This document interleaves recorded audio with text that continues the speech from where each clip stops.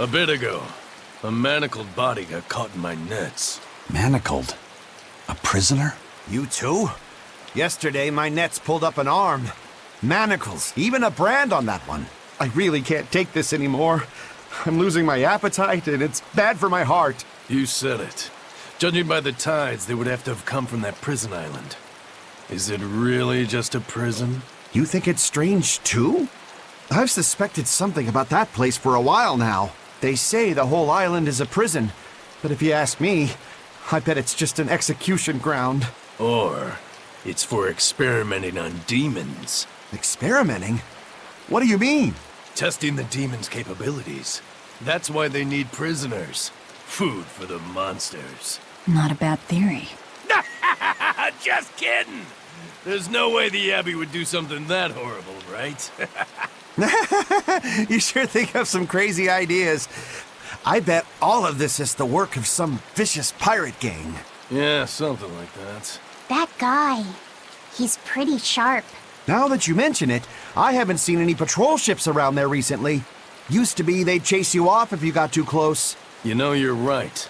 If there are pirates about, it'll mean trouble unless the Abbey tightens up their patrols. The best we can do is keep a wide berth of it for now. We wouldn't want pirates and demons sneaking up on us. I think we'd notice if pirates or demons were around. No way they'd catch us unawares. I can't tell if he's sharp or dull as a brick.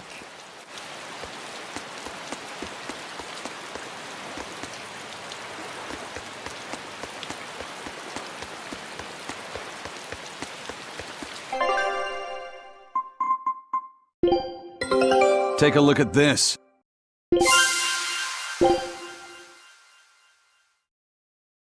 Scout ship setting sail.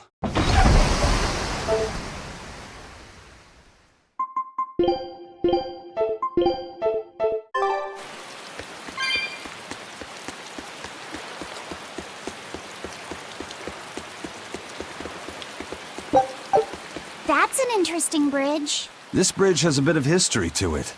Port Renede was originally built here on this inlet. The water's deep enough for ships, but as you can see, it's a bit too narrow for a port. Large ships couldn't come close without a top-rate crew. So Port Renede was used almost exclusively by smaller ships. What about the Von Eltia? We're the best of the best. We came and went as we pleased. So your point is you wanted to brag? Hey, let me finish. The people wanted their town to grow, so they built an outer harbor for large ships, and this bridge to connect to it. Uh-huh. So that's why the port and the town are separate. But there's more. We secretly helped provide the funds and resources for them to build it. So you are bragging. And did this bridge bring prosperity to Port Renede? No. The Abbey began regulating shipping and travel, right about the time the town finished building the outer port. If only the seas had remained free, Port Renede would have developed into a center for commerce and trade. I suppose things don't always go as planned. Then again, even if Port Renede became a bustling port, we still would have no trouble slipping in or out. I'm not biting this time.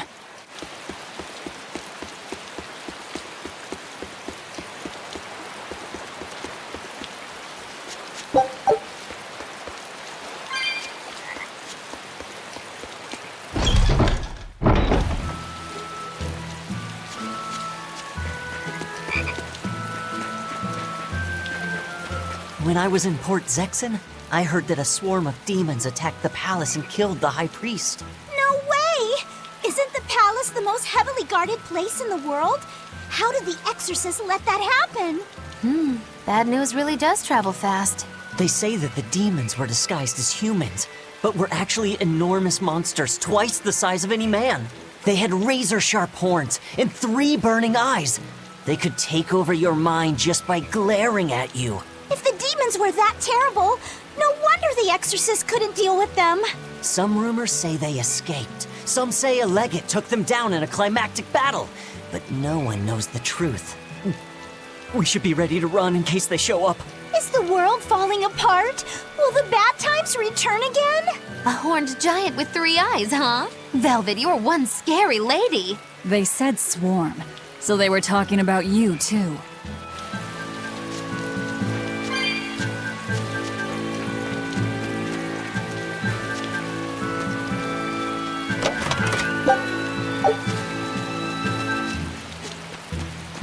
I know I'm repeating myself, but that's just not possible. But the High Priest hasn't been seen since then. How do you explain that? I heard some people from the capital say that he might have been attacked by demons. The Abbey's trying to cover it up, but the truth is getting out. The security at the palace is better than anywhere else. Demons breaking in? Inconceivable. But what if a whole horde assailed the castle? The exorcists guarding the palace are elite, the best of the best. Horde or not, they couldn't have gotten in. But what if they were some sort of giant demons? No matter how elite the guards may be, they'd have trouble against something like that. If giant demons appeared in the capital, there'd be an uproar. I understand your concerns, but please remain calm and trust us. Panic and confusion is just what the demons want. They'll use it to slip into this very town. Well, we know that, but still. It looks like rumors from the capital are spreading. The more chaos there is here, the easier it'll be for us to move around.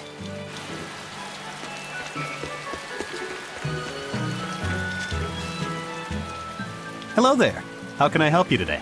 We're looking for Salatoma flowers. Well now, that's an order I don't get every day. It's not for the Corsair's Scourge by any chance. The very same. Some of our crew developed fever 3 days ago. I want to take care of it as quickly as possible. Understandable, but unfortunately, I'm out of stock right now. How can you be out of stock? The flower's in season, isn't it? It is, but not too long ago, a demon appeared in Warg Forest, where we harvested. And now the Abbey won't let anyone inside. They what? Why haven't they exterminated the demon? From what little I've heard, they've had trouble tracking the thing. 100 people go in, maybe only one will actually come across the beast. If it's so rare, then what's the danger? Because nobody who's encountered it has come back alive. First the Corsair's Scourge, then no medicine, the Abbey, and a mysterious demon. Never a dull moment with the Reaper's Curse, eh? I could try to order some from other towns, but if you're already on day 3, it might not make it in time. But if we go to the Warg Forest, the Salatoma will be in bloom, correct? Right, but the demon... We're going to the forest.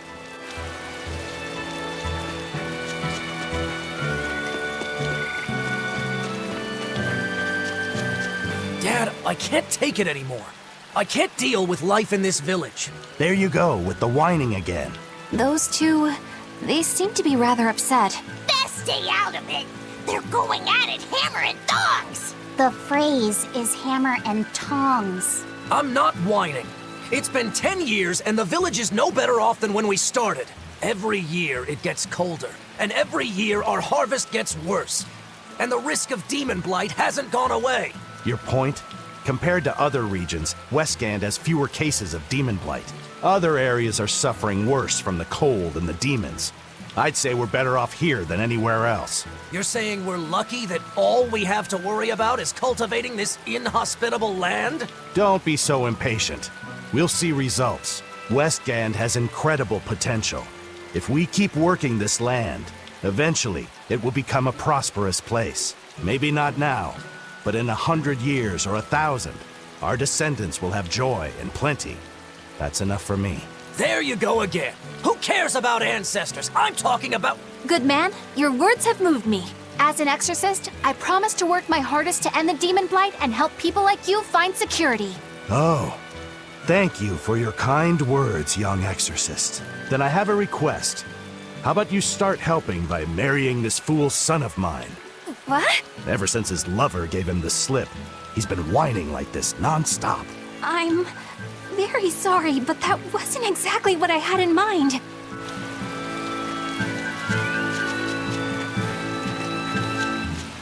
The demon of Warg Forest? Yeah, I heard about it. It's been the talk of the town round here lately. My guess is it's some kind of invisible demon.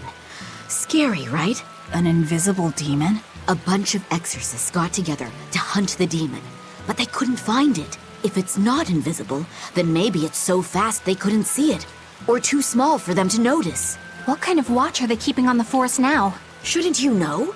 You're an exorcist too, right? Yes, but my duties take me from place to place, and I don't know the details of the demon hunts in this area. I see. I don't really know the details myself either, but I hear the exorcists are patrolling in shifts. Interesting. It sounds like they still might not have a good lead on what this demon is. Please hurry. Find that demon and get rid of it. We won't feel safe until it's gone. You have my word. We'll do everything we can. We're here to find Salatoma. Sorry, but we don't have time to go demon hunting. I know.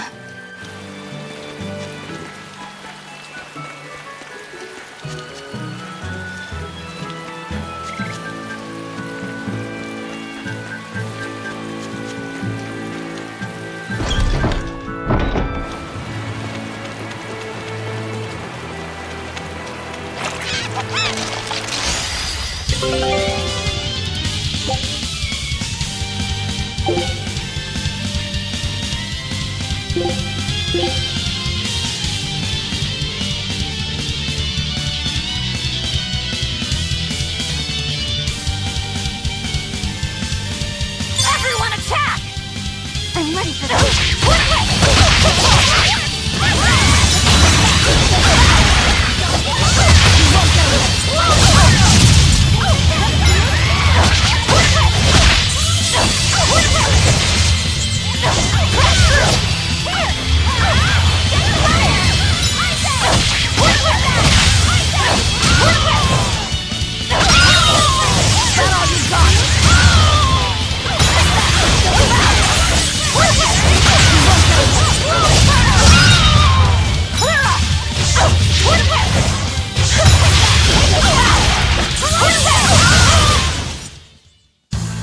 What about this one?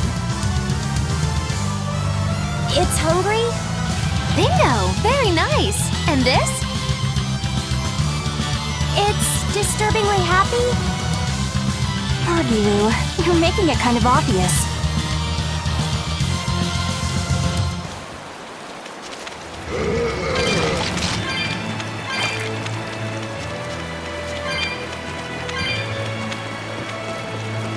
Hey, Laphicet.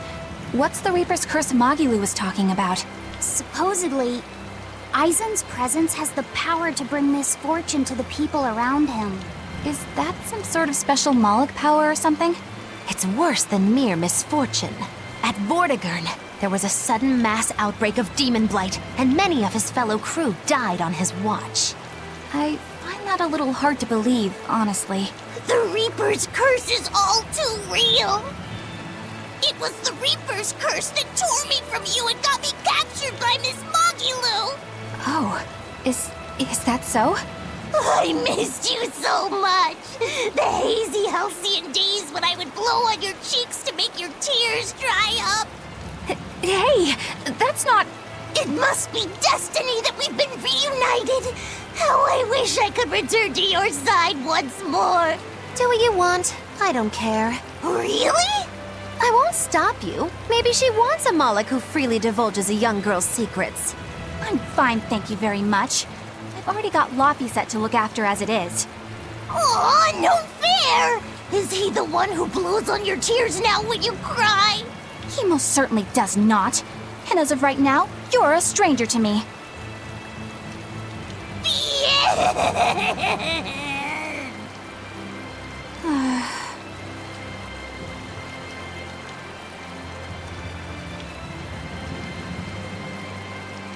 What?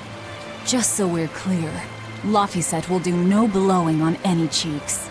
Of course not! I mean, not that it ever happened in the first place anyway.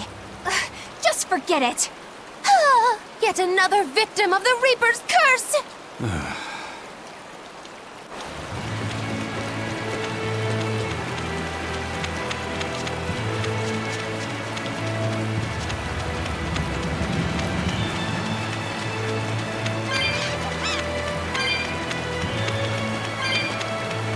Eleanor, are you feeling alright? Yes, for now at least. I'm glad for that. But please remember, the Reaper's curse is no joke. Is Aizen's curse even real? I'm having trouble believing in it. You never know. Talk like that might give you a stomachache, or a blister, or a bug might fly into your mouth. A bug? Miss Magilu, please stop making up things just to scare Madame Eleanor. Like when you said that 4 Navy warships tried to detain the Von Eltia and disappeared without a trace? Or that Aizen made a stopover on an island and the men there caught demon blight? Or that a man bumped into his shoulder and started laughing and died from suffocation? Please stop. That's even more frightening. That's a pack of lies. It was 7 warships. Everyone on the island, not just men, caught demon blight. And the guy who bumped into me died from hiccups. Hold me! But as far as the Corsair's Scourge goes, you don't need to worry. Just drink the Solitoma juice and you'll be fine. Assuming they're in bloom. Yeah, there is that. I have a bad feeling about this.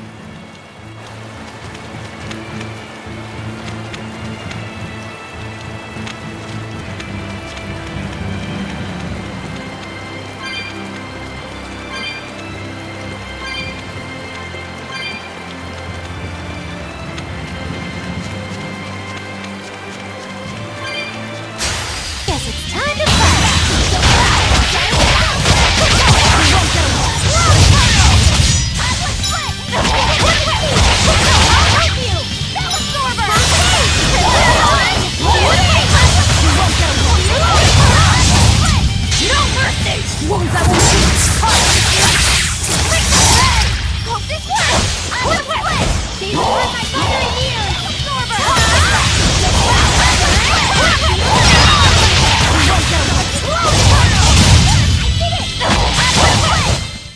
Well, that about does it.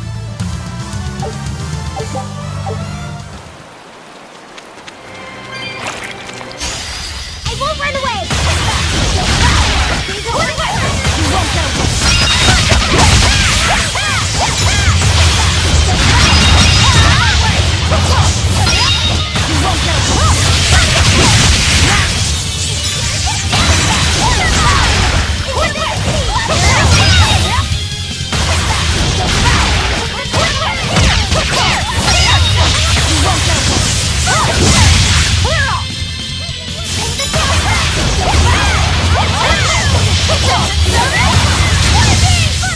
This fight is over!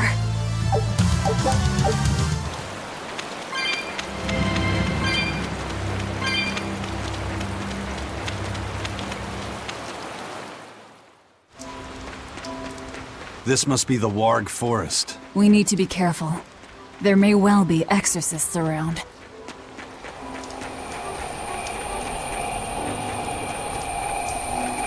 This is a dual-layered barrier. It's the Abbey's new invention. So it's 2 barriers working in tandem, then. That sure sounds like a hell of a lot of trouble just to stop people from coming in. It really does.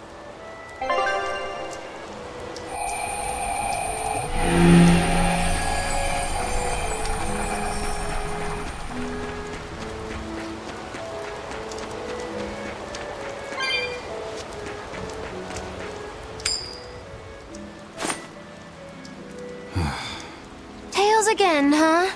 That Reaper's curse of yours is consistent, if nothing else. The curse even affects coin flips? Seems that way. Amalok's powers affect physical objects and can, at times, even synchronize with their wavelengths. And in your case, it's that coin? Yeah. That's why it always comes up tails. You must forgive my skepticism. Whether you choose to believe it or not is really up to you. It might be worth noting that coin is also Eisen's vessel. So is that wavelength business the reason why Laphicet always has that compass around him? That's part of it, but in another sense, it's a kind of proof of his manhood. Proof of his... manhood? Must polish you so you don't rust. That doesn't make any sense. For a praetor, you really don't know that much about the world, do you? Ugh. The Reaper's curse. The Abbey needs to know about this. I'll have to investigate further. A coin that always comes up tails. Can Amalok's influence extend so far? I see you're a woman of deep skepticism. I know it's hard to believe, but Eisen's coin really does only come up tails. Wait a minute. Are you using some sort of trick on it, Magilu? Oh, your gaze falls on me then? Well, I am a woman of deep skepticism. And one who holds grudges too, apparently. But no, I don't have anything to do with it. In fact, I tried a little spell to make it come up heads, and it wouldn't take hold. The coin's not gimmicked. There's no trick. See for yourself if you like. This is the Demon Lord Daos. Good eye. It's from Carl... It's from Carlin! I've never seen an authentic specimen. It's incredibly ancient, and yet it looks freshly minted. There's a reason for that. Gold is normally soft, but they found a way to hard... I know! They cover the surface of a softer metal with a heat-reactive shape memory alloy! That's what makes it hard to scratch. Right. It's a technique no one alive can duplicate, and it makes any trickery impossible. I might just have to believe in this curse of yours after all. I thought you said they had made the surface itself harder, not covered it with something else. I think you're mistaken. No, I swear you said... Let's just leave it at that. Okay. Shape memory alloy. That's how they did it.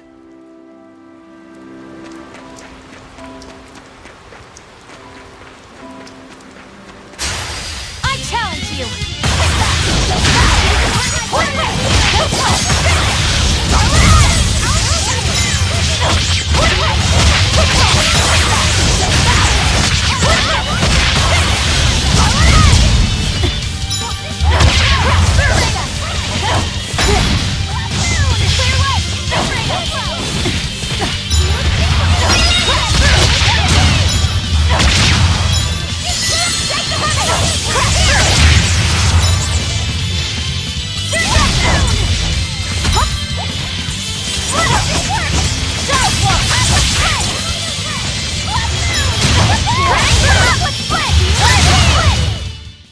Yes, I know, I'm incredible.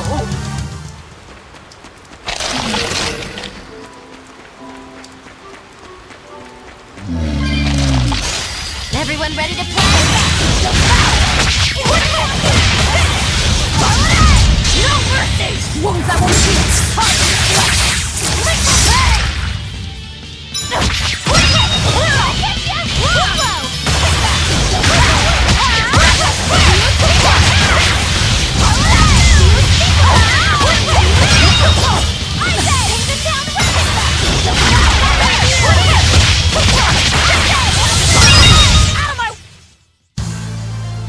I still need a lot of training.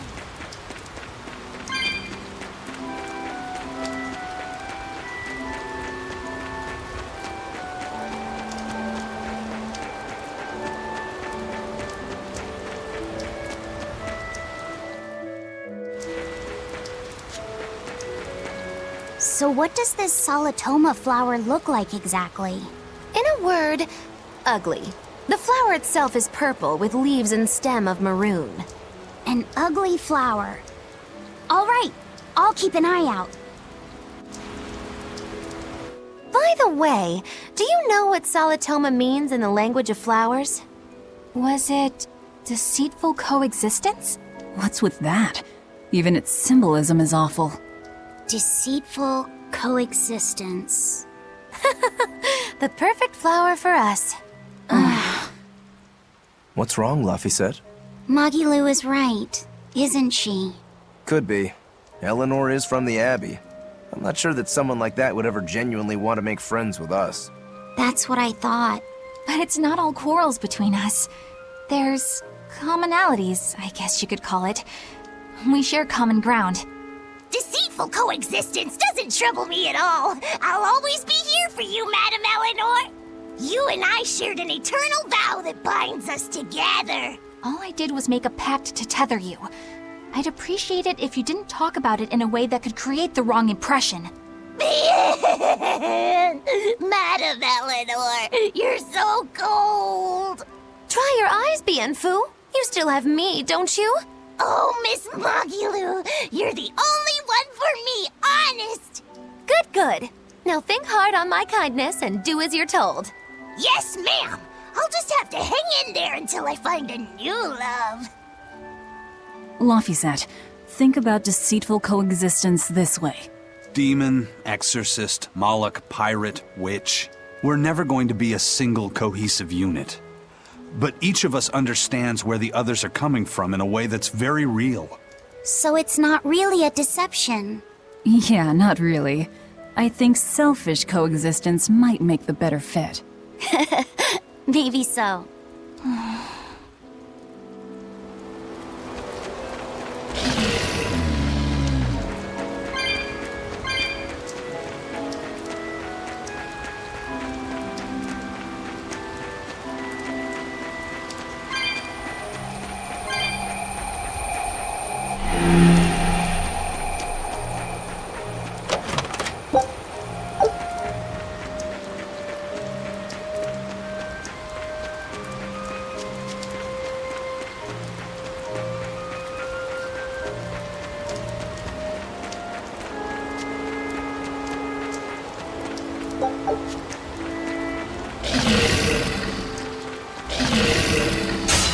Are we ready for this?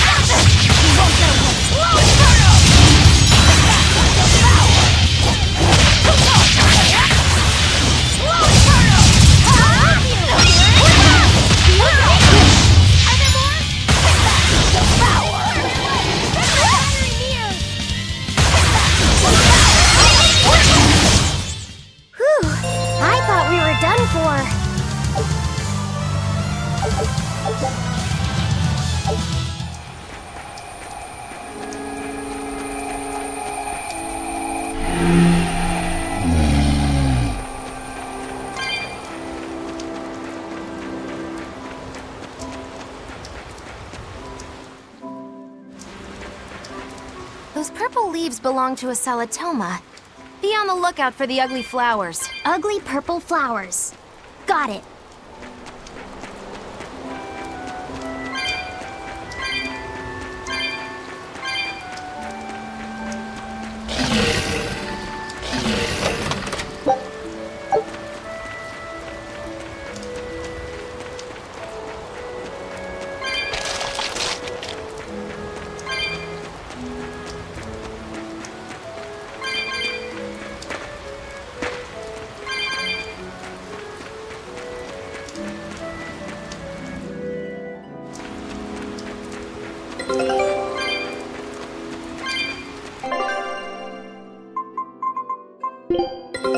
Take a look at this.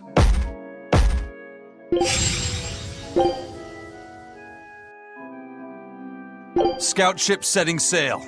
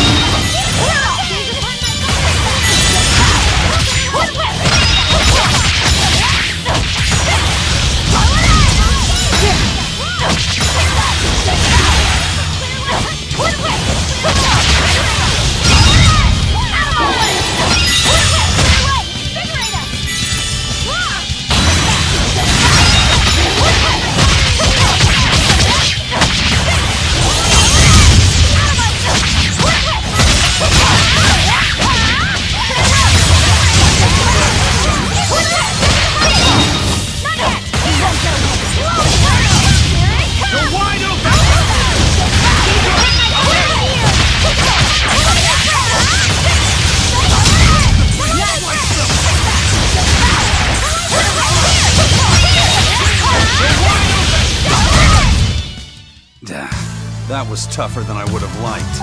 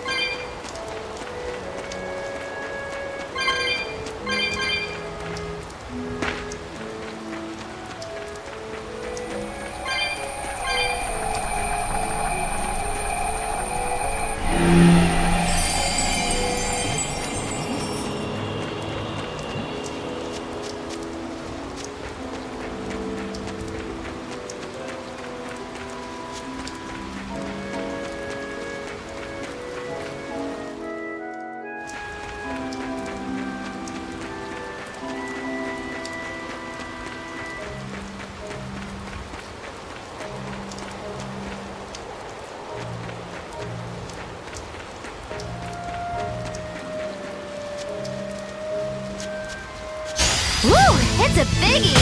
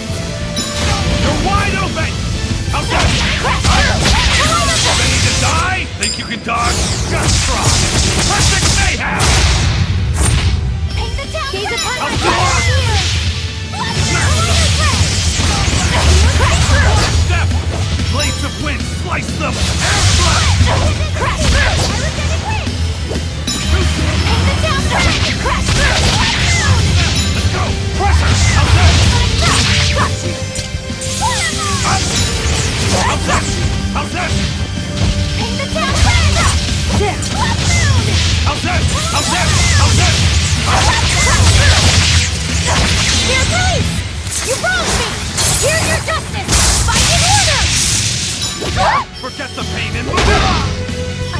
No escape! Let's go! Twin lash! Gonna get ya! Water mine! How's that? Let's go!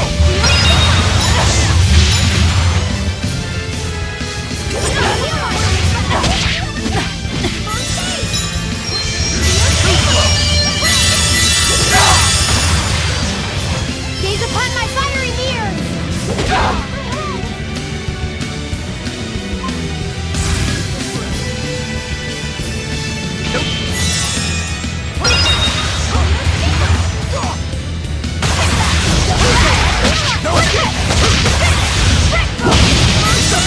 Hurricane! Hold up! Hurricane! Hurricane! Hurricane! Ascension! Hold up! Hurricane! See this? Deception! Hurricane! Hold up! Deception! Gaze upon my fiery mirrors! Hold up!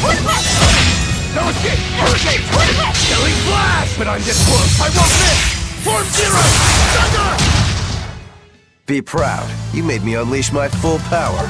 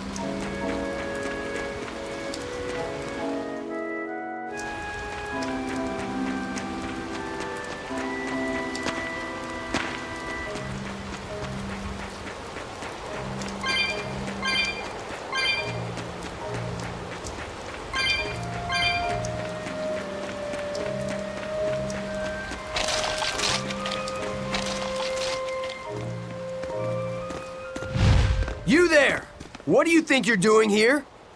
We could ask the same of you.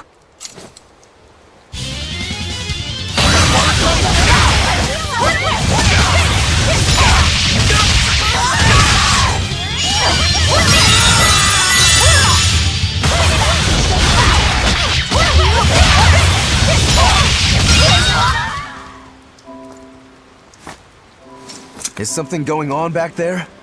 They didn't look like they were demon hunting. Ah! Are you making that move? No, it just did it by itself. He's in sync with his compass, just like Eisen and his coin. Eisen, you're an Earth Moloch, right?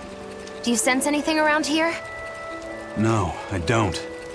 It seems Laphicet's senses are sharper than mine. It stopped, but something still feels wrong. Like what? It kind of feels like when we got sealed inside that Earth Pulse. So a force similar to Inominat's power? I'm starting to think this may be no ordinary demon we're dealing with here.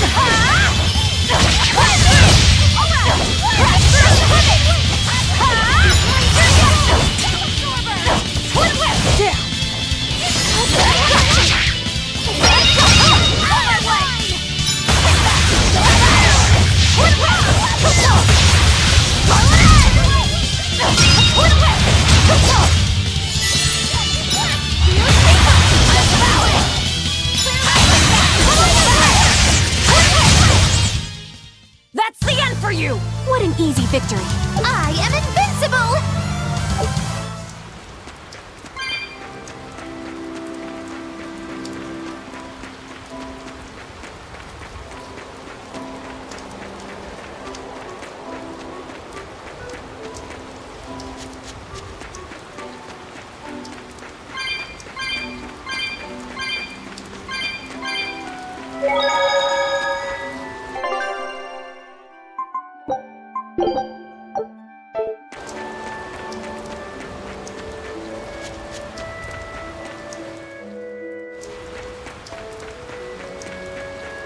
It looks like a dead end up ahead. Laphicet, do you feel anything here? No, not right now. Look! Purple flowers! Yep, Salatoma. Is the demon the real reason the Abbey's closed off the forest? Worry about it later. It's flower picking time. Agreed. What do you think, kiddo? I told you these things were hard on the eyes. I mean, who puts those colors together? Yeah, they're really nasty looking. But if they help the others, that's good enough for me.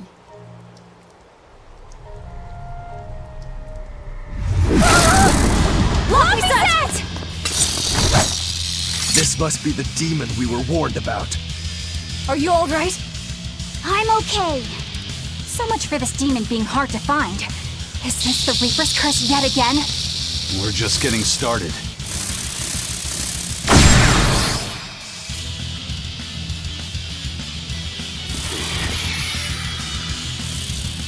Another barrier! That barrier. Even my praetor hearts can't break that. What's going on here? Why go to such lengths to keep this demon alive?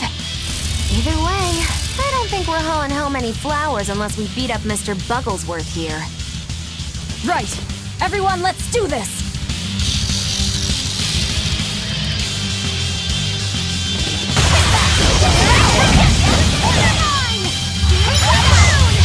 This thing is so cool! I want to be a bug! Stop fantasizing and help us get rid of it!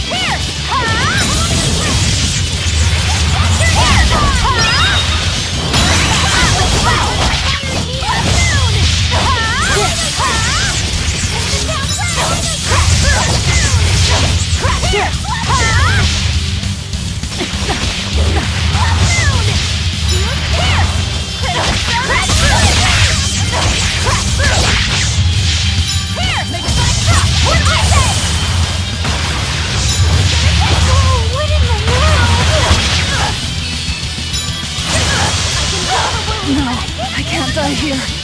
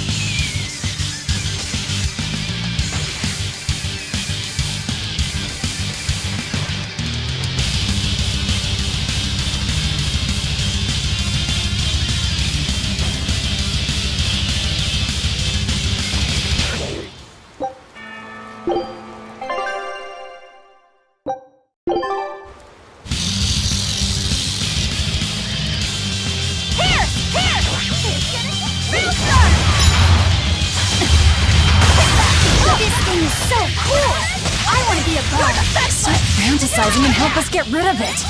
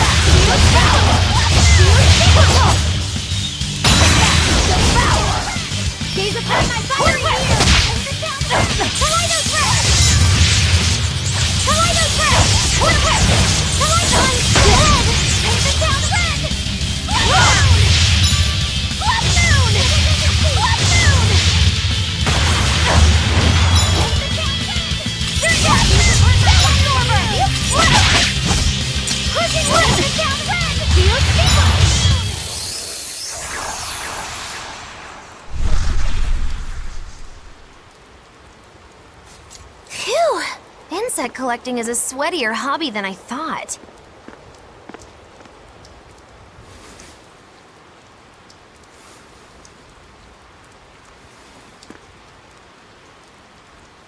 Look! Can we keep him? No, hand it over. I'll dispose of it. Aww.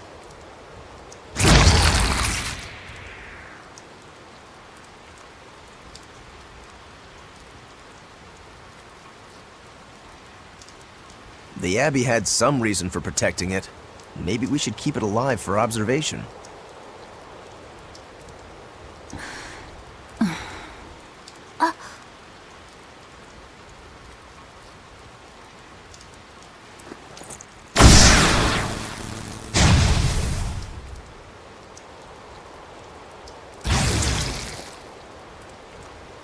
You want it, you feed it. I will! I'll take care of him. Anyway, now that we've got these flowers, Eleanor and my crew ought to be out of danger. Hey! Forgetting somebody? It looks like we've closed the door on this little episode. That insect demon was a bit of a surprise, but I still think this curse business is overblown. I can count on one hand how many have survived more than 3 years at my side. If you're not careful, you might wind up as corpse number 50. 50? That's how many comrades I've lost. Oh, I'm sorry. Just saying, don't let your guard down. Right. Now that we've got what we need, we should get back to the ship.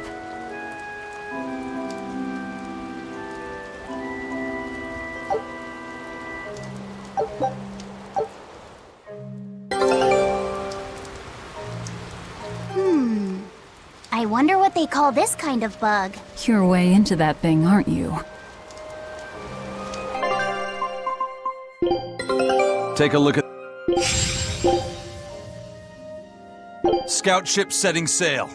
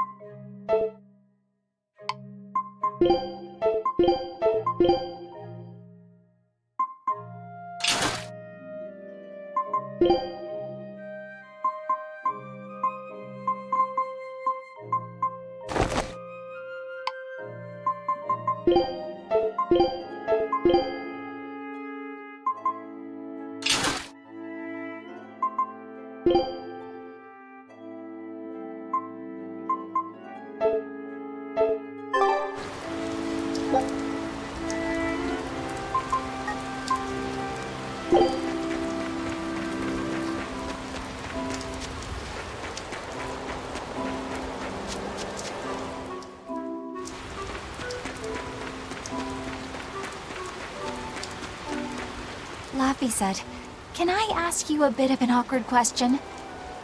What kind of demon would you say Velvet is?" Well... Oh, don't worry. I'm not trying to find a vulnerability or anything. I'm only asking out of curiosity. It's not that I doubt you, Eleanor. I just don't know much about her myself. You fought against her, haven't you?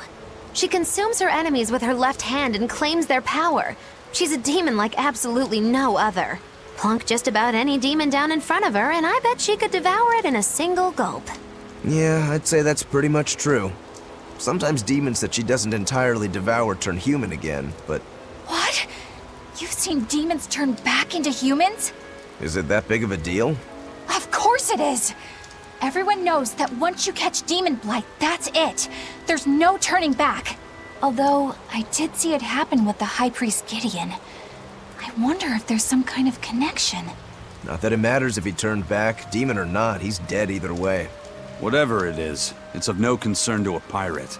If I were you, I wouldn't worry about what's normal. If things were normal, we wouldn't have found each other. You have a point. Sorry I couldn't help, Eleanor. No, you didn't do anything wrong. But I need to keep digging until I find out more about the kind of demon Velvet is.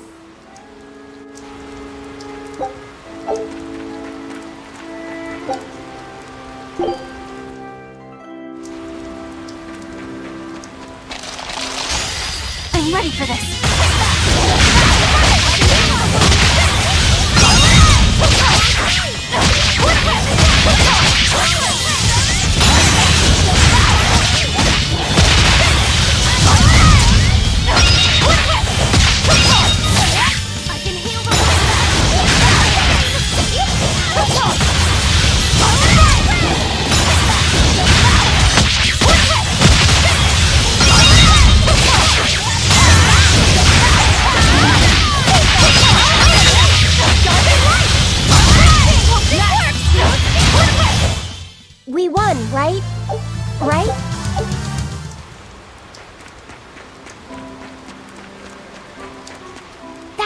bug.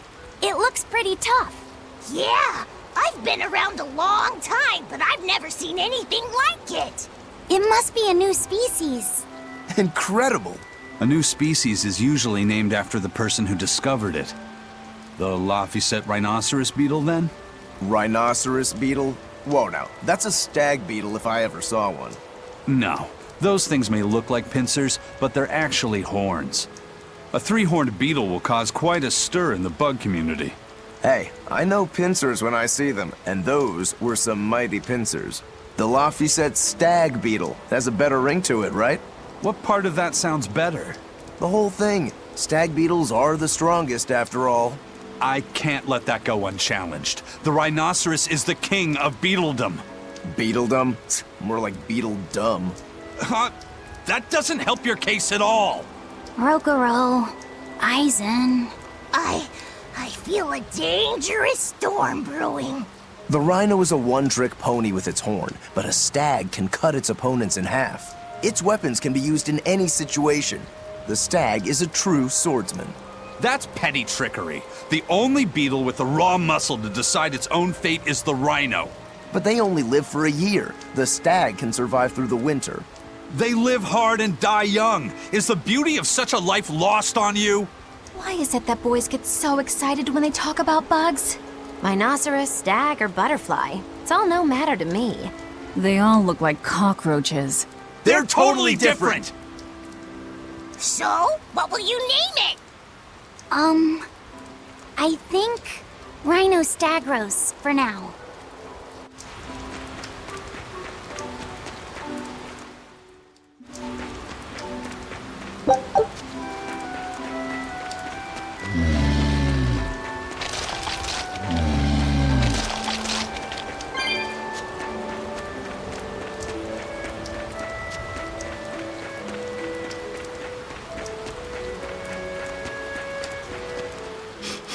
Salatoma flowers smell so sweet, like raspberries. Let me smell. Oh, they smell tasty. Do they really taste that bad? They lure you in with their scent, but once that flower hits your tongue, its flavor transforms into something dreadful. Dreadful like how? The petals melt into a liquid thousands of times stronger than mint, and the leaves and stem taste richer than the richest beef tongue. The two flavors clash and fizz on your tongue, and your whole body is racked with choking pain. What? Seriously? That's what Ifrit told me anyway. It's actually true. That's exactly what it's like. You've tasted it before, haven't you? Is there any way around it? You can squeeze it, boil it, mix it with honey, but nothing gets rid of the taste. Trying to mix it or sweeten it makes it even harder for some to swallow. Have you taken yours? No, I'll do it once I'm back on the ship with the pirates. Wait, are you the type that puts off unpleasant tasks? Not at all. I simply cannot be the first to drink it when others are still waiting for us to deliver their doses. You do know that you'll have to drink double the dose after you start displaying the symptoms, right? Are you certain? Quit being so stubborn. It'd be better if you just got it over with. And you've taken your dose? No, I don't need to. Having a tethered Moloch drink it is enough to absorb its effects. But to a Moloch, it tastes... Yes, the cuter you are, the worse it tastes. It's good to be an exorcist, eh, Eleanor? Do I have to drink it? Of course not. I'll suffer through my own dose of Salatoma. Oh, pooh. How dull. Whew.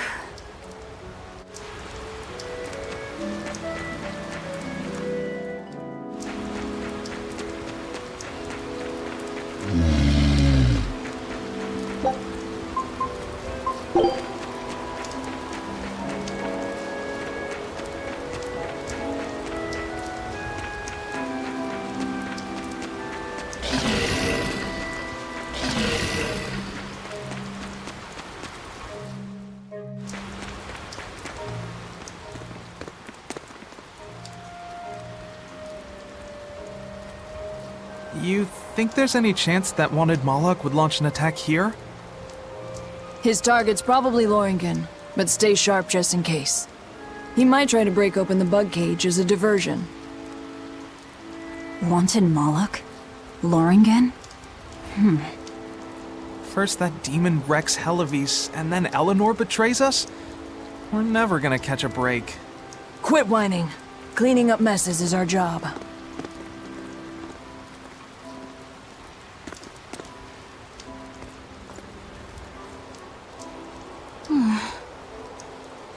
Looks like our Abbey buddies are up to something. And the bug cage. That barrier, I assume? If so, it won't be long before they find out we broke in. Then we should make our exit while we can.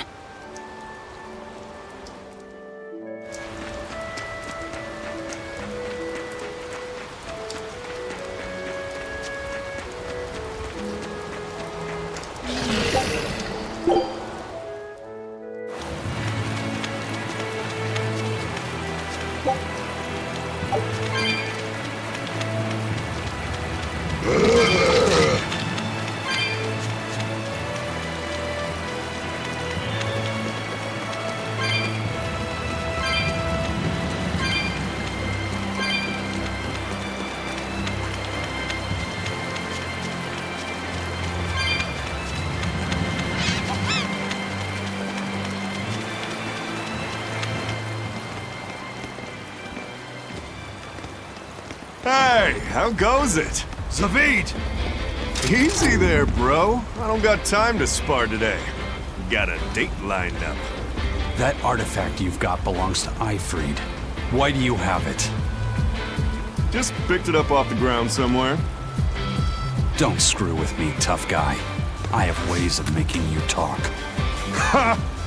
I wonder how much pain gets you to open up. You're the one about to be tested. It's not up to you how this goes. If I want to talk, we'll talk. And if I want to fight, we'll fight.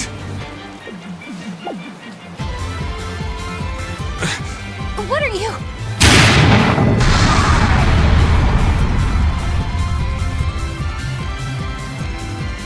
I'd play more, but I don't want to keep old Pointybeard waiting. We'll chat some more later, with our fists. Wait! Aizen! We need to get the flowers to everyone on the ship! You can handle it! But you're... Let's head back, Laffy said. All right.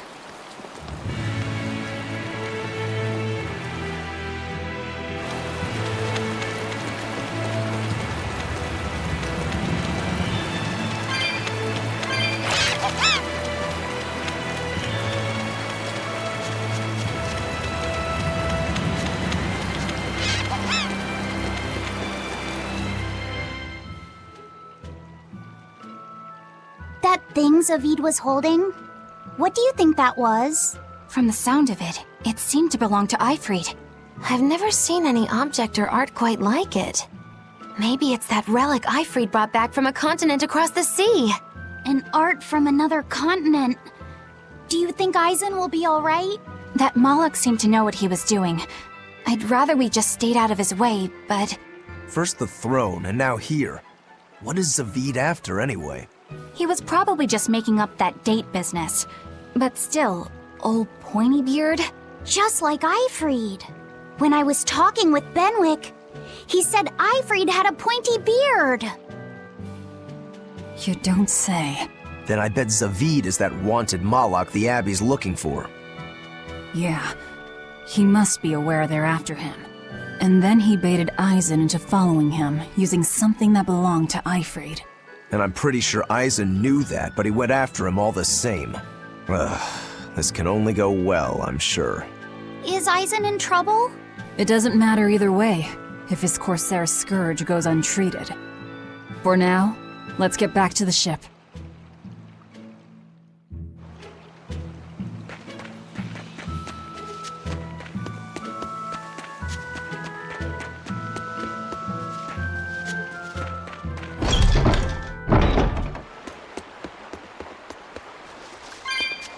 Look! A frog! It's unusual to see one this close to the sea. Hey, I thought of a poem! Day at Port Renede. A frog jumps into the void. The sound of the sea. Magilu? What was that? Just a little poem that popped into my head. My inspiration came from pondering the terror a frog would feel if it unwittingly leapt into the salty ocean. That's... I don't get it at all. I got another one! Skinny little frog, Muggy Lou is on your side. Do not give up hope. I guess that one is about rooting for a frog? That's right. I once bet a fortune on a game of chance involving frogs. That was my inspiration for this one. What do you think? Poetic, isn't it? I think you have a gambling problem. So, did this skinny frog win? Nope. I lost my entire bet. I think we can call that poetic justice.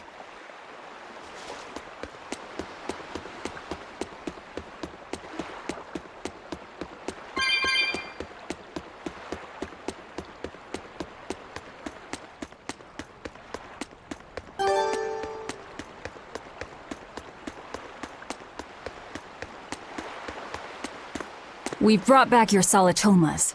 Drink up. You've saved us! But where's the first mate? We bumped into some wannabe tough guy Moloch and he just took off after him. What? That must have been Zavid! Why didn't you guys follow him? And leave you all with the Corsair Scourge? Yes! Eisen's the one in danger here. Is it because the Abbey is after Zavid? So you even knew about it? I heard the details from a merchant who deals with the Abbey. Some big-shot exorcist named Melchior has set up a trap for Zavid and Loringen. If Eisen gets caught up in that, he might not make it out alive. So now there's Melchior to worry about. Why is Lord Melchior assuming direct command to capture Zavid? Wait, that's not important. What matters is I can turn Laffy's head over to him and finally return to the Abbey. Melchior is a legate. A powerful enemy, trap or no. Ugh, you guys are useless! Well, fine. If you're not going to go help him, we will. What makes you think you're capable of being any help? Would you let an ally get slaughtered just because you were scared? What? We want to save him. Maybe we'll lose. It still won't stop us. We are the ones who decide our fates. Only us. That's just the creed of Eifried's pirates. You're a real hothead, you know that? Nobody said anything about not helping Eisen. Huh? You all stay here, take your medicine like good little boys, and be ready to welcome back your first mate and captain. The captain? Why else would Eisen knowingly barge into a trap, if not to save Eifried? Of course! Leave the ship and crew to me. Here, this one's for you. Those pirates haven't a lick of sense in them. They don't let reason dictate who they protect. If you say so, Demon.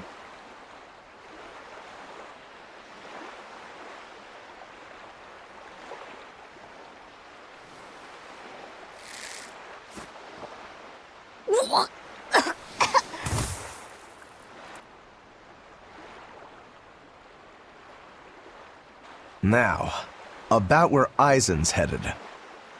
Those exorcists were talking about some place called Loringen. Yes, it's a tower in the northern part of Westgand where the exorcists train. Lines up with what Benwick told us. That must be the place. There must be a lot of exorcists. Hang in there, Eisen. That'll take more than basic exorcists to do him in. We ought to pity any poor exorcists who meet the Reaper. Right. Let's work together and find him.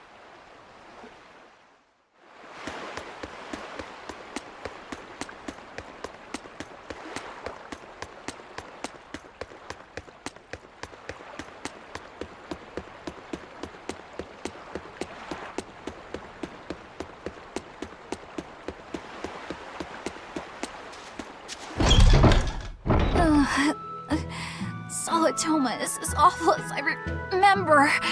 I'd hoped I'd never have to drink it again. Are you alright, Eleanor? Is this your second experience with the Corsair Scourge? No, I had it for a different reason. In the Abbey, it's tradition for initiates to drink Solitoma as part of their welcoming festivities. Sounds like hazing to me. When everyone shares the same experience, drinking something so shockingly revolting, our bonds are strengthened. It's a good thing. If you say so. I really did believe I'd never have to taste it again. To be blunt, I hate it. You're lucky you think it tastes so terrible. That means you also know what tastes good. Right, Velvet? What does that mean? Velvet can't taste anything aside from blood. What? Is that because she's a demon? I'm aware of one other flavor. Mogulu, here's your dose of Solitoma. No! Get back here! Don't! Keep that salad away from...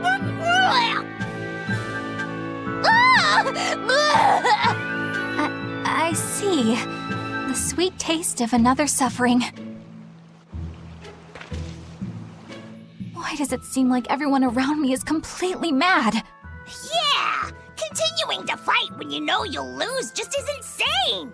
Would you stand around and watch your comrade die just because you're scared?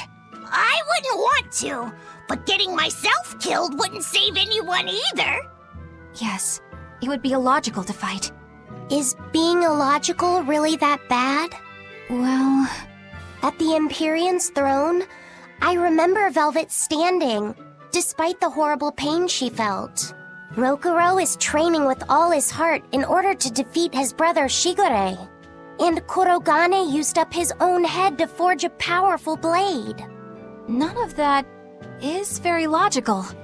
Yeah, I don't know quite how to put it, but I think it's all amazing. Aren't you forgetting someone? Magilu is traveling with us, even though she doesn't care. And that... Yes, go on. I don't really understand what that's about. Miss Magilu, hang in there! Well, it is amazing in some sense, I suppose.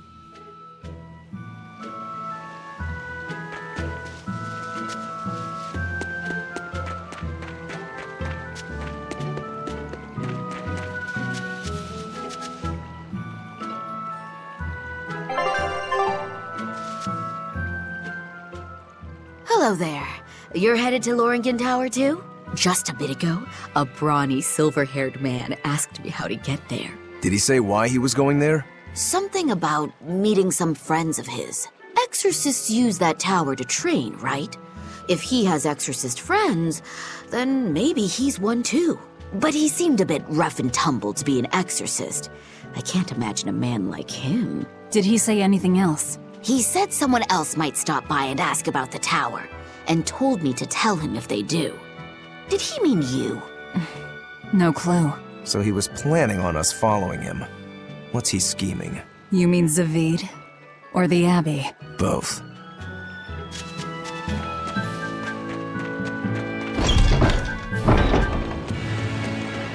Loringen Tower lies beyond the Bernac Plateau. Blah! If you're gonna set up an obvious trap, couldn't it at least be someplace more convenient?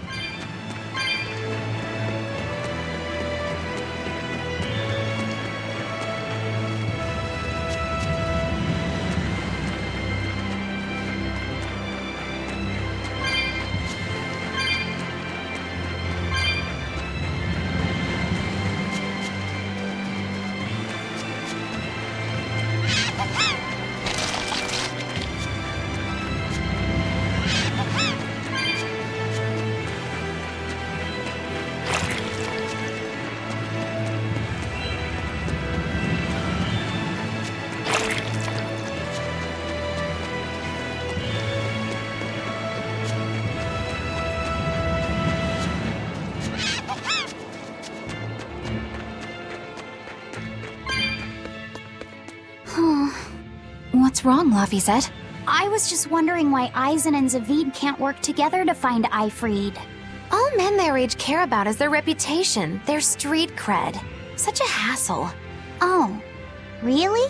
Well, I can't fully deny it. The same could be said of women, and of everyone, really. It's hard to work alongside someone unless you strive to understand their thoughts and feelings. And if you can't? Well, It's like Zavid said. You start talking with your fists instead. Sounds harder than I thought.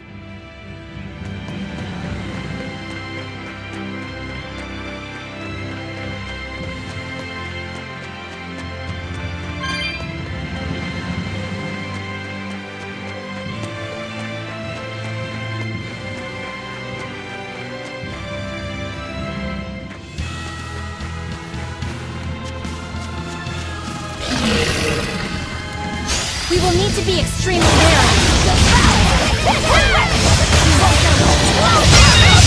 No mercy! Wounds that will shoot. It's gonna get you!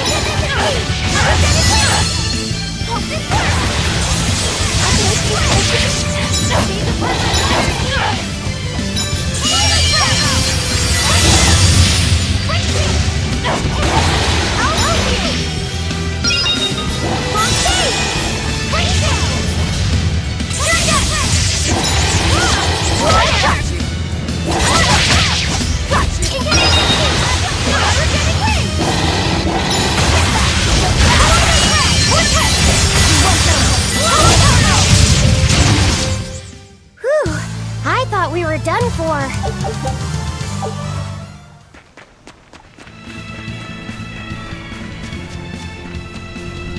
Whoa!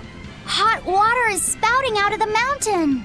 And look at those rainbows. This is one of the 7 wonders of the world, the Bernak Geyser. The water heats up from underground until the pressure forces it to spray up from the surface. And the rainbows are caused by light reflecting from the salts suspended in the mineral water. It took tens of thousands of years for the minerals to accumulate here and form this phenomenon. Wowee! That was very educational.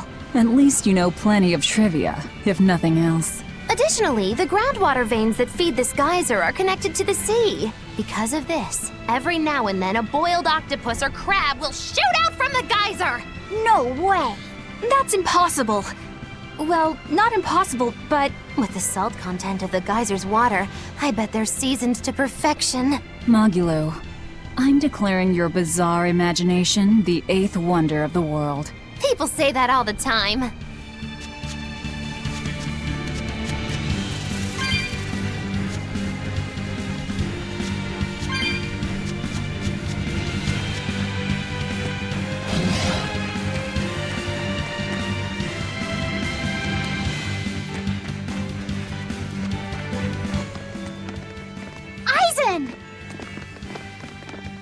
Did you get the medicine to the ship's crew?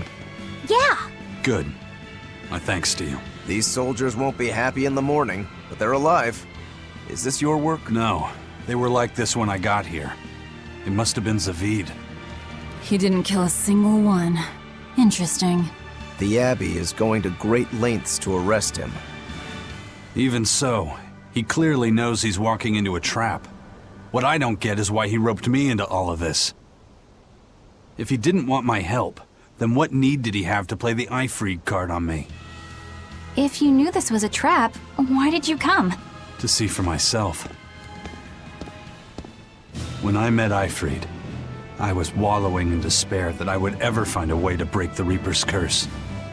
Stop denying reality, he told me. If you were really born with that curse, then it's a part of you. But if the Reaper learns to grasp the wheel of his life, even he may find his creed, his path through stormy waters. And so, I joined him aboard the Von Eltia. A creed of life. Let's say someone's murdered the captain. If it came as the result of him living life on his terms, I could accept that. But if anyone, and I mean anyone, tries to crush his way of life, I could never forgive them. Who's Who's there? It's rude to eavesdrop. If you got secrets, talk about them at home. Zavid, isn't there any way you and Eisen can work together somehow? Not if he's going to keep acting like this.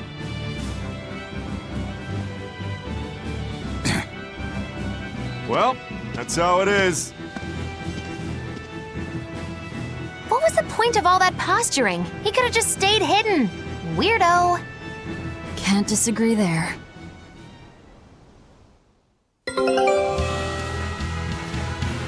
Loringen Tower is a training ground for exorcists, right? Yes, it's a great edifice built on ancient ruins. Laphicet, did you ever go there when you were tethered to Teresa? I don't really remember the beginning of my service to Teresa. I see. What sort of training do they do there? Exorcists are tested and assigned Malachim equivalent to their aptitude with mana. It's also where they practice Malach arts and study our laws. So the lower ranks use it as a sparring ground in order to train up to the higher ranks? No, an exorcist's affinity to mana is not something that strengthens through training. We are given Malachim based on our inborn ability, then learn arts to suit that ability. So, an orderly is an orderly for life then? Correct. There'd be no spirit of competition then. Don't they want to get stronger, to advance through the ranks? There'd be no purpose to advancement. Rank signifies nothing more than the type and number of Malachim one can tether. People join the Abbey for only two reasons: to protect people from demons, and to save the world. Are all of you that dedicated to asceticism? How sickeningly noble of you. I wonder if your wills are suppressed just like those of the Malachim you use. Deviants like you could never possibly understand our motives. In any case, that is who awaits you at Loringen Tower. So we're in for a rough welcome. I say bring it on. I can't wrap my head around Zavid. We witnessed his unwillingness to kill before, but it seems he's quite serious about it. Maybe that's why I don't feel scared of him. Even when he and Eisen were about to fight, I didn't feel tense at all. Perhaps that's just because you've been around Velvet a bit too long, kiddo. Next to her, few people are frightening. Do you think so? Don't ask me. He doesn't come across as vicious. I think that's why you're not scared. Because he's just a brawler? Maybe he's just naive. Okay, so he's just a naive brawler. He's still involved with Eifried's disappearance, and he's also taking on the Abbey. I just don't get him. Me neither. Uh-huh. I agree, but I don't understand any of you either.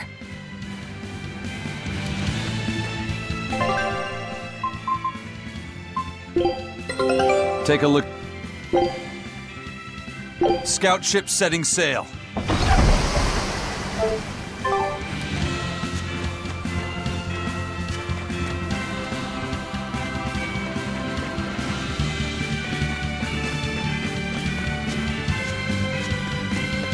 I don't get it. Get what? Why did Eifried let Eisen join his ship, knowing he carried the Reaper's curse with him? What good did it do? I just don't see the reason behind it. Well, if it were me who had that curse, it would mean that you and Velvet could die because of it, right? Yeah, I suppose so. If that's the case, then I'd feel like I'd both want to and not want to be close to you two.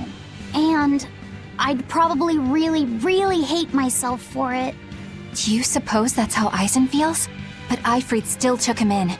He agreed they'd put up with the curse together. It's all a bit hard to fathom. Well, if one thing's for certain, it sounds like Eifried's a very strong man. At least for a base, lawless pirate.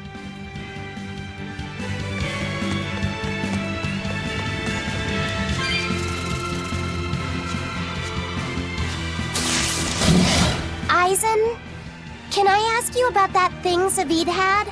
It belonged to Eifried, didn't it? I've read much of the Abbey's archives on weaponry, but I've never seen anything like it. He found it when we crossed to the far continent. It's a relic from a long-vanished civilization. He's like me and can't resist a good treasure. But of everything we've found, that one was his most prized. What is it? I can't say. It seemed like a weapon, but Eifried wouldn't let anyone touch it, He went off and tested it on his own, then came back all grinning, saying he had an ace up his sleeve the next time we got into a fight. Then it's definitely some sort of ancient combat device? But why is Zavid looking for Ifrid? To apologize for stealing it? He doesn't seem like that much of a gentleman. Did he really steal it? What do you mean? It's just my feeling, but Zavid doesn't seem like the type of Malak to steal something so precious. He said he just picked it up. Perhaps he's trying to return it. Perhaps.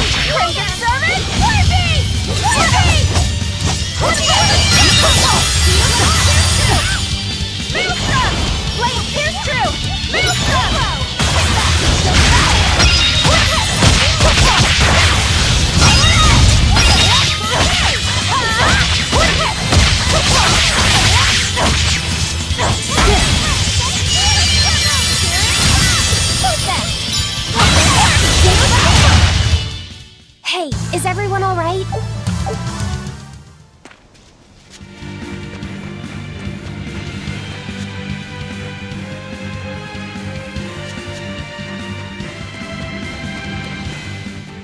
No one on guard.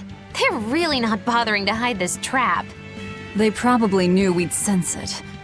The question now is just what they're planning to spring on us.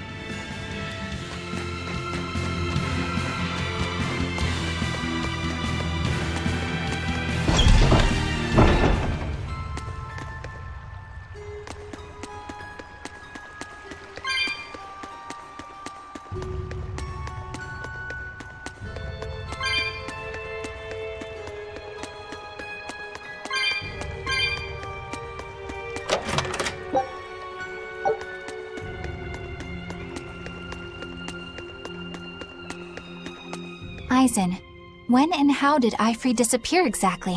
And how did you two meet in the first place? You know, you ask an awful lot of questions about us. What? I don't mean to pry, really. Perhaps it's a habit I picked up from my work. Drat. It seems I've been digging too hard. No matter. Ifrid vanished about a year ago. He agreed to fight a duel against someone, and secretly left to meet his opponent. Once we figured out what was happening, we rushed to the scene. But all we found was the aftermath of a fight, and a pendulum. Was Zavid his opponent? Given his choice of weapon and his ability to fight, I'd say it's likely. What I don't get is why Ifrid would end up captured and imprisoned by the Abbey after a fight with a stray Malak. The Abbey had him prisoner? On their island. Until an exorcist named Melchior took him away, that is. What? Lord Melchior did? The Abbey would have captured Ifrid about a year ago. Surely it must have caused quite a stir. I was simply patrolling. I wasn't involved in any such operations. Oh, but I do remember that we suffered a great number of casualties around that time. I never heard why, and when I went to investigate, I found no records of any major deployment. And then I was ordered to cease any such investigation by Lord Melchior. That's fishy. He wanted to hide something, clearly. And I think I'm starting to get a picture of what it was. And it involves the Abbey?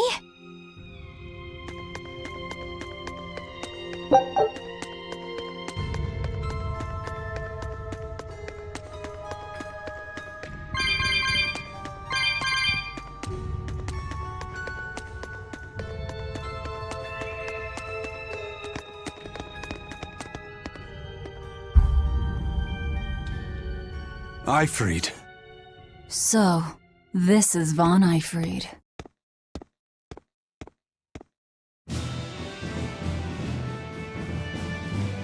Eisen, it's good to see you again. So you're alive. You could have sent a letter. When have you ever written a letter to another man? True. Aside from my little brother, not even once. Your brother? Ah, yes. You told me that once. Eisen, why? I've got no brother.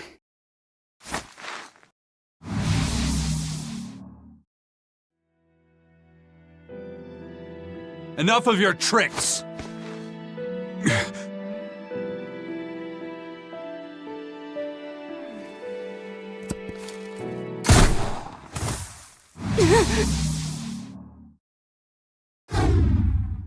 Thanks for luring him out. I owe you one. Zavid. Now come on out, you old coot!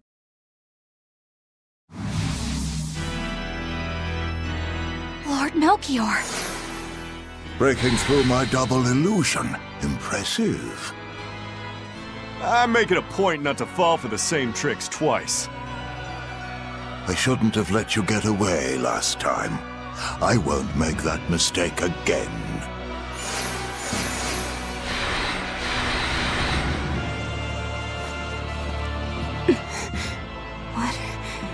Why am I here? Her consciousness has returned, so that is its power.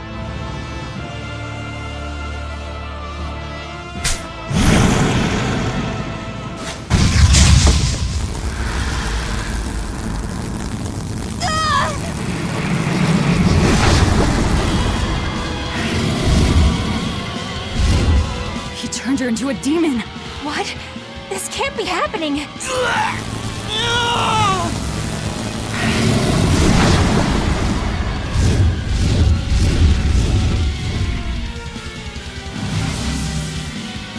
A chain reaction. Your Reaper's curse is quite the dreadful affliction, isn't it? Don't you run away! Heads up! Wyvern's coming!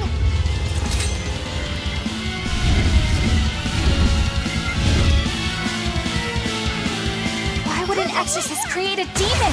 Hey, worry about that later. We got damn dragons to take care of.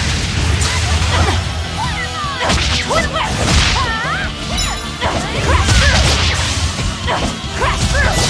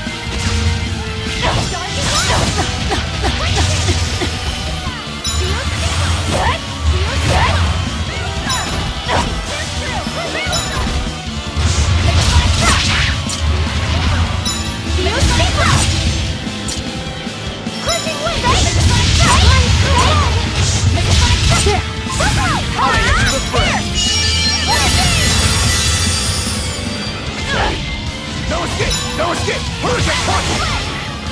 For two! Everyone attack!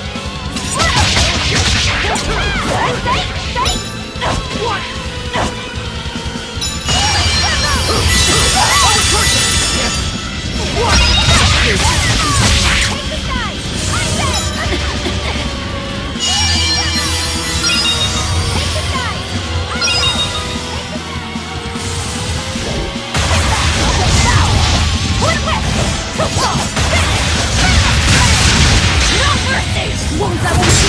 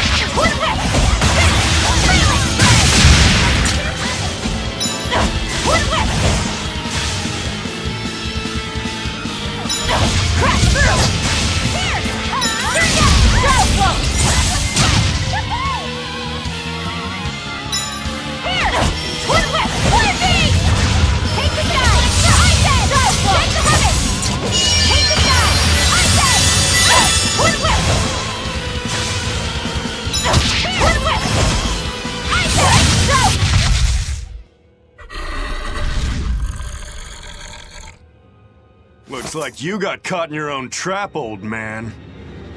Oh, are you sure about that?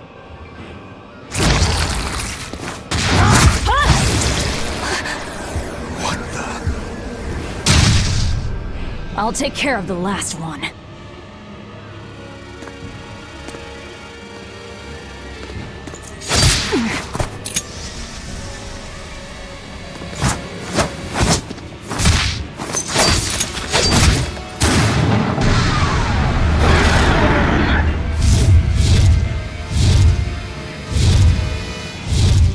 He just saved the wyvern? You folks jump in and kill without a second thought. Is that your creed? Marvelous. Your Siegfried is just the power I've been looking for.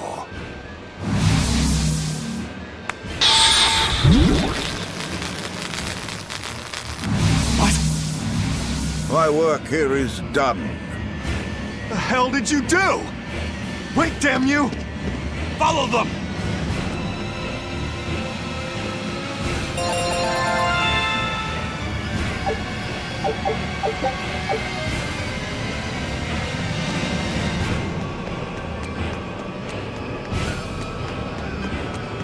Where the hell did they go? Find them.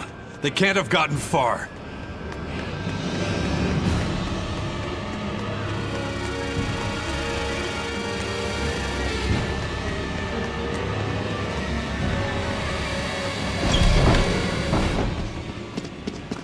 Damn.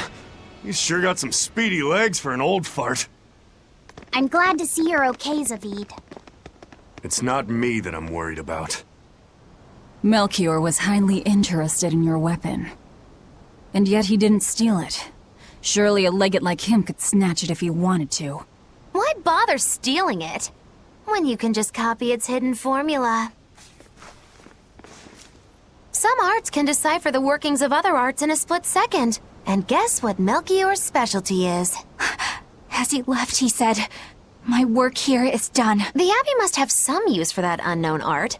Who knows what? After all, they brought it here from another continent. And we'll find out what they're after and crush it to dust. Let me ask you just one question. Why do you have Siegfried? I'm counting on you, he said. Back when I served the Exorcists, they sent me on a mission to capture Eifried. Zavid, you were once their slave? Yeah, My mind was under the influence of Inominat's domain. But when Ifrit aimed this baby at me, one shot was all it took to open my eyes. The fight we had after that was one for the books. He might have been a human, but that guy was a beast. Put a song in my soul. But then Melchior had to jump in and spirit Ifrit away with one of his damned illusions.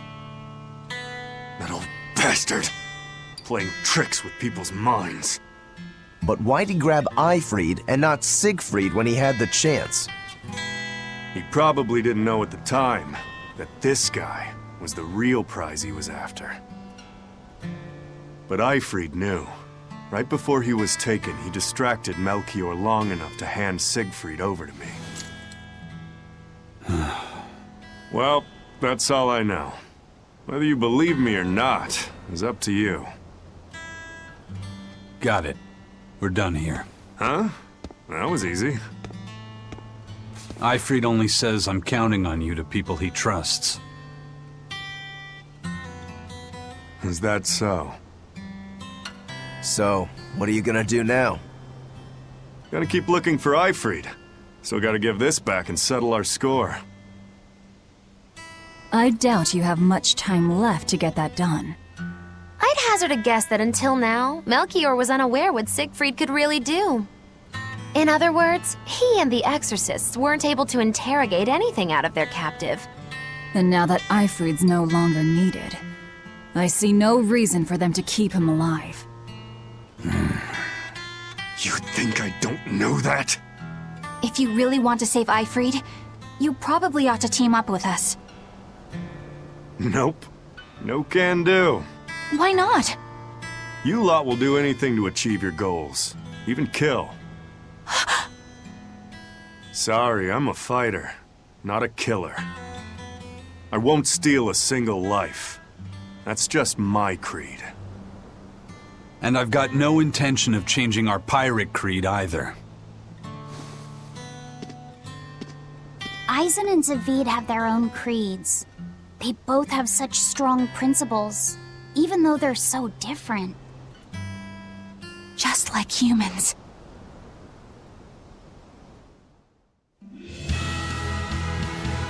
Well, that was sure something. Melchior and his illusions are cheats. There's no cheating in combat. What I meant is that they were awfully dirty tricks for an upstanding exorcist. And the illusions seemed so real.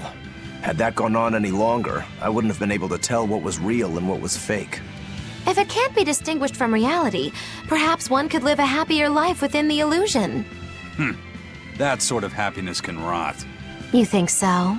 But by using illusions, you can defeat an opponent without causing them any physical harm. Oh, how humane. Wow, the Abbey is so great. Lord Melchior is an exemplary man who has served Lord Artorias since before the Abbey's founding. He's done everything from logistical planning to defense strategy and even political negotiations. He shows the utmost concern, even for his opponents, so... He turned a friendly Moloch into a dragon. That was... Physical wounds can heal. Emotional wounds never fully fade. Yeah, but... Don't lose heart, Eleanor. Foul play is foul play, but you're talking to a demon and a witch. Who can judge? I appreciate that you're trying to console me, but as an exorcist, I cannot accept this.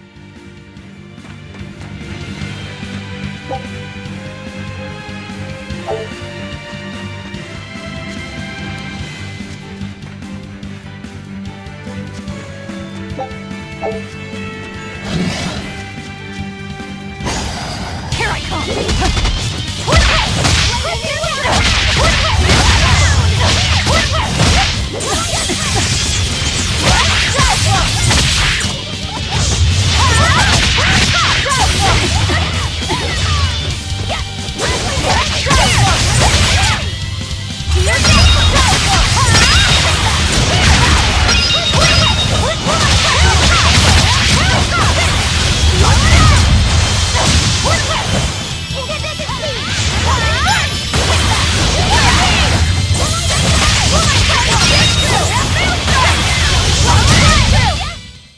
Its guardian was angry at it.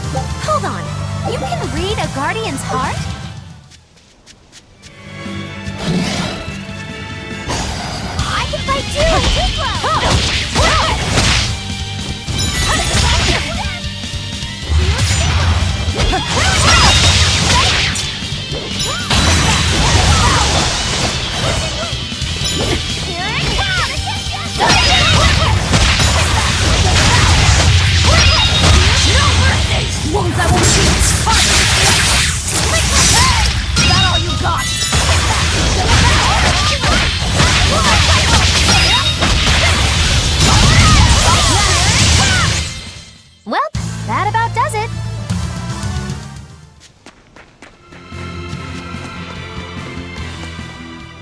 I thought I smelled someone pondering.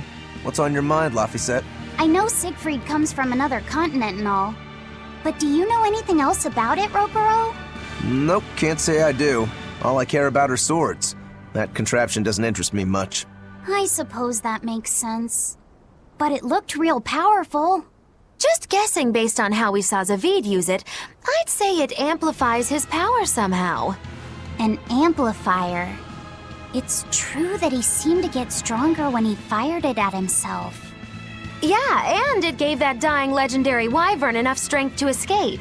But wasn't it also what he used to dispel Melchior's illusions back there? That was also amplification. The Malachim are the source of his arts. The relic pushed them past their limits and... kablooey. Suffice it to say, it can be used both offensively and defensively. It must be very hard to master. More important is what the Abbey plans to do with it. Not that I really care.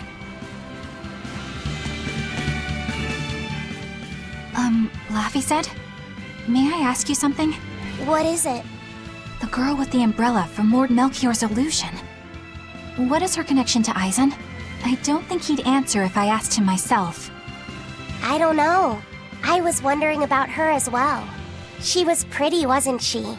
Oh, so you like a girl who's cute, but with a bit of sophistication. Really? I thought his type was more like Shh! What's going on? We were discussing a delicate topic. Laphicet's first crush, if you must know. Oh. No, we weren't. We were just talking about the umbrella girl from the illusion. The umbrella girl. That illusion made Eisen hesitate. She must be really important to him. Indeed. It must be a deep, naughty relationship. Come on now. Like a wife he wants to leave but he can never let go. Or a lover from whom he can't move on. No, that's too wild, and she's too young. Yeah, it's not that.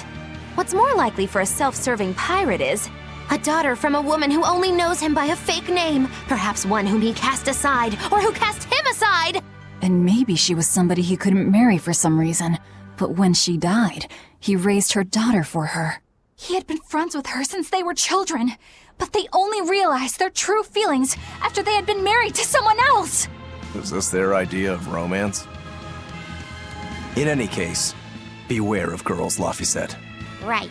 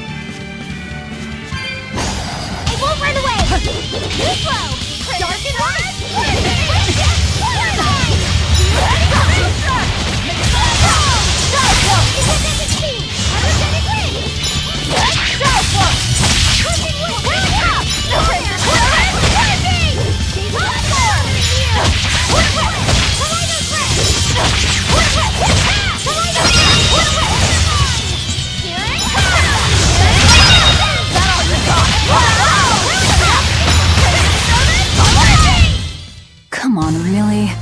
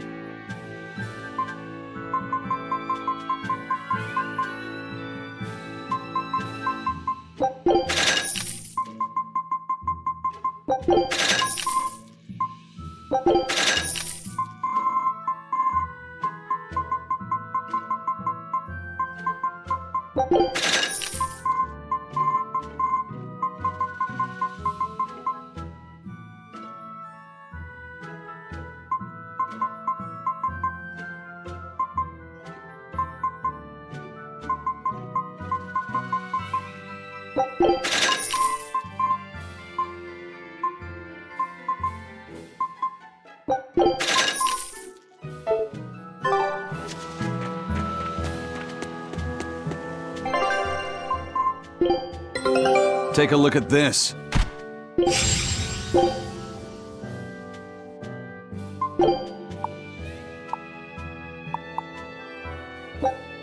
Scout ship setting sail.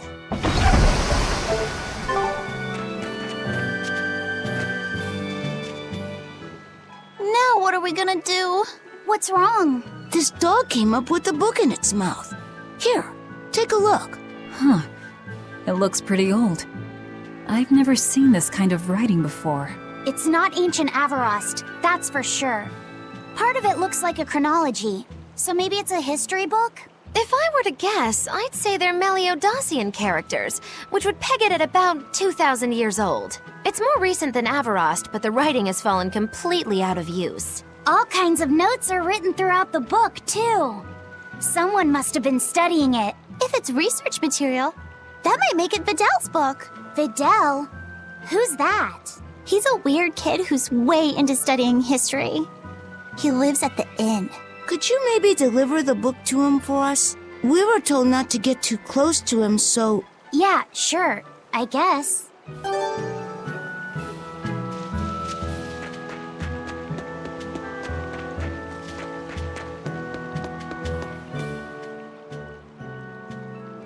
My book! My book! Where could I have left it? Are you Videl? Is this yours? My book! Oh, that book is super important to me. Thank you. I'm Laphicet. I hope you don't mind that we flipped through some of it. Can you actually read Meliodacian script? You recognize Meliodacian writing? That's unusual in this day and age. Oh, it's not that big of a deal, really. When I grow up, I want to be an adventurer who travels the world and explores lots of ruins. So to make sure I'm ready for anything, I've been studying ancient history, starting with the Era of Darkness. The Era of Darkness? You're referring to the Dark Period, right? Right. Almost no written records from the age have survived. But if you compare the history before and after, you can tell something major must have happened. Wow, that's fascinating. I know!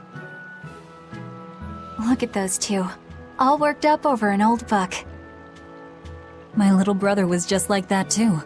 Laffy and our brother used to. We've received reports of suspicious persons in the area. Have you seen anything? Not good. They're onto us. Quickly, hide in my house.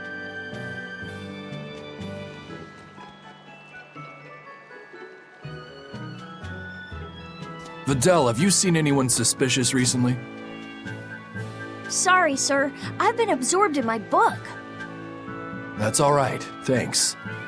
Look, I know it must be tough living alone with your mom. Just remember, your father's a praetor.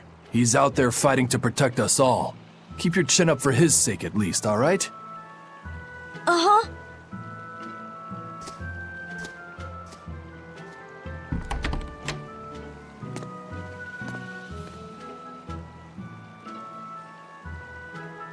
Thanks for your help, Videl.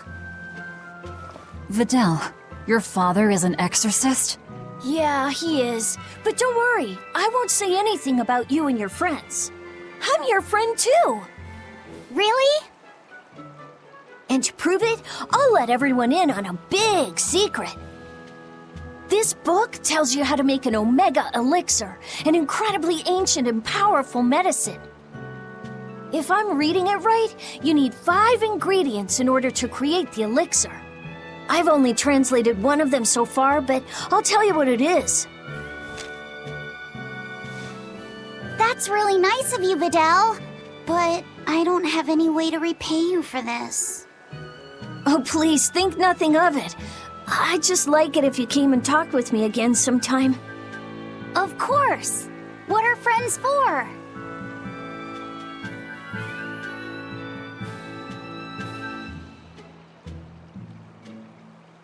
The Omega Elixir.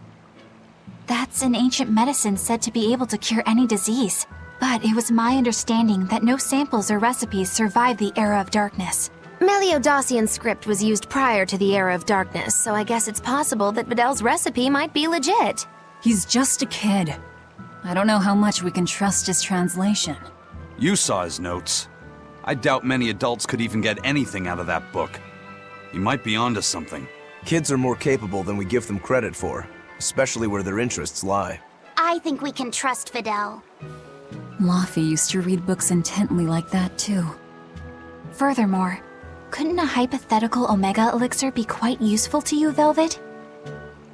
Laffy, you look like you really want to track down those ingredients. Yeah, I do. Personally, I don't really care. But if you want to look for them, I won't stop you. Okay.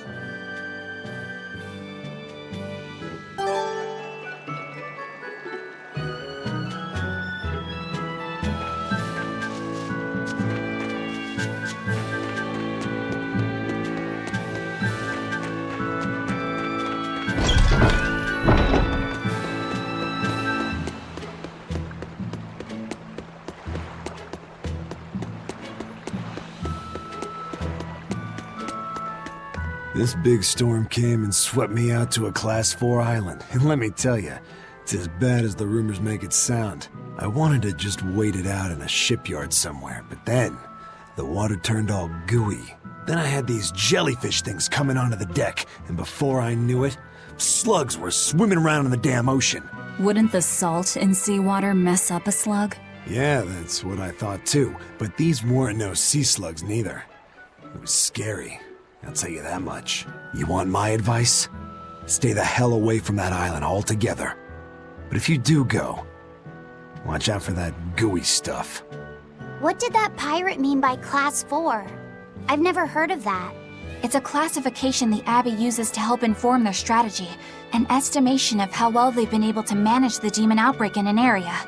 Administrative Zone Classes 1 through 3 have been assigned a suitable contingent of exorcists to guarantee the population's safety. So, Class 4 administrative zones are ones that are still unsafe? In a perfect world, the entire kingdom would be protected, but there's just not enough manpower to go around. The Abbey doesn't send exorcists to remote areas and far-off islands. Instead, they avoid casualties by making those areas off-limits.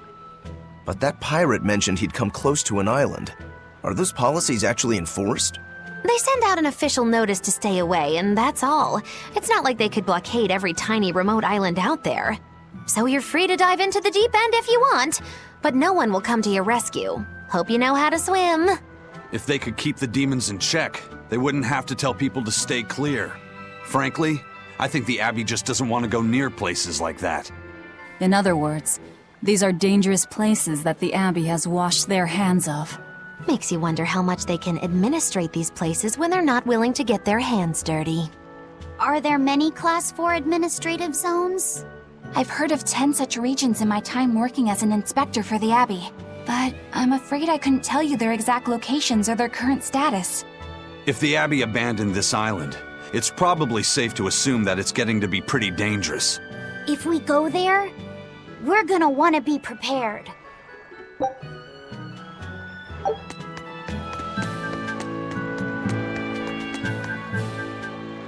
Demons! There's more of them! A whole band of them rampaging through Roaring Forest! There was already one dangerous demon in those woods, and now we have more! And they're still on the loose! A lot of exorcists have come to deal with them, but... What do these demons look like? That's what I want to know. Those Abbey people won't tell us nothing. Every time a demon comes around, it's all, show us your cargo this, and don't leave port for a while that. How are we supposed to catch any fish? These demons really are a pain in the neck.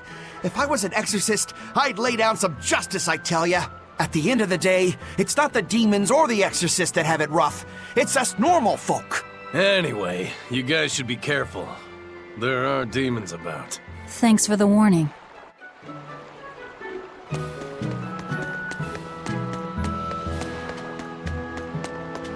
First mate! You're all right! Sorry to worry you. And the captain? It turned out to be a fake. But now I know the real one's still alive somewhere. Well, of course he is. Not that he has a lot of time left.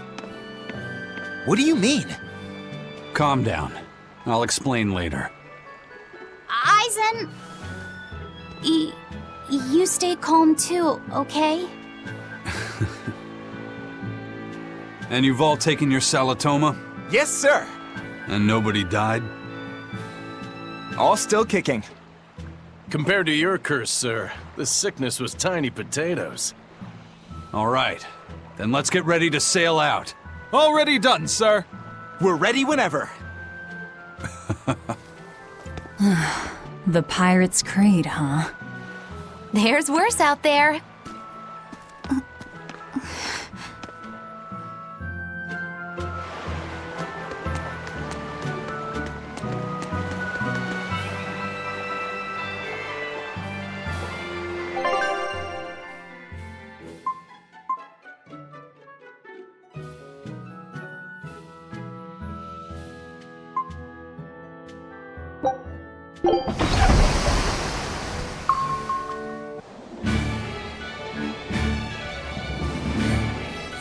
It's too bad that wasn't the real Ifreed. But I'm glad everyone on the ship is feeling better. Yeah. Though it sounds like they never want to touch that Salatoma stuff ever again. What about Eleanor? She took it too, and her face went all wow. I don't mean how she looked.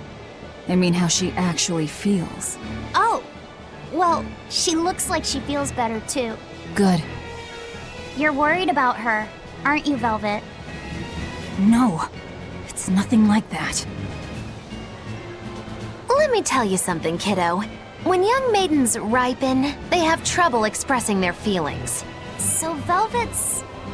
ripen? Magilu! Quit giving Laphicet confusing thoughts!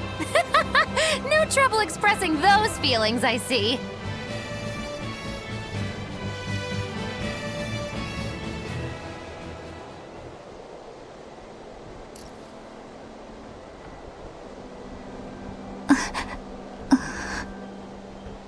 The Abbey is supposed to exist to bring peace and order to the world. Everything the Abbey does, everything Lord Melchior and Shepherd Artorius do, it ought to be rooted in that mission. And yet, something just doesn't feel right here. You are dismissed. That knowledge is not for you. Something wrong? Whoa! Easy there. Just asking. Sorry. I was just deep in thought. Is there something you need from me? Nah. Just heard a bunch of sighs and wondered if you were feeling sick or anything. No, I drank my Salatoma juice. Ah. Tasted like crap, didn't it? It wasn't that bad. Hey, What? are you afraid of demons? No, I am not. It's more like I despise them. 10 years ago, a group of them attacked my village. They destroyed everything. And everyone. Including your family? Yes. The only family I had at that point was my mother. And in all the chaos, she... All I have left of her is this hand mirror she gave me. I didn't want anyone else to have to feel the way I did. And so I became an exorcist in order to destroy demons. So you can keep your pity. Gotcha. I will then.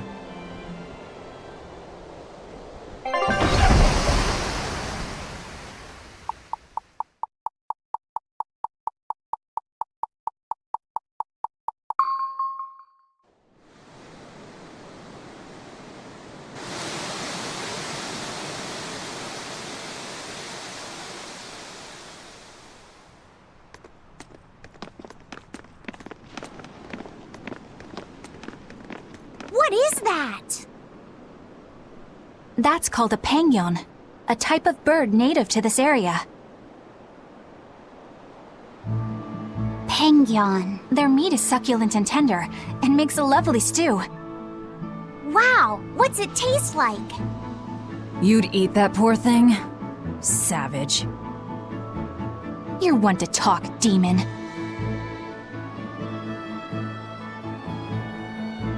It was one of my mother's specialties. All right, enough of the chit-chat. Magilu, what's this grimoire friend of yours like? Well, how do I put it? Oh. You know, like that. Like what? Well, to put it in a way those of meager imagination can understand, Grimm's got a sort of listless, aristocratic air about her. A noble woman in her twilight, you could say.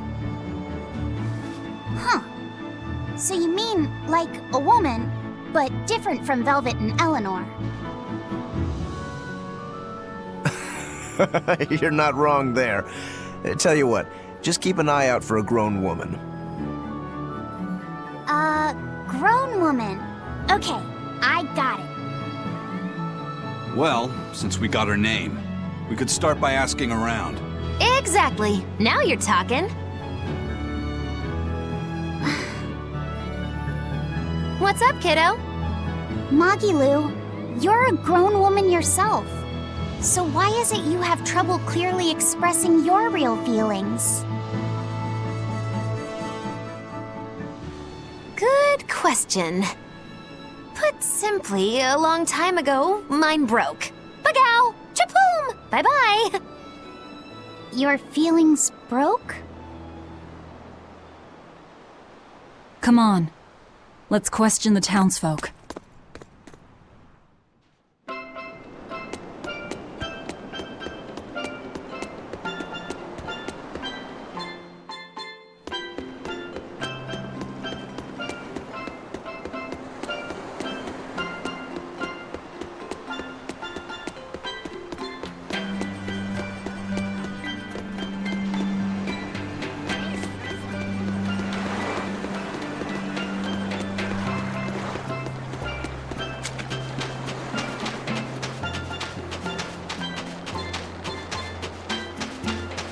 It's become common practice to use Southgan lumber for shipbuilding, but there's a reason. Our trees really are the best for it. Natant trees only grow in Southgand. Their wood is light, tough, and doesn't rot. Perfect for shipbuilding. You know your stuff. Long ago, before people knew how to build seafaring vessels, Midgan and Southgan were separate countries. Then our ancestors fashioned rafts out of Natant logs and floated all the way to Midgand. A Midgand craftsman, amazed to see a humble raft cross the open sea, returned with our ancestors here to Southgand. He had used the Natant logs to build a large, sturdy ship. Thanks to him, commerce took off between Midgand and Southgand, and the age of exploration began. The excitement of a new age had everyone floating on air, but within mere decades, Midgand declared war on Southgand. Ironically enough, It was ships made from trees from their islands that enemies used to invade them. The fighting continued for a long time, but in the end, Midgand emerged the victor. Our islands were occupied. As hard as things were, our ancestors still liked to joke about it. They'd say, age of exploration, more like age of exploitation. When things were that bad, they could still joke about it? Southganders have always been a cheerful bunch. We tend to look for the silver lining in every cloud. It may not seem like it these days, but Southgand used to be a place where the laughter would never cease. Some people even used to call it Shenanigand. Shenanigand. This must have been a really fun place.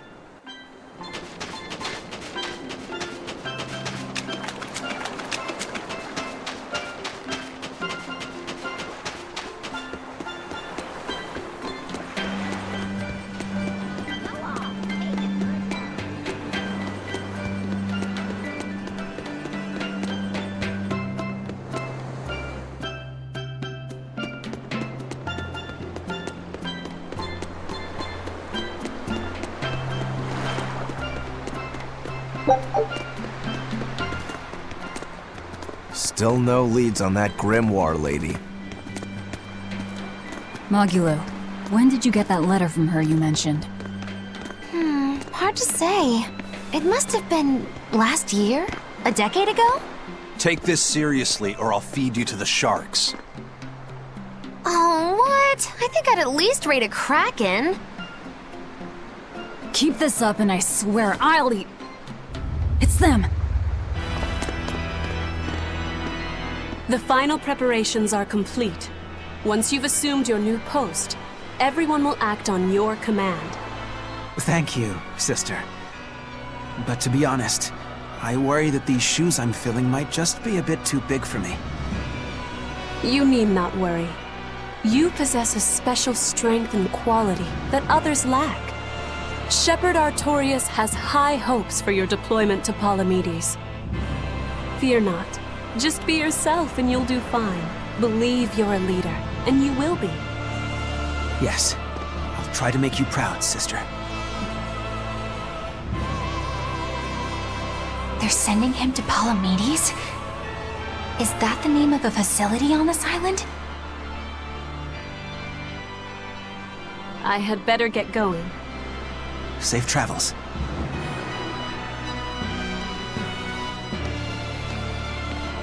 Oh, one more thing. Be careful around the demon in Haria. It's stronger than it looks. We've even had some casualties. Understood.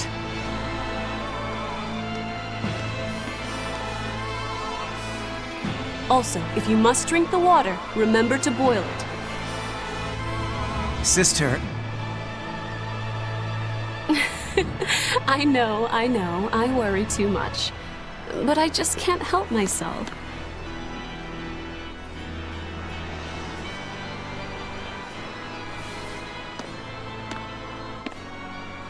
So, there's a demon in Haria. Sounds like it's a pretty feisty one, too. If so, it may prove useful. Still, what magical timing for Oscar to show up here at the very same hour we do. I understand your suspicion of me, but have you any proof? None, it's true. But as an exorcist, you're certainly sympathetic to the Abbey's cause. And soon you may wish we were sympathetic.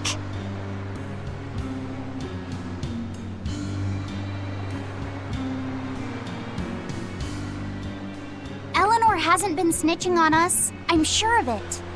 And how would you know? Are you watching her even when she's taking a bath? Huh? No, I don't. I always stay outside when she's taking a bath. And... Then isn't it possible she's communicating with the Abbey in secret while you're not there? You pledged to obey me until the day you die, correct? Yes, that I did.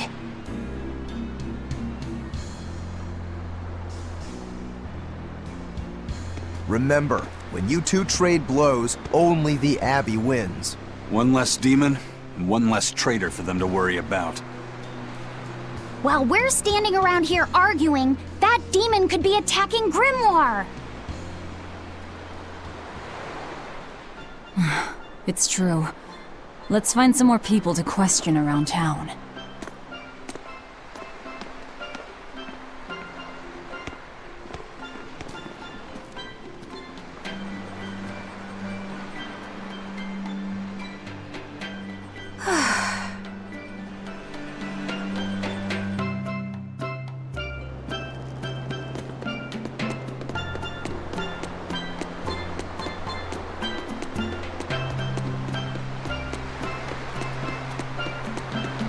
The people of Southgand originally worshipped Amanuj, the Empyrean of Water. The lives of the people of the Southern Isles are inherently tied to the sea. Whether it was gratitude for a good catch or an appeal for protection, everyone offered their prayers to Amanuj. But the Abbey worships Innominat, don't they? Do the people still keep their faith? Most of the people obey the will of the Abbey. But one small village deep in Southgand is a special case. The village is called Haria, and even now they keep their faith in Amanuj. They've even quarreled with the Abbey. I'm grateful that they fight off the demons. I really am. But do they have to dictate which gods we worship too? They think they do. It's their truth. Then again, they can't control what's in your heart, can they?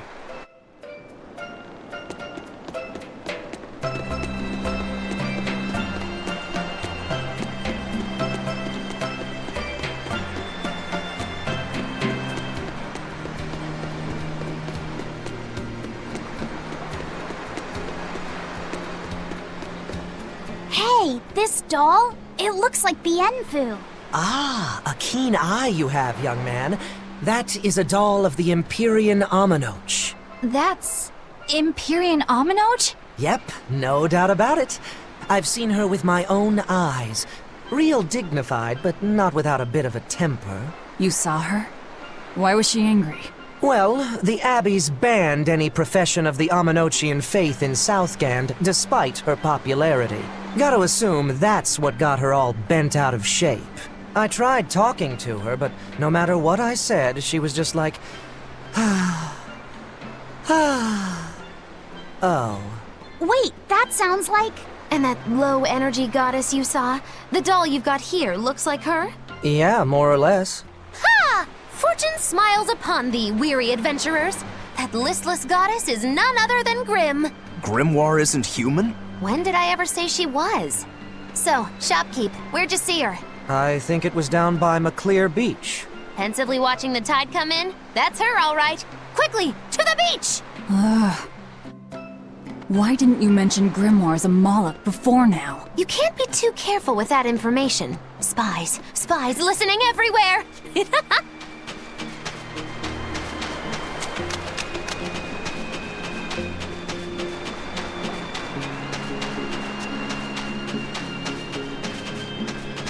What does it mean to become an adult? The eternal question of youth. Have you ever heard of the ceremony of adulthood? It's a yearly tradition on this island. If I remember right, it's totally wild. Everyone throws bananas and oranges at each other. Traditionally, yes, but things have changed over the years. Bananas and oranges are a thing of the past. People are always reaching for bigger and better things, right? In this case, it's watermelons. Whole watermelons. You're throwing watermelons? That's gotta hurt. Trust me, I know. But watermelons are the least of our worries. Recently, people have started flinging coconuts. Coconuts? Those things are as hard as rocks! Trust me, I know. Like getting hit with a brick. Now, every year, there are some kids who never make it to adulthood. You don't mean they... Yeah, I've kept putting it off myself, but it looks like this year I've got no choice but to participate. That's crazy. It's far too dangerous. And more importantly, how does it make someone an adult? There are ancient traditions that say overcoming danger marks a child's coming of age. Some people still cling to the old ways. You've hit the nail on the head. There are lots of old folks that sit around complaining how weak as darn kids are.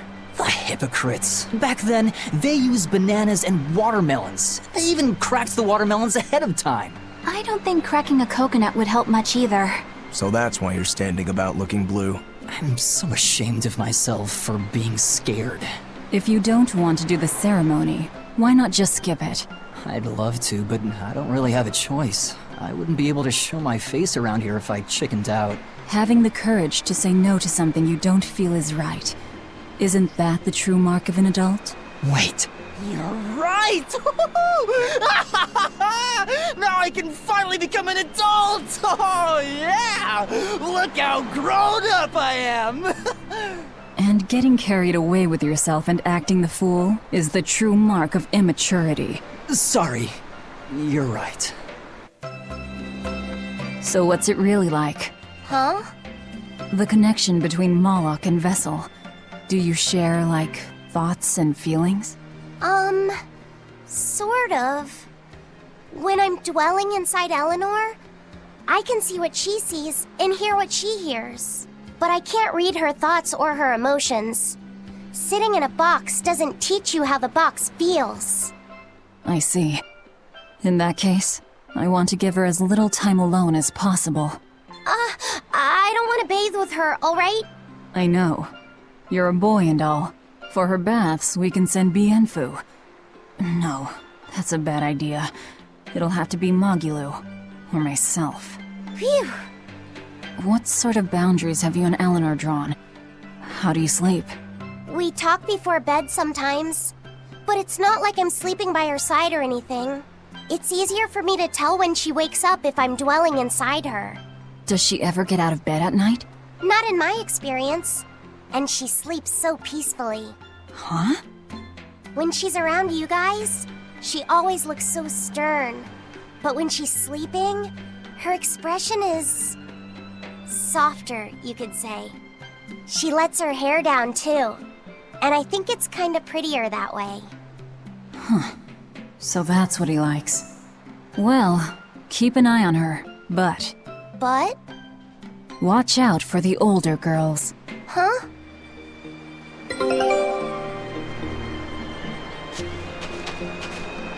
Teresa and Oscar sure seem close. I've known them since I was an initiate, but I've never seen them quarrel, not even once. Did you ever fight with your brother, Velvet? Yeah, I guess I did. Sometimes I'd chew him out, and he'd sulk and stop talking to me, but I found that adorable too. You did? No matter how much he dug in his heels, or tried to talk like he was in charge, after a while he'd be right there trailing along behind me. Like a little puppy dog. Puppies are a lot more obedient. I always had to keep an eye on him. Little brothers are odd creatures. Rokuro's a little brother. Is he adorable too? Huh? I don't think a little brother who's out to kill you is in any way adorable. But Shigure seemed like he was having fun. Sometimes you just don't make sense. Huh? I don't know. Little brothers. Do you have any siblings? I'm an only child. Well then, that's perfect. You pretend the boy is your little brother. Huh? That's a bit extreme, but actually, when I'm talking with Laphicet, sometimes I think, this is what having a brother must feel like. I could be Eleanor's brother. Don't take any of this nonsense seriously, Laphicet. Malakim are just tools to exorcists. She can never think of you as her brother. Oh, yeah. You're wrong. I've changed how I view Malakim. I know that's true because I can think of him as a brother. Right. She's all talk. Don't believe her. It seems to me like you're the one who's treating him as a tool, by forcing your own opinions upon him. Ooh, two sisters struggling for the affections of their brother. Eeny teeny candlestick, which one will the Muppet pick? How about an older brother instead?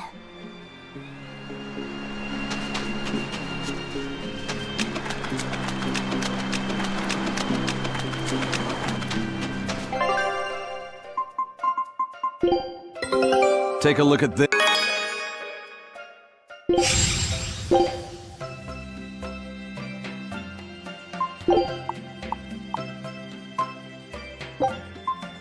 Scout ship setting sail.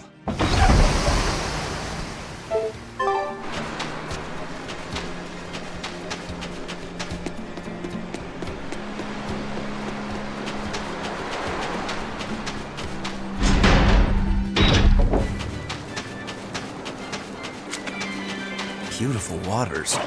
So this is Muckler Beach. I hope she's actually here. I don't think we have a chance!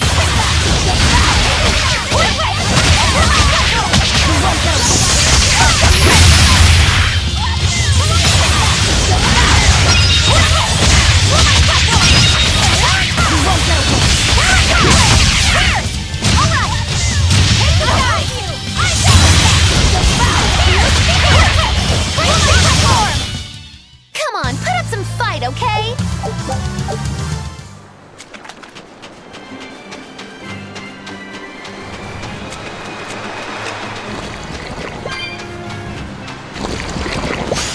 Woo, it's a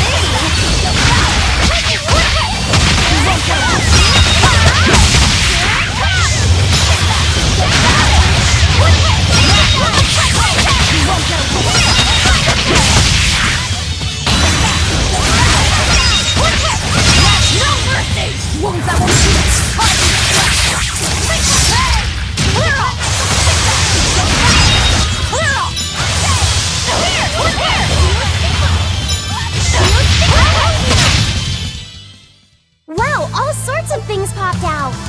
Yep, it's a whimsical wonderland over here.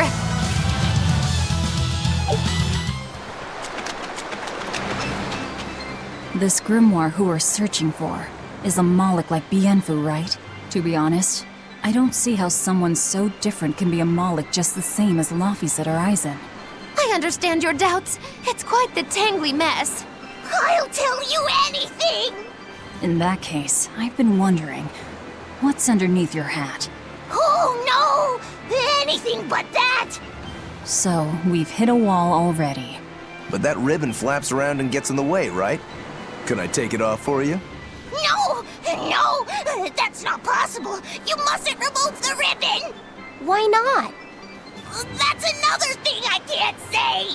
It's all cans with you. Alright, is there anything you can tell me? I could talk about what type of Malachim we are, or our position in the world of Malachim, or our abilities. Oh, I'd like to know all that. Then I will tell you. Listen closely. We Norman are a well-established race of Malachim. Compared to other Malachim, we aren't as adept at manipulating natural forces, but we excel at drawing out and heightening the abilities of others. Think of them as a convenient power-up. They're also known as common spirits. Don't even say that! We Norman hate being called that. Why is it so painful for you? Because it makes people think we're average and unremarkable. That's why we work so hard to show how we're all different. That does explain your quirky speaking mannerisms. Don't sweat it. That's a perfectly common thing to worry about. Don't say that!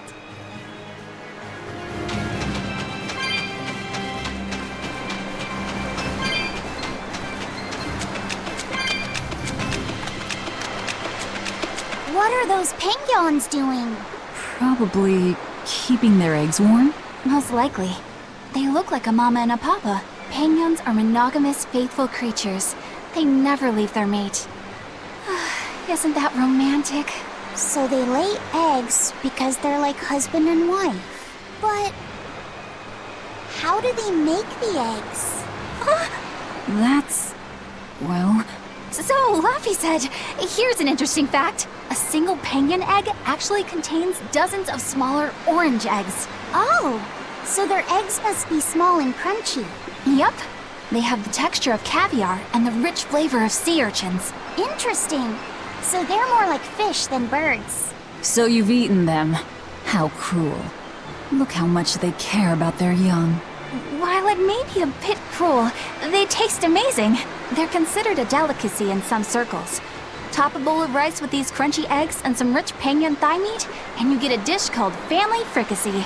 That's a horrific name. I wasn't the one who named it, okay? Those eggs look tasty, but I think I'll pass.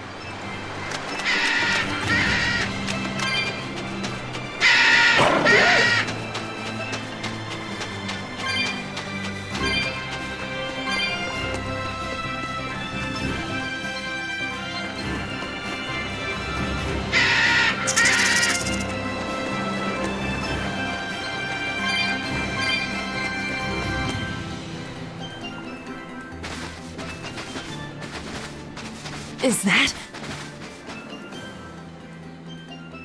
Grimoire?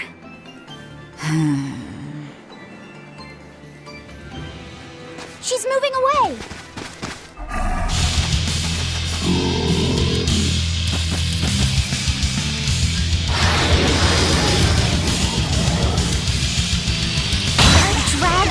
No, just a big lizard demon. Is it friends with Brian? Now, rise! Arise! Ascending! Angels!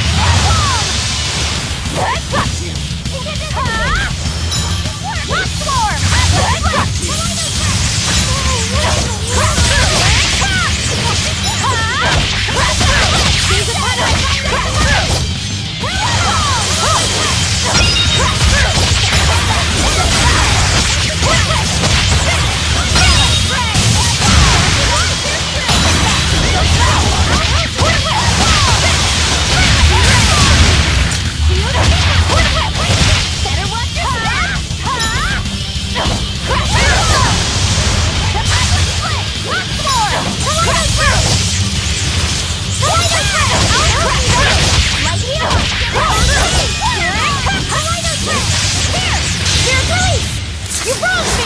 Here's your justice! Fight in order! Take the sky! I said! I'll help you! Take the sky! I said! Here! Take the money! Say!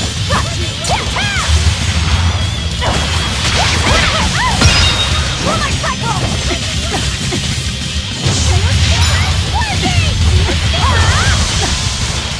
Gaze upon my victory here! I can't find you!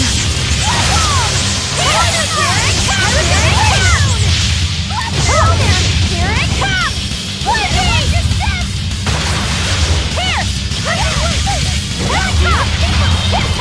It turned red! Oh, he's shy.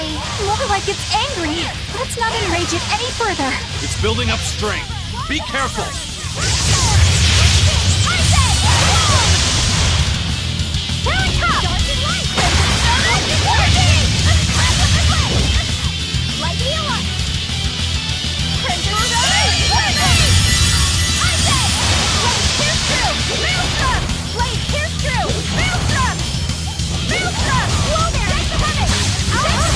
I'll finish this.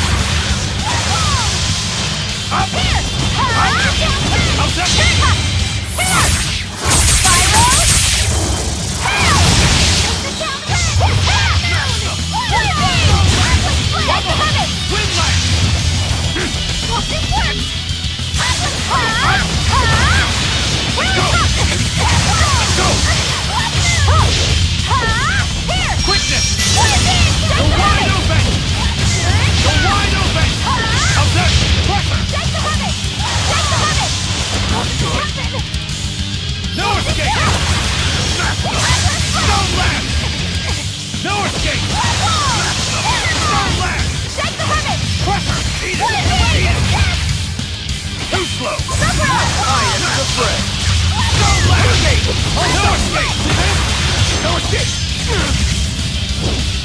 Forget the pain and move! I can heal the wound, but I can't feel the pain! Quickness! 1, 2! Healing circle! Punch! Hold up! Hold up! 2, 3! Hold it! Healing circle! Punch! 1, 2! Deception! Let's go! Not good! I can heal the wounds, but I can't feel the poop! See this? It's gonna get you! Fireball! 1! I'm going to Hubbard! Transform! 1, 2! Here! Healing circle! Crimson Star! Harvey! I can heal the wounds, but I can't feel the pain!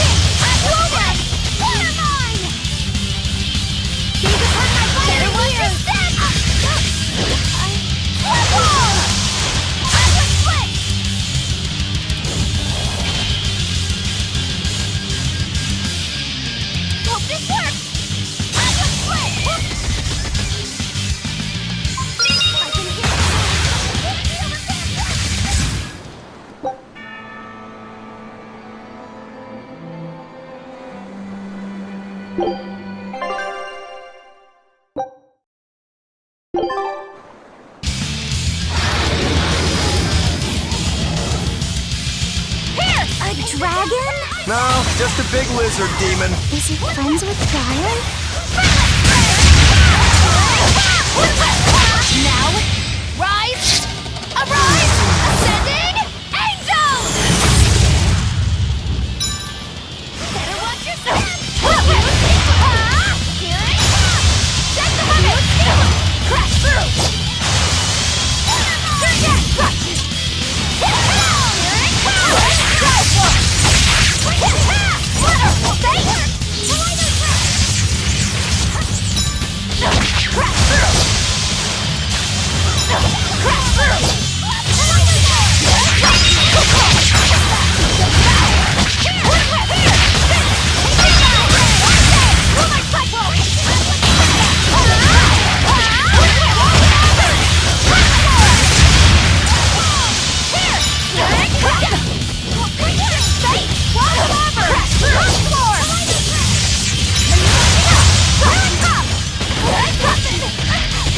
Dark and light!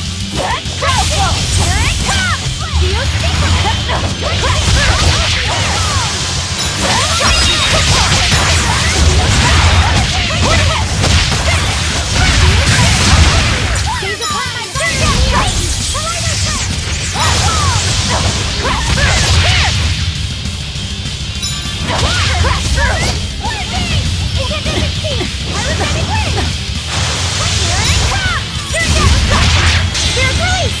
You wronged me!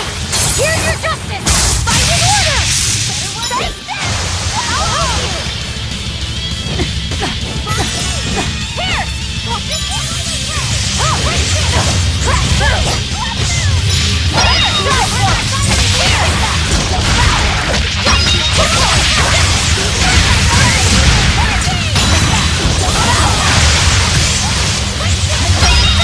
No mercy! Wounds I will shield!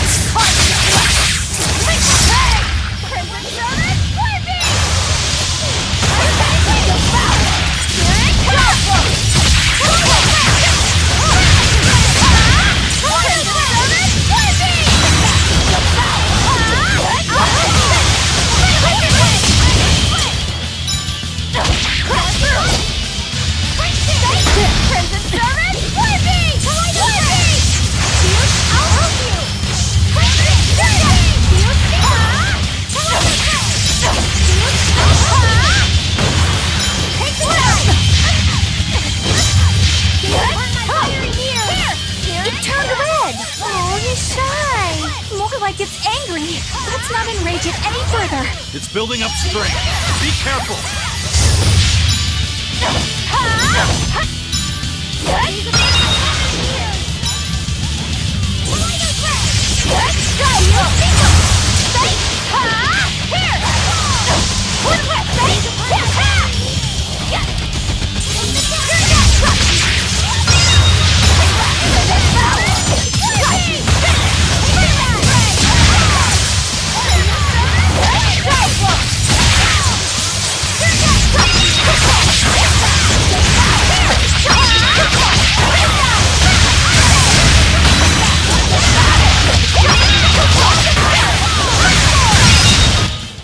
I refuse to fall here!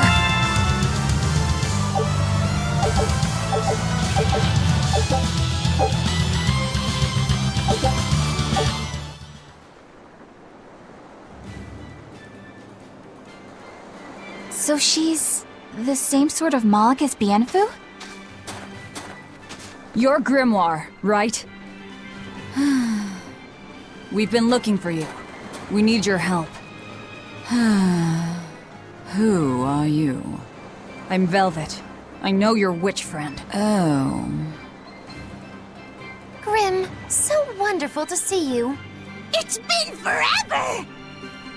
Ah, you two. Still as outlandish a pair as ever, I see. How exactly do you know her? Witch training? She was an upperclassman. And? We found this fascinating ancient tome, and we were hoping you could read it for us. Goodness, Magilu. You of all people joining a team? I didn't know you had it in you. That keep me entertained. Well, I don't need entertainment. Bien! Come on, Grim! Isn't there any way you can help us? It's not the kind of thing I do. Oh, what a shame. Things happen. Well, we tried, didn't we? Maybe you need some incentivizing. Do it. I'm serious. I bet you are.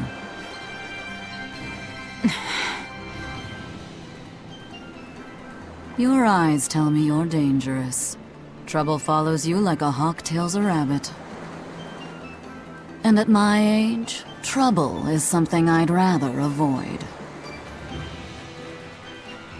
How old are you? Ask me again and you'll get a firework in the tush. My apologies. It appears we've wasted our time. A walk on the beach is never wasted, but sorry.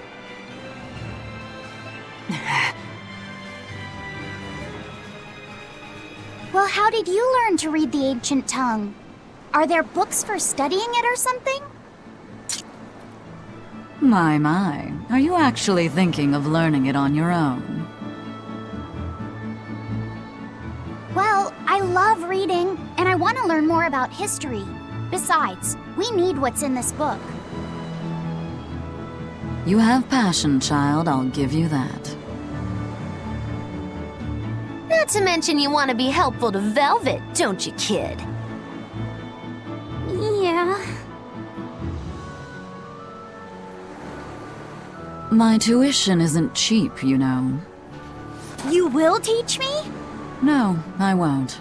But I admire your dedication enough to read it for you. Now where's this book? Here it is, ma'am.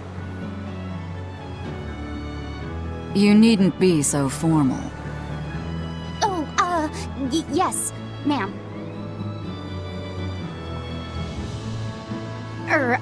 Not ma'am. Right. Let's see what we're looking at here.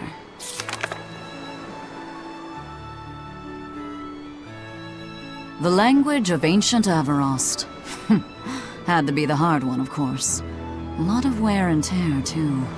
This'll take some time. We're in a hurry. That may well be, but this isn't the place for study. Let's move to someplace more comfortable. You've redeemed yourself, young man. There's a village called Haria just a little ways away. That works. Thank you. Fine. Haria Village. Whatever gets the job done.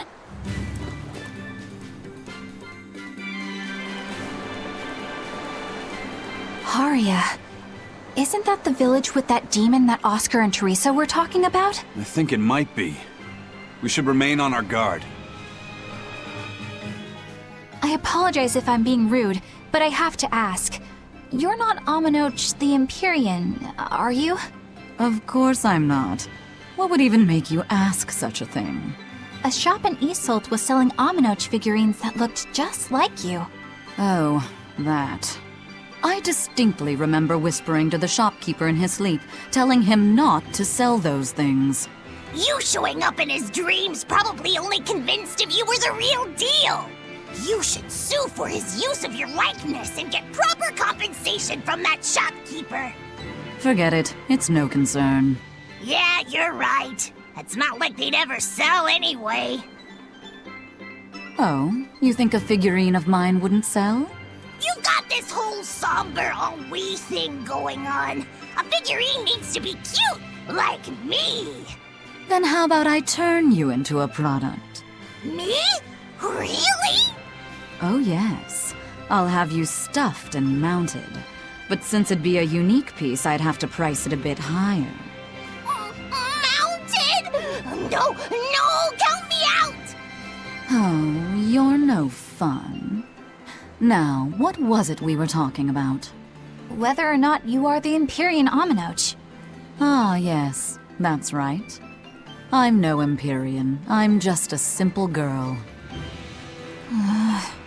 It would be hard for anyone to worship an Empyrean like me, right? That's true. I mean, it just seems like you're the type who can see through anything, so perhaps an Empyrean seems less intimidating from a certain point of view. You're saying I'm scarier than an Empyrean? Not scarier exactly, just more of a savvy sort of woman. That's not a bad answer, but it won't get you out of the doghouse.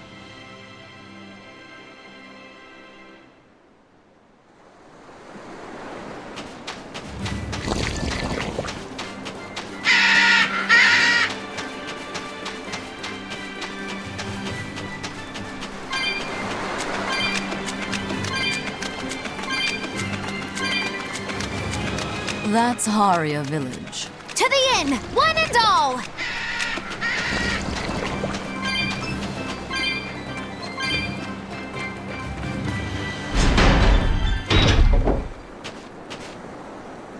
From what we heard in Iseult, demons are attacking villages, and more people are growing upset with the Abbey. So I hadn't expected things in Haria Village to be so laid back. They might be on their best behavior because you're accompanied by an exorcist. Huh. I didn't know you could see the world in more than just black and white. The Abbey wouldn't entrust my responsibilities to someone who couldn't see beyond the surface. I have seen many things in my work. I've beheld both the light and the darkness in the world of men. Despite that, no, because of that, I won't turn away from the wrongs that I encounter. Moreover, I have faith. I believe there is good in all our souls. The darkness, huh? Yes, like you. You're awfully direct.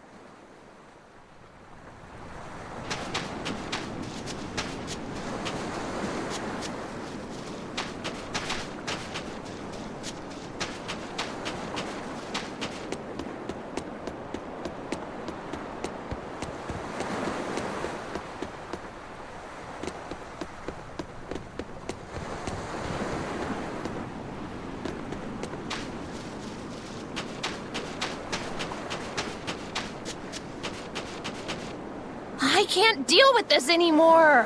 What's the matter? Everyone's sick of all these fruit-flavored gels, right? So, I made gels using the giant cacao beans only found here on this island. It gave them a nice bitter chocolate taste. But people complained that they weren't avant-garde enough. Ugh, chocolate-flavored gels, how prosaic, bah! This got me fuming! So I caught some maiden bonita fish you find around here, ground them up, and made some gels with them. You put fish into chocolate gels? Well, people do braise meat with chocolate. Chocolate and fish may go surprisingly well together. Exactly! It was the discovery of a century. The bonito flakes crunchiness and the gel's gumminess made for an exquisitely bad combo, which made it interesting. So if you made an innovative new type of gel, why are you so angry? That's exactly my problem. I outdid myself. Now I need to make my Gels World debut as amazing as they are. So I thought up the ultimate plan. And that is? I'll put my Choconito gels in toilets all over the world. I'll call it the Great Choconito Toilet Gambit. No one will go to the bathroom without finding my gels.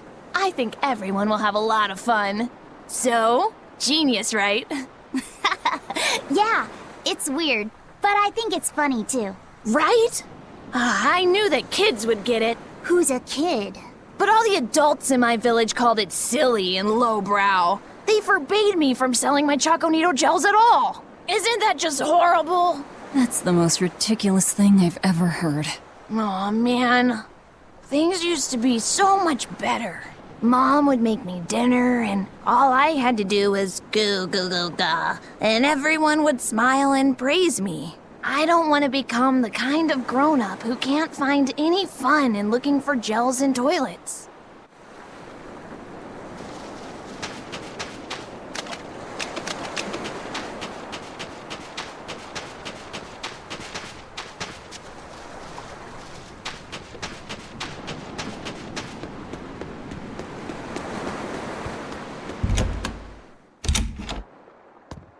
We could use a place to stay. Any rooms open? Yep. Just finished cleaning, in fact. You can help yourself to that room there.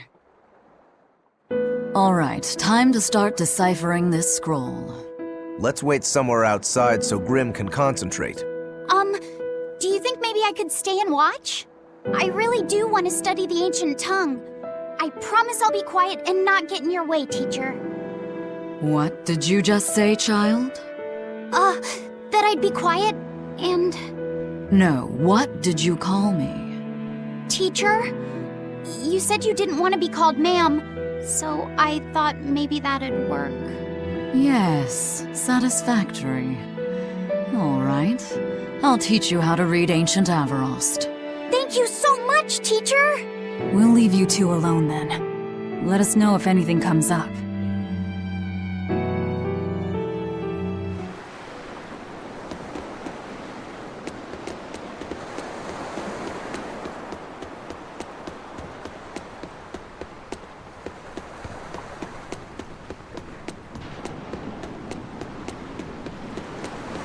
Do you plan on just giving up? Palamedes is Amenoch's temple. The priestess isn't the only one whose job it is to protect that temple. It's the duty of everyone born in this village. Why did the Abbey need Amenoch's temple badly enough to risk causing this much unrest? But how will we protect our village from the demons if the Abbey abandons us? Besides, we won't be able to do business with the people of Isolt anymore. Our faith in Amenoch has nothing to do with the demons. When the priestess gets back, I'm going with her to protest. The demon blight changed everything. Will we never be able to return to the way things were? The way things were.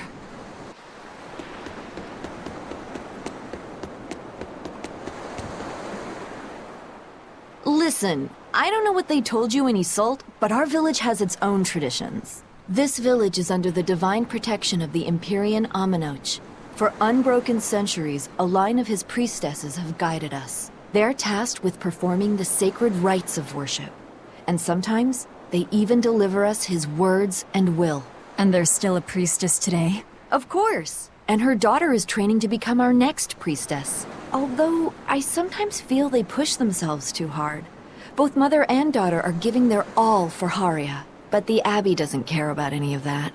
And they stole our temple from us. By force? An exorcist named Teresa came and heard us out. But from the very beginning, she always intended on taking our temple. Her words may have been kind, but that doesn't change the fact that she demanded that we worship her god, Inominat. In all the years we've worshipped Amenoch, not once did we ever try to force others to adopt our beliefs. Why haven't I seen this priestess she's talking about?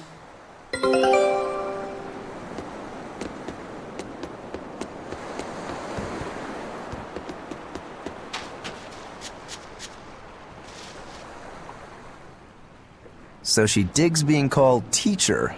Well played, Laphicet. She wasn't so fond of ma'am, so I guess he figured he needed an alternative. You can tell how badly he wanted to help her with the languagey work.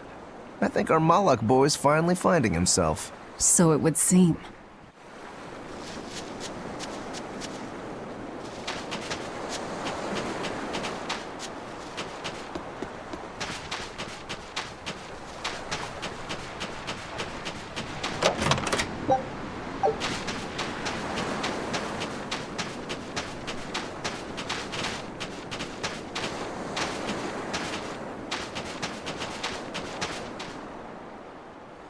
What connection do you think there is between the violent demon Teresa mentioned and this village? Couldn't tell you.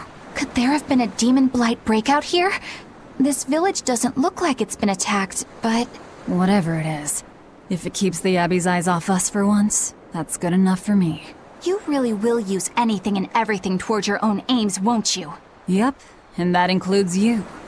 As I'm sure you've noticed.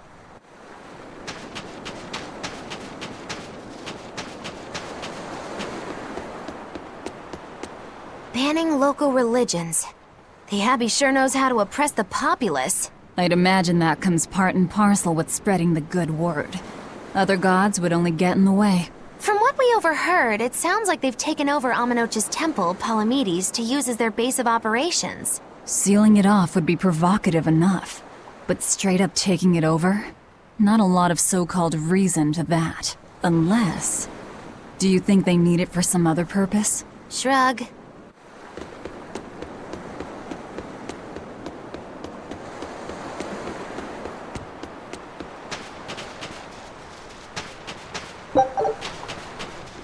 It sounds like deciphering the text might take some time.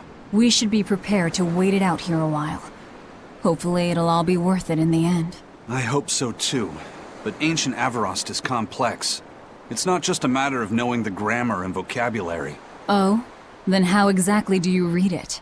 I'm not sure about the specifics myself, but from what I understand, you kind of have to intuit a lot of it. A language based on guesswork? Thanks, old dead people. You're officially the worst.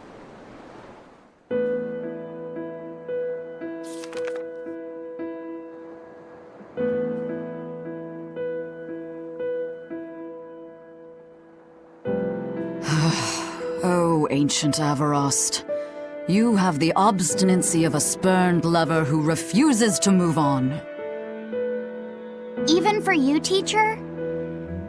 It's this one crucial line. I can't wrap my head around it.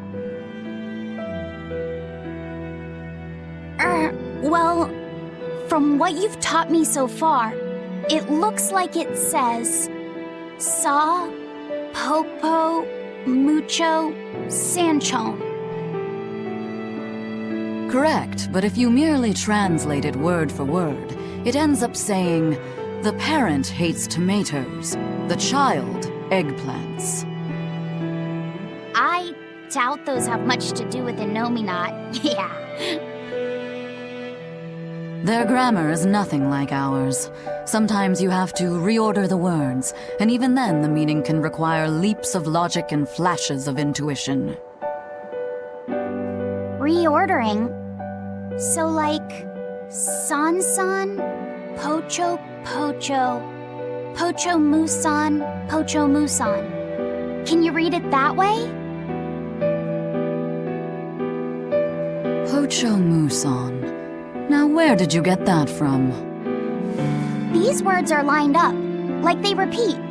And when I read this part that same way, it just felt right. Pocho Musan. If that's repeated here, then the passage turns into the Nameless Empyrean. Empyrean! Ho ho, that has to refer to Innominat. I think we're on to something. Alright, so if we apply this rule here, then... It would seem to be a book of children's counting songs. It's not about Innominat? What matters is what the song says, child. And I think you will be very interested in the words. I wonder if they've made any progress yet. Shall we go check on them?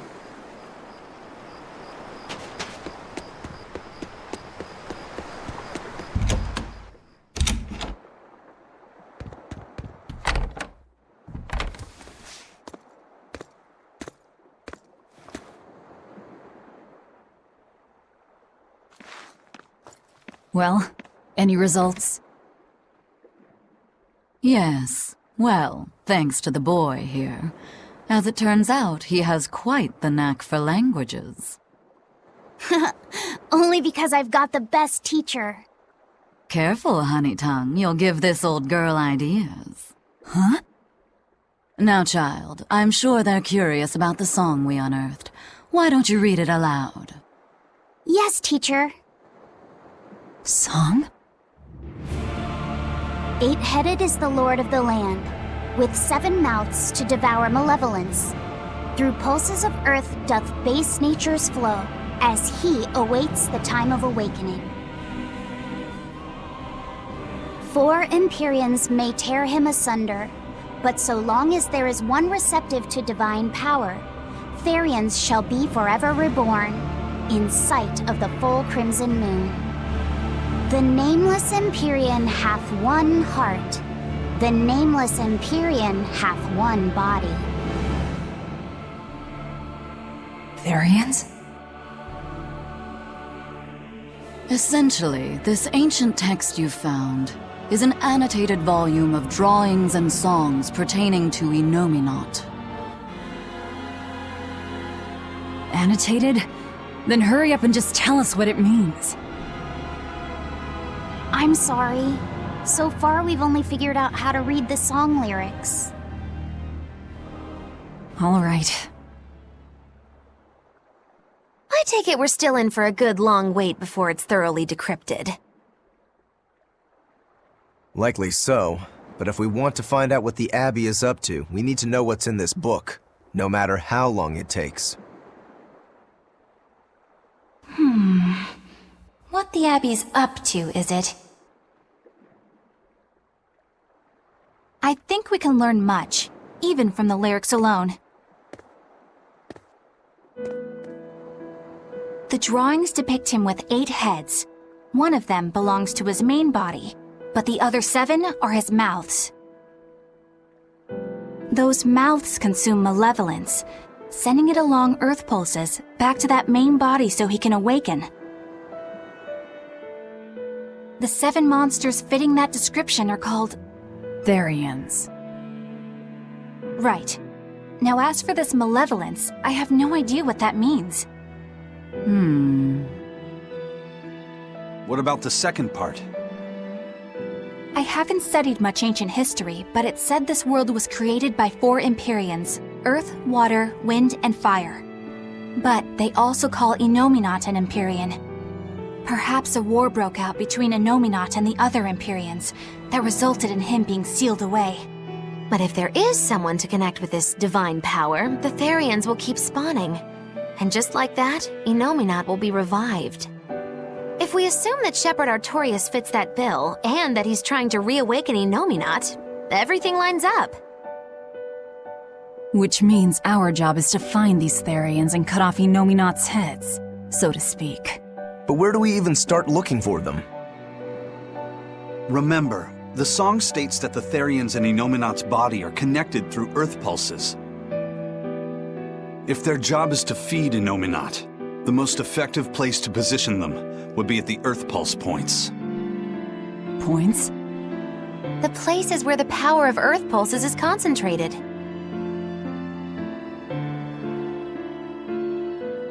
Places with that sigil.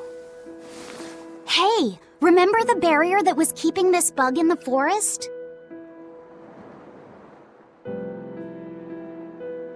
Wait, are you trying to say that thing's a Therian? And yet, it would explain why the Abbey was keeping it locked up. And there was that same barrier at the villa, too. That's right. Do you suppose that was also a Therian? Does that mean the Therians all come in different forms? Should we go to Logres and check? We've just started deciphering the book. I'd hate to lose time on some fool's errand. I'd rather know at least a little more about what's in it before we make a move.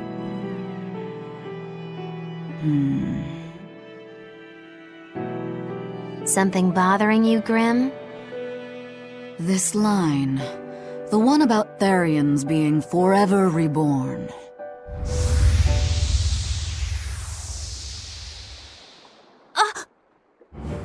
I just felt the same thing as I did in Warg Forest.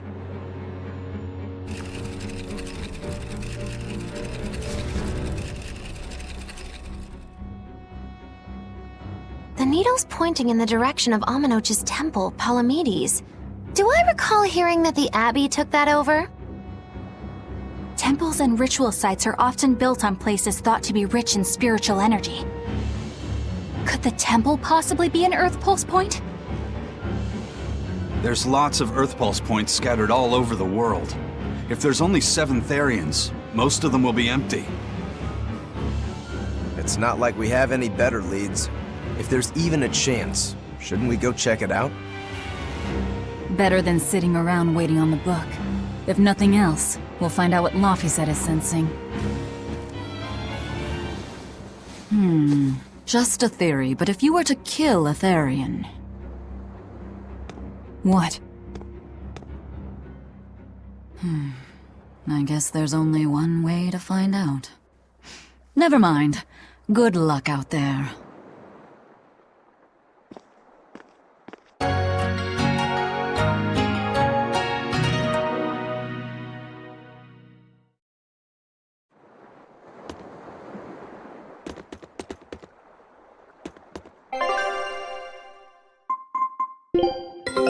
Take a look at this.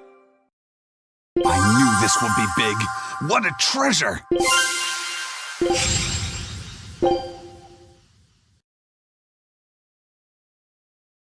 Scout ship setting sail.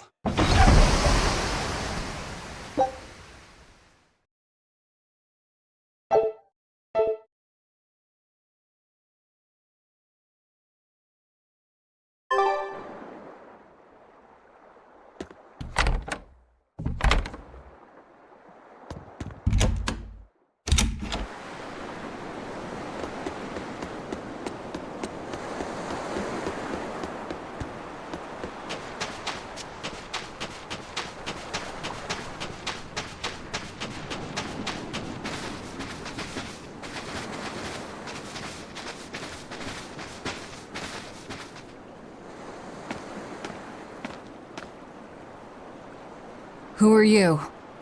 The innkeeper's daughter. I happened to overhear you all talking about going to Palamedes and... Did you report us to the Abbey? Report? But you already have an exorcist with you. If you have any business, talk with her then.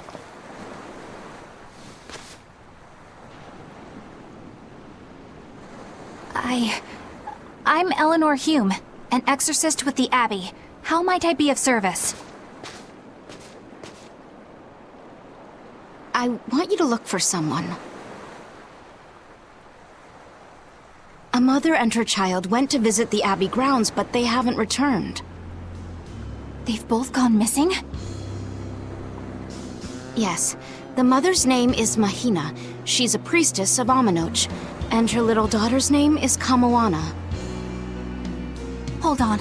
If she's a priestess of Amanoch... Right.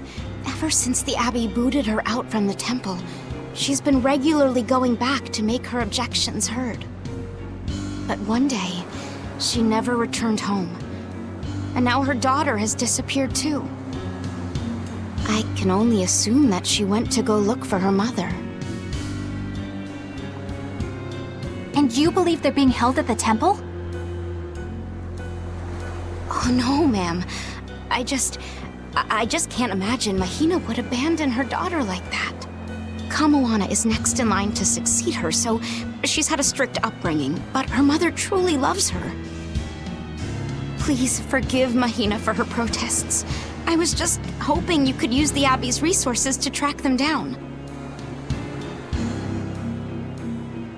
I will do everything in my power to find them. Thank you. Thank you so much. Like Kamoana, I grew up with only my mother as family. I can't help but worry for them. Of course. Let's be off, Miss Exorcist.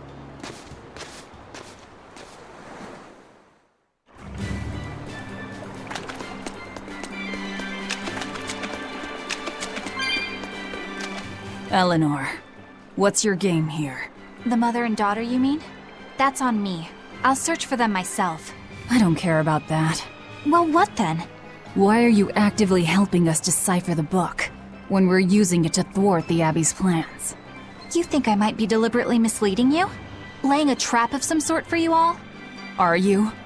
I think you're a lot of things, Demon. But foolish is not one of them. I want to know the truth. I want to know what Lord Artorias is trying to accomplish. And there's something happening in the world right now. I want to know what it is. Unfortunately, little old Eleanor has never been deemed trustworthy enough to be given such information. So, my only option is to find out for myself. You've got the soul searching down at least. The Abbey and your band of rogues follow two different paths. But something tells me either will lead me to the same destination. And so you don't see any need to lie to us? Exactly. And what'll you do if those truths don't line up cleanly with what you believe? I'm not sure yet. As honest an answer as any. Either way, it looks like you'll be working with us for the near future. Yes, for now. Hey, could I ask you something? What is it? About the Therians. I've heard you call yourself a Therian before. Is there any particular insight you have about them? No, none. Artorias said I was one, that's all. And that doesn't bother you? Does it bother you? Nope, not at all. If you're not worried, then neither am I. I'm surrounded by freaks. But was that truly the reason Ceres chose me?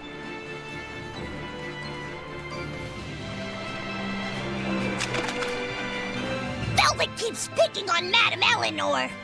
They're total opposites, so I know they're just gonna clash sometimes, but Velvet takes it too far! You really think they're totally opposite?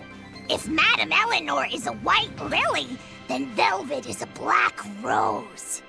If Madame Eleanor is a soaring Pegasus, then Velvet is a wolf in the shadows. If Madame Eleanor is a plate of spaghetti carbonara, Velvet is squidding noodles with seaweed. I don't follow you completely, but I think I get the point. I'm sure you understand. The two have nothing at all in common. And since they don't share anything in common, some fighting now and then just can't be helped. Well, they both have beautiful hair. Okay, but we're talking a noble exorcist and an aloof demon. Eleanor sometimes treats you coldly. And Velvet has helped me more times than I can count. Madame Eleanor gives herself fully to the salvation of others, but Velvet is bent solely on revenge.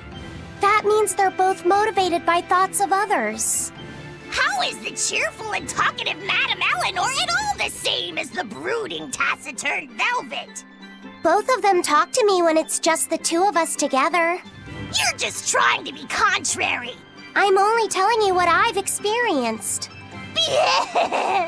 Actually, I feel that Madame Eleanor isn't really reaching out to me. It's all right if Eleanor doesn't want to talk to you. I'm here for you, Bienfu. You aren't alone. That just makes me feel lonelier. Bien. You two are opposites yourselves. Huh?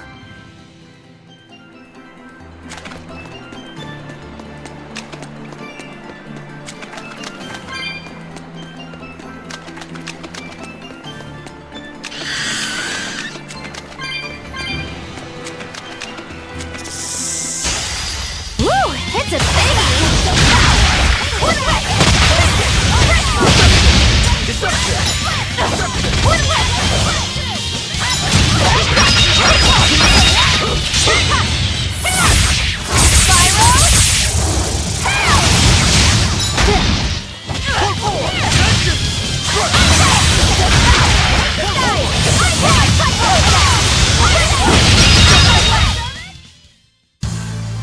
Your style is really unique.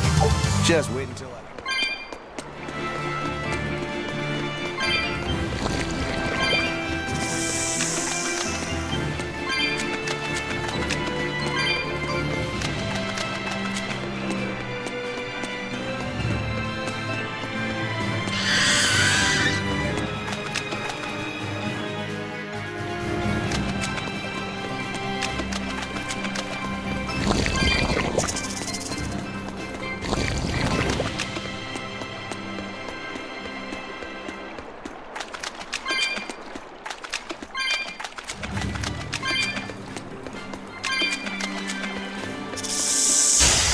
We will need to be extremely wary.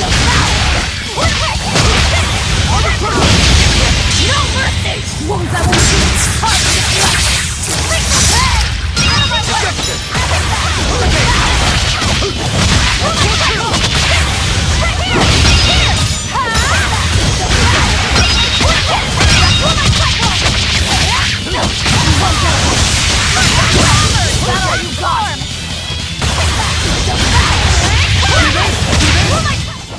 This fight is over!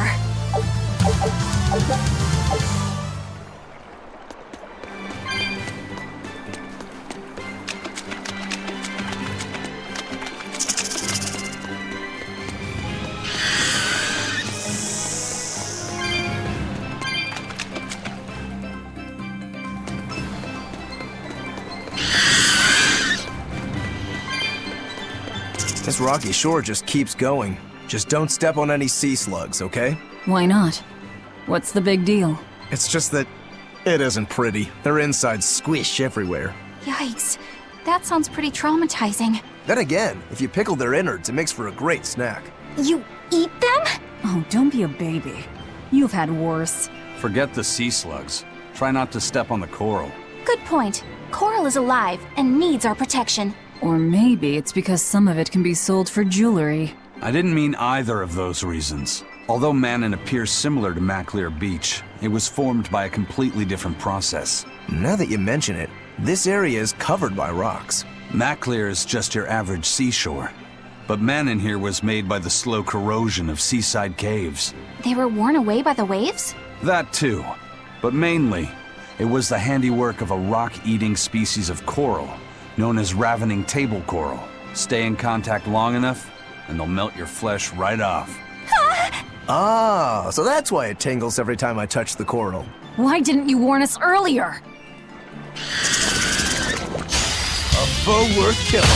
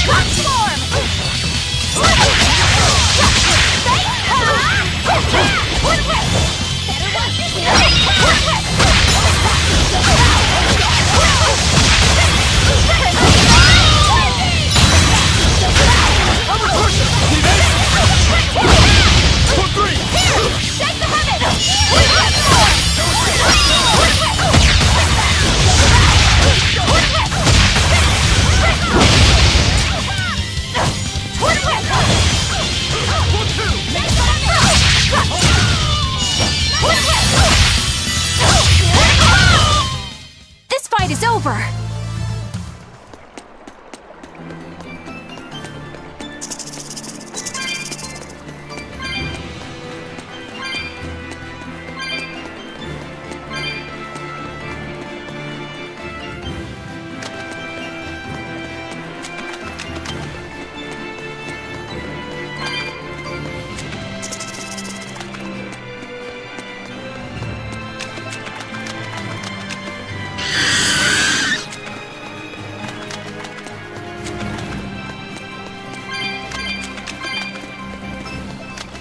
Laffy said, have you been taking care of that rhino stag roast like a good boy?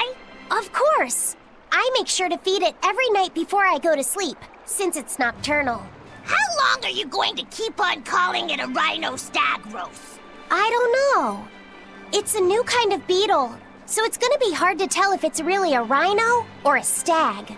You're asking a lot of questions. Bienfu, do you like bugs? Duh! I love rhinoceros and stag beetles both! What guy doesn't find them fascinating? Right? So which kind of beetle do you think it is? Rhino or stag? Oh, that's a tough question. But guess what? Miss Moguloo taught me a surefire way to tell. I didn't know there was a way to tell. Yeah, but if I do it, you gotta name it after me, alright? Come on! What guy doesn't wish he had a cool bug named after himself, right? And besides, Miss Moguloo told me that this technique is so good that it's only fair to have a bug named after you in return. So what do you say, man to man? Come on, let's live the dream! Oh, all right. How can I say no to that? Besides, we all did work together to capture it anyway. Yay! Thanks, Laffy said. All right, show me the bug and I'll tell you what it is. Miss Moguloo says you need to open up its outer wings and get a good whiff of the thin underwings. I'm pretty sure I remember rhinoceros and stag beetles smelling really nasty under their wings. Is it really that bad? Why not find out for yourself? No thanks. I think I'll pass. Maybe you shouldn't do this after all, Bienfu. You probably just want to hog the name all to yourself. Well, too bad! A real man never goes back on his word. If it packs a mean punch, then it's a rhinoceros beetle. And if it smells really zesty, then it's a stag beetle. I don't know about this. Just let him do it, Laphicet. He's already volunteered. I can do this! Just you watch!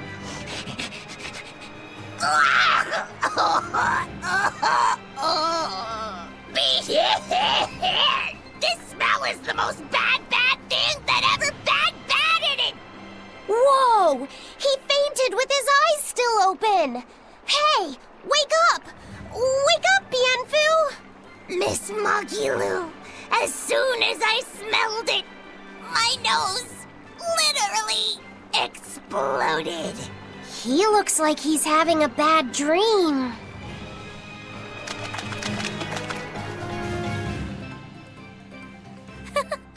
I spy with my little eyes a kiddo who's spying at my bewitching waist.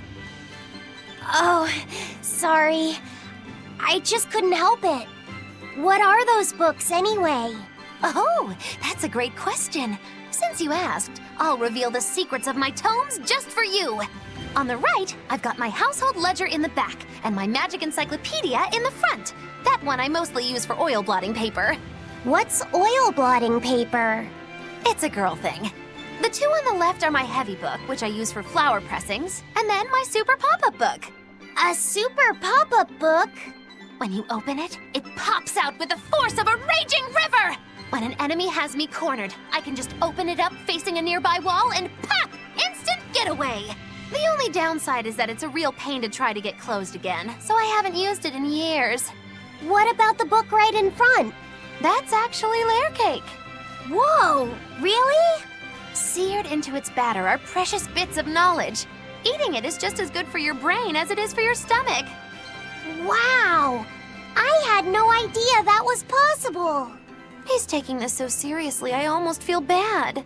All of your books are so interesting, Magilou. That's really cool. There's no end to your curiosity, is there? What do you say? Want to take a closer look? Boy, would I. If you really do, then say, Magilou, I want to get to know you better. Magilou, I want to get to know you better. All right, I accept. I'll reveal to you my most private secrets. Wow, so that's what's on the other side of these books. I wouldn't have ever guessed that. What are you doing with Laphicet? He said he wanted to see, so I'm showing him. You have no right to stand in the way of his desires. It's my job to protect him as his vessel, especially from someone so wicked as yourself. Also, what you're doing runs contrary to public decency. Witches aren't supposed to be decent. These bindings with the locks on them. This style used to be really popular during the Meliodas dynasty. Now that I know you're such a bad influence for him, I'll be keeping a closer eye on you. If you can't learn to take it easy, nobody's ever gonna want to marry you, you know.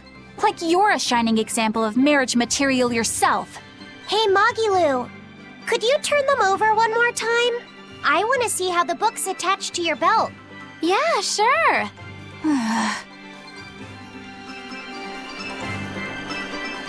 Hey, Magilou, I was wondering about that book you have on your waist. The one you called your heavy book, for flower pressings. Your curiosity truly knows no bounds, does it, kiddo? Okay, nobody else knows this, but since you're so interested, I'd hate to leave you hanging.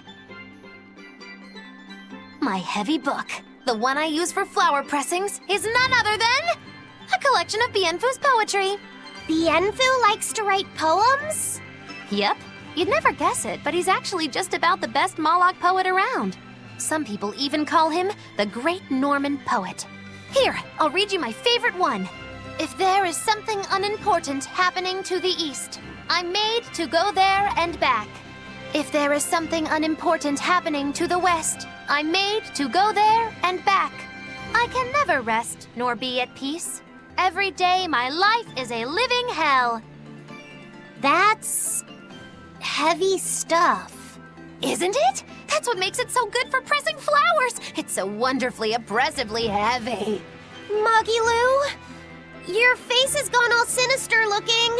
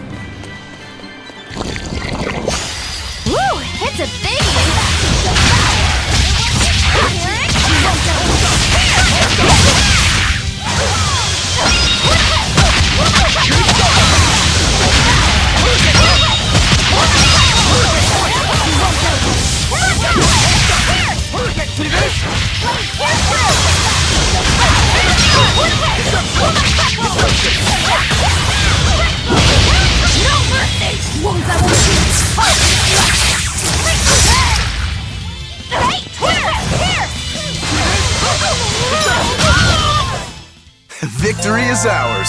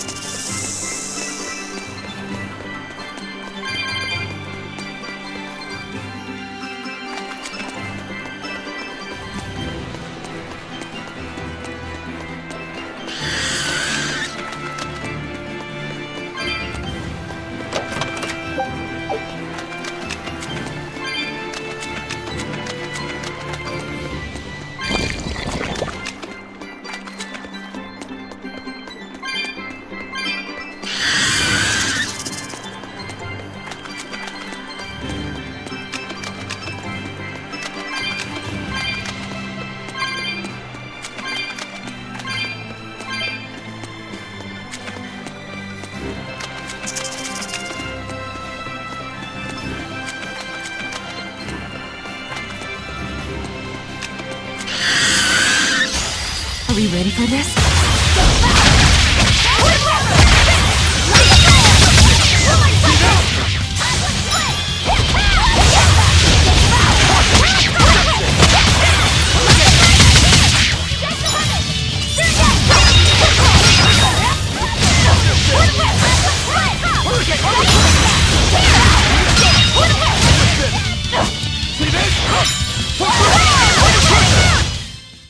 Not bad.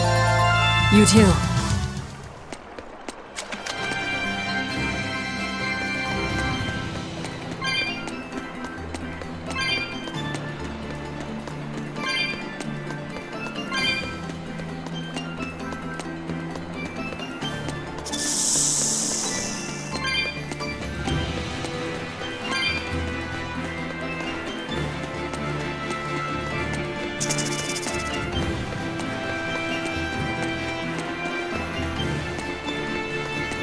How about it, Laphicet?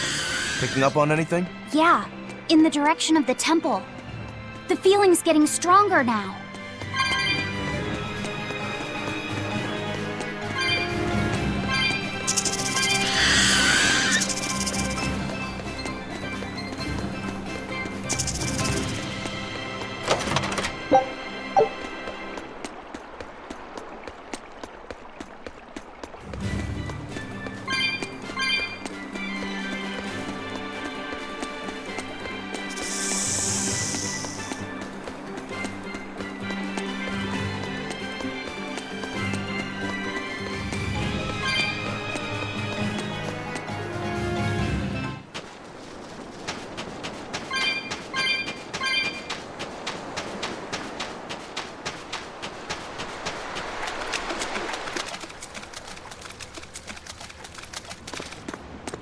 What's this?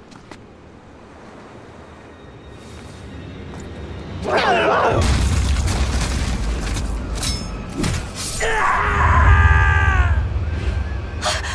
demon! The demon we heard about? Sounds like it's having fun. Then we'll use this distraction.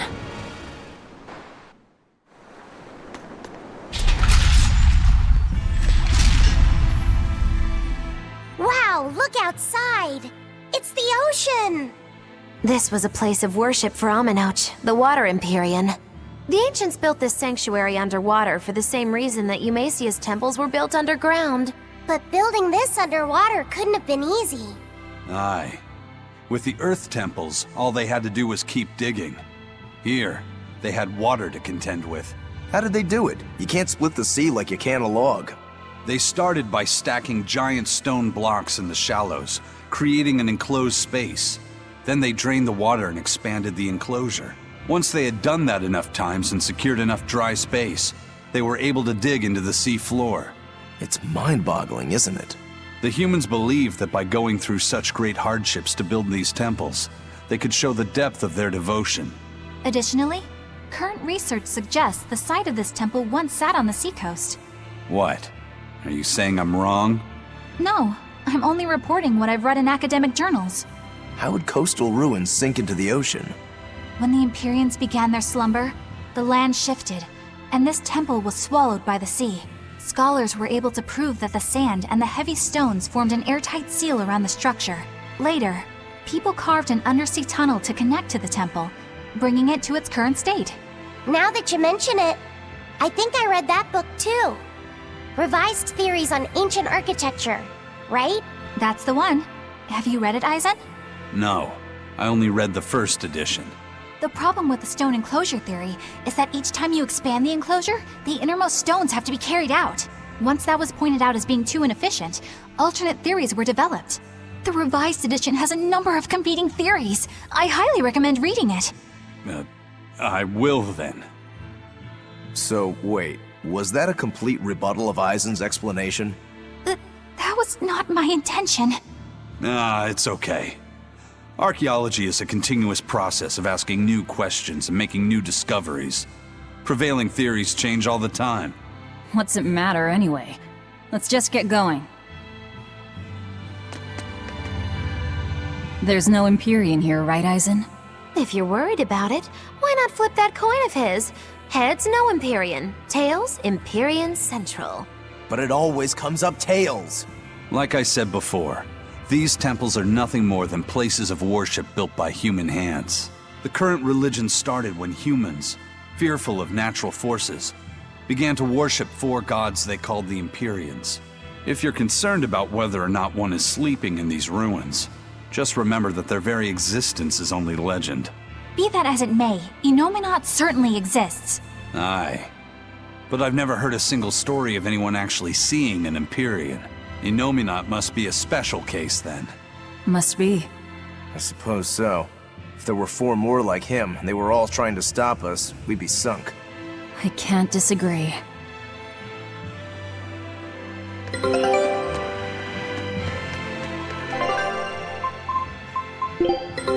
Take a look at this. Scout ship setting sail.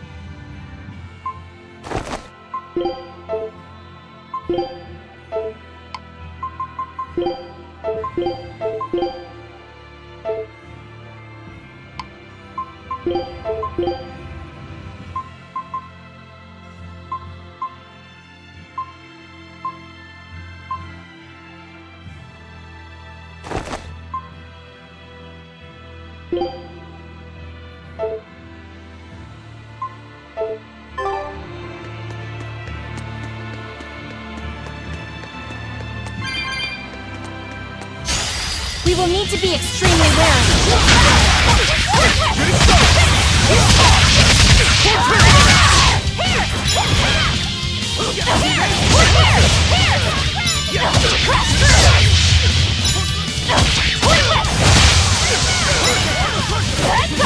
Killing flash! But I'm this close, I won't miss! Form zero!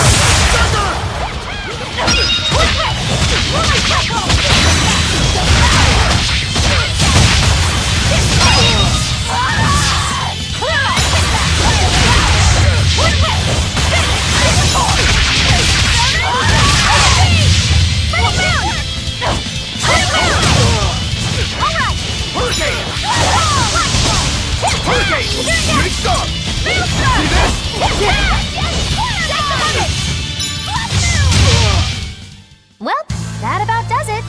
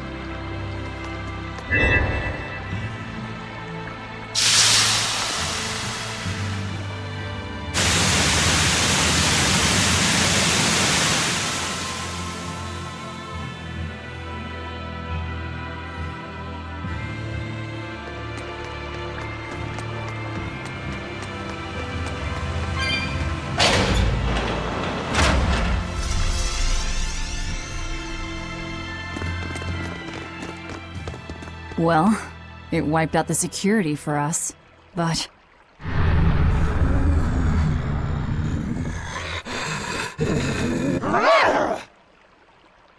Well, look at that. Wolfie's got the crest of Aminoch, the same pendant worn by priestesses. Then that makes this demon... Yeah, she must be the missing mother, Mahina. Can't be...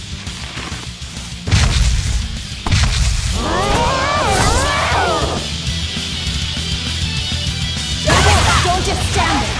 It's gonna eat you! I know that! Rock Swarm! No escape! No escape! No escape!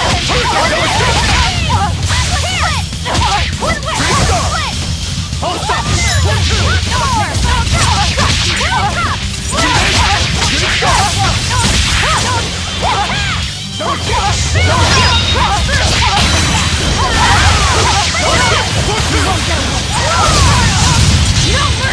Won't that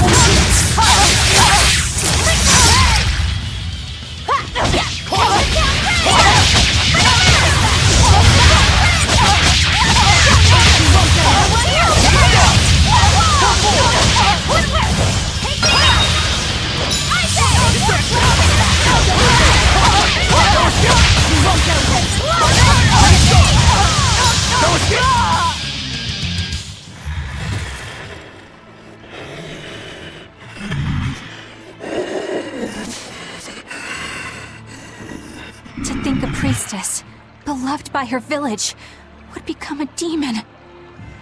Eleanor?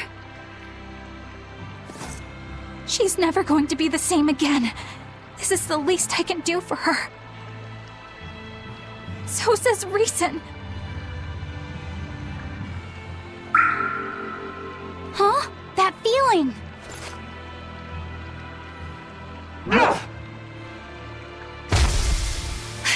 Damn!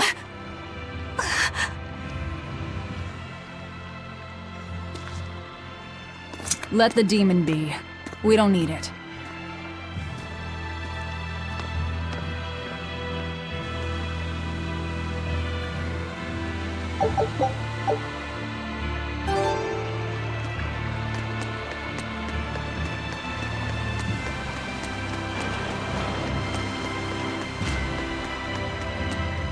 demon.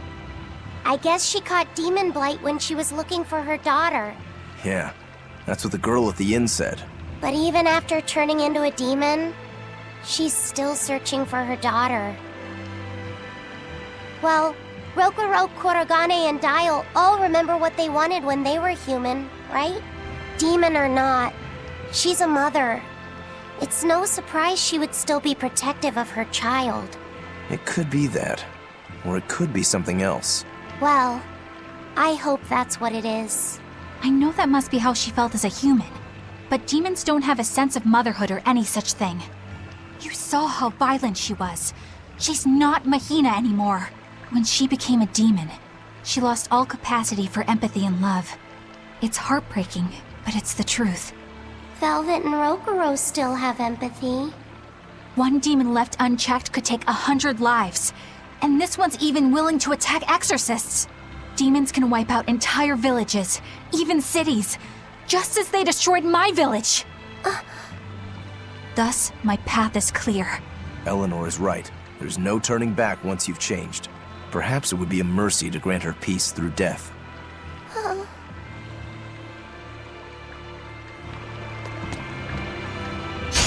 Are we ready for this?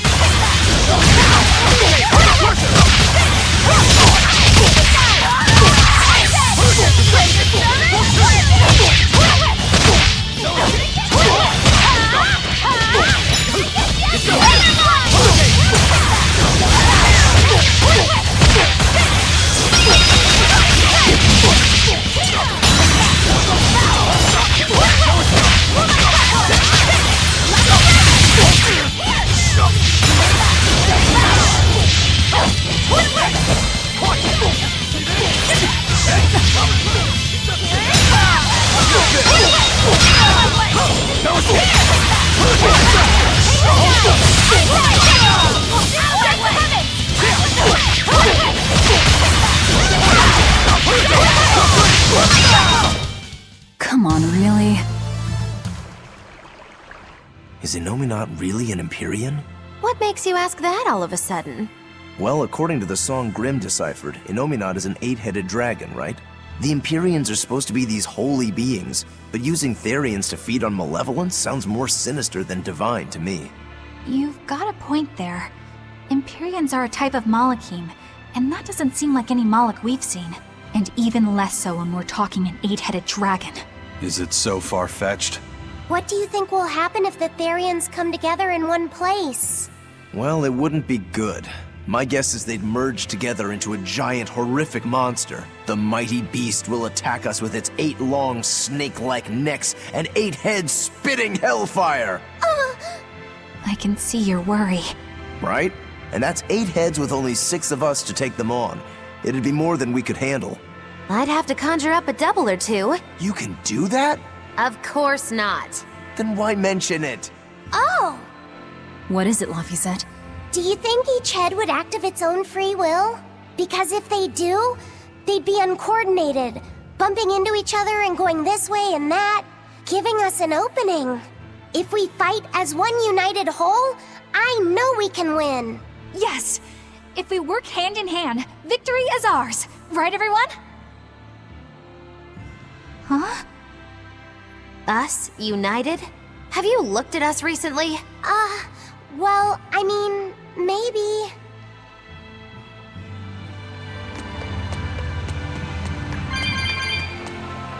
It won't open. Is there some sort of trick to it? Well, you could always try busting through it, but I wouldn't. Who knows what sort of traps you might trigger? I know. Look at that diamond-shaped stone in the door. Haven't we seen that somewhere else? You're right. It was on the pedestal with that chalice. That huge thing? You must have some sharp eyes there.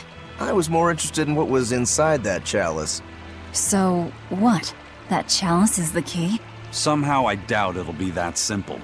Some stones are colored, and some aren't. It must hold some kind of significance. I think you're right.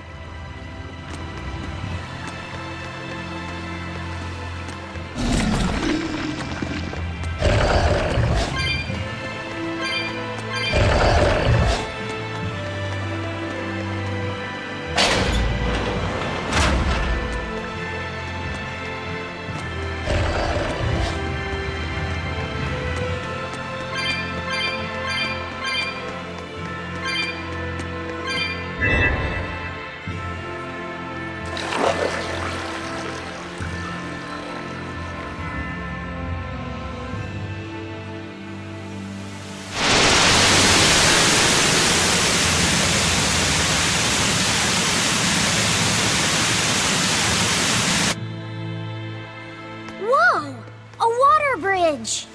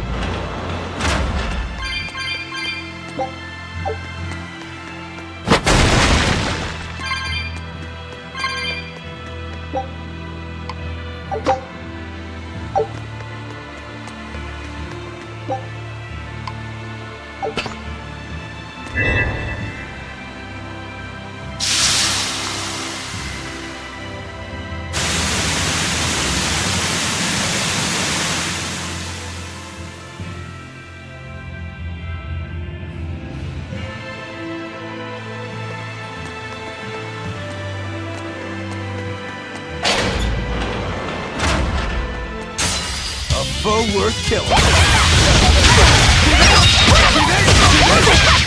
No mercy! Wounds I will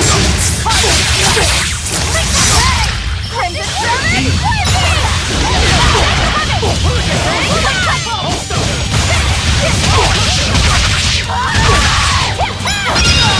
Is that all you got? Here's through!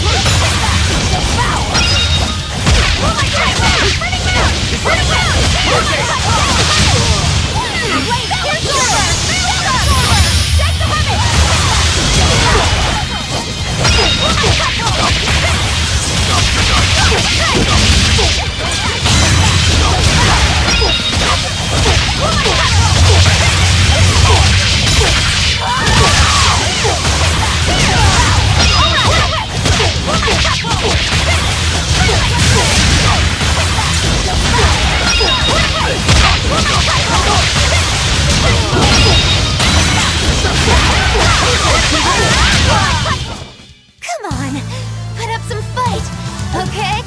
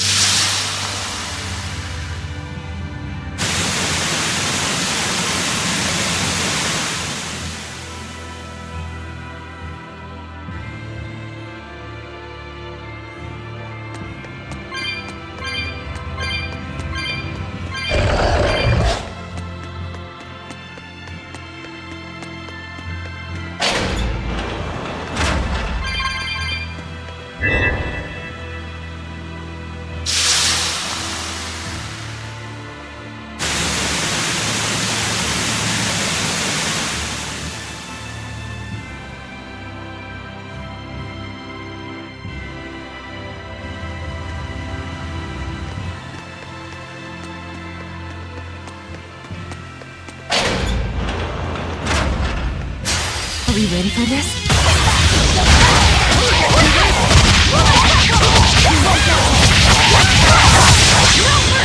Wounds that won't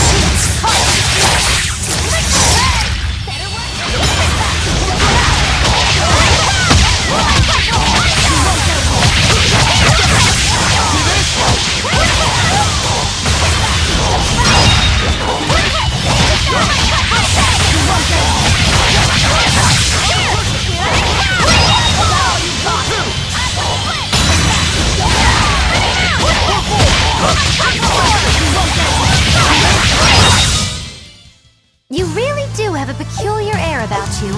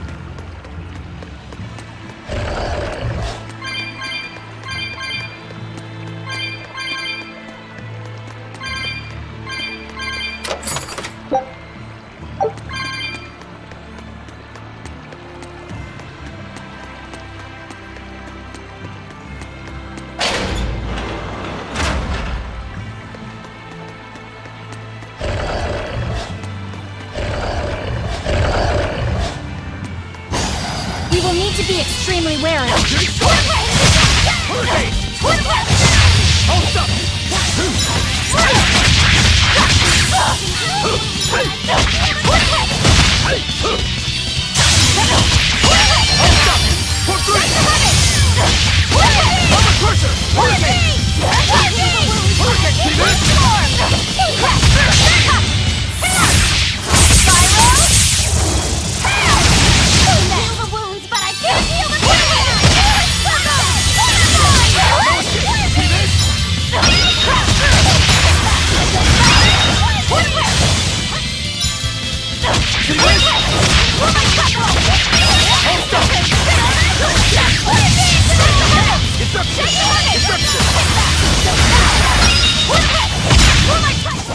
Come on, really?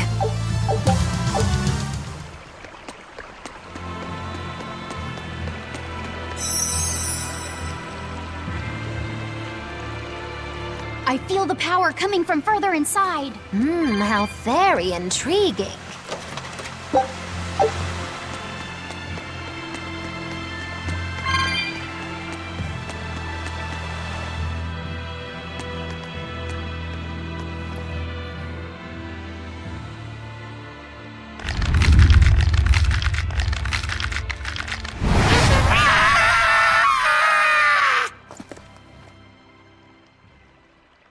Well, there you are.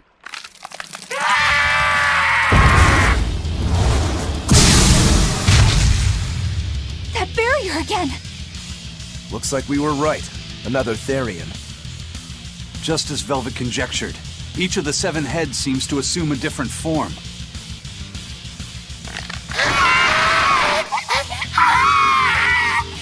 The sensation! It was here!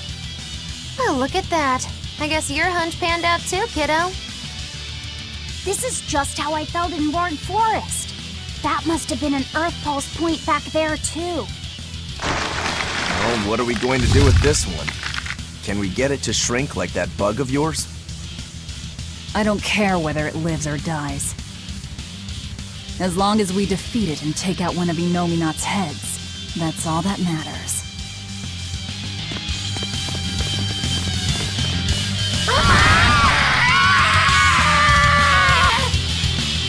Hurricane! Try not to let it eat you. That'd be very uncomfortable.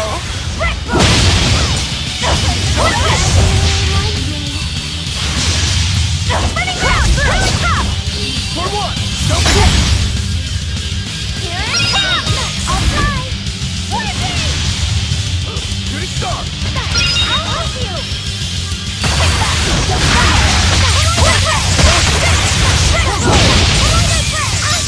Here's through!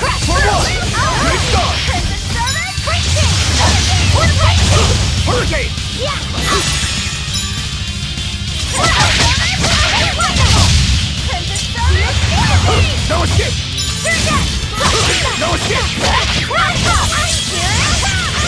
police! You wronged me! Here's your justice! Fight in order! Shooting star! Justice! Here's true! Kaleido Drift! Shooting star! Kaleido Drift! No escape! He's upon my fiery mirrors! No escape! Deception! Kaleido Drift! What? Bring him out!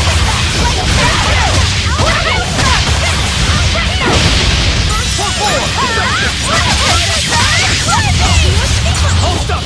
Hurricane! Armor crusher! Armor crusher! Deception! For 3! Deception!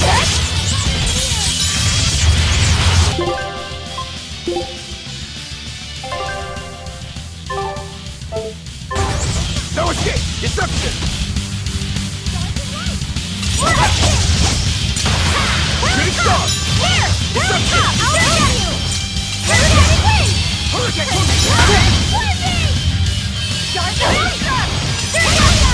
No escape! Hurricane! Hurricane! Hurricane! Hold up! For 4!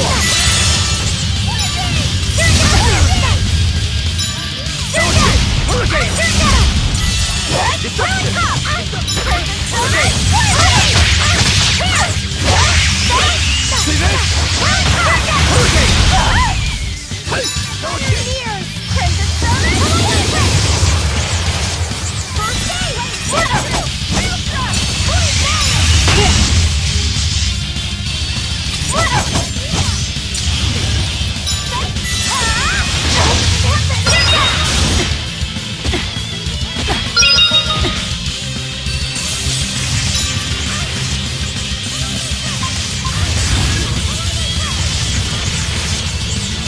Gaze upon my fiery mirror!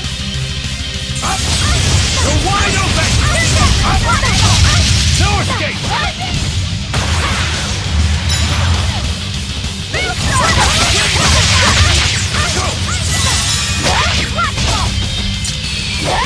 Guys like beguile!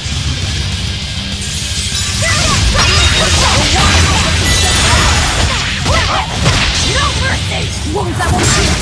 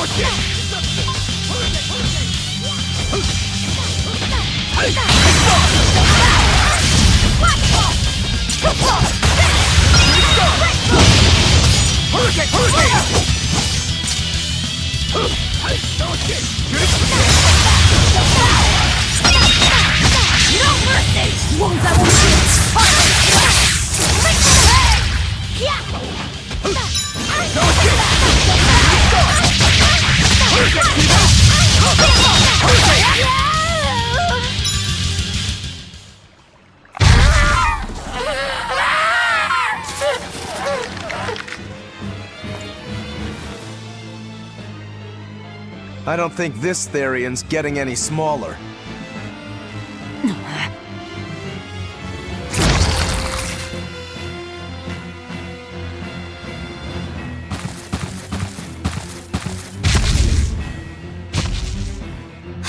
The demon again!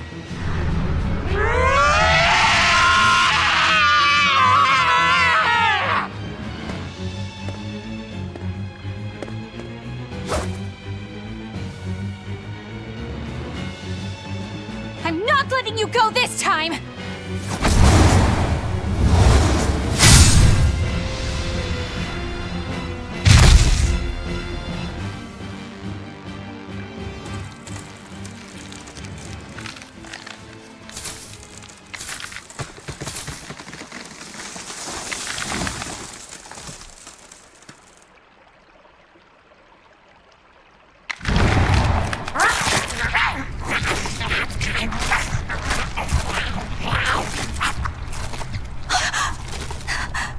Is that Therian eating the demon?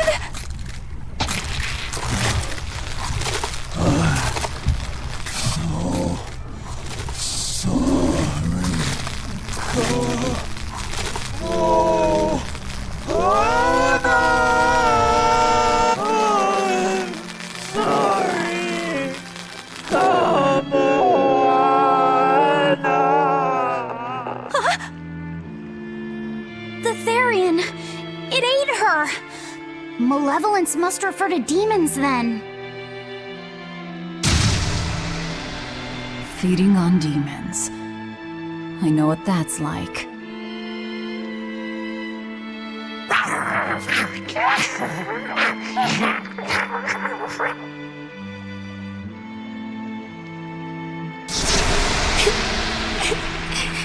Mommy. Mommy. Look! It turned into a little girl! Is that... Kamoana? Mommy, why? Why did you leave me all alone? Did I do something wrong? Was I too weak? I'm sorry, Mommy. I'm sorry. No! This can't be happening! I tried so hard to be strong for you, Mommy. The man from the Abbey made me strong. So please, Mommy, please come back. The Abbey made her strong? By turning her into a Therian? Jeez, those Abbey jokers really get off on this sacrifice stuff, don't they? I can't believe it. That woman, she was trying to save her own daughter. Mommy! Mommy! I miss you. Mommy! Dying, unable to save her daughter, all she could do was offer herself to feed her hungry child. No, this is my fault! So, should we bring her with us? Someone like her will only slow us down. That Therian isn't going anywhere.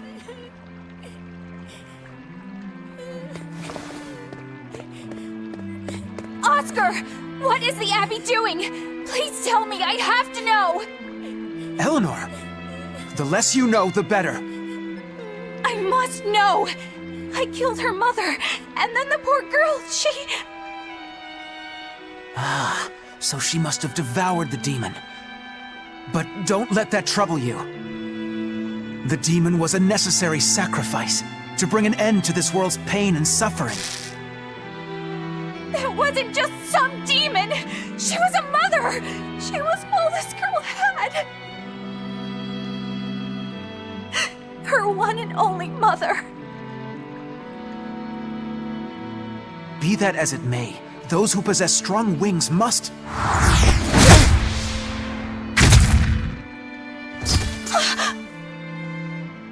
It's not nice to make a girl cry.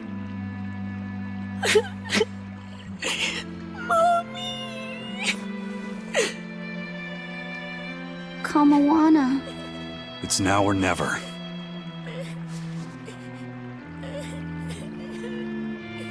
Out of the way, Laphicet. Wait! Have you no compassion? This isn't up for discussion. I thought you just wanted to weaken Inominat! You can sever the link! You don't have to kill her! Velvet!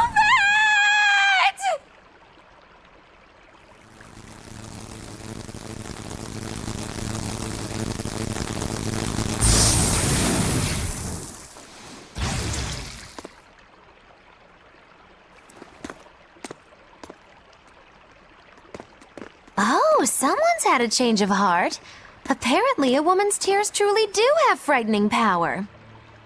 I'm just curious about something Grimoire said. I can always kill this one later. If we're taking her with us, we'd better grab her and go. No sense lingering in the enemy's territory. Hey, Kamawana. My name's Laphicet. Do you want to come with me and my friends and get out of here? Where's my mommy? I'll be lonely without her. You're not alone, sweetie. I promise. Even if she's far away, your mother will always be looking over you. How do you know? Because... that's what my mother does for me, too.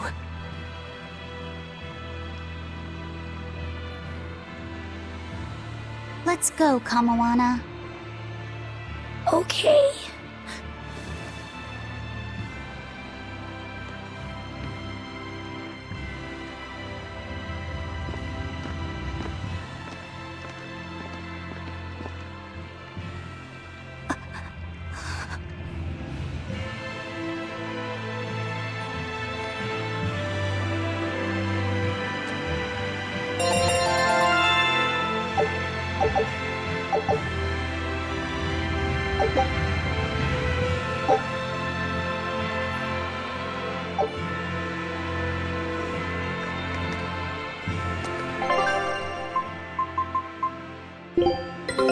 Take a look at this.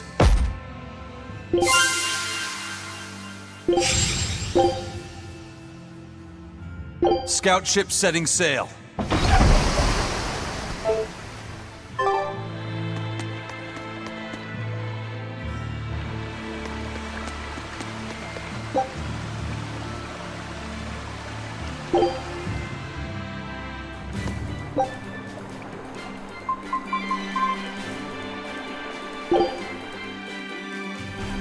Not good.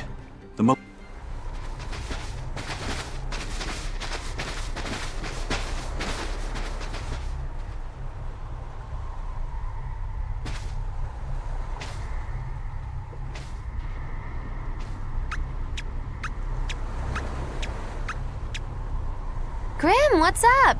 Did you come to share something else you found in that book? Not quite. I'm afraid the malevolence has grown too dense for me to hole up at the inn reading. Malevolence?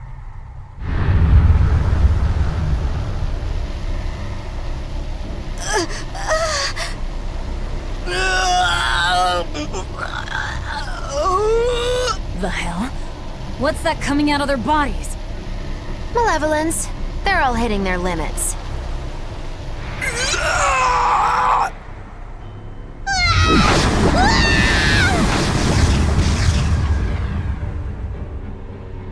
Demon Blight!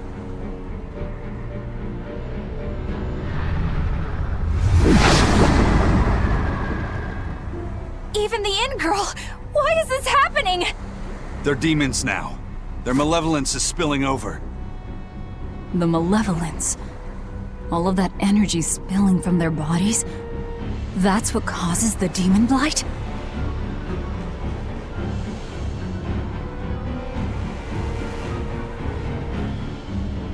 Do you know what demon blight really is? What demons are?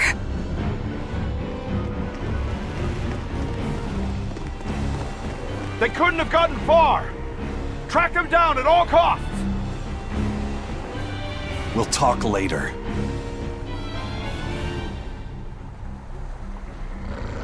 The Exorcists are going to have their hands full with these demons. Let's get back to the ship while we can.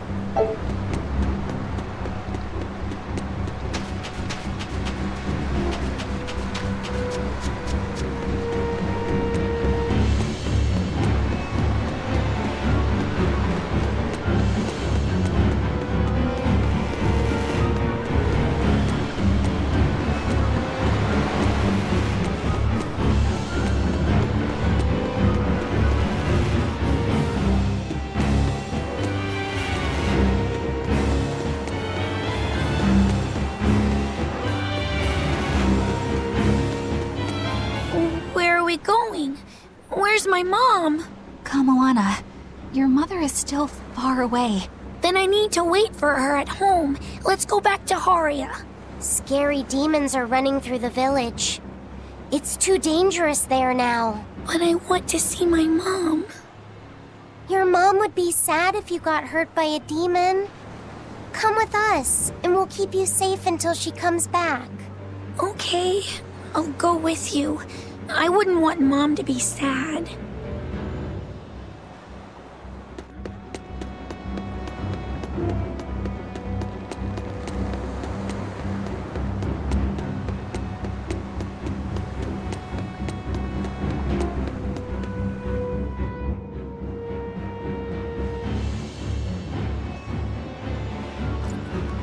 All right. You're going to tell me about the demon blight and malevolence. Are you seriously thinking of breaking the Moloch taboo? That depends. Moloch taboo? This is about more than just the demons. You could say it's the truth behind how this world really works. The knowledge can be devastating to humans, throwing into question everything they think they know. And so the Malachim agreed to withhold it from humans, for their own protection.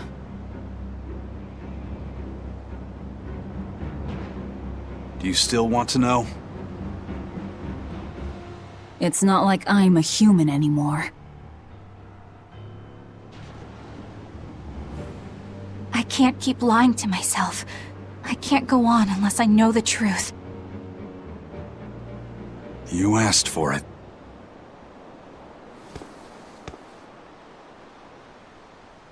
First of all, this thing, this illness you call demon blight does not exist. Any human carries the potential of becoming a demon. All it takes is for the malevolence lurking in their heart to overflow. And what exactly is this malevolence? Impure emotions beyond what reason can suppress. Think of it as the sin buried in men's souls. So you knew. I'm a witch. So malevolence is the darkness in all our hearts. Make any sense to you guys? Any at all? When you put it like that, yeah, it makes a lot of sense.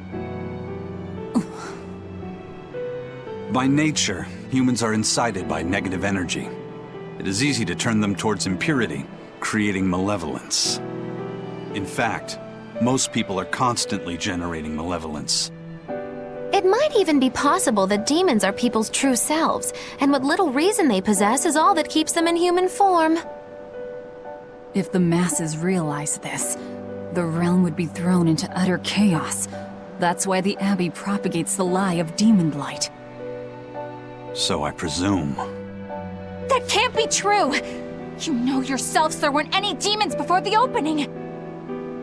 It used to be that humans couldn't see demons, or Malachim. Not unless they possessed a unique spiritual talent we call resonance. All your average human would see was someone turning extremely violent. Unable to explain what was happening, they'd just call those people possessed or feral. Then what made people see them all of a sudden? I don't know. My guess would be that something triggered greater resonance among all of humanity. And then, on the day of the Advent, all humans gained the ability to perceive Malachim. And in the following days, the exorcist numbers swelled. This has to be Artorias' doing.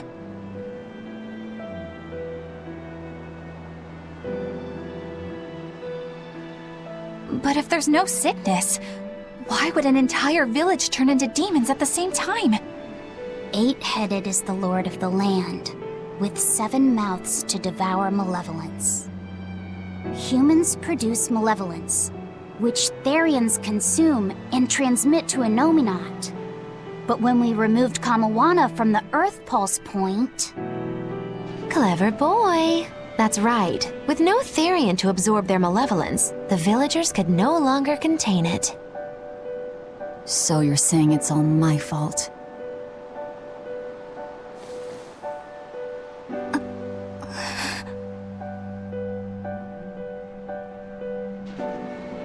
Hey, what's going on? You all look so sad. It's scaring me. On the other hand, at least now we know we can trust the contents of that ancient book. We tear the Therians away from their Earth Pulse points. Innominat's power will wane, and will prevent this awakening. But if we take away the Therians, then more and more humans will turn into demons. It's the only way to kill Artorias. Ooh, the knives come out. So even the truth won't stop you. Very well.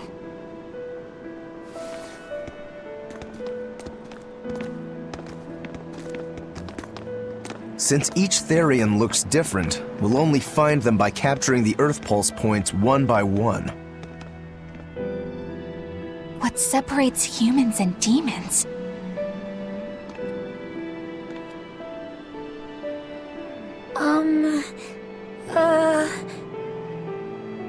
That's Eleanor. Cheer up, Eleanor. Your mommy's looking over you too, you know.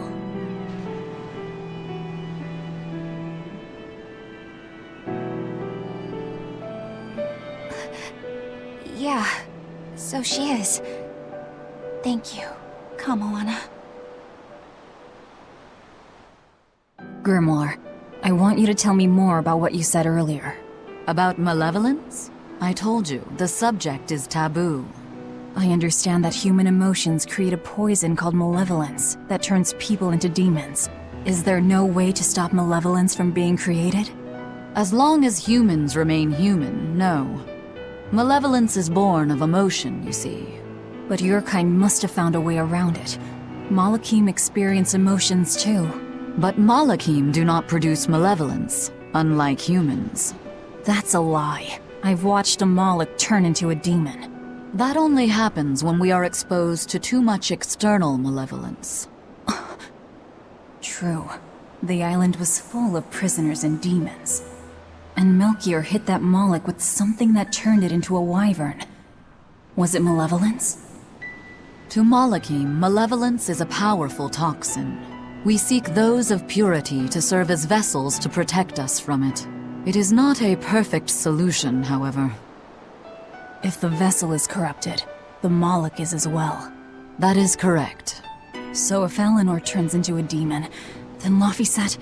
That must be what Eisen meant when he said he'd hate to see Laphiset's vessel broken. A small crack in one's soul is often all it takes to break a person apart. So try not to pick on our squeaky clean exorcist too much, Thanks for the warning.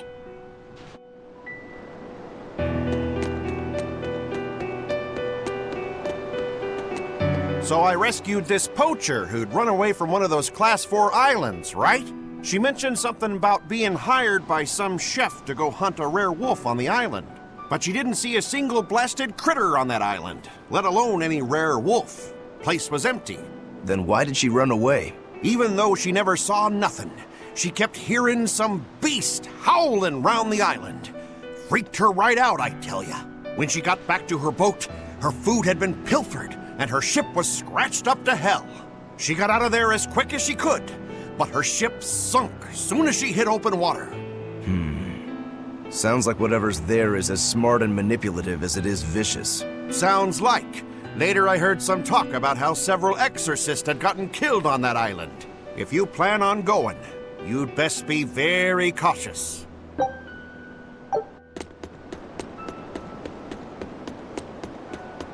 Sir, we just received a Sylph J from the boss of the Bloodwings. She has a job for us and wants us to meet her in Logres. How should we respond? Let's do it. Besides, we need to see if that demon in the villa was actually a Therian. Good point. And the Bloodwings might know something about the other Therians, too. We're heading for Logres. Prepare to set sail. Ready anytime!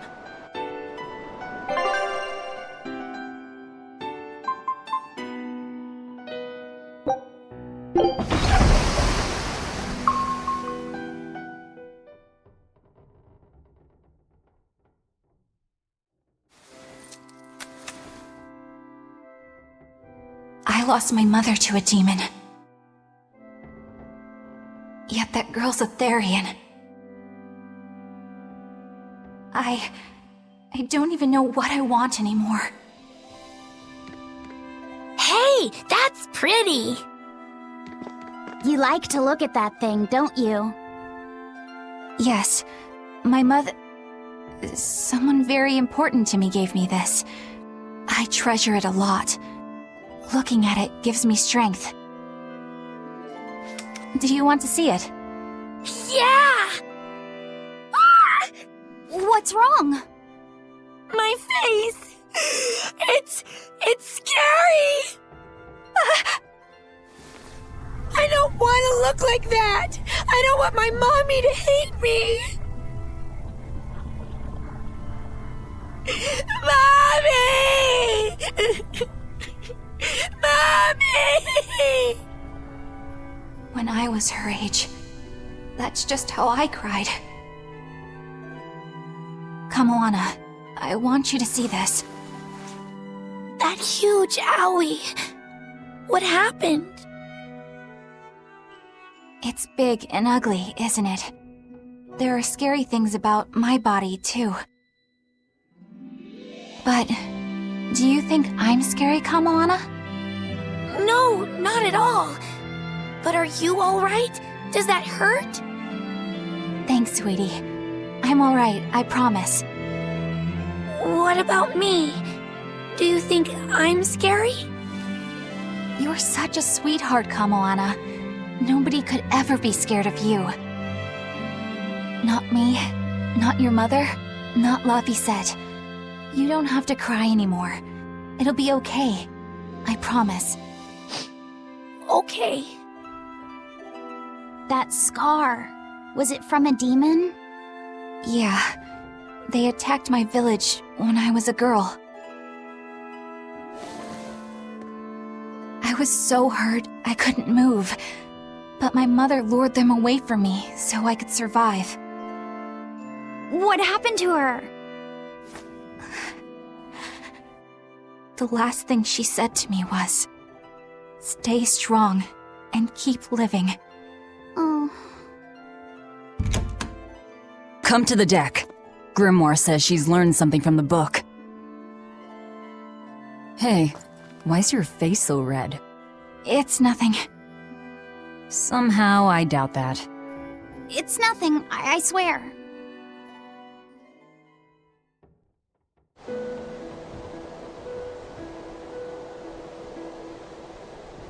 Do you all remember the second verse of that song Laphicet read earlier?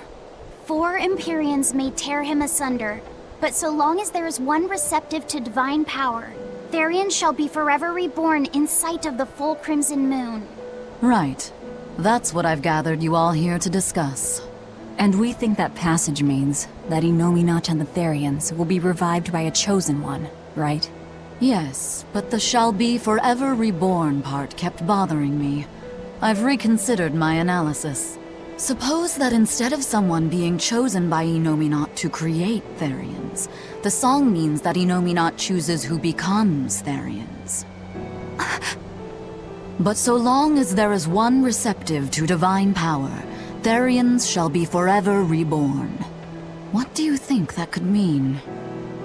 That someone receptive to Innominat's power will be reborn as a Therian. Like Kamoana. Which is to say that the Abbey figured out how to turn people into Therians, and then got right to work. That's... Are you really that surprised?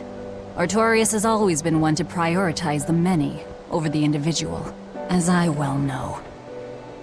Another thing to consider is this wording about Therians being forever reborn. This could mean that one Therian will be reborn again and again, or it could mean that different Therians will be born to take their place. Meaning that even if you kill one, there are more waiting in line. They can't be wiped out. Looks like prioritizing the one over the many was the right call this time, eh, Velvet? I never said I wouldn't kill her, if it would prevent Innominat's reawakening. But Therians can't be killed. Not truly. So, in a nutshell, if you kill one, another person who's receptive to Innominat's power will be reborn as one. Right. But the song says that 7 mouths feed the body, so there's only so many around. If you don't kill them, the next ones won't be born. Exactly. So we remove the 7 Therians from their Earth Pulse points instead. But then, we also have to protect them so the Abbey doesn't steal them back. Or kill them. Sounds tricky. We've got to protect my bug, too. Yeah, you take real good care of that thing now. Got it? You bet I will. In that case, we should probably work on securing a proper hideout for ourselves. You got a secret base or anything, Eisen? It's every man's fantasy, but sadly, I don't. We need a hard-to-find spot. One where we can guarantee a steady supply of malevolence for the Therians. Somewhere devoid of people but full of malevolence. Real poser you got there. With the Abbey in control of the entire continent, finding a place like that will be easier said than done. Meanwhile, Innominat's reawakening draws ever closer. We'll have to keep collecting our Therians while we search for a hideout. For now, let's just get to Logris.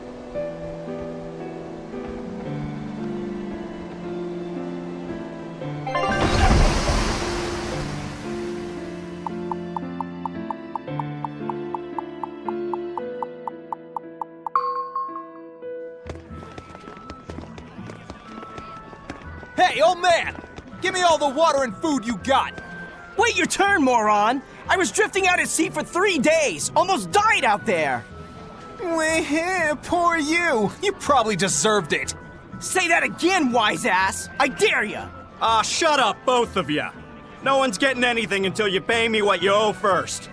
Are they gonna be okay? Don't pay them any mind. Sailors are just a short-tempered bunch, that's all. Huh? The hell are you doing? What's going on? They've jacked up the price to dock our ship here. Oh yeah? Some real balls you've got there, buddy. If you lot want to moor here, that's the price you're gonna pay. Look, pirates are a liability to begin with, but calling your crew infamous these days would be putting it lightly. The more wanted you are, the more it's gonna cost to hide you. Capiche? Hard to argue there. Benwick, just pay the man what he wants. Yes, sir. You're such pushovers. You and the captain both. I knew I could count on you to come through, Eisen. Pleasure doing business with you. Looks like I'm causing you trouble. It comes with the job. Don't sweat it. Some sailors just have longer tempers than others. Noted.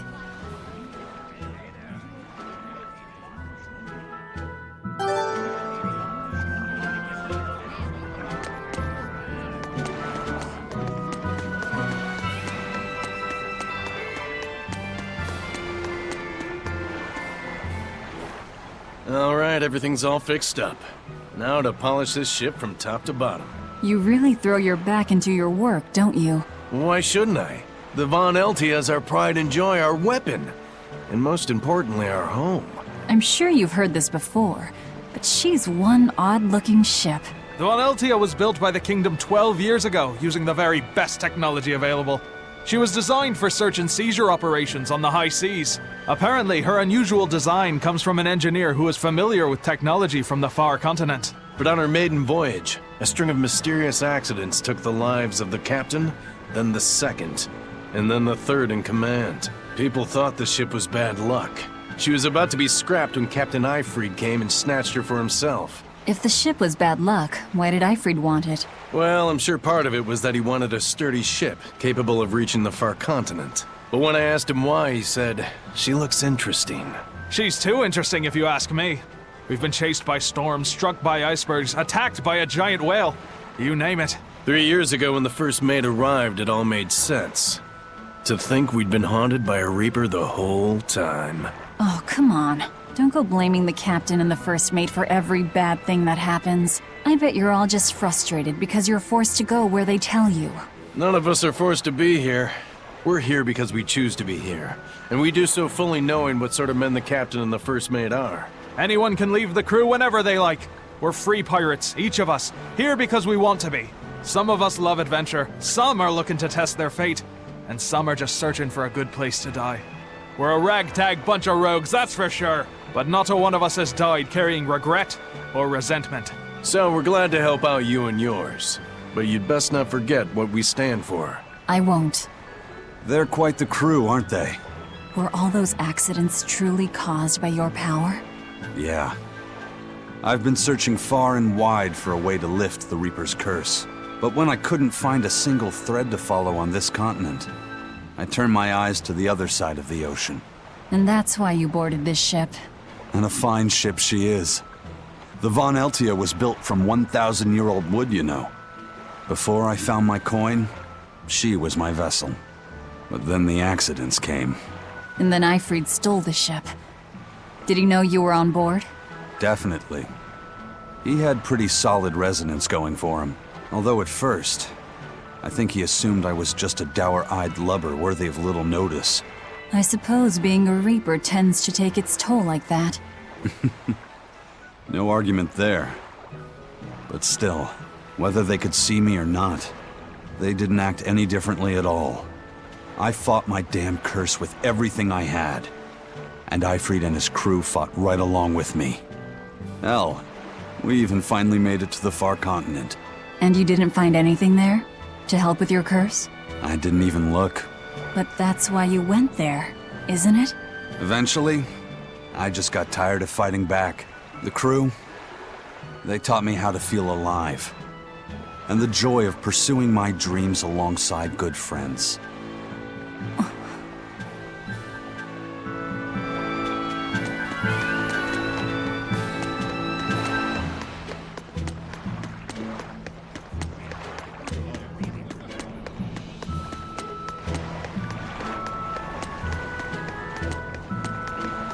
Just when are we gonna be allowed free access through Vortigern?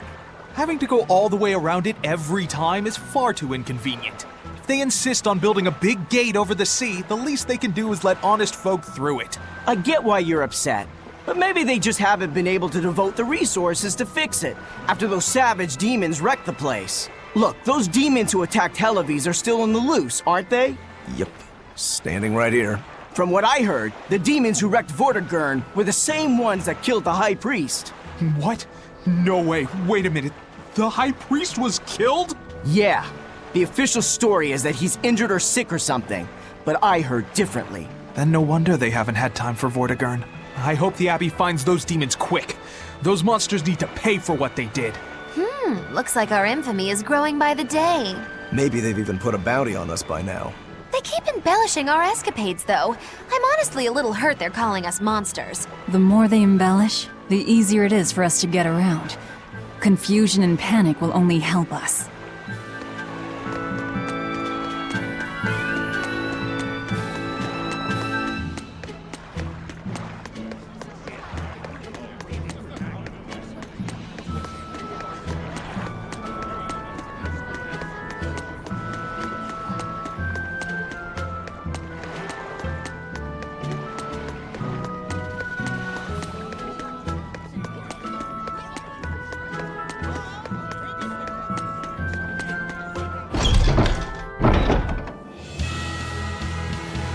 The blood-winged butterflies operate in the Empire's shadows. Not even the Abbey knows their full scope beyond whispers and rumor. And you all have a connection to them, don't you? Dark and interconnected is the underworld. We've heard voices in the shadows, glimpsed faces behind paper-thin masks. The attack on High Priest Gideon. Was that at their behest? Yeah, the Bloodwings asked us to take him out. We did it in exchange for information that could lead us to Artorias. Information? You would assassinate a man for mere information? Yes. Information on the shepherd who rules the world. Not a bad deal if you ask me. We just work with them when our interests align. Nothing more. That's the kind of thin justification I'd expect to hear from them, too. But the Bloodwings were acting upon knowledge that the High Priest was harming the people of the city. You're right. The incident with the nectar was the church's failing. And it seems that the Bloodwing Butterfly Network goes further and deeper than we had thought. They knew about the barrier at the throne, too. And Velvet's expertise at dove mimicry. Would you stop bringing that up? Dove mimicry? What does that mean? I have no idea. There was a dove near the dock checkpoint. That's all. Huh? Right! It was a black, full-chested dove, wasn't it? Cuckoo! A black, full-chested dove? Is that some sort of underworld code word?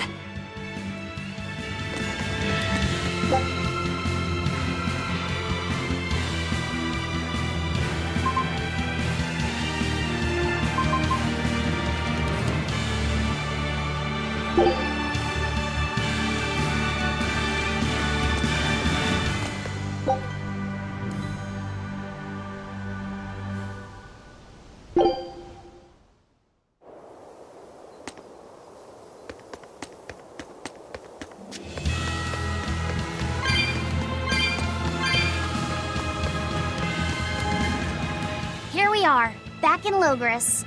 It was a lot tougher to get in the first time. More funny than tough, if you ask me. Oh, you mean Velvet's little dove act? Coo, coo! I'd be careful teasing her if I were you. You know how she can get. Oh, don't act like you didn't enjoy it too. I'm sure you did, right? Good little boys don't lie to adults, you know. I might have. Just a little. Say it like a dove. It was funny. Coo, coo. Is Inominat's book so difficult? Grimoire seemed perplexed by it. Yeah. She said it was written in ancient Avarost, a language that uses Impressionist script. I've never heard of Impressionist script. Each character can have many different meanings and readings, depending on the emotion it's expressing and the way it relates to the characters around it. Some modest records on its grammar and structure survive, but none that say how to read the emotion the characters express. Grimoire said that you have to recreate the writer's feelings as a sort of starting point in order to read it. I see. And you have a talent for that sort of thing?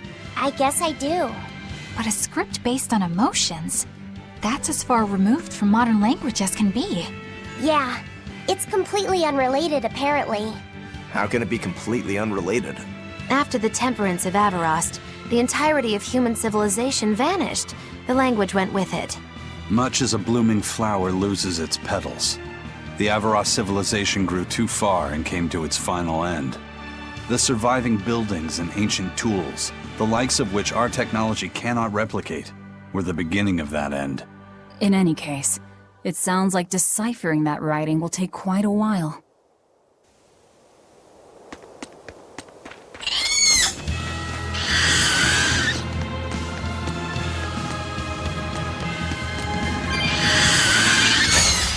foe worth killing.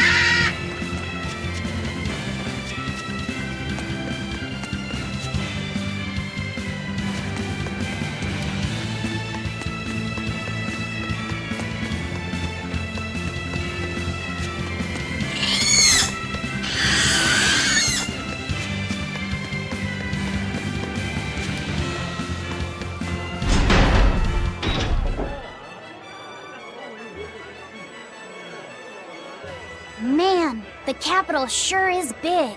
Yeah, with historical buildings and artisans and all, there's much of interest here for a boy who loves to learn. Uh-huh. Sightseeing's nice and all, but don't wander off and get lost. Oh yeah, sorry. Don't worry about him. He can take care of himself. I know, I was just saying.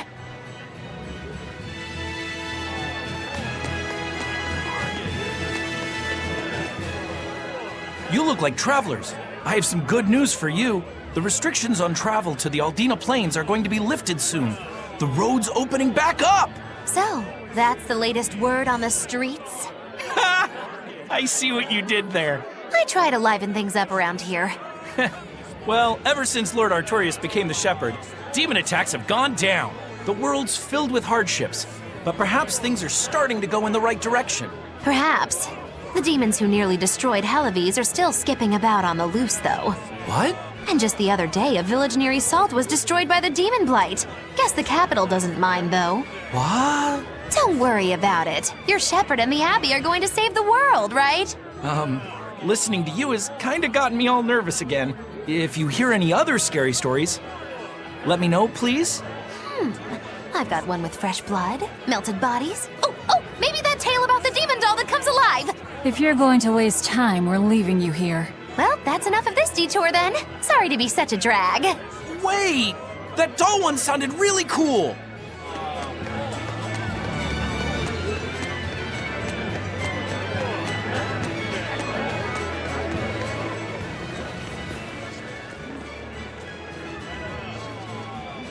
What's with this crowd? Modulu's troupe just put on a real show. Man, it was the best! Her dancing was every bit as great as I'd heard. Wow, the Modulu?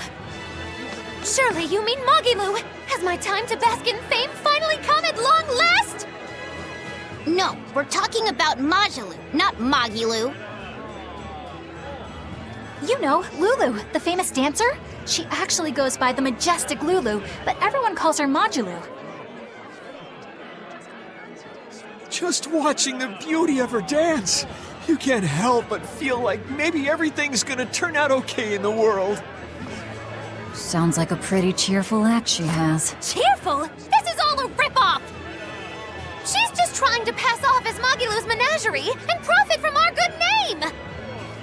What good name? We don't actually perform anything. I was planning on getting started eventually, but now this con artist comes along and ruins everything! I can't just ignore that, you know. It's Majulu! You did great today, Majulu. I loved it! Thank you so much! But according to my teacher, I still have a long way to go. I'll work hard to do better next time, so I hope you'll come see me! Majulu's teacher is a dancer named Balta, whose immense talent brought him all the fame in the world. But Balta suffered a tragic injury that took him forever from the stage, and now Majulu was working hard to carry on his dream. So, you're Majulu then? I am. My teacher and I work really hard to put on performances that'll leave a lasting impact. And I refuse to let anyone call me a phony. Oh? And how do you propose to stop me? Taking it to the stage and seeing which one of us can better hold a crowd? Yes, that's just what I was hoping for. Lulu, don't go around picking petty fights. But sir, this woman, she... You should know better. If you have the energy to spare spitting vitriol at people, you should refocus that anger into moving your body. If you need to express yourself, do it on the stage. Yes, sir. You're right. Teacher, is the pain acting up again? It's no matter. What does pain compare to losing the ability to dance? Anyway, what matters is how you're holding up. I'm fine, sir. Good, then let's head back and practice some more.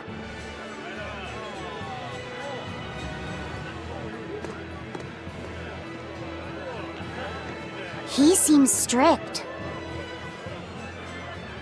He does.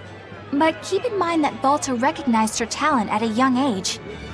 He even adopted her so he could pass on everything he knew. He might be strict, but only because he believes in her. You sure know an awful lot about them. I'm sort of a fan of theirs, you could say. A teacher and his student, chasing after the same dream. What a sweet little story they have.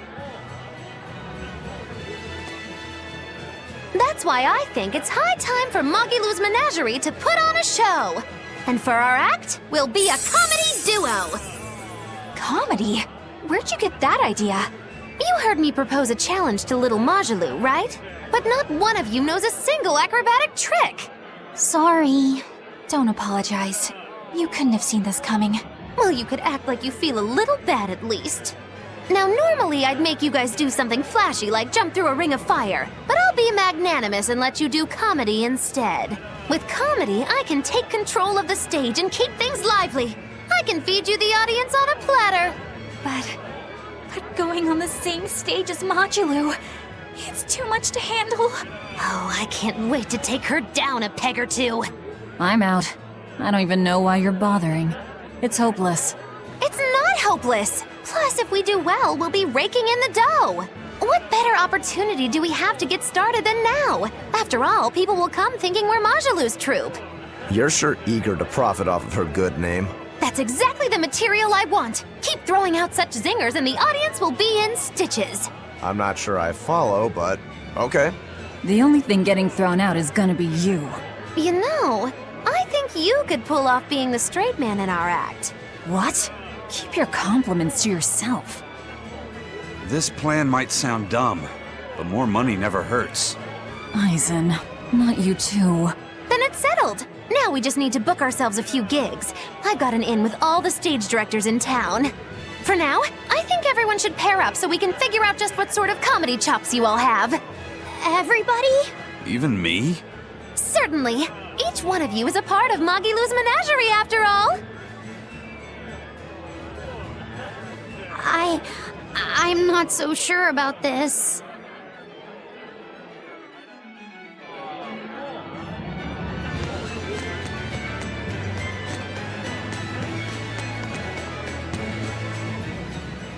Whenever I hear Magilou's name, I can't help but think of Magilanica.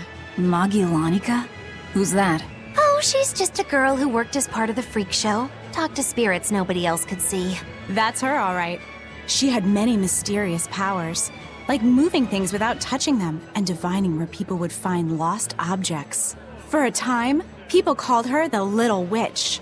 She was pretty popular. Thanks to her, the rest of the troupe took in plenty of cash. Or so I hear. Yeah, but eventually they took it too far, and the kingdom tried them for heresy. I hear Magilanica was subjected to really brutal torture. True fact. Everyone knows this story. Well, I've never heard it. That's not too surprising. It all took place when I was a young woman myself.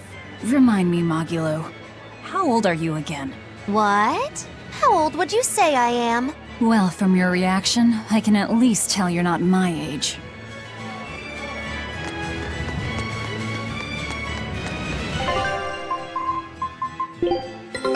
Take a look at this.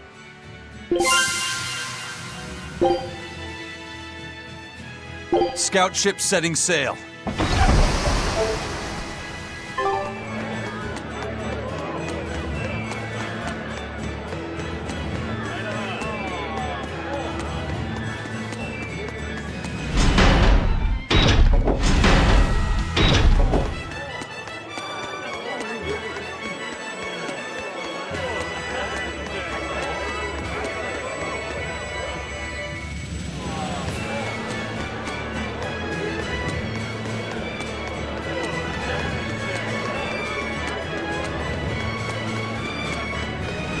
When will the High Priest return to us? Keep this between us, but I heard Lord Gideon was killed by demons. Surely that's not true.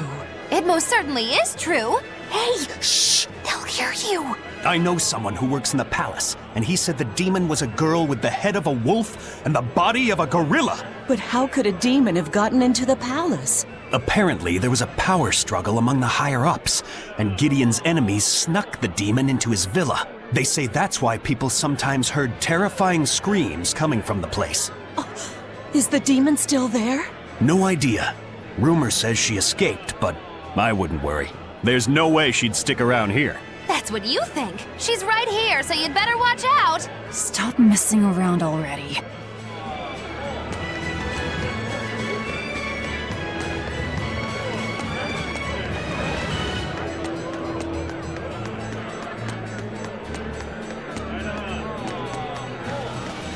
The nights are so cold of late. It's gotten harder to get flamestone, too. I hear the port at Helives is at a near standstill. No matter how much flamestone they mine from Mount Killerhouse, they can't get it shipped out. I'm sure the Abbey is aware of the situation. It's not just us who are suffering. We have to endure. Times like these is when we need to practice Lord Artorius' teachings. The many outweigh the individual. Exactly. I'm sure Lord Artorius will think of us soon and send aid. He doesn't give a damn about any of you. How dare you! The many outweigh the individual, right? Artorius wants to save humanity as a whole. Your individual troubles aren't important to him. You have no idea what you're talking about. Aren't we part of the whole he wants to save? What happy fools. Sorry about that. She didn't get to see his speech, so she's been taking it out on everyone around her. Really? What a troublesome kid. But really, that speech was incredible.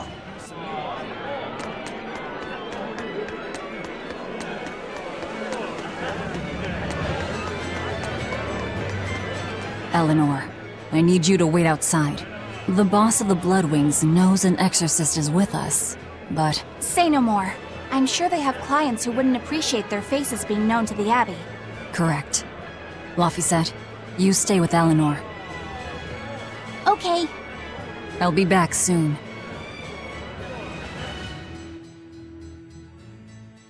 My thanks for coming all this way.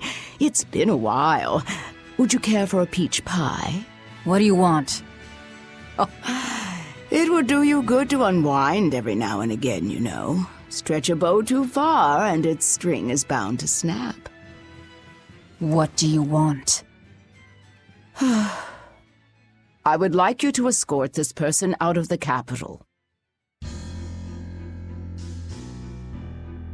Something smells about this. Literally. Where am I taking them? Somewhere the authorities can't reach them. Sounds nice. I could do with such a place myself. No joke. We've been looking for a place to lay low, but we haven't had any luck yet. Well, come to think of it, I've heard a rumor that it's been a while since the Abbey has had any contact from Titania. Prison Island. Titania? But I thought the Abbey was in direct control of that place. Has the situation there gotten that bad since you left? Sometimes the answer is right under your nose. I think it might work. Yeah, could make a decent hideout actually. The Therians could definitely get their fill of malevolence there. And the Abbey is far too goody-goody to imagine an escaped prisoner would ever return to her prison by her own free will. At the very least, I'd say it's worth checking out. I take it our intel has proven useful. It has. But before we go, have you heard anything about the Abbey harboring demons? I'm aware there was a demon in the villa, and that it has been relocated. Where?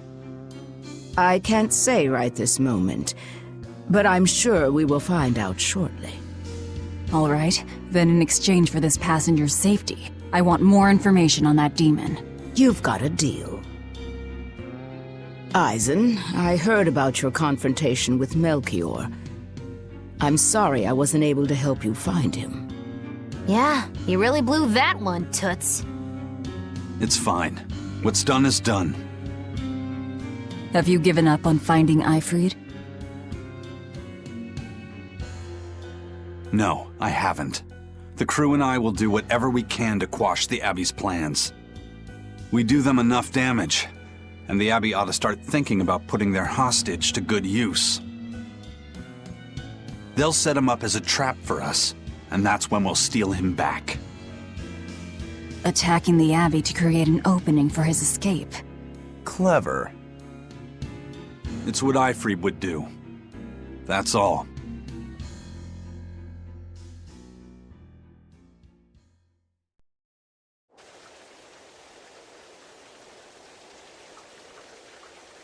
They're taking a while. Yeah. The Shepherd has a special mission for you. You are to protect the Malak Laphicet and bring him to the Logres Abbey headquarters.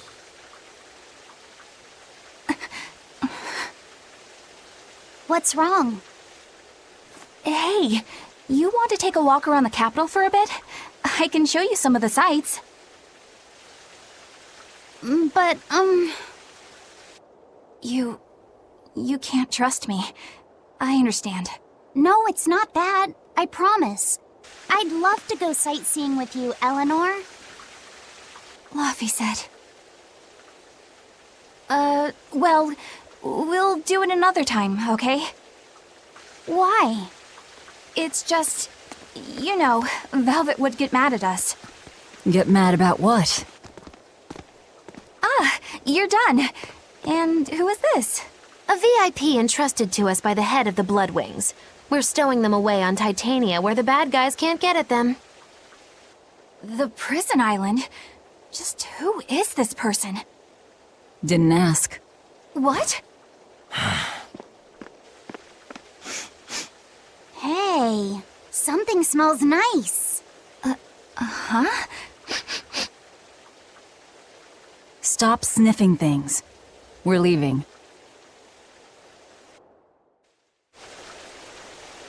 I can't believe you take a job without bothering to ask who you're escorting or why. The less you know, the less trouble you invite. Who is that caped man? I do not know, but his hawks seemed extraordinarily well trained. Trained to hunt, maybe? I'd imagine. It takes a great deal of time and money to train a bird like that. What is it? I smell something nice. Indeed. The scent is somehow familiar.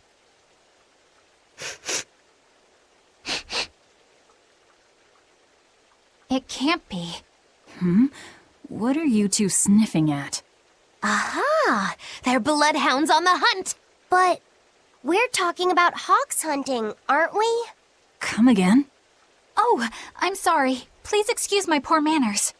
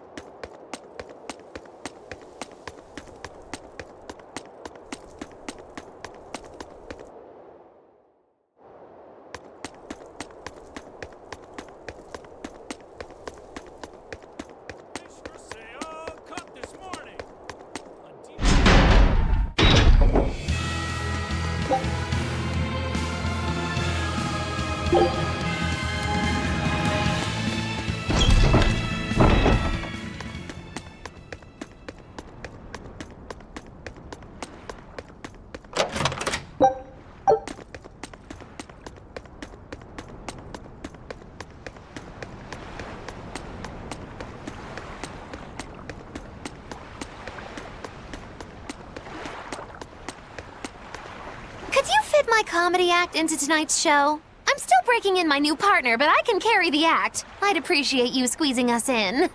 For you, Maggie dear, I'll do it as a personal favor, but you get 200 flat. No expenses, no per diem. Oh, come on, don't be so stingy. It gets worse. Our headliner is doubling up after, and the opener flubbed their lines and lost us minutes. Playing deuce for a cold house? Well, all right, them's the breaks. What the hell are you even saying? I'm saying we're going on, and you are my straight man. What? You are serious? I'll take care of the actual funny bits. Just act like you always do and we'll be fine. Bonus points if you toss the men in the audience a glare of contempt every now and then. Just trust me. Oh, hold on. This is all happening so fast. I'm not sure I'm ready for... You'd better get ready, because the curtain's going up.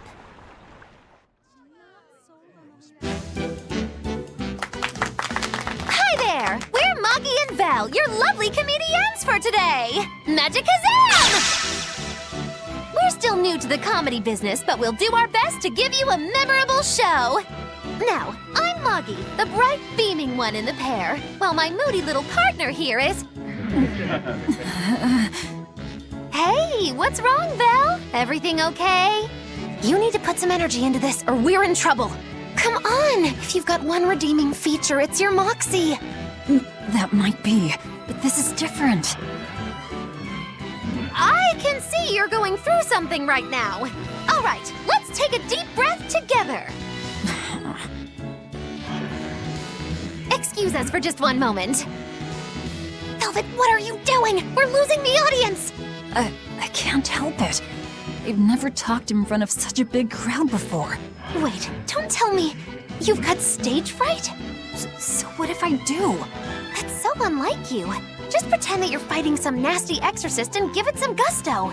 Easy for you to say. I'm embarrassed out here. Don't be such a girl! I am a girl. That's it! Just do that, but project your voice! I can't, and I don't want to. You're a comedian, you have to! Where's your passion for your newfound art? I'm not one, and I've never had any. No, I can see it within you, deep down, the burning passion of a true artist at heart! I've had enough! I can't do this with you! Sorry, folks, show's over.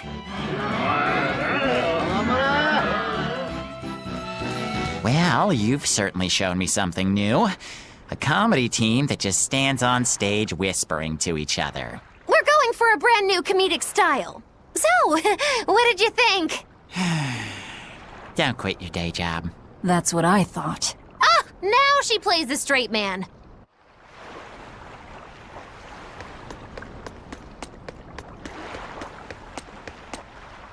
This is bullcrap. You're gouging us just because you can. Well, if you want to pay less, maybe you should go find someone more generous, Looks like they're at it again.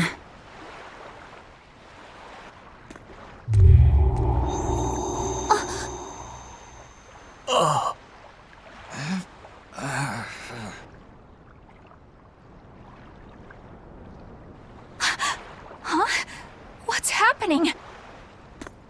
Benwick, snap out of it! Benwick! Huh? I was haggling for supplies, and... Tell you what, I'll give you a fair price. Actually, just take what you need. We should all endeavor to help contribute to the common good of humanity, rather than selfishly pursue wanton profit. What? Are you sure? No. Wait. What was I saying?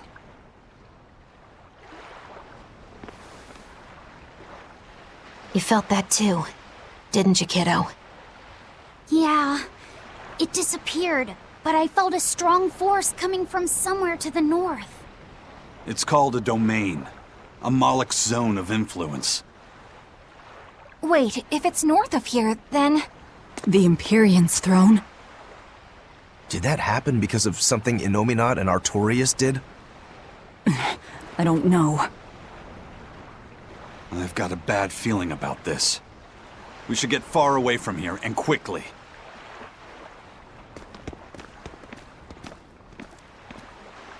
So, the suppression.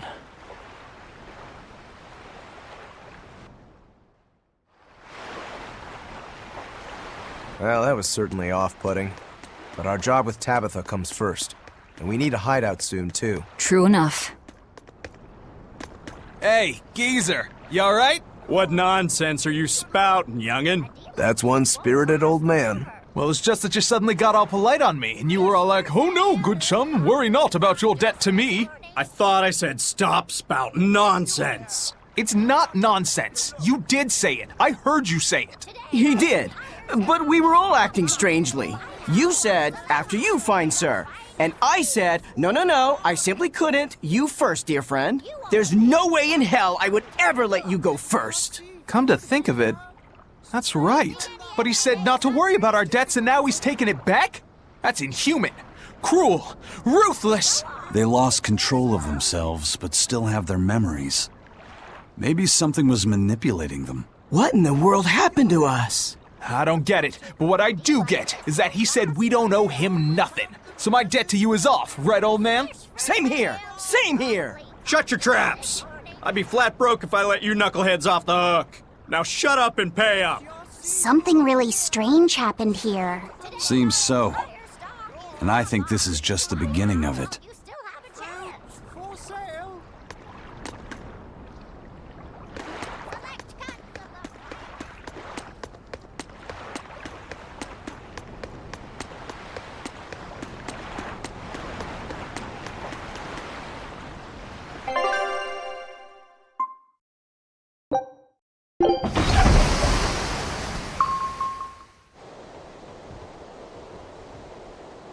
All right, we're safely on the rolling waves.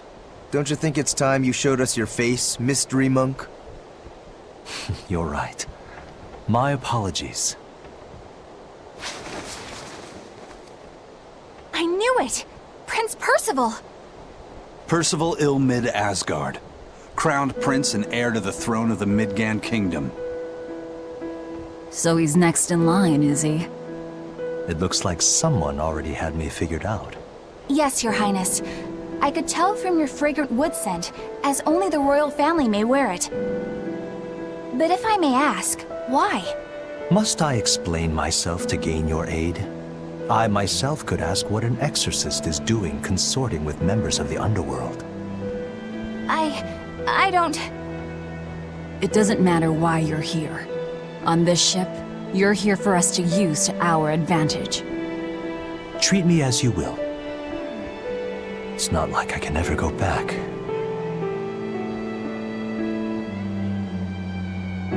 For a fellow born with silver spoons spewing out of his mouth, Princi Poo's rather laid back. Prince Percival is an upstanding man, renowned for both his intelligence and his fair, just demeanor. It's widely believed that with him on the throne, Midgand's prosperity will continue and... Look, I played dumb earlier, but I smelled that scent too. He wore it for us to notice. He wanted us to know just what sort of position he held, and how useful he could be to us. He surprised me at least. Do you think we're being led into another trap? We definitely can't take that possibility off the table. When the time comes, he'll make a good hostage, if nothing else. Not if the ones we face are after his life too. For now, let's just make sure we keep an eye on him. The prince. He said he couldn't go back. I wonder why.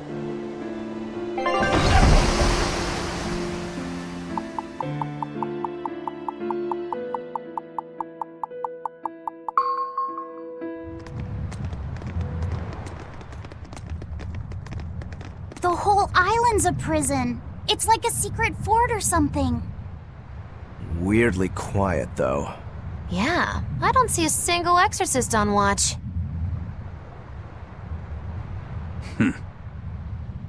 Let's scope out the inside.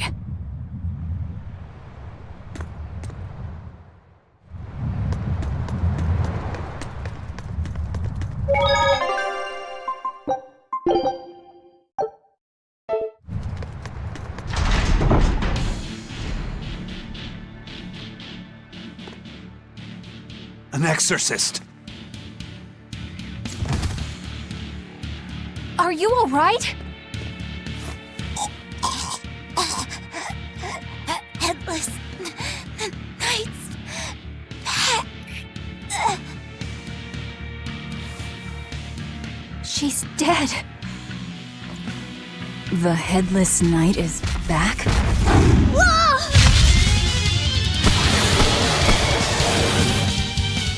Think this is the demon that attacked her?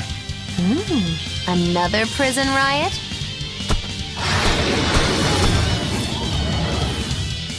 Kurogane, Dial.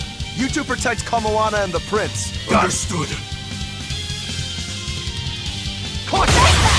Stupid monkey, you're giving me a headache. Stay sharp! This one must have survived the riot! No mercy! Wounds that will shoot its Did you think you could escape me? So did the Abbey actually fail to quell the riot? I find that hard to believe. The prison was heavily staffed with exorcists. Perhaps it was venomization. Venomization? A dark ritual, forcing demons to eat each other in order to produce ever stronger demons. So the demons devoured each other, creating a demon too powerful for the exorcists to control? I imagine the riot didn't help. Now whose fault could that have been, I wonder? Whatever happened doesn't matter to us now. We need to focus on how to take this place for ourselves. That exorcist from before said something about a headless knight, right? That one's probably the leader. Then we hunt it down and destroy it. Until we capture the island, let's use this room for our staging ground. I'll leave the prince and Kamoana to you two. Eliminate any enemies who come in. Understood. Don't expect much from me, but all right. Kamoana, if anything happens, call for me and I'll come running to protect you, okay? Okay, you stay safe too, Eleanor. Let's go.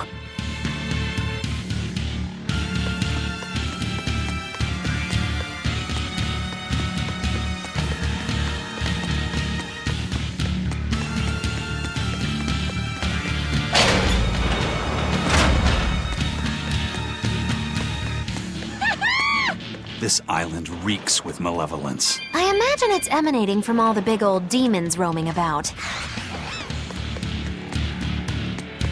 Hey, it's you again. I'm so busy! I'm so busy I can't even notice what's going on around me! You're not fooling anybody. Why bother? I was hoping to not have to deal with yous guys. Whenever I run into yous, I always lose so much monies. Because Velvet always forces unreasonable demands on you? Oh, Miss Exorcist! Your concern warms my little turtle's heart. I'm not forcing anything. I just think he's trying to take advantage of us by fixing his prices well above market rate. Price fixing? As in deliberately marking up items so as to take advantage of the less fortunate? I was under the impression that the Abbey strictly forbade such unscrupulous business tactics. Ah! perish the thought, Miz. Our accounting is always above board. 25 hours a day, 8 days a week.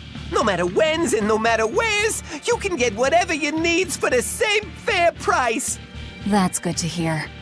Eleanor, give the nice turtles that smile he so desires. I'm sure running a business is hard work. Hang in there. Much obliged.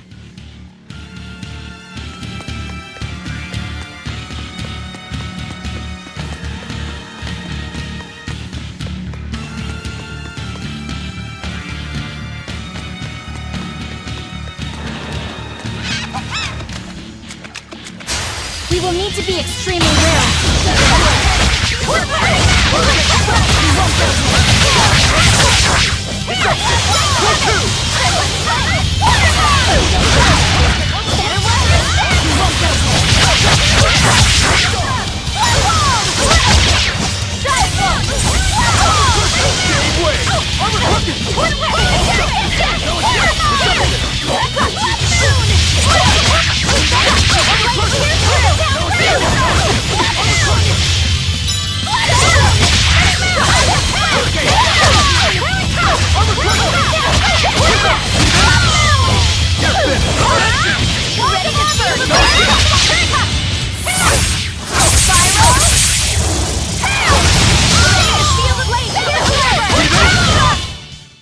Even a short weapon is effective up close. And training can help it get even closer. Mine gets as long as I want it to be.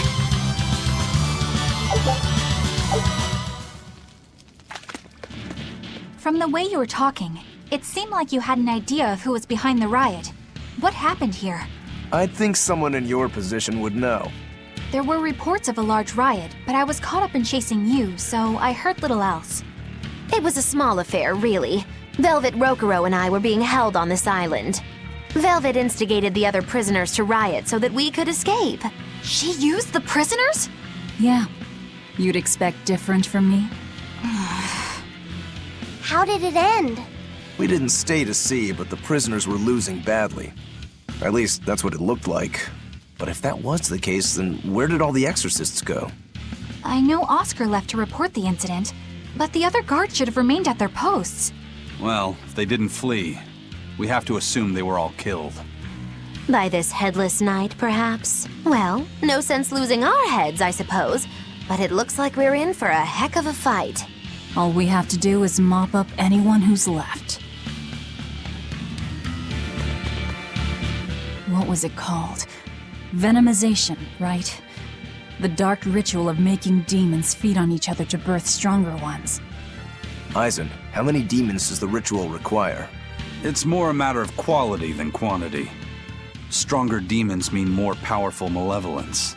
The ritual mixes the victor's malevolence with that of the devoured, creating a terrible, bloodthirsty monster.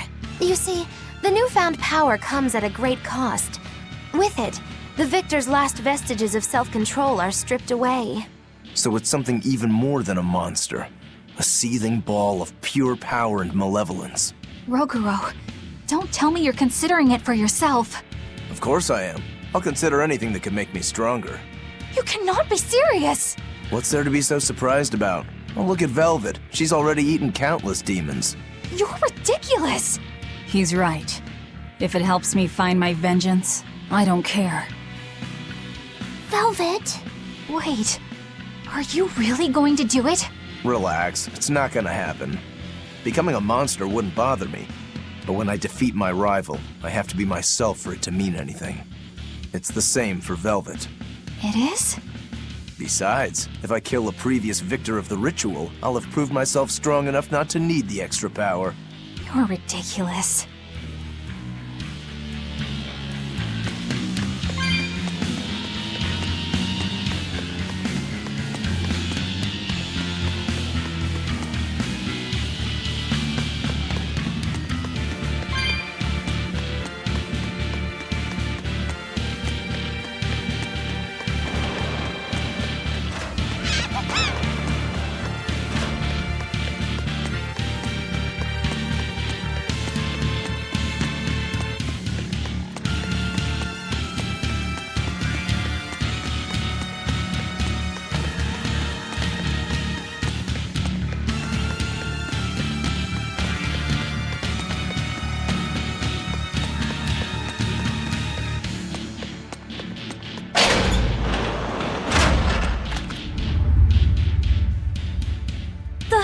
last night.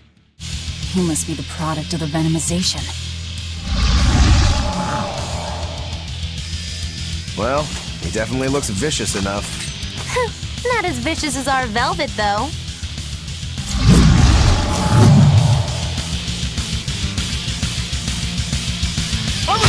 Where's his voice even coming from? Look inside.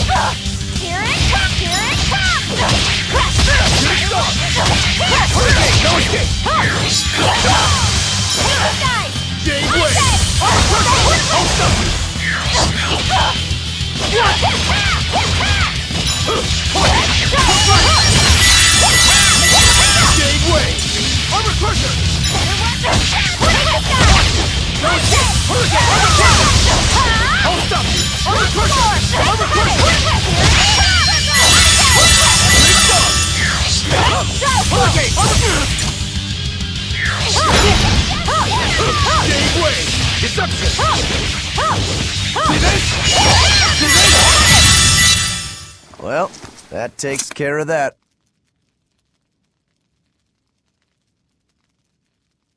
Yeah. I feel something again. More malevolence? No, another Earth Pulse point. It must be on this island. I sense it too. It's very close. Directly underneath us, I would guess.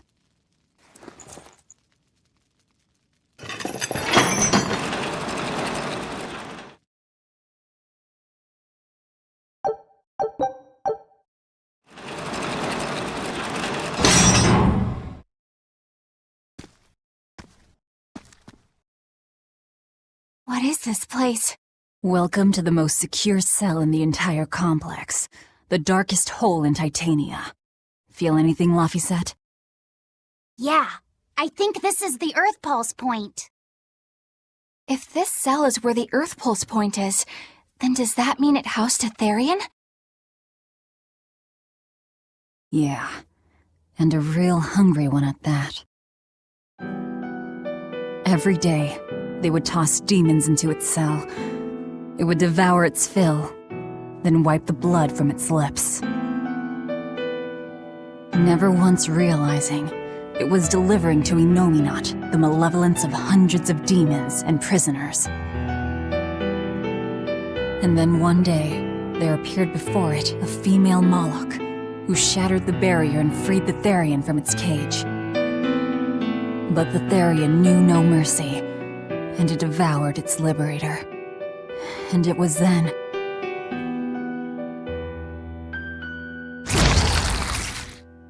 It was then I obtained the power. The power to avenge my brother. Velvet, you're a Therian? This prison island was a feeding ground for the Therian, harnessing the malevolence created by the prisoners within. But because Velvet escaped, the malevolence went out of control. Wow, the same darn thing that happened back in Kamawana's village. Lord Artorias would never have done such a thing. No? What's so unbelievable? That he used his wife's brother as a human sacrifice? That he imprisoned his wife's sister? Because that's what your damned holy shepherd did! All to get his hands on Inominat's power! I'm sure he had a reason for... A reason? To spare the world of its pain? Don't give me that! Who will spare my brother's pain? Who will soothe my brother's despair? He murdered my little brother, Laffy! Then you'll stand there and tell me it was for the greater good?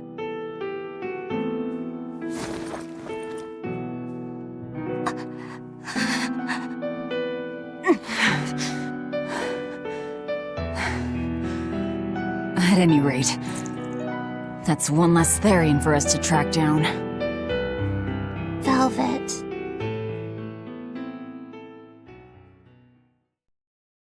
Help! Eleanor! Kamoana? What? Did Velvet yell at you so hard you're starting to hear voices now? I have a feeling something's wrong. Kamoana could be in danger. But we already beat the Headless Knight.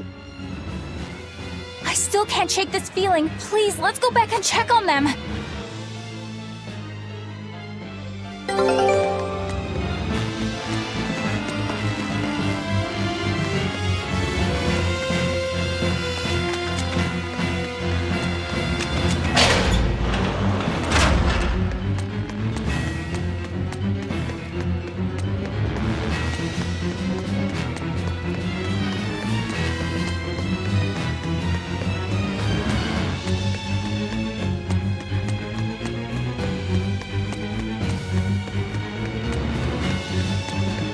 So, Velvet is a Therian, is she? I knew there was something off about her. But it's what she cried out that's really on my mind. Laphicet, is Velvet truly Lord Artorias' younger sister? She never told me. If it were true, I suppose it would explain her knowledge of Lord Artorias' training. If you're so curious, why not ask her yourself? Hey, Velvet, what's your connection to Artorias? Rokuro, have some tact! I heard you whispering. It doesn't bother me. Artorias was married to my late sister, Celica. He was our brother-in-law. We lived together for more than 10 years. That does explain a few things. So he sacrificed his little brother and turned his sister into a Therian. But you were his family. To his view of the grand scheme, family is inconsequential. The needs of the many outweigh the needs of the few. All he did was act according to his ideal logic. Well, enough chit-chat. Let's get moving.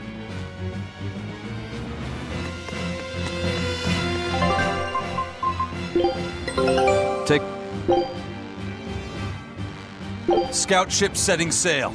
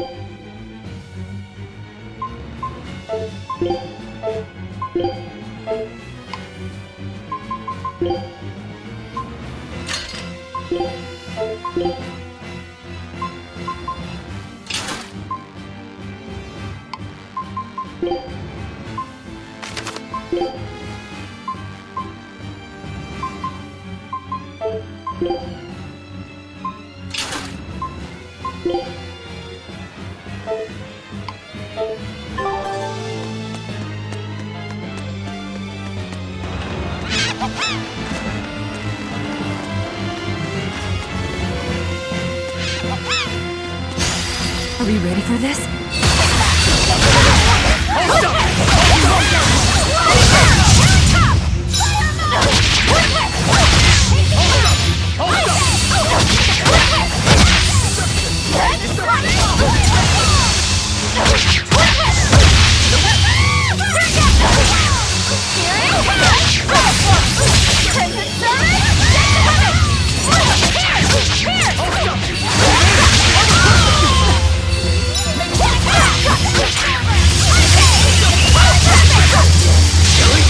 But I'm this close. I won't miss! Form Zero!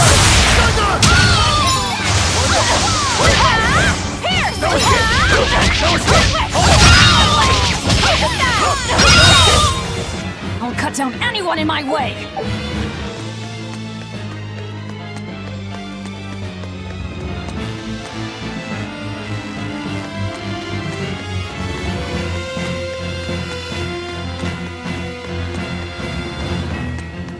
So it turns out that Velvet is a Therian who consumes malevolence. And too much malevolence is what changes people into demons. Strong enough malevolence can persist after the person who created it dies, turning their corpse or spirit into a raging monster. That's how undead and phantom demons come about. Then the demons Velvet killed turned back into humans because she devoured their malevolence. Yeah, and consequently, they avoided becoming undead or anything like that. So she saved them. Well, I mean, a corpse is a corpse, of course. Do you think she could devour only the malevolence and turn a living demon human again? Unfortunately, that's impossible due to malevolence's self-reinforcing nature. When Therians are connected to Enominat through an Earth Pulse point, they seem to be able to absorb small concentrations of malevolence from the surrounding area and inhibit the creation of new demons. But any human who builds up enough malevolence to turn into a demon will keep producing malevolence as long as they live. That's right. To devour any malevolence, I need to cut it off at the source. That's how my powers work. Velvet, I'm sorry. I don't mind it. Actually, I find it convenient. This way, I'll never forget my hatred for Artorias. Plus, as long as you stay away from an Earth Pulse point, you get to keep the power of any malevolence you consume. Fuel for my hatred, yes.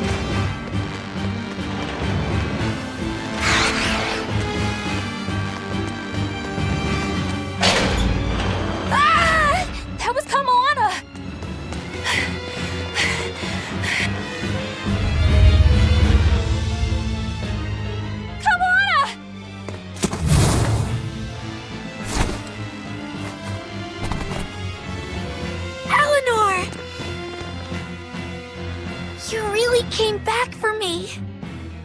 A promise is a promise, sweetheart.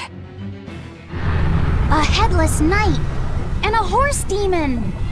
It's giving off a ton of malevolence. This must be the true survivor of the venomization process. Oh, I get it! The dying exorcist lady wasn't saying Headless Knight is back. She was going for Headless Knight on horseback. Whatever the case, we'll fight whoever we have to claim this island.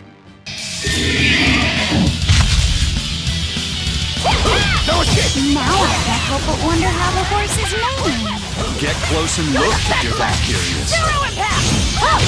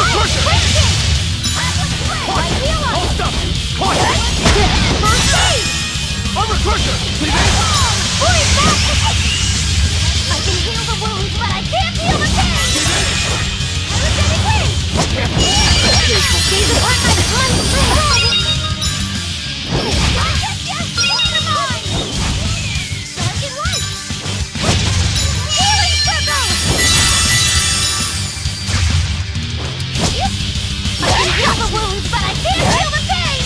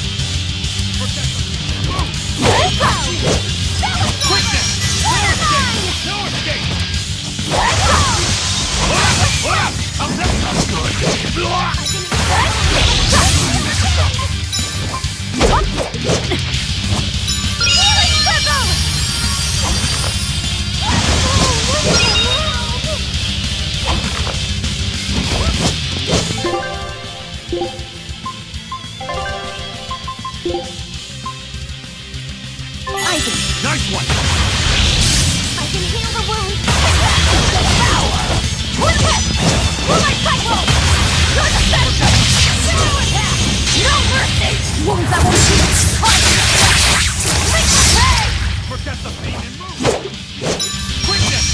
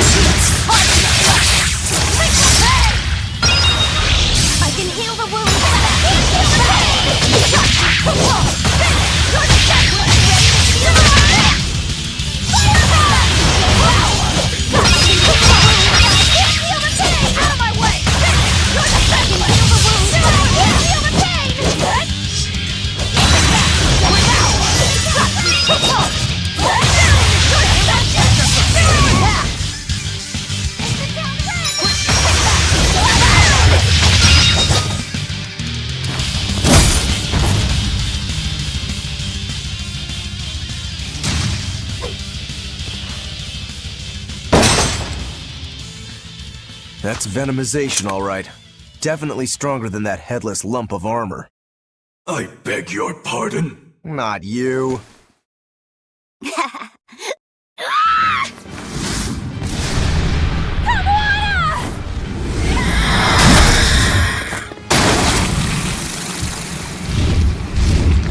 demon from the villa? No, look! It's absorbing the malevolence. It's a Therian. Actually, that hawk is Griffin, my one and only friend. A damned Therian. So that's what Tabitha meant when she said we'd find out shortly. But Your Highness, why do you have a Therian? It's like I said. Griffin has been my dear friend ever since I was a child. Even if he's a Therian now, that hasn't changed. So you knew you were helping a Therian escape. What are you plotting? I have no plots or schemes. I just want Griffin to be free. I guess we shouldn't be surprised. The Crown Prince and future king, he's gonna do whatever he likes. I suppose I am at that. But if I am, it's the first time I've ever been allowed a choice of my own. When you're a prince, you're not a person. You're an institution, one designed to serve the state and its people. Say, for instance, you're doing your law studies and your back suddenly itches. What do? I mean, I'd scratch it. Who wouldn't? When I did that, my tutor gave me a whipping so hard the blood ran down my back. The reason being that I prioritized a personal feeling, that is to say my itch, over my studies in service of the state. Seeing Griffin lay claim to the skies let me imagine my own freedom. It was my lone solace over the years. But then, he turned out to be responsive to Innominat's power. I take it the Midgand royal family is well aware that the Abbey is creating Therians. Of course. How could we not? The kingdom offers unequivocal support to Shepherd Artorius' vision of reason and will. Even so, if there was one thing I could never permit, it was seeing Griffin locked up and unable to fly. Never. I tricked the Exorcist on guard and disabled the barrier. But then Griffin attacked the Exorcist and killed him. That's why you said you could never go back. They can overlook a single dead exorcist, but with a Therian removed, malevolence will engulf the capital.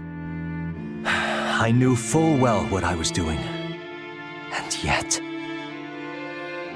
I couldn't watch my friend's life be stripped away. Your Highness. He chose a single bird over the world.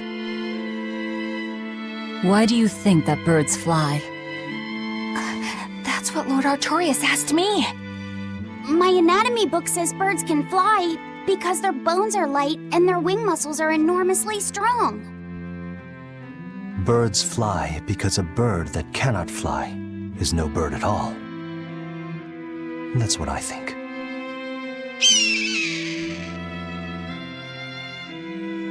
I understand now. As long as you remain on this island, you may do as you please. But if you try to escape, I'll kill you. That should work. This way we'll have him on hand if we ever need a hostage.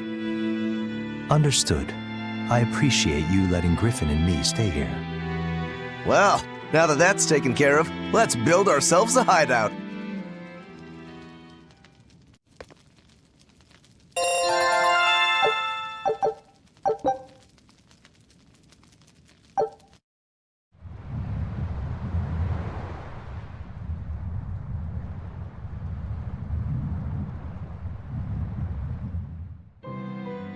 Hey, Velvet, do you know where Eleanor is?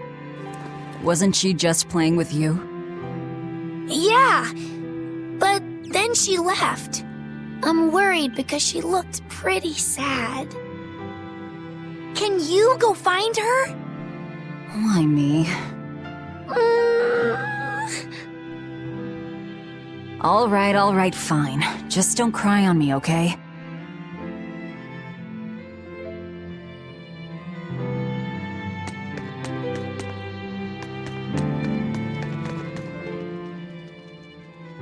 Hey, Rokuro, have you seen Eleanor? Probably. I don't know. Bit drunk. Just try not to go overboard. But man, are we a bunch of screw-ups or what? I mean, we've kidnapped a prince now. They gotta have laws against that. Broke out of prison, flattened Helaves, tried to assassinate a shepherd. Hey, how many infractions do you think we're on the hook for? Pardon me if I don't stop and count. If you don't like it, nobody's forcing you to tag along. No, I still haven't repaid my debt to you. You say that, but you really just want to beat Shigure, don't you? Whoa, to me they're both connected. It's a long story, but I can tell you if you... I'll pass. Well, join me for a drink then? Can't. I'm 19.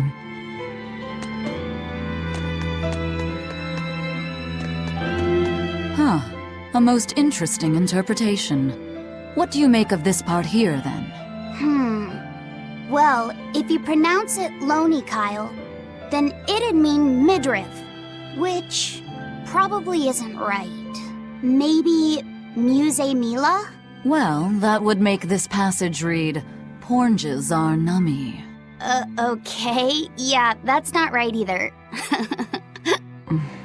What's wrong, Velvet? Have you seen Eleanor? No, I haven't. Sorry, I know I'm supposed to watch her. Just read somewhere where there's more light. You'll hurt your eyes like this. Okay.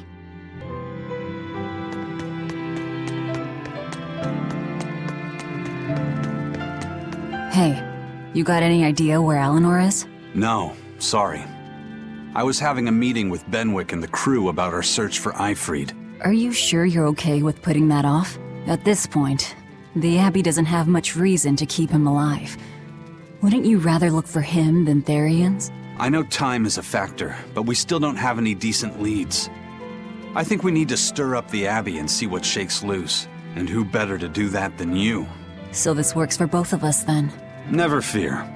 I'm still acting out of self-interest. Besides, Ifrid won't die so easily. He's a strong man. It'd take a lot to bring him down. Yeah. I've never seen him flinch from a storm, no matter how choppy the seas. Where angels fear to tread, as they say. Probably some of that as well.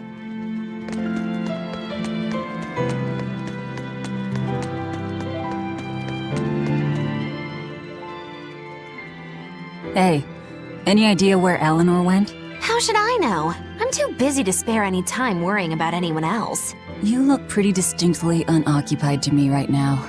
Right. I'm busy being unoccupied. You're... what? It's simple. When you have free time, it means you're busy trying to avoid having any business to do. You're too weird for this world, Magulu. Says the woman with the world's blandest personality. I always figured you'd be the type to take off as soon as things got hairy. So what keeps you here? I am utterly, completely, totally, wholly devoid of anything else to do. Which is to say I'm... unoccupied. Right, now you get it. Besides, I have to stick around to see how our bet turns out, don't I?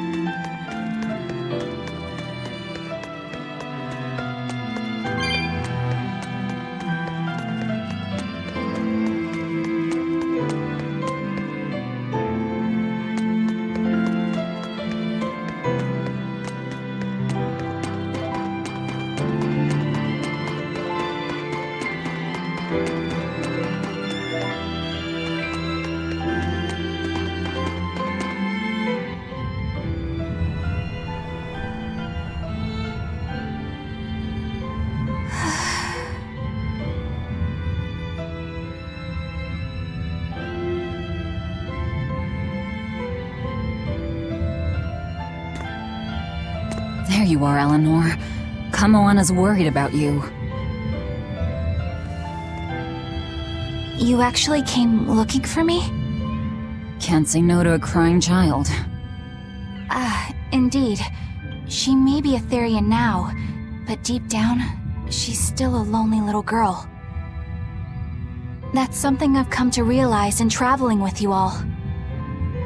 Wretched demons and Therians, Even the Malakim who I'd only thought of as tools.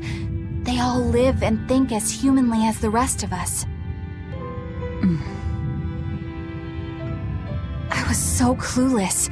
I didn't know what demon blight really was, nor what the Abbey was doing. Through it all, I knew nothing beyond blind belief in whatever I was taught. Ignorance is bliss, as they say. The coward's path is not that of an exorcist. They may say, I didn't know anything, so I can't be blamed. I can't live like that.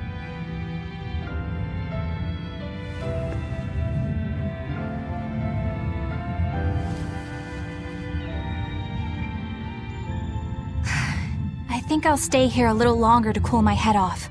Please tell Kamoana I'm alright. Don't stay out too long. The sea breeze can get cold.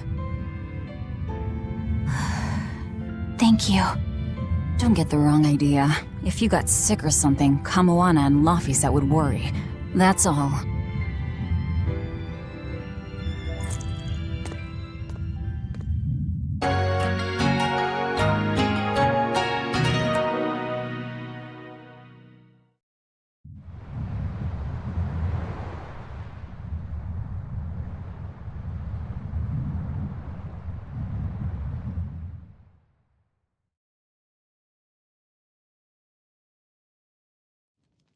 I have something to say.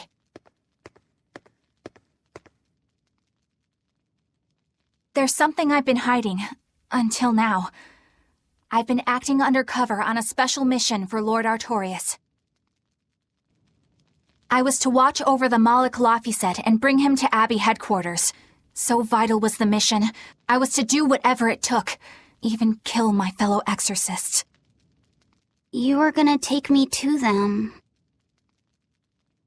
I'm sorry for deceiving you, Laphicet.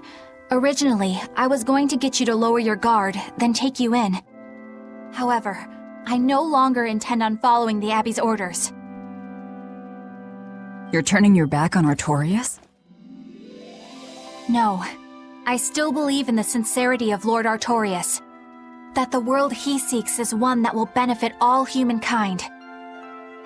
But nevertheless, I simply cannot bring myself to condone the methods he has chosen to achieve that vision, so...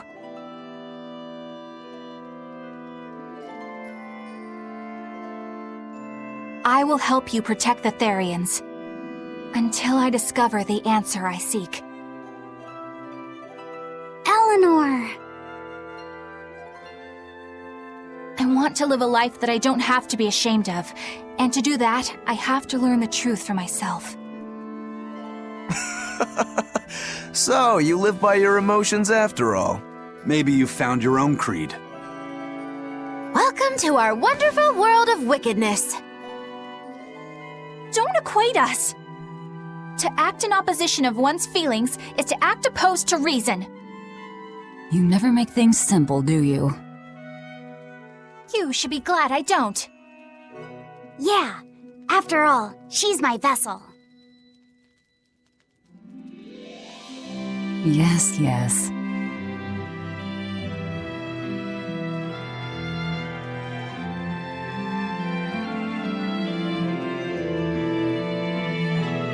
So, I think our next order of business is to find ourselves another Therian. Well, that's the extent of my insight. Anyone got any actual leads?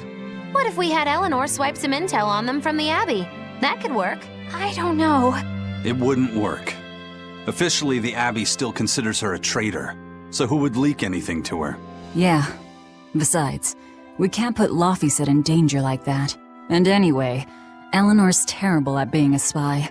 Ungracious, but accurate. You know that special underground cell from yesterday? I want to go back there. There's something I want to try out. All right, let's go.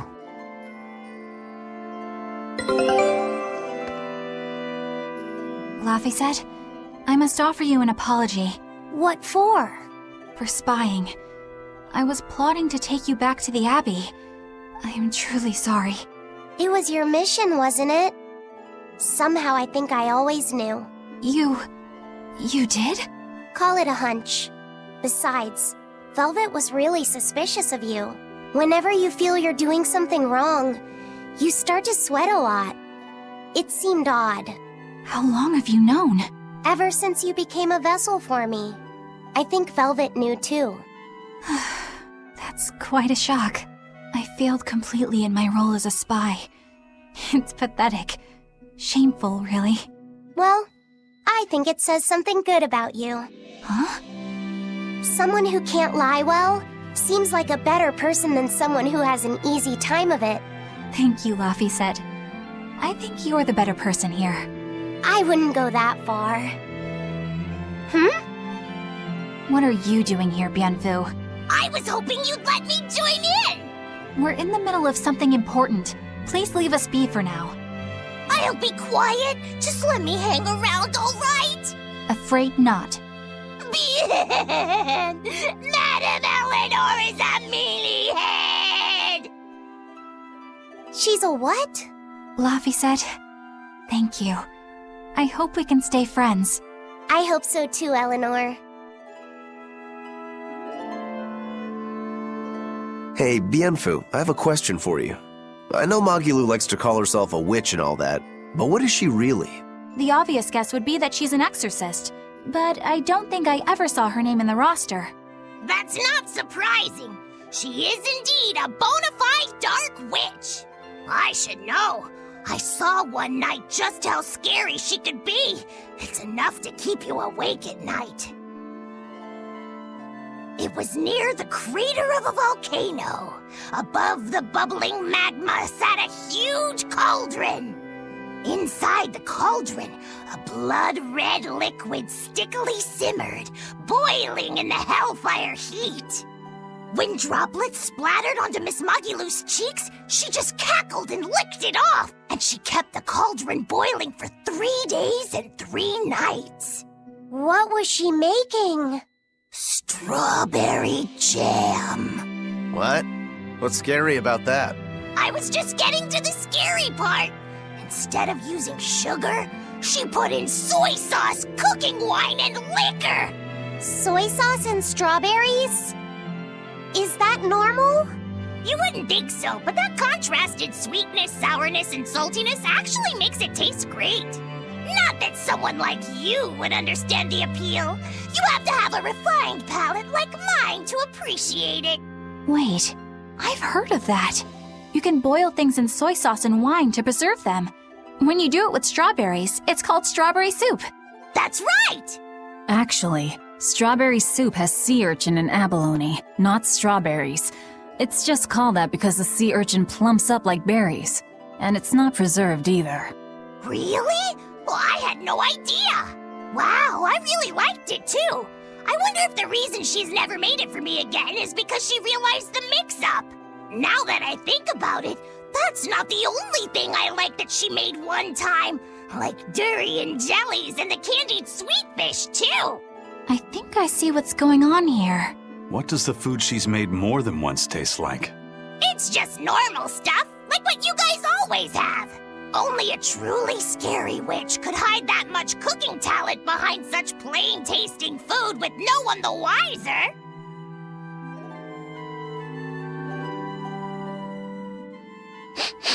I know this smell. Yeah, it's Prince Percival's fragrant wood perfume. When I told him I'd never smelled it before, he put a little on my sleeve to try it out. I love the smell of the royal family's perfume. It's distinct, but not overpowering. It's made from Fandaria trees, conifers that grow in a snowy land. I've noticed that you and Velvet and Magilu smell nice too. Do you all wear the same perfume? We do? We don't use that stuff, but maybe you're smelling the soap we use. Oh, can only the royal family wear fragrant wood? No.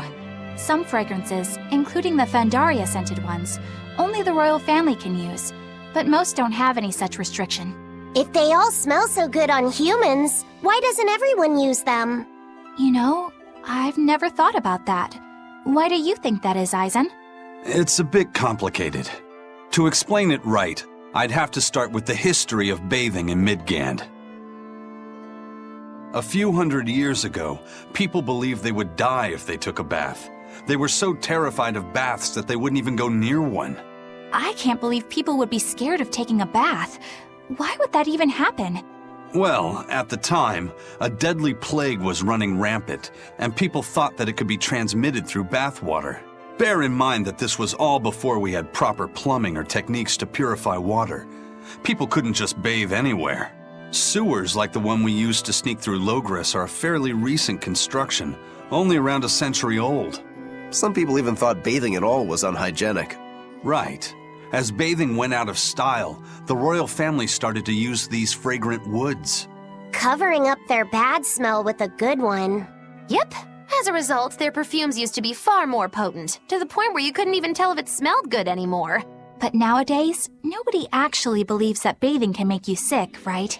As civilization advanced, plumbing became widespread, and baths themselves became much cleaner fixtures than they used to be. And the fragrant woods fell out of favor because they were no longer necessary, right?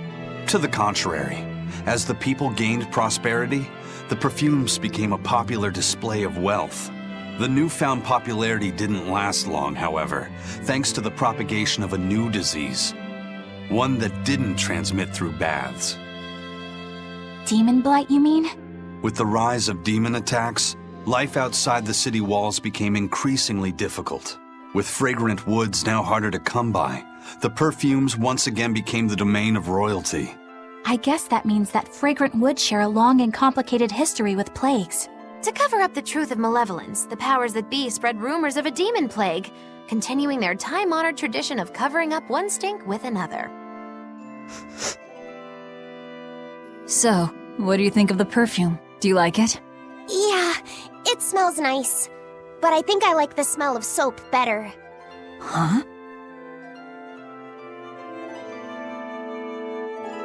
This island is so amazing! It's far away from any other people and has so much hidden stuff underground! It's such a perfect hideout! Just thinking about it makes me so excited to be here! Yeah, I guess. What's wrong? You were so excited to be here before! Don't be such a drag, Laphicet! It's just that this used to be a prison. People were brought here to suffer. If you're worried about how I feel, don't be. If I really hated this place, I wouldn't have made it my base. Hell, I was imprisoned here too, but now it's the secret fort I always dreamed of. I still haven't forgiven the guard who ate all those marron glacés I was sent. I'll let the past be the past. What part of secret fort are you not getting? Yeah. But it can't all be just for fun and games here either. In order to maximize the success of our future battles, we need to maintain and improve this base going forward. This place seems sturdy as it is. Does it really need more work put into it? Nonsense. This place was built to specialize in holding prisoners. We can make it better suit our needs. What are you proposing exactly? Well, I think we need to start with smokescreen generators. They'll be effective against intruders unfamiliar with the layout here. Of course, afterwards we'll have to clean up all the soot, but still. No thanks. I think we need something to put out fires. The fire at Helavi's was really scary. We have Malakim like you who could use water arts, though. If anything happens, you can just put it out. Oh yeah, I guess that's true. What we really need are some secret underground tunnels. If things get too hairy here, we'll need an underground escape route. We can put in hidden doors, and even some fake ones to trick the enemy, too. We have 2 separate docks. That's good enough. No enemy is going to attack without taking both docks into consideration. That's why we need to build underground tunnels before anything else. But we're on an island. You know, surrounded by water. Where would these tunnels even lead to? Isn't it obvious? We'll dig underneath the sea to another uninhabited island nearby. But there are no other islands nearby. If it means getting my tunnels, I'll build an island too. Are you listening to what you're saying? It sounds like he's daydreaming to me. And what's wrong with having some dreams? This is a great opportunity we have here. You guys just don't get it. It's okay. I get where you're coming from. But they'll never understand. You might as well save your breath.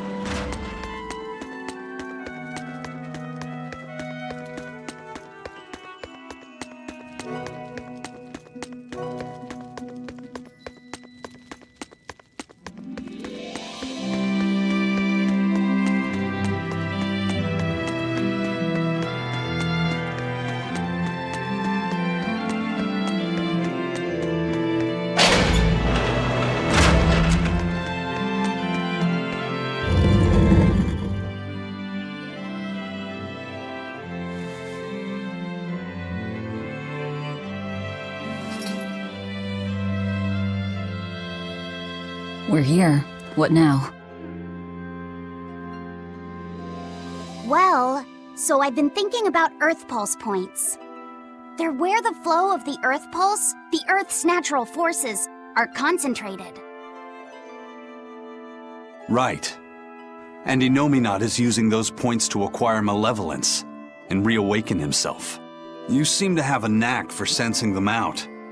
Once you're close enough, you can even pinpoint their location.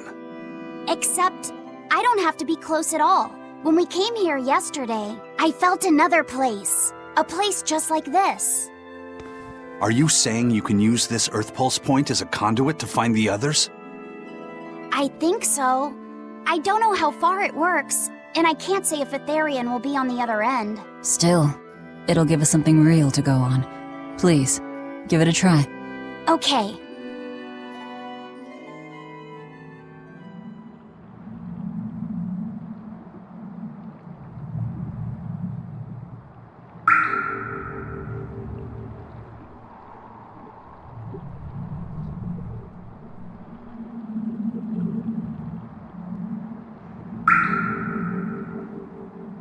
Anything? Yes, I felt it. There are dozens of Earth Pulse points scattered around, but I sensed a few big ones that stood out. So you can even detect their size. Yeah, at least I think I can. This island is one of the big ones. There are 2 more like it somewhere to the east and the southeast. But I think those are the Warg Forest and the Temple of Palamedes. Still, that suggests we're more likely to find Therians at the larger Earth Pulse points. We've got 3 Therians to go. Anything that helps us narrow down our choices is a boon. Yeah, you've done great work today, Laphicet. That's for sure. Thank goodness you're here. You're a marvel. One of the wonders of the world, kiddo. It's not that big of a deal, really.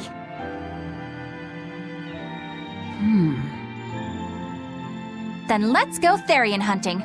We have an honest-to-goodness lead. Or dishonest-to-badness in our case.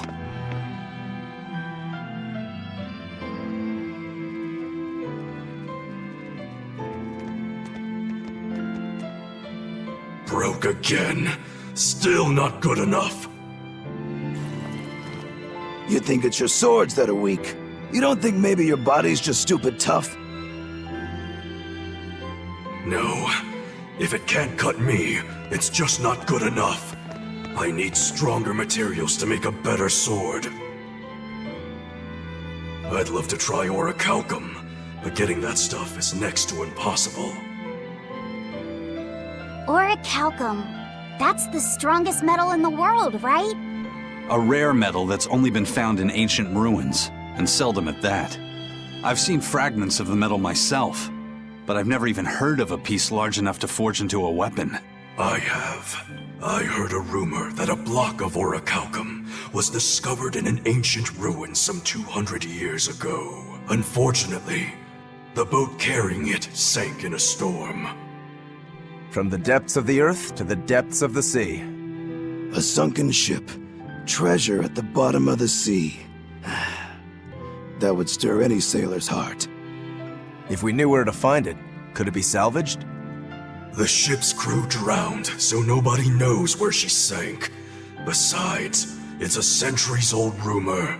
Who's to say it's even true? Right. No sense in wishing for what can't be gotten. I'm sure there's other material you can use. Even Dial makes a good point sometimes. Hey, what do you mean, even Dial? Even Dial's getting angry! Saying it like that's just weird, Kamoana. Even Komoana's getting weird!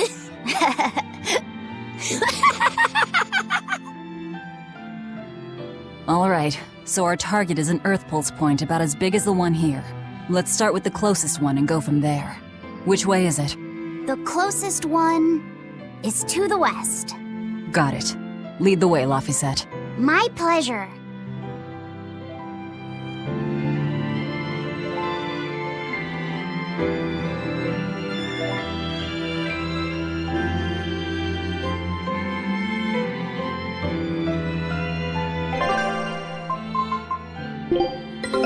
Take a look at this.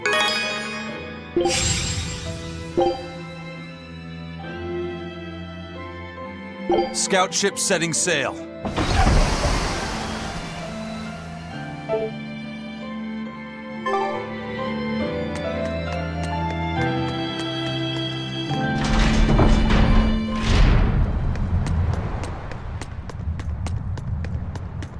I lost a bet to a young man, and he dared me to prove my courage by sailing out to a Class 4 island. Now, I can handle myself, but man, it ain't fun and games there. I nearly got killed by demons. You actually stepped foot on a Class 4 island? Not even.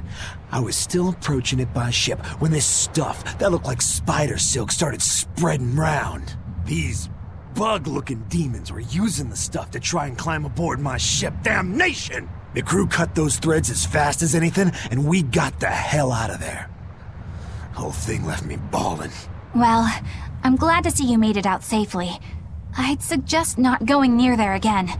Oh no, I wasn't planning on it. I had enough of that place to last me a lifetime.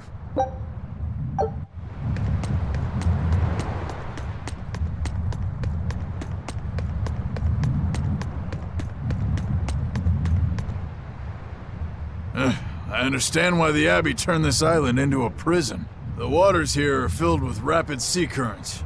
Make a single wrong turn of the rudder, and your ship will be capsized just like that. Not to mention the fog and all the storms that pass by. It must be nearly impossible to escape. Aye.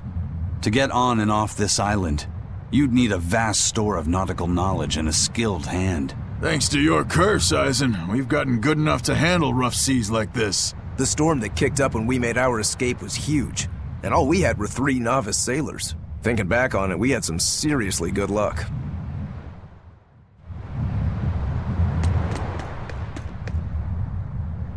The first mate told me we're going to be looking for an Earth Pulse thingy, right? The ship's ready to leave whenever. Do you want to depart now?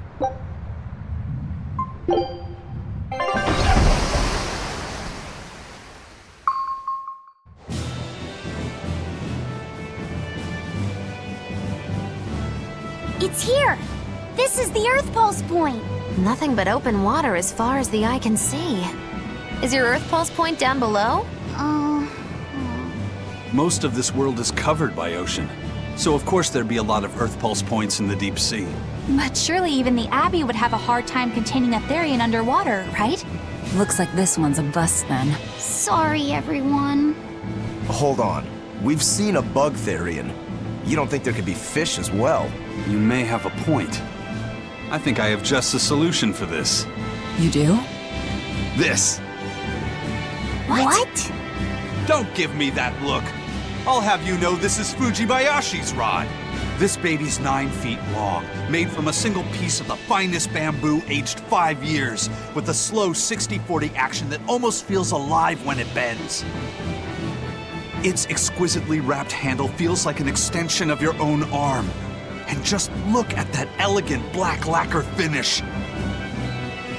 It's as perfect a fishing rod as there can be.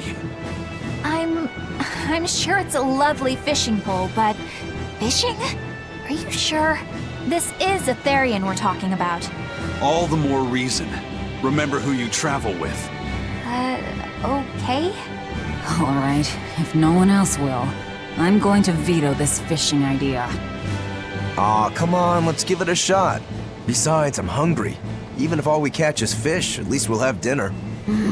I'd love to have me some koi or sockeye salmon. Don't encourage them.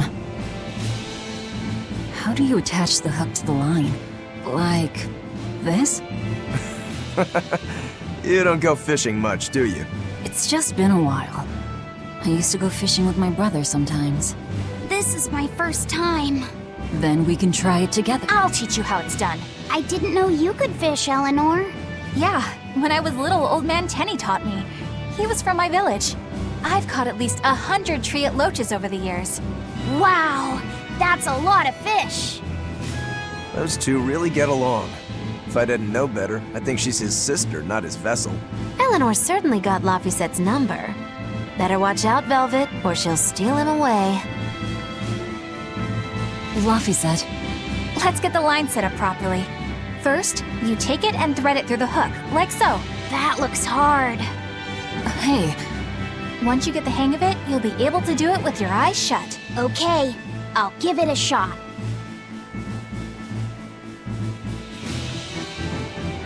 Luffy! Huh? You mean me? Oh, I was just... Be careful there. Wouldn't want you falling into the water or anything. I'm not a little kid, you know. It's just that Luffy fell in once. A long time ago. Luffy? You mean your younger brother? That's right. You reminded me of him is all. If you say so. Is that all you wanted to say to me? Yeah, that's it. Okay then. I'm going back to fishing with Eleanor. People aren't as easily swapped in and out as fishhooks, are they? Is that supposed to mean something? Oh, Velvet, you gotta get it a lot tighter than that. Here, let me take a look at it. Huh? Oh, all right.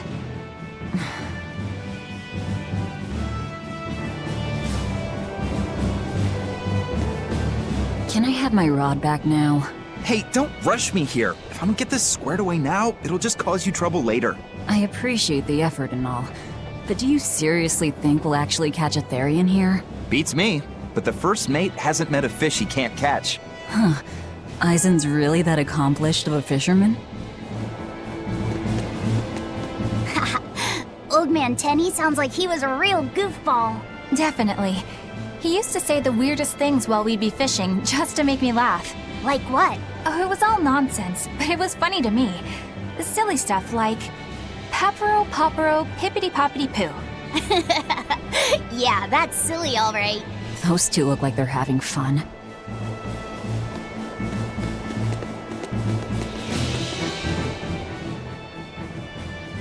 If you truly admired the fishies, you'd never dream of doing this to them. No matter how tasty the bait, it's a poor trade for a barbed hook in the lip and a cruel death in the unforgiving air. I don't admire fish. Fish exist to be caught and eaten, as far as I'm concerned. Can't argue there. Raw, boiled, or grilled with a little salt. You can't go wrong. And if they're nothing but food to you, even their wretched squirms of agony can hold a kind of beauty. Hey, Aizen, how about a competition? Let's see who can catch the biggest fish. Don't be ridiculous. Fishing is a solitary battle. It's about meditation and self-control. Ooh, aren't you the philosophical one all of a sudden? But I suppose. I can't deny I really want to put this rod to the test. Yeah, I know that feeling. Whenever I find a good sword, there's nothing I want to do more than to swing it. Sure enough. There's just something about good equipment that gets the blood pumping. Yeah. Although in my case, it's usually more like blood spurting. A bit too much blood either way, if you ask me. Listen, we're fishing no matter what. Wouldn't a competition be better for getting that blood of yours pumping? Fine. You're on. But we both know already how this is gonna end. You can plan all the victory speeches you like, but fishing is like life. Doesn't always go the way you think it will. You ready? Let's do this. At what point did the Therian hunt turn into a contest? Hey, Velvet! I've got your rod all set up for you. This thing could even catch a whale if you wanted to. The rest is up to you. Now get out there and fish up a big one. A Therian, you mean? Might as well give it a shot. It's not like anyone else remembers what we're here for. Oh! Something's pulling the line! Stay calm. Fishing isn't about strength, it's about timing. Oh, okay. Got it. Here it comes. You ready? Damn right I am. I'll fillet it before it can even land. If it's a Therian, don't you dare kill it. Now! Heave!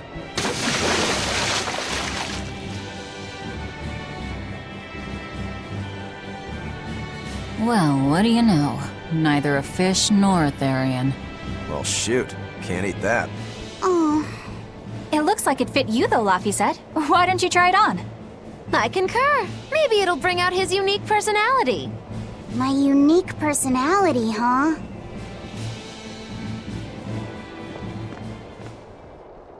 See? What did I tell you? It looks great on you, Laphicet.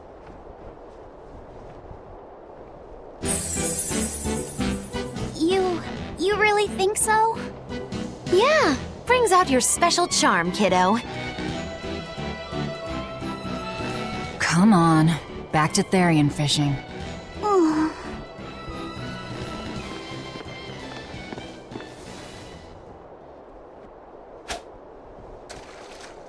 Hey, you don't need to take it so seriously. I have to catch the Therian.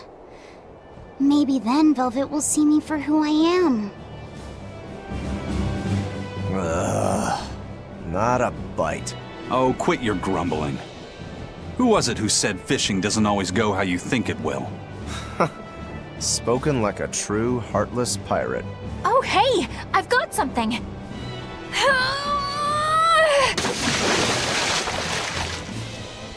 Whoa, looks like I'm next.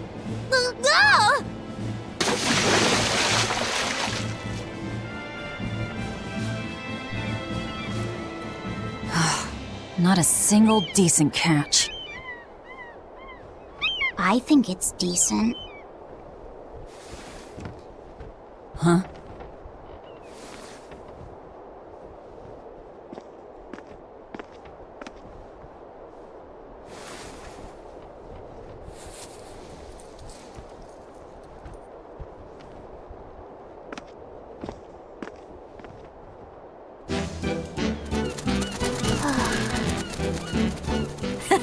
You found a look all your own. Ah, the vagaries of youth. You don't take half measures, do you, kid?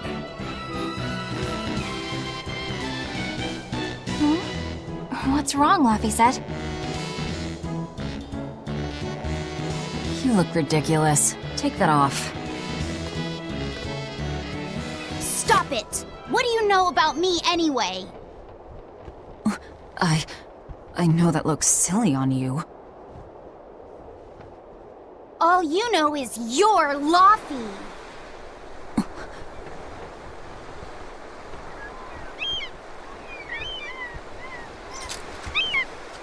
Hey, Velvet! Something's pulling on your rod. Huh? Oh! It's a big one! Give it everything you've got! I know what I'm doing!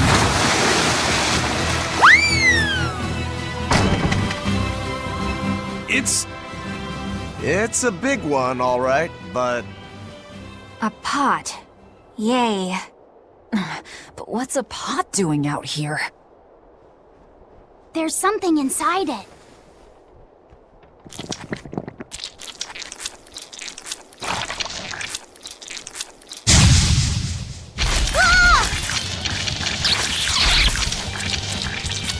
An octopod? I wish they'd stop making those noises. Watch out! They're armed to the squeak, and they're shouting, "Let's squeak 'em ring!" Must you?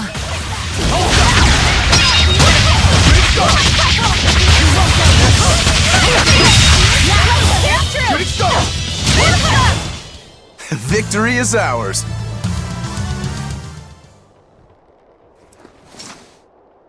Phew, that was scary. Be more careful before you approach a suspicious object. You think Laffy would have stayed back? That has nothing to do with this! Hold on. There's something else inside.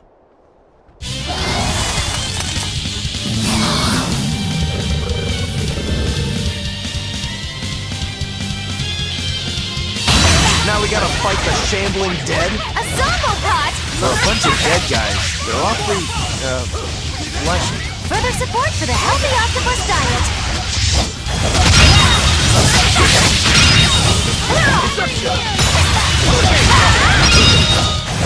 Not even worth my time.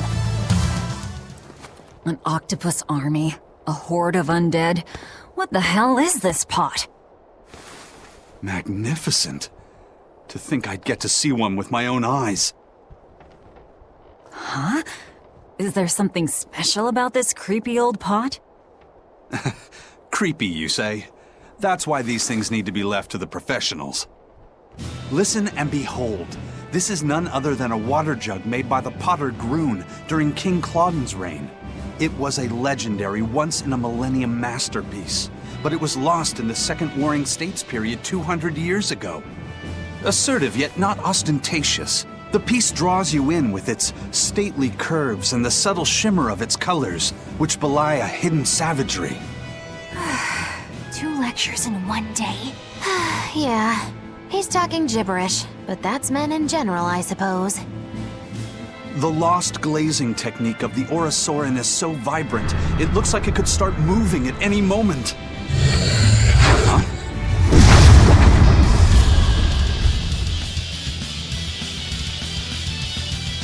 Oh, and start moving it did. Look out! The pot's a demon! Hurricane! Hurricane! Whatever you guys do, make sure you don't smash it! So, can I slash it? That's no mercy! Wounds that won't heal!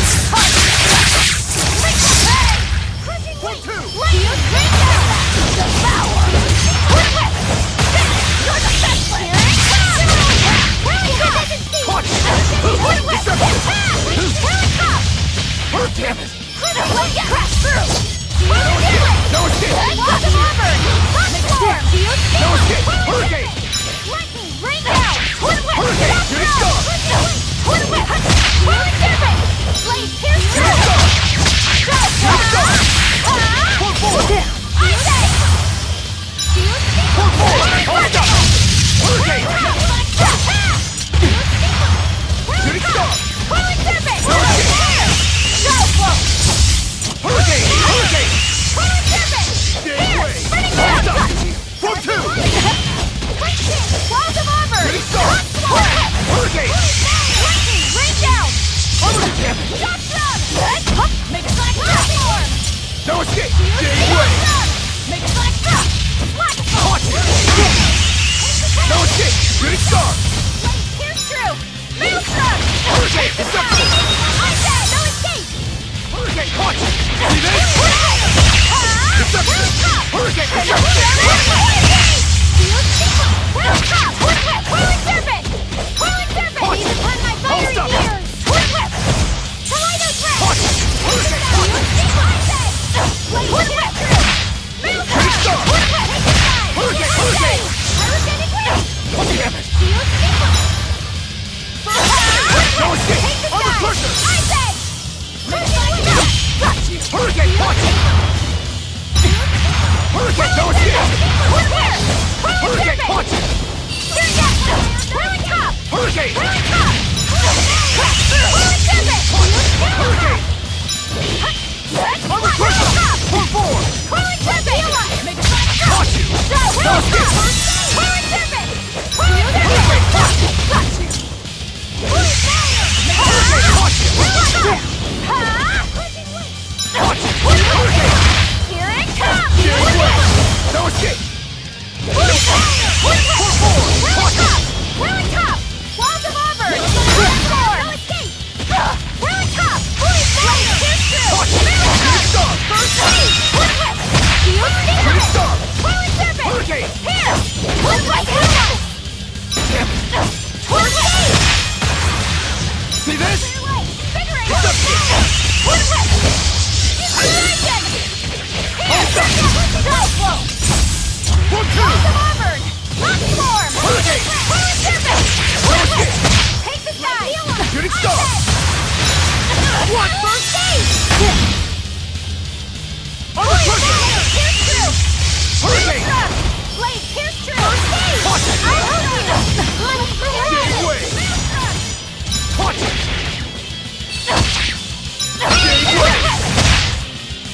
Stay away! Stay away! Walls of Auburn! Rock form! First stage! I say! Take the sky! Pull forward! Hurricane! Here! Stay away! Hurricane!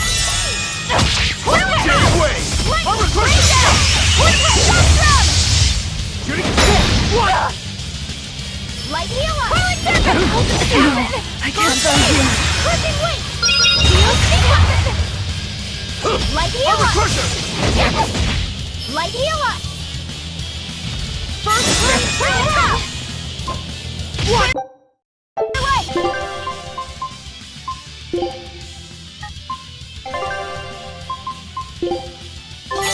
Disgraceful. Light wheel up! Quagmire of no escape! Form 2! Shooting star! I said!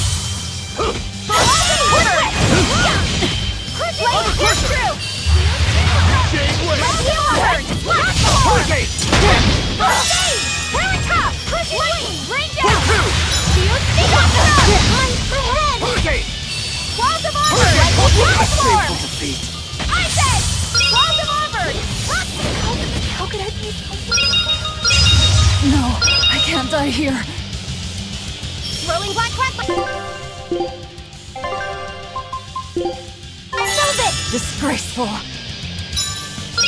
Light heal us! Devour! Twin whip! Moonlight cycle! Crushing wings! Zero impact! Shield Steeper! Shield Steeper! Incandescent speed! Energetic wing! Blade fire! Twin whip! Moonlight cycle! Zero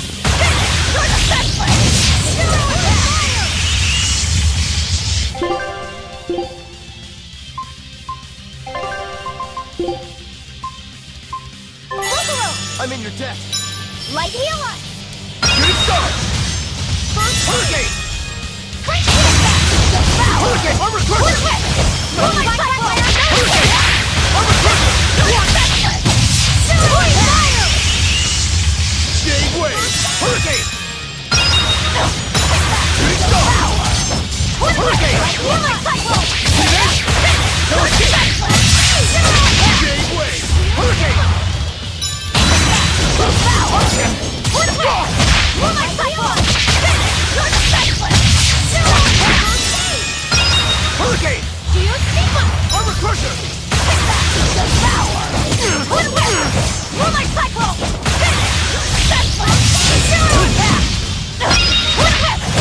Hurricane!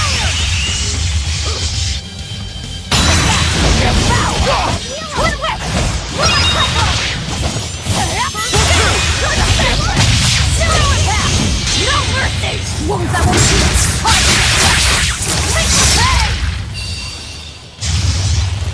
Rolling black Devour!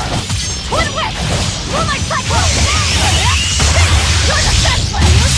Armor crusher! Moonlight cycle! Whew!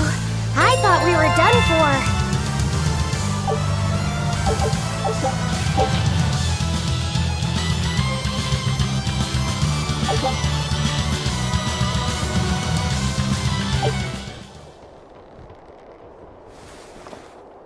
It's finally decided to behave itself. Wait, Velvet! Don't eat it! It's a pot. I'm not gonna eat it. I guess there weren't any Therians to be found here after all. Yeah, if there'd have been any, you'd think ol' Eisen's Reaper curse would have drawn him out.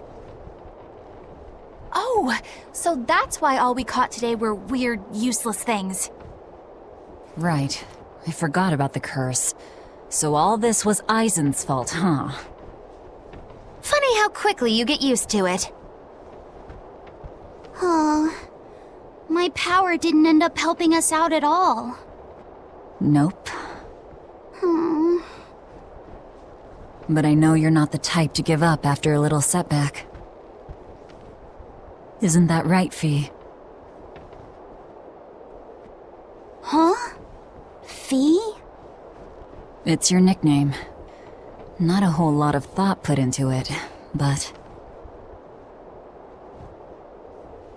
You're you. You're Fee. Velvet. Fee. I like it. It has personality. Thanks. Of course, if you still feel like giving up. No, I'm gonna find us the next Earth Pulse point. Oh, hey. There's something else inside the pot.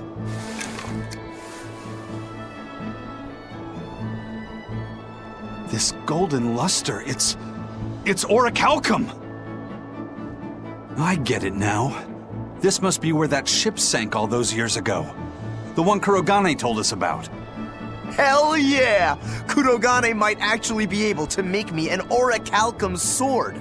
Nice find, Aizen. You too, Laphicet. It wasn't easy, but we didn't come away empty-handed.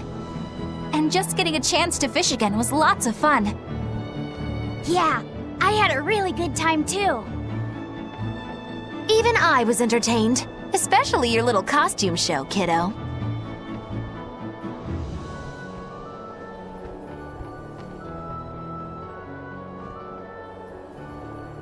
The sun's going down soon. Let's head back to Titania.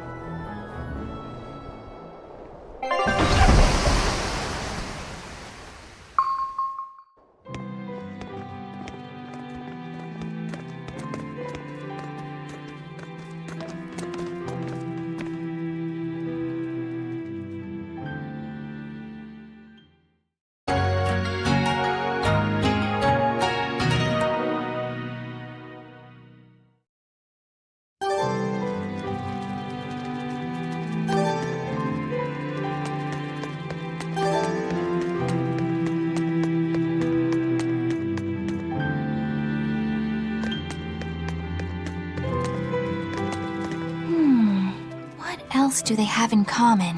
What are you up to? I'm compiling everything we know about Earth Pulse points, starting with what the ones in Ward Forest and Palamedes have in common. I'll compare those points with the ones that didn't have any Therians. Then, I'll factor in everything I currently know about the Abbey's deployments. Once that's done, I'll match all that information against what we know about the locations Laphicet was able to sense. When that's completed, we should be able to tell which locations are more likely to house a Therian. You're really going all out, aren't you? Must you sound so incredulous? If you're going to do something, then give it your all. There is no other way to live. Right. I'm counting on you then. I'm not doing this for you. This is for me and for Laphicet. Do you even understand why that boy's trying so hard? Yeah, I do.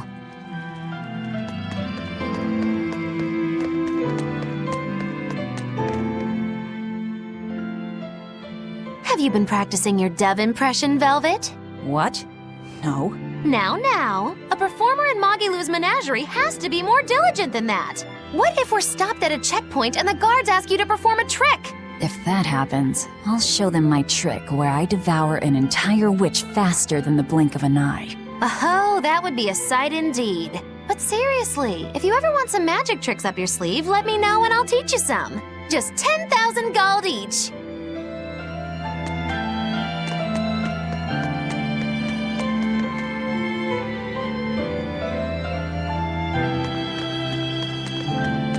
Oh, hey, Velvet.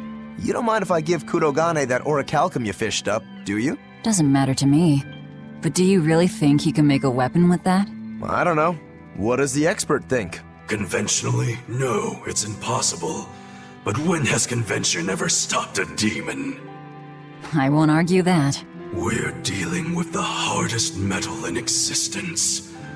But I'm ready to cast aside all doubt, to focus everything on forging my greatest creation. If anybody can do it, it's you. Good luck, Kurogane. Yeah, best of luck. If you can make Rokuro stronger, you'll be helping me out too.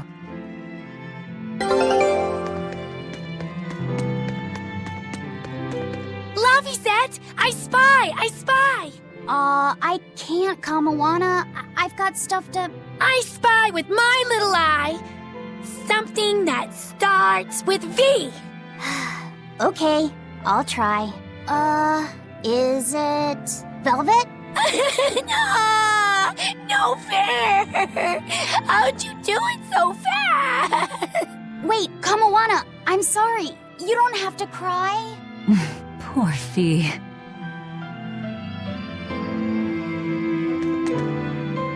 Hey, what do you say we track down another Therian? Sure. From what I can tell, the next closest Earth Pulse point is near the center of Midgand. Midgand, huh? The capital's not far from there. I wonder how things are now that Griffin's gone, though. Only one way to find out. Maybe so, but Aizen's not here, you know. You're right. I haven't seen him in a while. We should probably ask Benwick where he wandered off to. Yeah. Hold on. There's a letter here. On pretty cutesy stationery, too. Let's just have a quick look-see. As the cold turns bitter and the snow piles up on the mountains, I cannot help but think of you and hope you are in good cheer. As for myself, I am the same as ever, although I recently acquired a rare item that I shall be sending your... It's rude to read other people's letters, you know. Yeah, but how else are we supposed to find out whose it is? Does it say who the sender is? Uzfamewu Wexov. Who the hell is that? Probably someone on this island, if I had to guess. Hey! Anybody lose a letter? Do any of these folks look like the type to write a fancy letter? Point taken. It could be one of the pirates. Why don't we go to the docks and ask around? Fine, just don't forget our mission.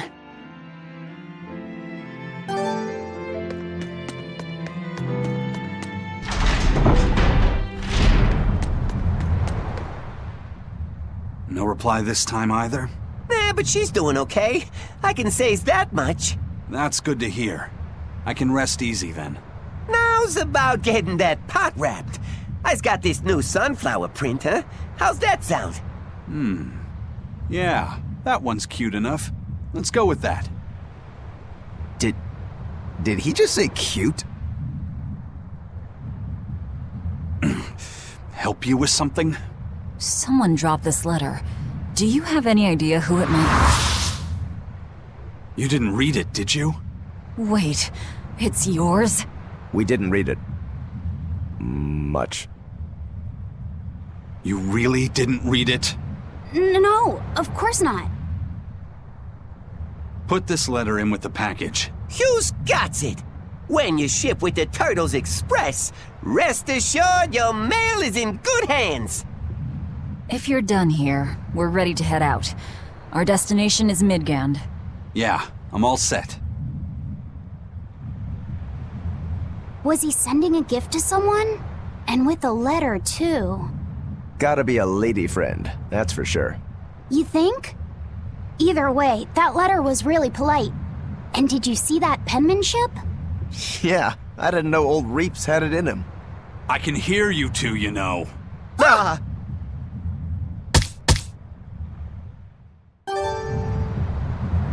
Yikes. Better watch what we say from now on. Yeah. I noticed you've come up with your little name for the kid. You sure are the sentimental type, aren't you? Oh? Calling him Fee doesn't cost me anything, and it's not like I gave it much thought. That may be the case, but no one else has taken even that token effort. And in doing so, I wonder if maybe you were trying to encourage him to be his own being. After all, one requires a name before he can consider his own identity. Having been given a name, he realizes he is his own entity, separate from others, and a certain formless essence comes to life inside him. And you're the one who set that process in motion for the kid. Whether you intended to or not, you changed him from a puppet into a living being. So what's your point? I've been with you since the start of this journey, haven't I? Wouldn't kill you to give me a nickname, would it? I've never really thought of us as being that close. And besides, you just forced your way into the group. Come now! I know you've got a bigger heart than that! Surely you have it in you to give a nickname to a dear friend! We're not dear friends. And even if we were, I'm not good at nicknames anyway. Please, I'm begging you! Okay then. Moggy. Oh, come on, that's so obvious! Can't you put some heart into it for your dear friend? Fine. Lou. Do I look like an old man to you? You're not even trying! Okay then. Witchy McWitcherton. Interesting. Well, if I had to rank it against 1,000 other nicknames, I'd probably put it at number 1,011. A nickname needs to have charm. It needs to leave a lasting impression. Sure then. Hattie. Now you're just saying what you see! Bookskirt. That's not any better either! Ms. Creepy Eyes. That's just an insult! Look, no nicknames based on what you see, and especially no slandering! Lil Miss Witch who smiles around you but stabs you in the back when you're not looking. Hey, that's personal information! Look, I told you. I'm not good at coming up with nicknames. Forget it! I should have known this wouldn't work! Aizen, what happened to those octopuses? Dial and Kurogane took them to the kitchen. They said they were going to make dinner for Kamoana. They're going to feed demons to her? A Therian needs malevolence to survive. That's why they carried them off alive. What do they plan on making? Octopus ink pasta with takoyaki and fried octopus on the side, and Hellavesian octopus carpaccio. Do they have a takoyaki pan here at the prison? Kurogane hammered one out with some iron, along with a large pot for the pasta. Still looking like that? Takoyaki would hit the spot right about now, though. Octopus ink pasta, huh? Like squids, octopuses release ink as a defensive mechanism, but theirs is made of different stuff and is used in other ways. Squid ink is stickier and acts like a decoy, but octopus ink spreads out like a cloud of smoke. But squid ink has 30 times the savory flavor, so octopus ink isn't used in pasta all that often. Luffy told me the same thing. He said that's why octopus ink pasta isn't very good. Luffy said that? Yeah, so I ended up not making it for him. But I wonder... I guess it doesn't matter, since I can't taste it now. I'll taste it for you then. So make me some octopus ink pasta sometime, alright? Alright, and I'll be sure to make some that doesn't come from demons. Hey, who did Aizen send that letter and cooking pot to anyway? I don't want to think about it. That walloping still stings. You've gotta be curious though, right? Maybe. It was serious stuff. Whoever it is must be important to him. A lover, maybe? Aizen's lover. A child wouldn't be happy with that cooking pot, and a man wouldn't want it wrapped up so pretty. A young woman with Aizen's tastes, then. He'd be bound to fall for a miraculous match like that, right? I don't know. I bet she's that girl with the yellow umbrella. You really have a thing for her, don't you? I do not. That's not what I mean. Then pray tell, what do you mean? Huh? Eavesdropping, Eleanor? How unseemingly rude of you. Besides, Luffy said is free to like whomever he chooses. You're one to talk about eavesdropping, Moggy Lou. Anyway, it's just that the sunflower design on the wrapping reminded me of her.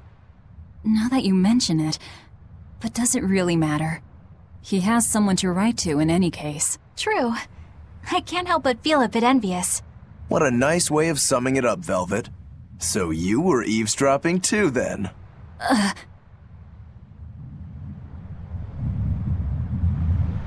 Say, what do you think about Aizen? Oh, so that's the kind of guy you're into, hmm? Huh. Not what I'd expect, but... No! I just feel there's something different about him. The way he picks presents, the objects that catch his eye. Oh, is that all? Boring. No kidding. All men have some kind of particular interest, big or small. I suppose that's true, but he seems a bit, shall we say, overly obsessive? Now that you mention it, he does have a tendency to ramble on about various topics. And it's not just the items he collects. There's more to it? Every weekend, he eats curry for dinner, and every time we go into port, he docks at the 3rd bollard. Come to think of it, I heard the galley crew complaining that he always needs his pasta cooked exactly the right way. And when he needs a new outfit, he always goes to the same tailor and returns with identical clothes and boots. It all has to be exactly the same size and in exactly the same color. Turtle says he's very nitpicky. Sounds like he's not so much picky as he is a pain in the ass. But I do see a different side of him now. I thought pirates were all rough and filthy, but it seems they can be quite meticulous. Not much of a reassessment.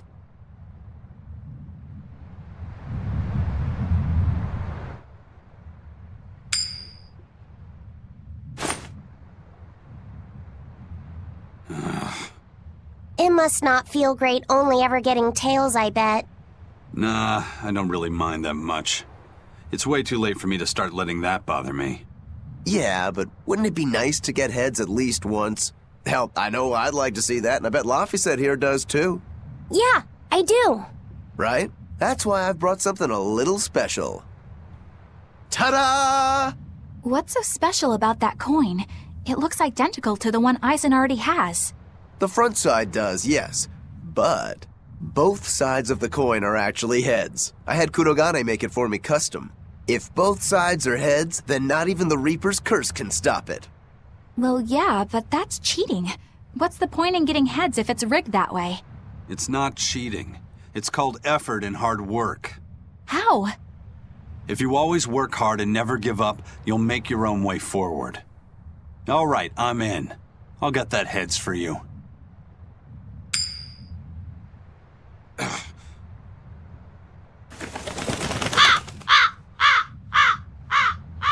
What? That crow just flew off with the coin! Those birds are attracted to shiny objects, I suppose. Damn it! I can't even win against a crow! Don't sweat it. I figured something like this might happen, so I had a backup ready. Go on, give it a shot. You'll show that curse who's boss this time. All right, here goes.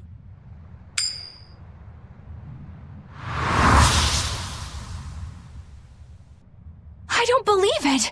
Now Prince Percival's griffin's gone and eaten the other coin right out of the air! Are you kidding me? Not to worry, I've got a spare backup. It's time to put that curse on notice. Right. Here I go.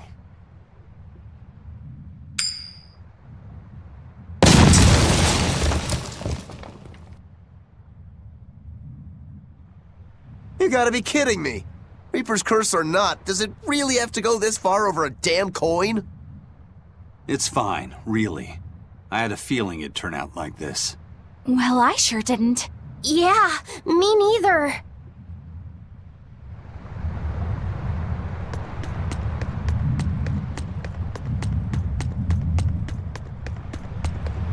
May I ask you a question? What? You're an Earth Moloch, yes? Why live on the sea when your kind sinks in water? I live on the sea because I'm an Earth Moloch. I'd be curious to hear more. Ifrid used to go on about how we should accept what we were born with. But one time he joked about the idea of a pirate who couldn't swim, and he laughed and laughed. I wanted to clobber him right then and there, but it wouldn't have changed the fact that I can't swim. I didn't want some predestined elemental affinity to control who I was. Instead, I underwent tough training to overcome it. Well, I guess that's one way to approach it. Did this training of yours bear any fruit?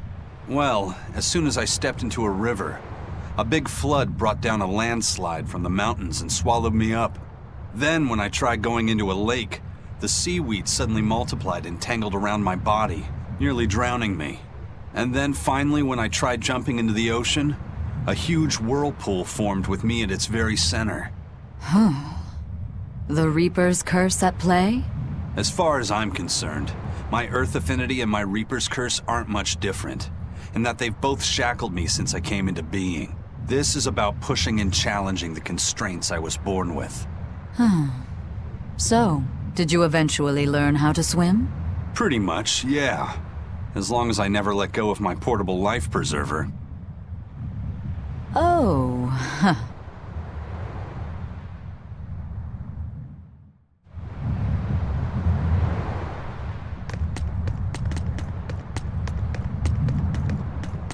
Hey, Eisen, is there, anything we can do about the Prince's hawk?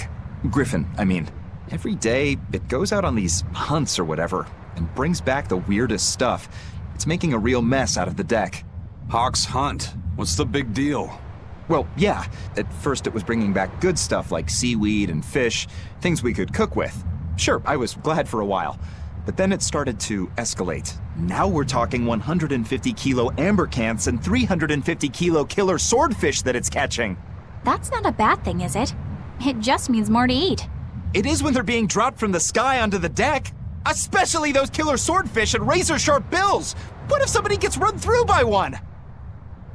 Can't you just warn the prince that his bird needs to be more careful? Yeah, we could, but he looks so happy watching his hawk, I'd hate to spoil it for him. Yeah, the prince looks so happy whenever Griffin is flying free. He kept grinning and asking Grocky all nice-like if he wanted to fly some more. Grocky? That's what Kamawana kept calling Griffin. She says she came up with it by combining Griffin and Hawk. This is probably the first time in the prince's life that he's tasted any freedom. His whole life, he's only done what duty dictated of him. Letting Griffin fly was his first free act. To the prince, Grocky's an extension of who he is. So what are we going to do? Nothing, really. It's not like it really hurt anybody. But it's punctured some major holes on the deck! I'm sure even the prince knows when to rein it in. Let him have a little fun. He deserves it. I don't know about all that. I'd say the prince is letting his newfound freedom get the better of him. Hey, I was just up on deck and it looks like Griffin's caught an elephant tuna this time. An elephant tuna?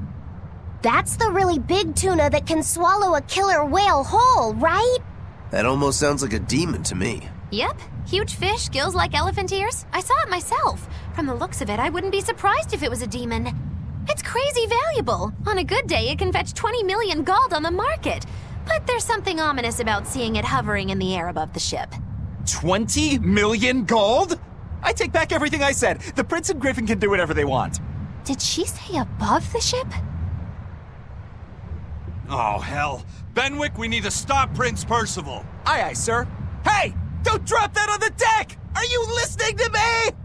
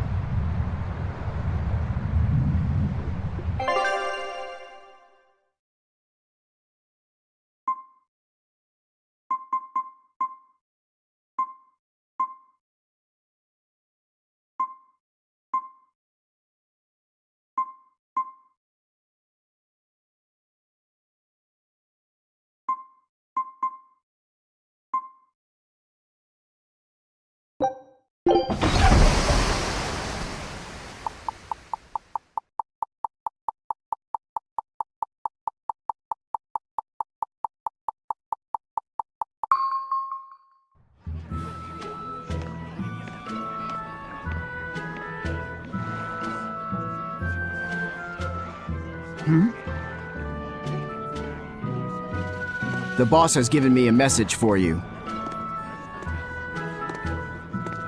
Says there's some sort of nasty demon running around in the Eldina Plains, to the east of Logris. She thought it might be the one you're looking for. Wasn't the Eastern Highway closed off from Logris? That was only temporary. It's back open now. If you follow the road, you'll reach Stonebury Village. There you'll find one of ours who actually saw the demon. You want to know more? That'd be a good place to start. Got it. Hey, that's the same direction I sensed the— Give Tabitha our thanks.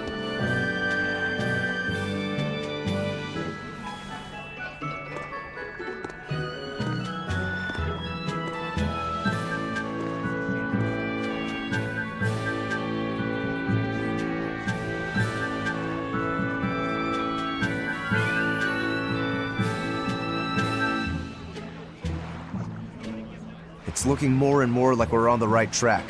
We ought to go check out that Bloodwing story. Then let's start by going to Stonebury. Hey, Eisen, did I say something wrong back there? No. I just didn't think we needed to give the Bloodwings any information for free. Huh? He means the Earth Pulse points, kid. We're the only ones who know about them. But aren't we on the same side as the Bloodwings? We're not enemies with them. But I wouldn't go so far as to call them our friends either.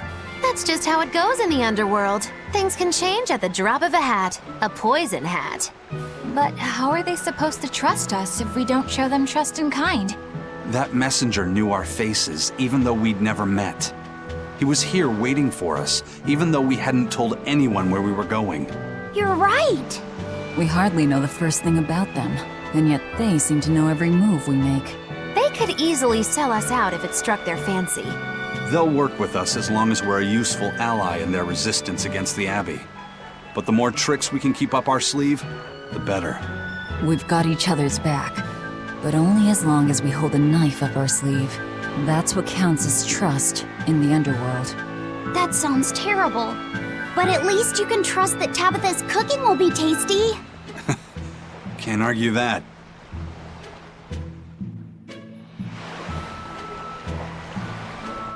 This is everyone's first time to Stonebury, right? Why was it blocked off? Demons? No, there was a great tornado on the Aldina Plains that swallowed up a whole merchant caravan. Hundreds gone in an instant. The cooling of the climate is causing bouts of odd weather. Thunderstorms, heavy downpours, and the like. Correct. The Abbey is keeping a tight guard on traffic through the affected areas. If it's open now, that must mean the tornado is gone.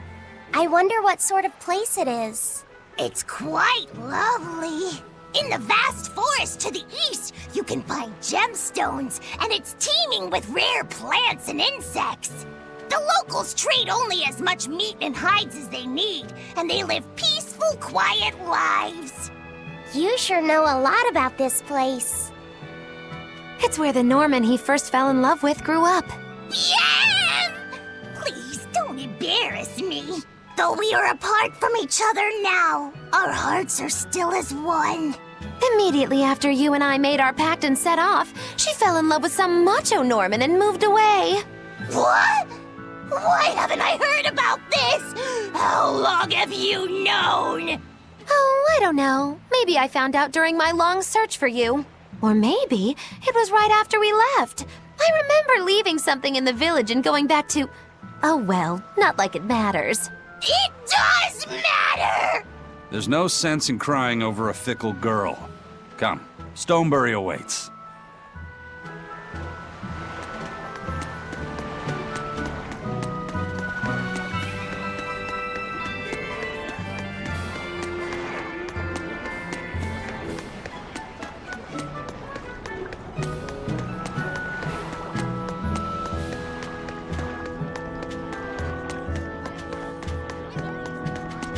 The Eastern Plain is finally open for travel. I hear that the people of Stonebury are alive and well. My husband and I can breathe a sigh of relief.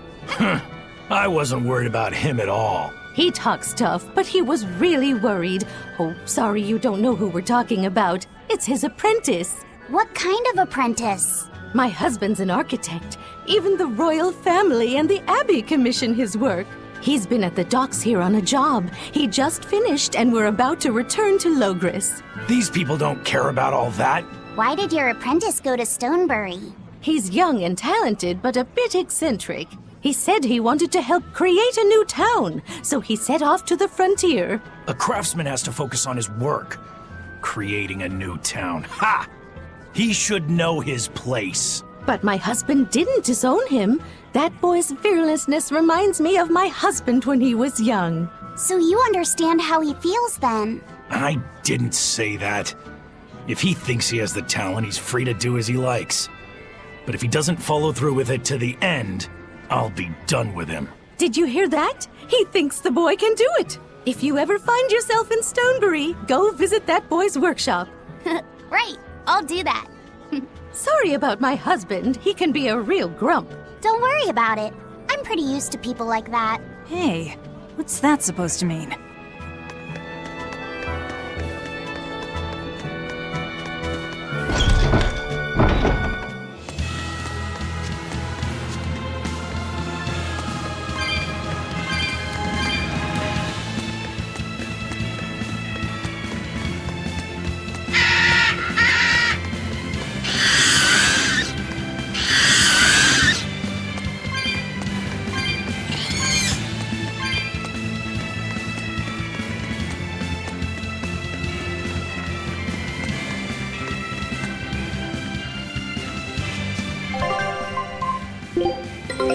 Our scout ship has returned! Scout ship departing.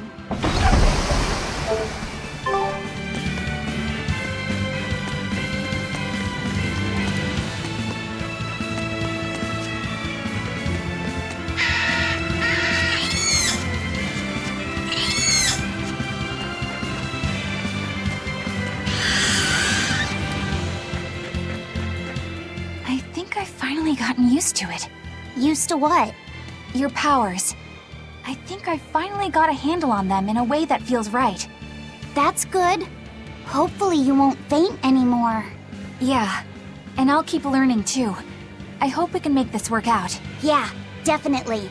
Fingers crossed. What's wrong? Nothing. Hey! When you and Eleanor made your pact together, she gave you a true name, right? Was it a good one? True name? What's that? It's a special name in the ancient tongue given to a Moloch as a necessary step in forming a pact with a human. I gave Bienfu the name Fushicas. It means thing. That's pretty messed up. It's just my own little way of showing affection. So what kind of name did you get, Laphicet? What's the matter? She didn't give you a really weird name like Magulu gave Bienfu, did she? If you're not happy with it, I can talk to Eleanor about it later. So go on and tell me— I'm fine with it. And I can't tell you anyway. Well, you don't have to get so worked up about it. A true name is not something a Moloch just casually divulges to others. They carry a special meaning to us. Speaking it to anyone other than our Pact Keeper carries a special meaning. Between comrades, it means we trust them with our lives. In other cases, it's Practically a confession of love! You could have said something sooner, you know. Laphicet's at a delicate age. You should be more careful in the future. Oh, really? It's just another way of showing affection.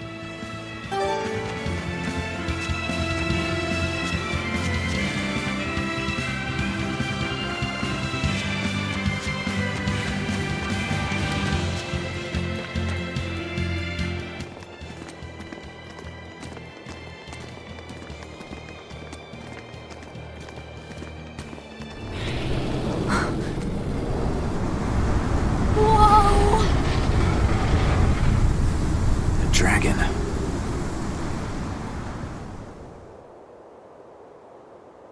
That's gotta be the demon Tabitha wanted us to know about.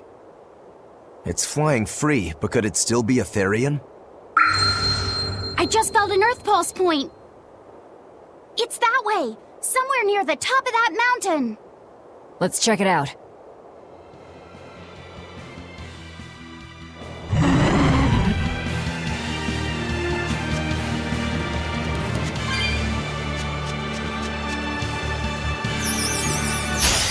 I don't think we have a chance!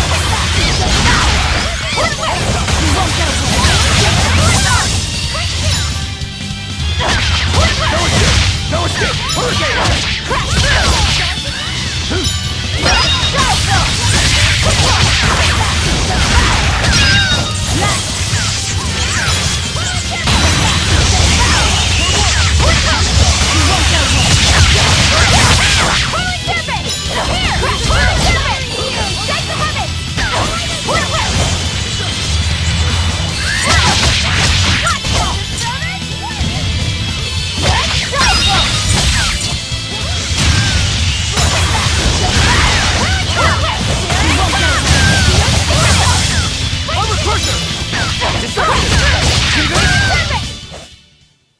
You're not hurt, are you? No, I'm fine.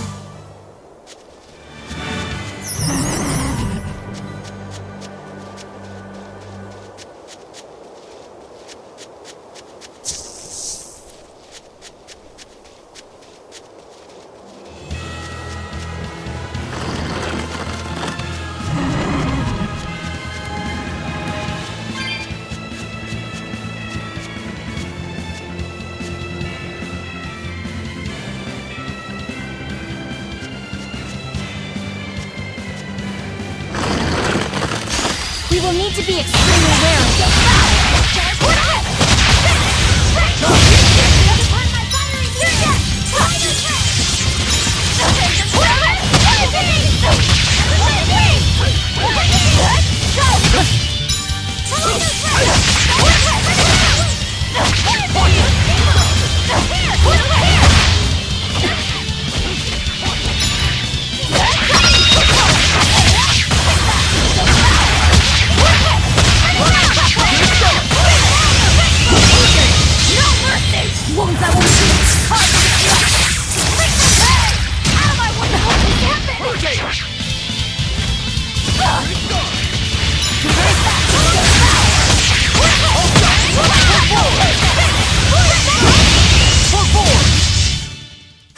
Victory is ours.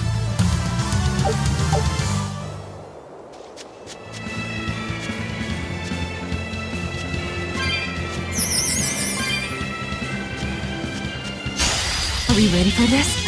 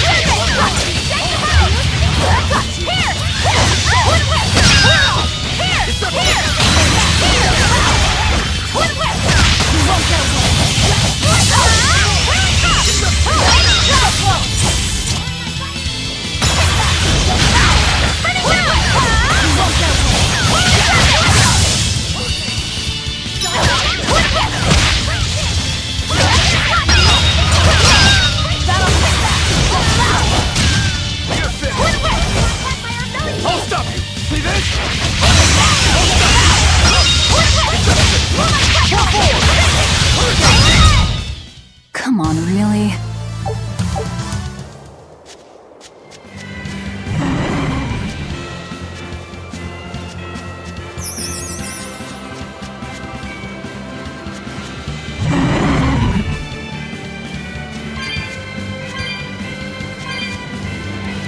Yeah, I can really feel the Earth pulse now. It's up above. Guess we're in for some mountain climbing then.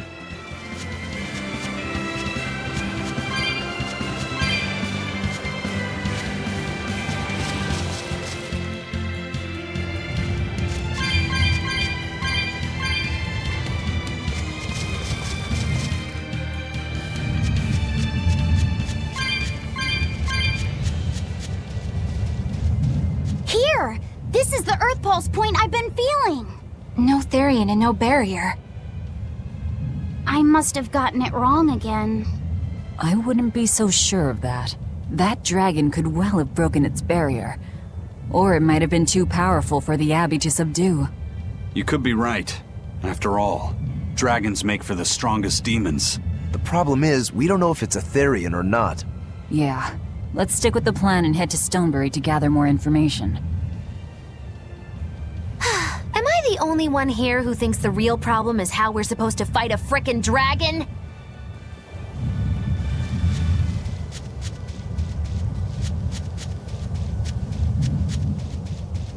I can't wait to take a good look around. Whoa, now that's what I call a view. I agree that it's beautiful, but don't leap about so much. You'll fall.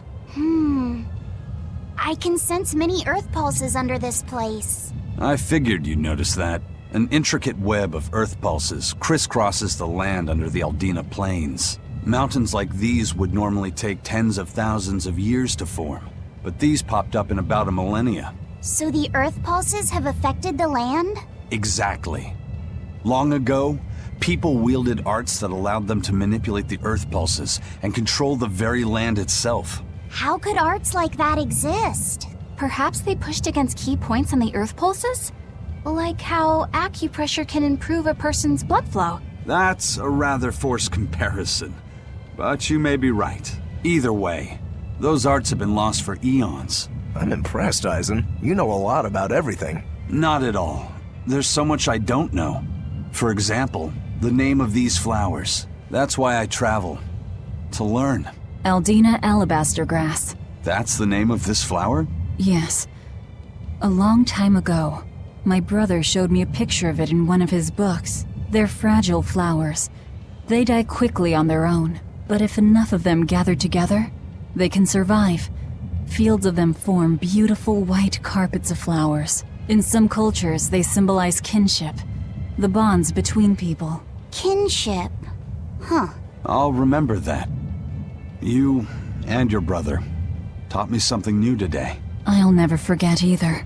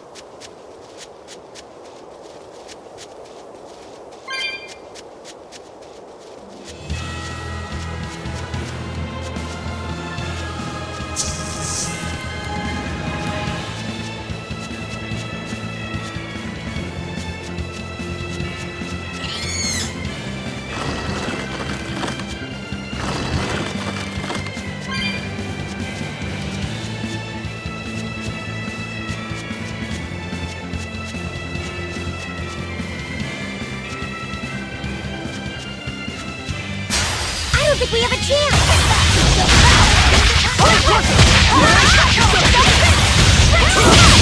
No mercy! Won't that won't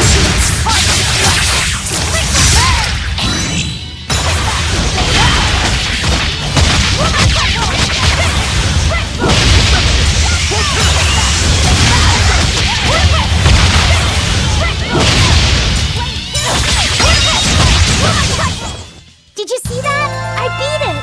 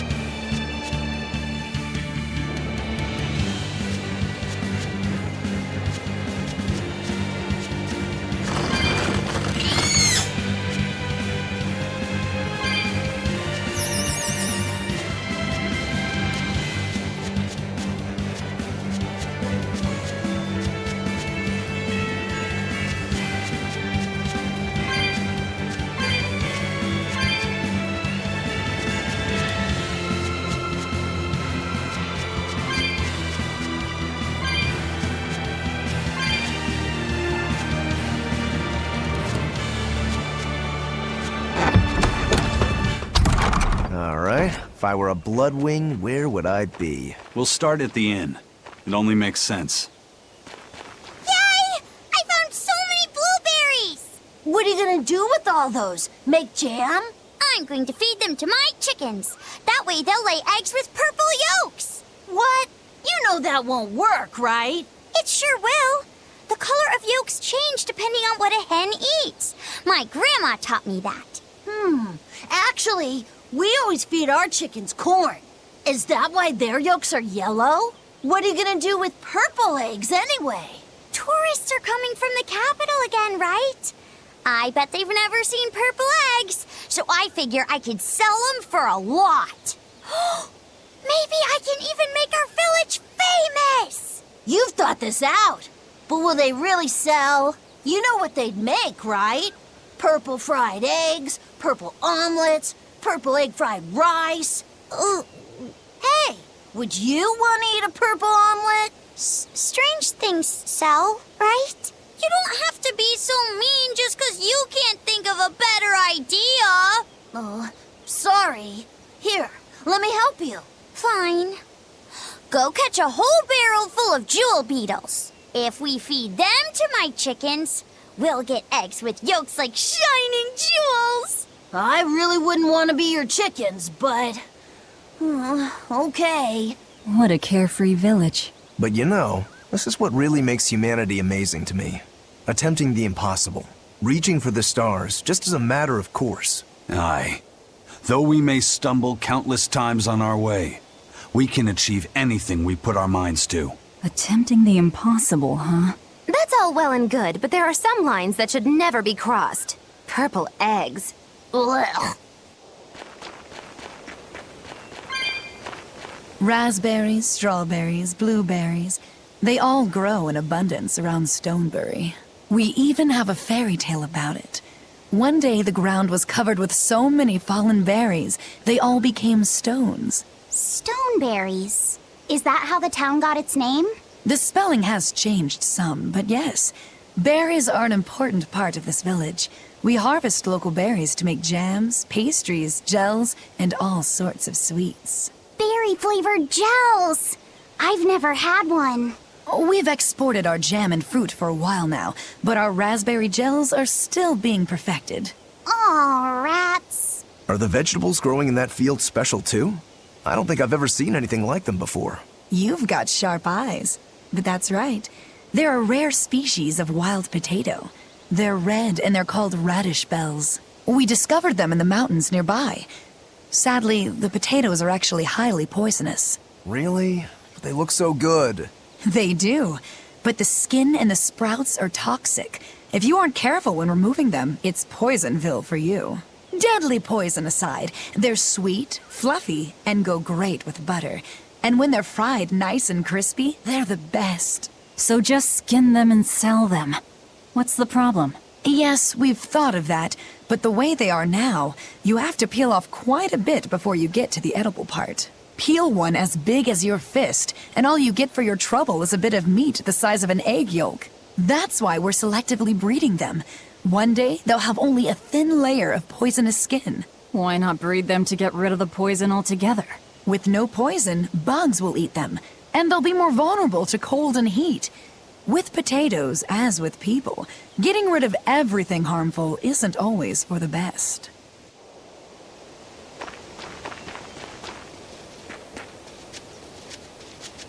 The water around here is ideal for producing wine and spirits. I've been thinking about fermenting something new. What will you make? This region's specialty is berries, so a berry wine? But the chilly air and level of humidity here should be just right for making an amber draft, don't you think? Considering the geography around here, the water must contain a high mineral content. If you use it to make a rice wine, the taste will be unique. I've considered all those options, but I must create something that can surpass my greatest rival, Sleeping Princess. But that's nearly impossible to make. Exactly. Not an easy task, to say the least. Sleeping Princess is made by filling an emerald cask with water from an enchanted mountain spring and sitting it in direct sunlight for 7 years. The water's magic causes it to change color each year. When it reaches the same deep green hue of the cask, it's ready. Solar fermenting, huh? It won't be easy to surpass a marvel of the winemaking world like Sleeping Princess. True, but I've finally found it. The ultimate stone. A gemstone? Will you make a cask from it? That would just make it an imitation. No. What I found can only be called a natural rock filter. You're filtering wine with a rock? Deep in the heart of these mountains, I found a stone that absorbs liquids. I tried using it to filter a berry wine. The taste of it was unbelievably crisp and bright. It preserved the luscious richness of the berries, while adding a clarity that left me breathless. I call it Pure Land wine. There is no better. May I have a taste? My apologies, but it took me 10 years to make a single thimbleful. I drank that thimbleful for my tasting. It'll be about 50 years before I can make a decent batch. I doubt I'll see a full bottle in my lifetime. 50 years, huh? Meet you back here, then? I've never been so glad not to be human.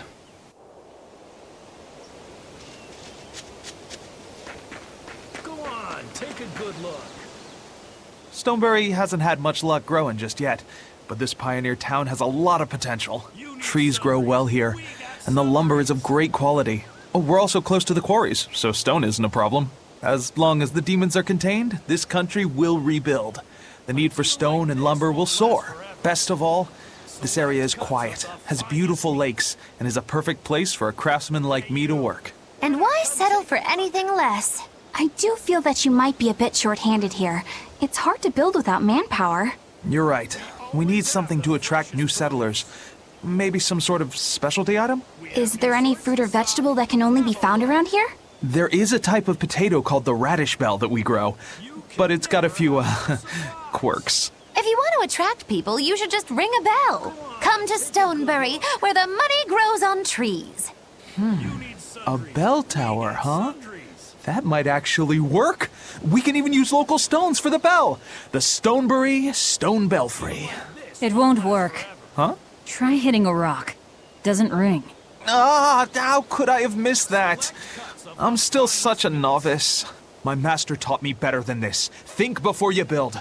That's what he always said. I need to do better and not sully his name.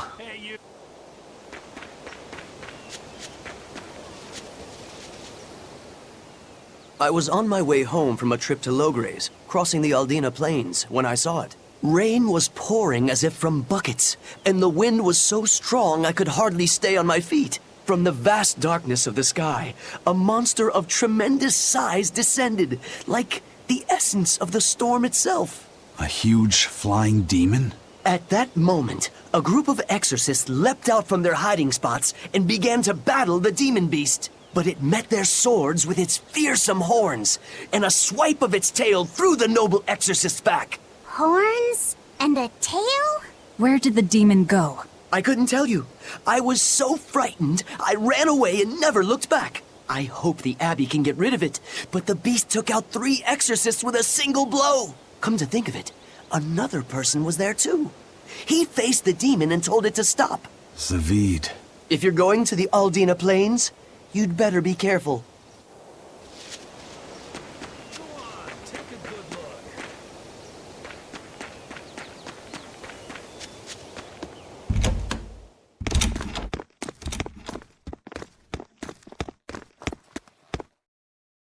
Zavid. Well, hello, sailor.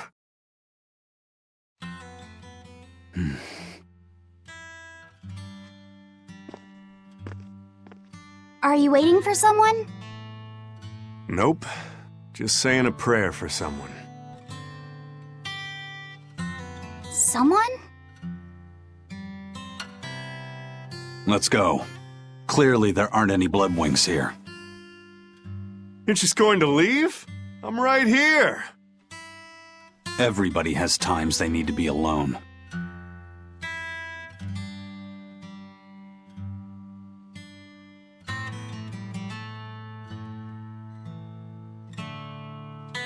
Fee. Right. Coming.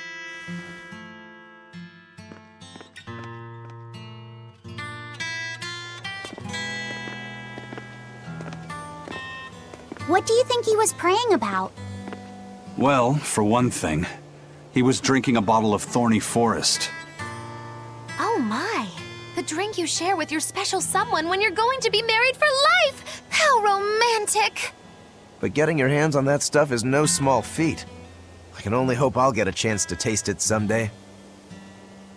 That must have had an important meaning for Zavid. That's why you left him alone. Don't read too much into it. You're Velvet, right? Huh, you must be the one who's seen the demon we're after. We saw a big snake-looking dragon fly over on the way here. Is that what you saw too? Yes, that's the one. It nests at the top of the mountain in Aldina Plains. We went to look ourselves. No dragon. It only returns to its nest on rainy days. Rainy days, you say?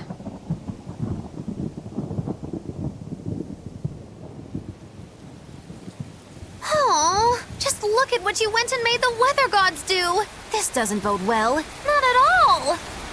Thanks. We'll give it another shot.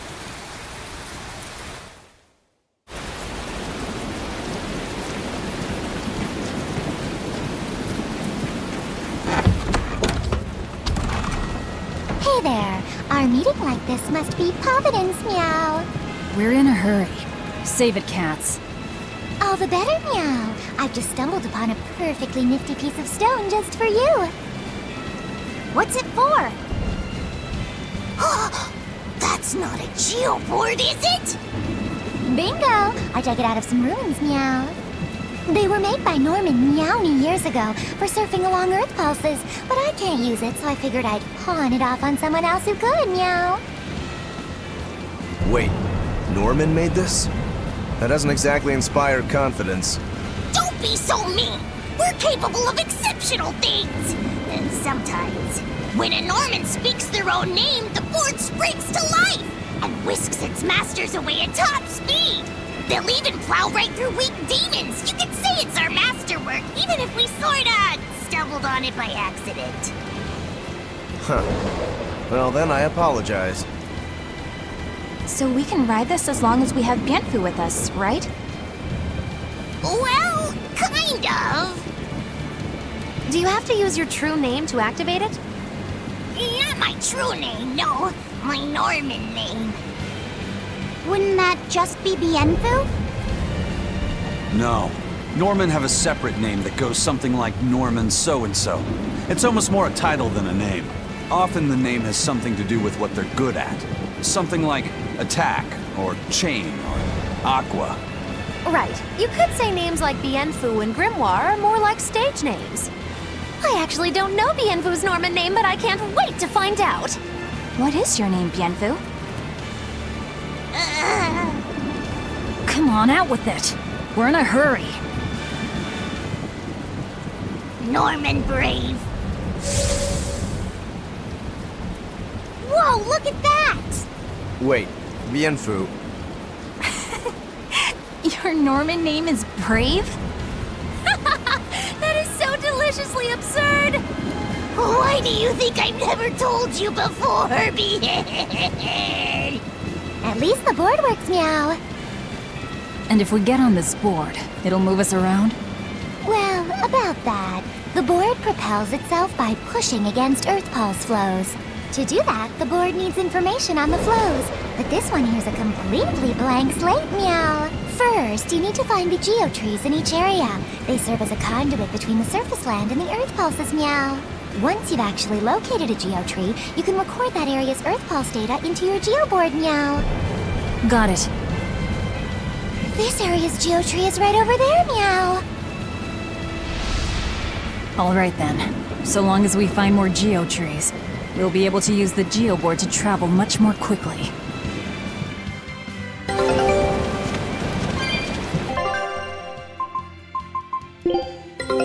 Take a look at this. Scout ship setting sail.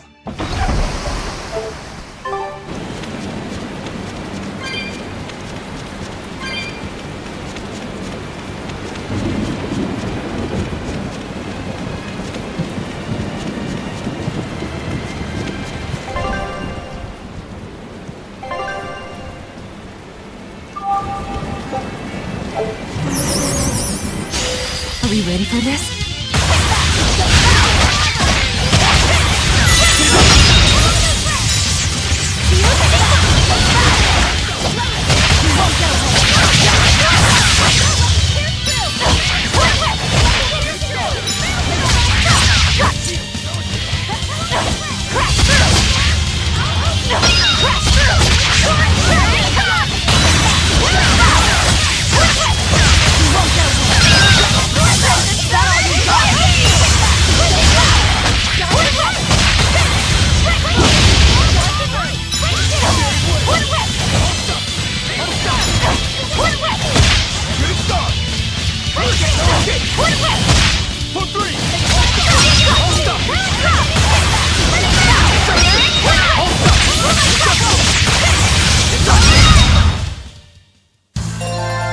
Are you hurt? Can you stand? Yeah.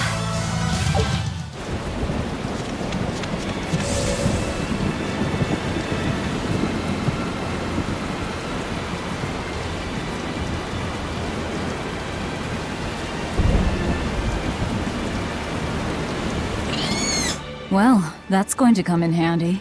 Yeah, and it's a lot of fun to ride, too. I could get used to this. I'm so worn out.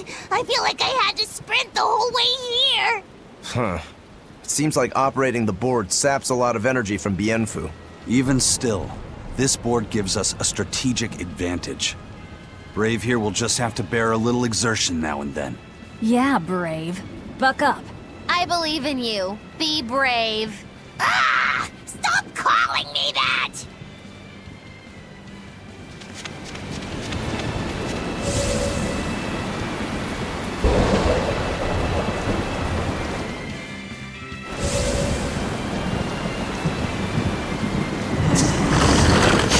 Are we ready for this?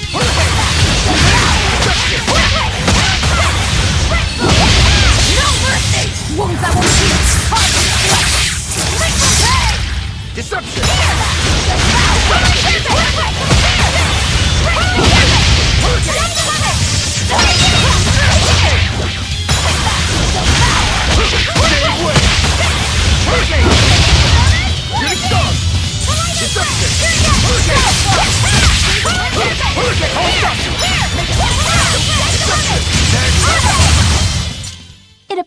we're finished here.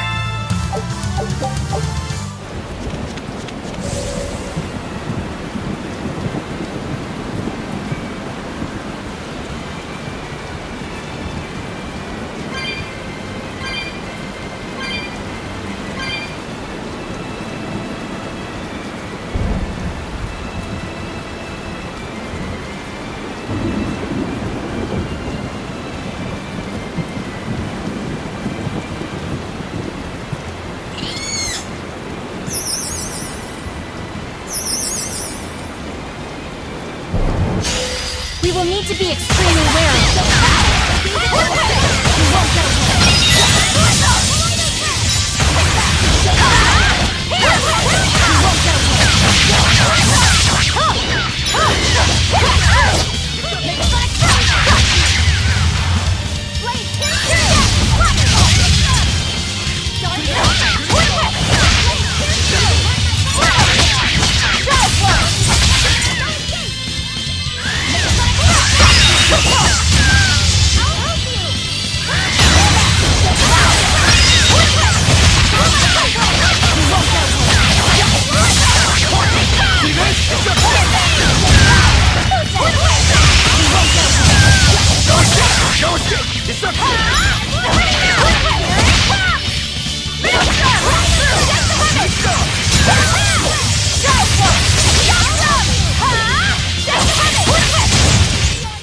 We won, right?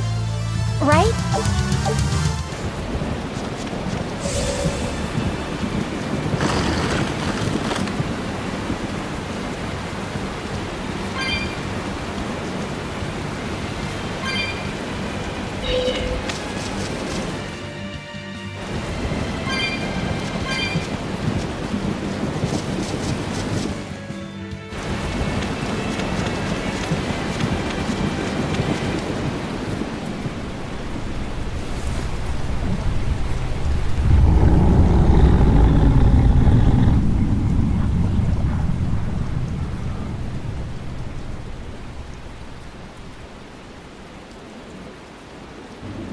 It looks so deadly. And just check out how much malevolence it's putting out. Which means it's not a Therian. Let's retreat. We've got no reason to pick a fight with something we can't handle. I do. Oh, you're up for it? What? What are you doing? She's right. Fighting this creature is a good way to end up dead. Oh, sorry.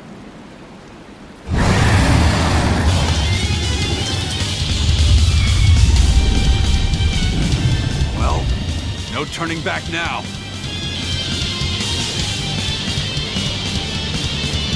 Damn it, this wasn't part of the plan.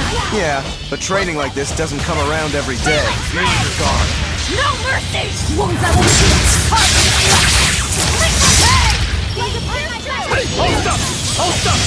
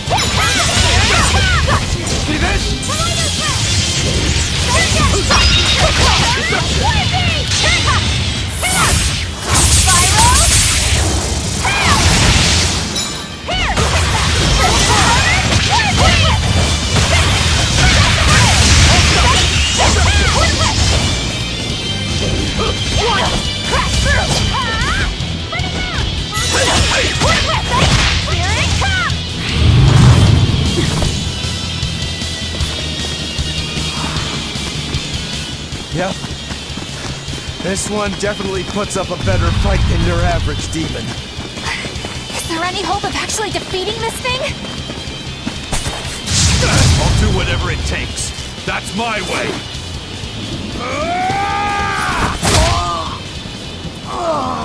Sabine! Yeah. see you're out for blood, as usual. You knew, didn't you, Eisen?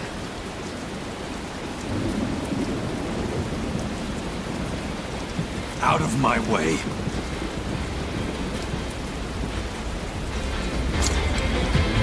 What? Are you protecting the dragon? She's not a dragon!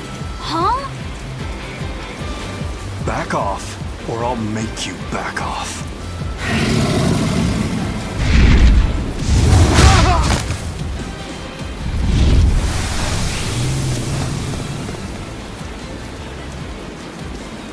Damn, it got away!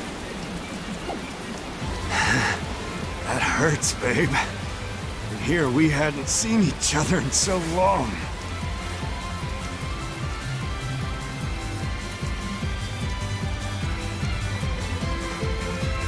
Hold it. Is that dragon someone you knew? I told you, she's not a dragon.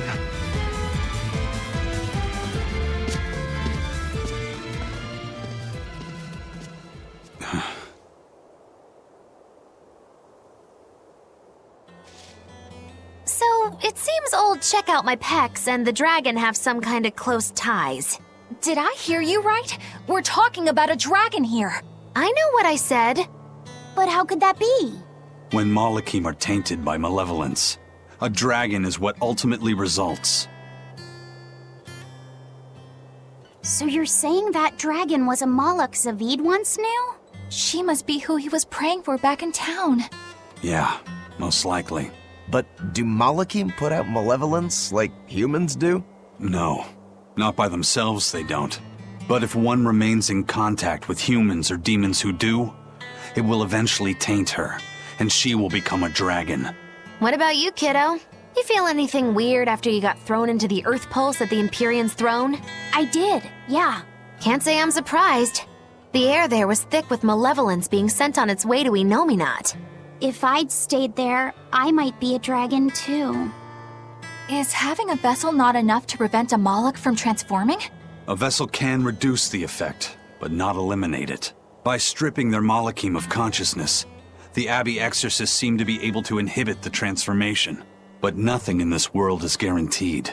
Can a dragon ever be changed back into a Malak? Nope. Just like with demons, there's no going back. Do they still hold on to some part of who they were? You saw that dragon. What do you think? Well, that's... But Zavid still won't kill it. Must be his creed at work. Eisen, listen. Whatever business you and Zavid have with that dragon, I don't care. Do what you have to. But I won't tolerate you getting the rest of us involved in it again. Do I make myself clear? You've got it. Good. Now, let's get back to the Therian hunt. We'll regroup in Titania.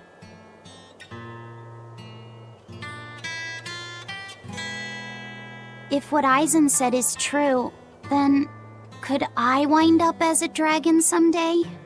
Or Eisen too? I don't know.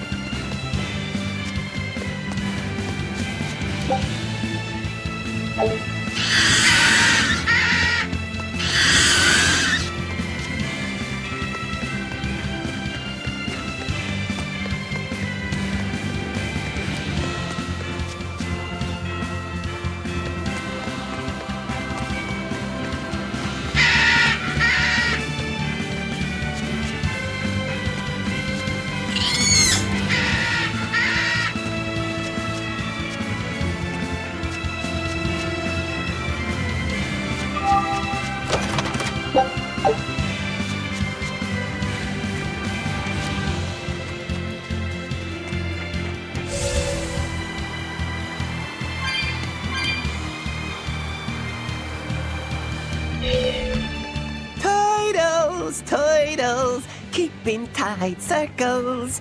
Oh, perfect timing, Eisen. I's got a letter for yous. A letter? Did you get a reply to that letter you sent? What's it say? What's it say? I know everything that you've done. Repent for your horrendous deeds, you monster. What did you do, Eisen? No idea. There's no sender written on here either. Who would write something so awful? Who cares? If I gave a damn about other people's feelings, I wouldn't be a pirate. I suppose that's true. Forget about it. What's the status of the other stuff? The Palmier made it just fine. But we've run into some troubles finding the Nordals. My deepest apologies. What are Nordals? Nordals used to be given out by Empyrean temples. If you collect a set of 4, you'd find happiness. Oh, so they said. Nowadays, there's only 4 left. Red, blue, green, and black. Even worse, nobody hardly knows nothing about them. Dolls of the Empyreans.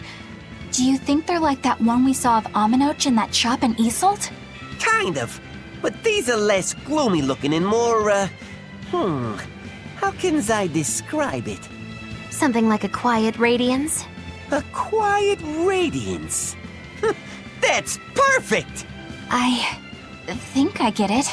I'd never have pegged you as a collector of religious claptrap, Eisen. Think they'll help keep the Reaper away? Probably not. But in the off chance they actually work, they'll keep her safe.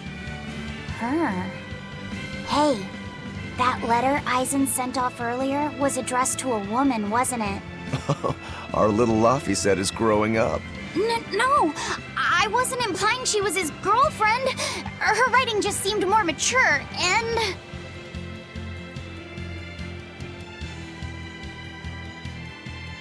It's nothing like that.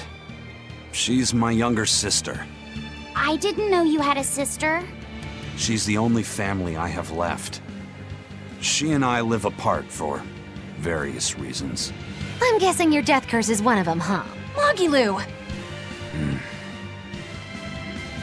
So that's why. I'd be happy to help you look for those dolls, Eisen. Are you sure? Yeah. Okay then. Thanks. I saw Benwick and the other crew members get into a serious fight over whether cats or dogs were better. I don't get what the big deal is. I can't believe you could say such a thing! No conflict is more perilous than the one that has dogged mankind since the dawn of civilization! In the shadow of every war are the battles of dog lovers and cat lovers. Between each side lies a divide, maybe not all that deep, but unbridgeable all the same. I'd say we're lucky that the squabble you saw didn't escalate into anything more serious. I had no idea it was such a big deal. So what side do all of you fall on? I am, without a doubt, a cat person. Cats and witches have a long history together.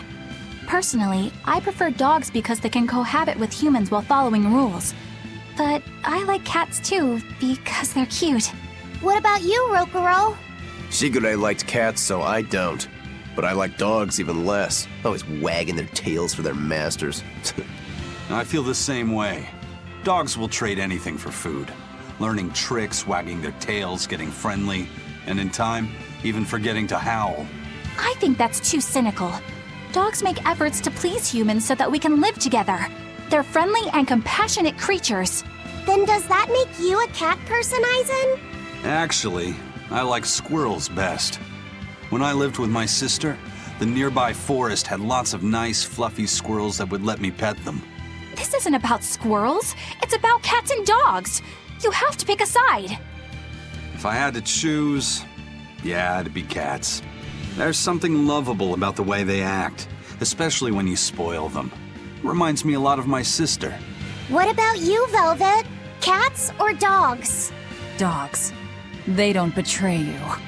You always have to be so serious, don't you? So Velvet and Eleanor like dogs, while Mogiloo and Eisen prefer cats. And Rokuro doesn't care for either one. That makes you our tiebreaker, kiddo. The fate of this showdown is in your hands. It is? Now that you're no longer the Abbey's dog, perhaps you're thinking of being one for Velvet's column? What has that got to do with anything? We're just talking about which animal we like. If you're getting so angry over this, he's going to have no choice but to pick dogs. I just told you. No more fighting! This is clearly getting out of hand, so why don't you all agree that you're Bienfu people and make up already? And what makes you special enough to have Bienfu people? Because I can be loyal like a dog, but also do my own thing like a cat. If you pick me, everybody wins. I don't think it works that way.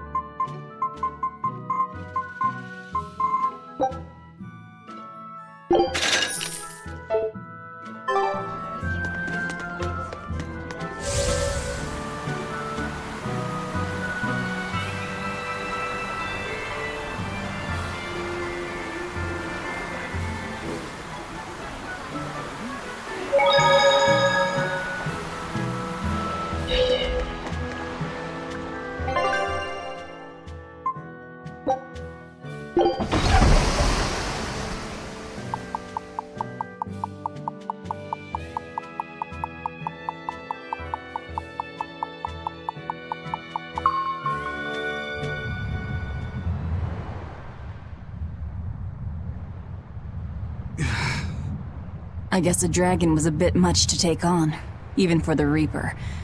You should get some rest. We all should. I'll just get the crew started on readying the ship for our next departure. All right, you go do that. Laphicet, you should get some rest too. I'm fine. It's more important that I focus on finding an actual Therian this time. I'm going to take another try at sensing the Earth Pulse points.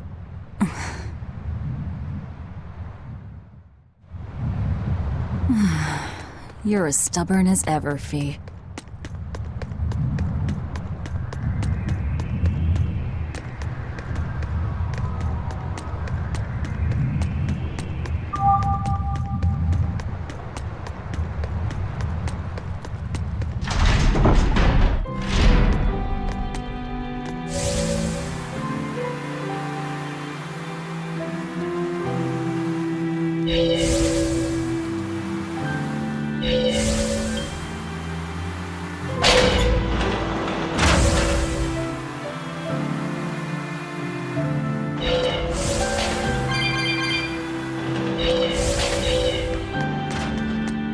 Hey, Kuragane, let me ask you something. More complaining, is it? Come on, don't be like that. Every time I turn around, Velvet or one of the pirates is telling me to go make some delivery to some island. I can never get a break. Isn't that just a sign they think you're a dependable guy? Maybe, but I don't see them sending you off on errands. It's like they take one look at your face and decide to leave you alone. I don't have a face. Oh, right, sorry. The slip of the tongue. Maybe you just don't know how much work I do around here. It's more than you think. Anything to do with iron, I do it. Making tools, repairing things.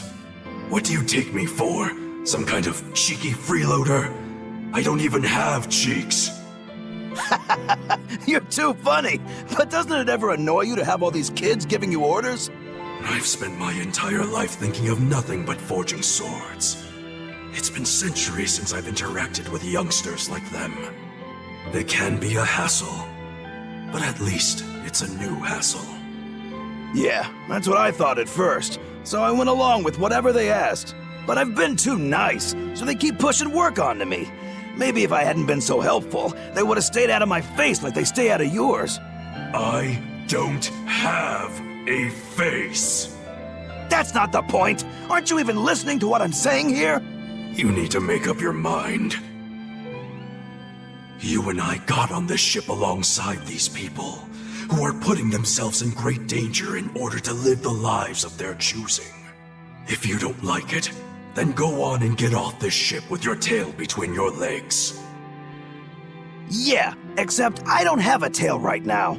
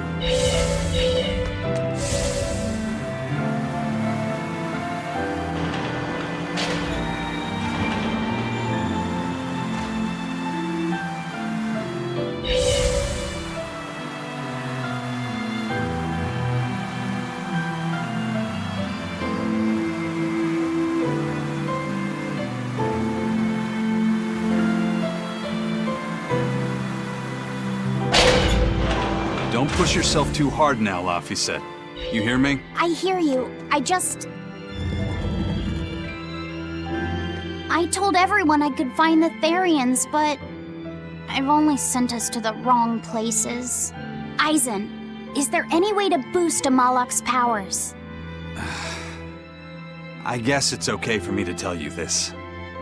The majority of Malakim today have their consciousnesses sealed away to be used as mere tools for the exorcists.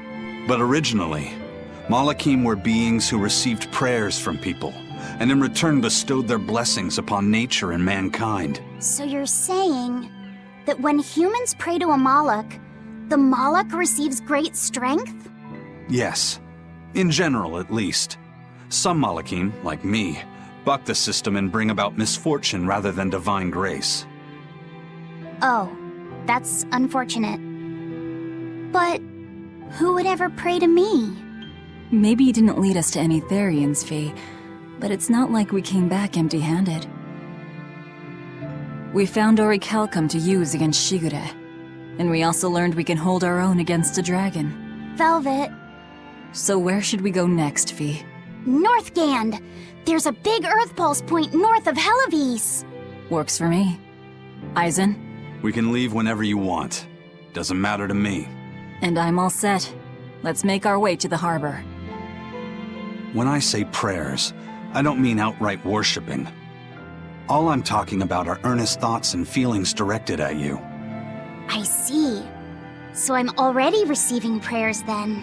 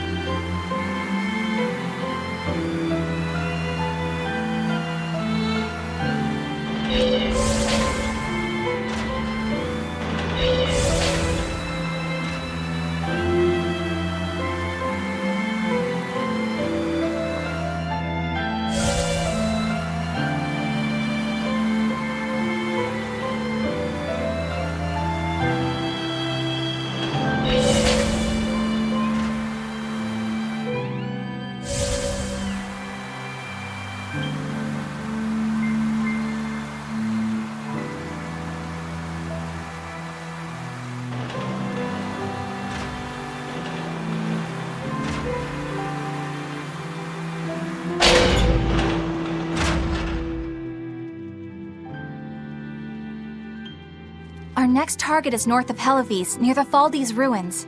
In light of everything we know, I'd say it's highly likely we'll find a Therian there. Let's hope. Then we should make our first stop, Port Helives. With the mischief we got into last time, getting into the city might prove difficult. Benwick, how are things in Helives right now? That shipping guild that used to handle our mooring is pretty much toast. But for some reason, the Abbey isn't watching the port as much as they once were. Unfamiliar ships have been hauling in relief supplies, so if we pose as one of the transport ships, I think we can slip in. And if we divert some supplies to an unofficial channel, we might be able to secure a new mooring partner. Smuggling in relief supplies for our own disaster. Cheeky bastards, aren't we? It's what'll get us in. That much is true. It's a plan. Roger. I'll get right on it. Hey, Eleanor. Abbey exorcists don't pray to their tethered Malachim, do they? You mean something besides our oaths? An oath is a magical formula that grants you power in exchange for binding you to a rule, right? Yes, though that is simplifying it a bit. When Malachim receive human prayers, they bestow their blessings upon people and nature. Eisen told me that we Malachim grow stronger when humans pray to us. Prayers and blessings? I've never heard of that. I used to think the same way as the other exorcists. Malachim are merely tools that allow us the use of arts. Yeah, that's what I figured. But Inominat is different. The exorcists all worship him. They have faith in his mighty power. And not only that, the people of this nation pray to the Empyrean for salvation, just as Artorias instructs them. Ah, I get it now. See the wheels turning, do you, kiddo? Huh? Artorias founded the Abbey within the existing Church of the Empyreans, so that he could direct the people's thoughts towards Inominat, so that even while they lionize Artorias as their savior, they're made aware of Inominat's presence behind him. Everyone starts believing in Inominat. The prayers of the entire world go to him, becoming his power. After the centuries-long decline of Empyrean worship, he becomes stronger than anyone today could imagine. The pieces do fit. Oaths, prayers, blessings, the demon blight. So much in this world is affected by matters of the heart. They hold magical power, both effective and meddlesome. We are truly going up against the rest of the entire world, aren't we? Don't look so troubled, Eleanor. I'm gonna do my best to get stronger, so believe in me. I am a Malak, after all. Oh, Laphicet, you've become so brave so quickly. Have I? But you're still cute when you get embarrassed. Hey, why's your face so red? Huh? My face isn't red. Huh?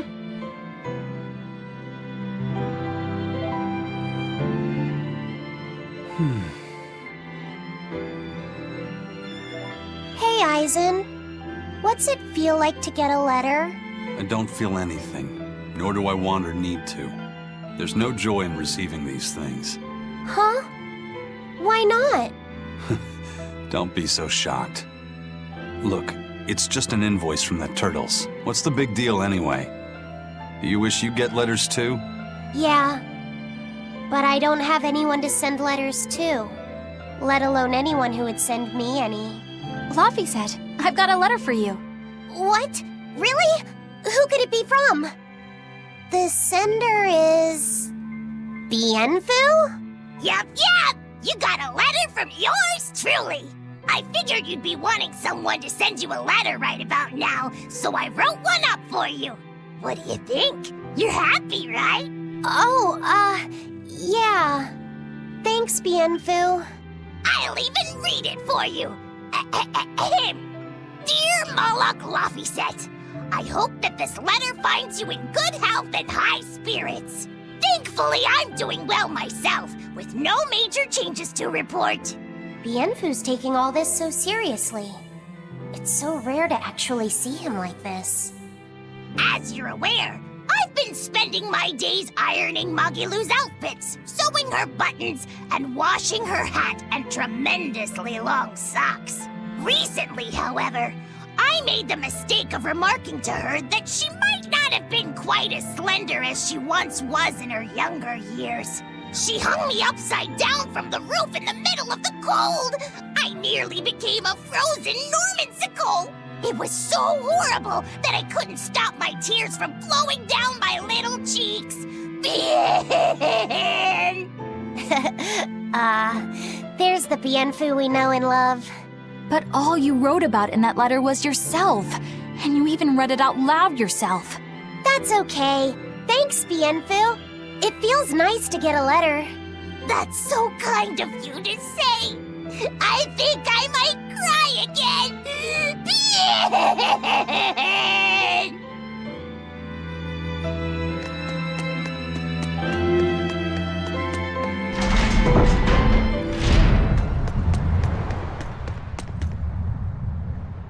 We've loaded everything bound for Helaviz. With that much trade, I doubt anyone will suspect us. Any idea who can give us cover for docking? Not anyone in particular, but recently the power and influence of the Helaviz Fishermen's Guild has caught my eye. The Fishermen's Guild, huh? Let's bring them some extra relief supplies. Fuel, drink. And as for the drink... 12-year-old amber draft. The sailors of Helaviz have an eye for the stuff. You heard that from Dial, I take it. He's got a sharp eye. He took a bottle in payments, but I say we turn a blind eye to it. We thought we were the best at this kind of thing, but having him around has been a real eye-opener. Okay, but tell him if he takes a second, he'll pay for it. Eye for an eye. Aye, aye. I'll keep an eye on him so that he doesn't sneak off with another bottle.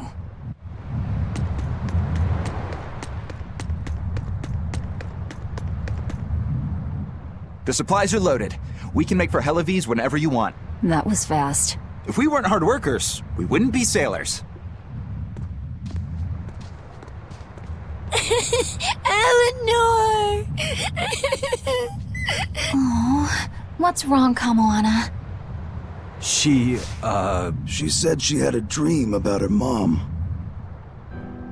When Mommy saw me, she said I looked scary.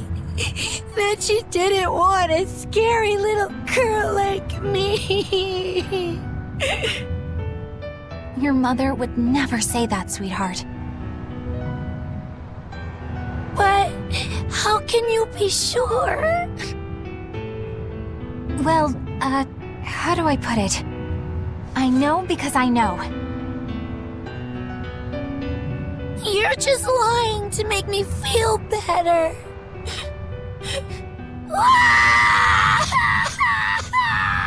Aw, Kamoana, don't cry.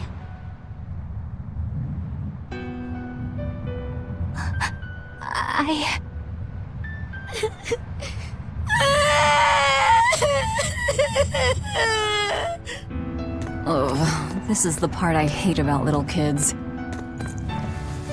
I'm not a little kid! I hate you, Velvet! I hate That's you! right, let it all out.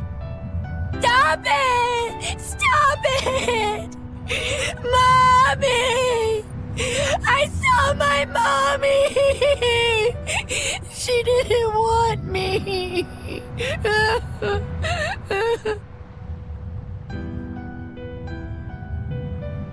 She managed to cry herself to sleep. They're not rational creatures. Sometimes you just gotta let them cry it out. You seem used to it. I guess you could say that. Luffy usually kept himself together when he was younger. But when he was really little, he had times like this every now and then. And on that note, let's take off all we can.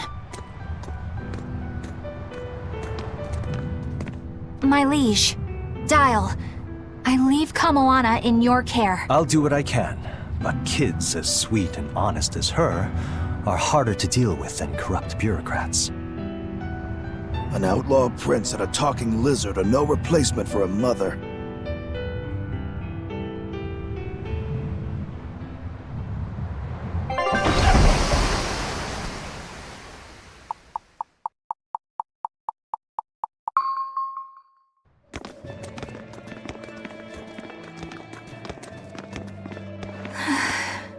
I do hope Kamoana isn't crying anymore. Yeah. Shush. How How long is it going to be before you send in another exorcist to replace Lady Teresa? With these demons clamoring at our gates, none of us feel safe anymore. You have our deepest sympathies, but we were sent here on a different mission.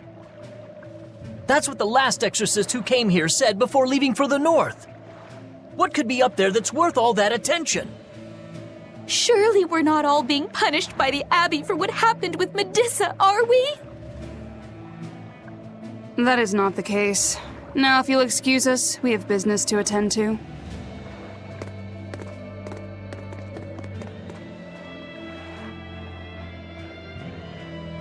So the exorcists are just passing through town and heading straight north. Odd.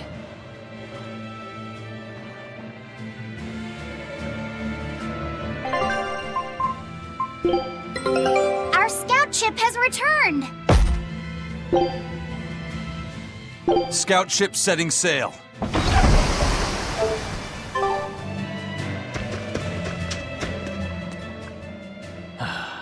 Ever since the Calamity showed up, everything's just gone to pot, I say. Calamity?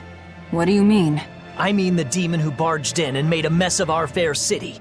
She's a nasty creature of pure evil, with an arm that eats anything that gets in her way. Haven't you heard of her? The Calamity's been rampaging across the whole kingdom, not just here. Scant few have seen her and survived. Huh. You don't say. After the Calamity raised our ships and our port, the shipping guild fell apart, and our trade routes got poached by other ports. It's bad. The town relies on trade to make ends meet. People are abandoning the city, and our streets are no longer safe. Not to mention the demon blight spreading again. Just the other day, a little kid turned into a demon. Just like that. What a world! What a world! What have the exorcists been doing during all of this? Well, Lady Teresa was in charge of this region, but she came up short against the Calamity and got a fat demotion for her troubles. Several new exorcists have been reassigned here, but once they arrive, they all traipse right off to the ruins up north. This has to be Medusa's fault. If she hadn't gone and done something so stupid... Medusa? That's enough. This isn't something for outsiders to know. You're right. Sorry. I'm really worried about what's going to come of this town. It sounds like Heloise isn't what it used to be these days. We need to ask around and find out more about what's going on here. Agreed. Especially regarding the Abbey and those ruins. I'm also curious about this Medusa woman. The ruins part makes sense, since the Earth Pulse point might be there. But why do you care who Medusa is? Just a hunch. Something tells me she's worth looking into. You're not gonna look into this Calamity chick? She sounds like a real terror. Yeah, I think I'll pass. I already know plenty about what makes her tick. Are you all right, Madame Eleanor? Don't let those people get you down. I'm fine. Thank you for your concern. But could you not do that thing where you blow air on me to dry my tears? All right, I'll just pat your head then. That won't be necessary either. But really, things are in a terrible state. The town burned, the guild ruined, the abbey all but gone. It won't be a functioning port for some time. You can't fault them for being upset. They had it real good here until we came along. Those Helovesians were like spoiled children. How so? Heloise was once a tiny fishing village. The bountiful northern seas provided plenty enough fish to sustain their trade. But Flamestone gave them an easy way to get rich. And once they got a taste, they abandoned their old craft. And now they're paying the price. But I've heard that the cooling temperature has covered half the northern sea in ice drift, making fishing much more difficult. But the drifting ice carries tiny organisms, enriching the waters where it melts. The fish should be more plentiful than ever. I suppose you may have a point. We're ones to talk after what we did, but taking the easy path, then complaining as soon as it gets hard, that seems... Spoiled, yes. You said it, Laphicet. I think my appetite's getting a little overindulgent, too. That's not a bad thing. Just means you're healthy. Giant squid come to these waters in this season. Should I ask Benwick to fish some up? Yeah, and some normal octopuses, too.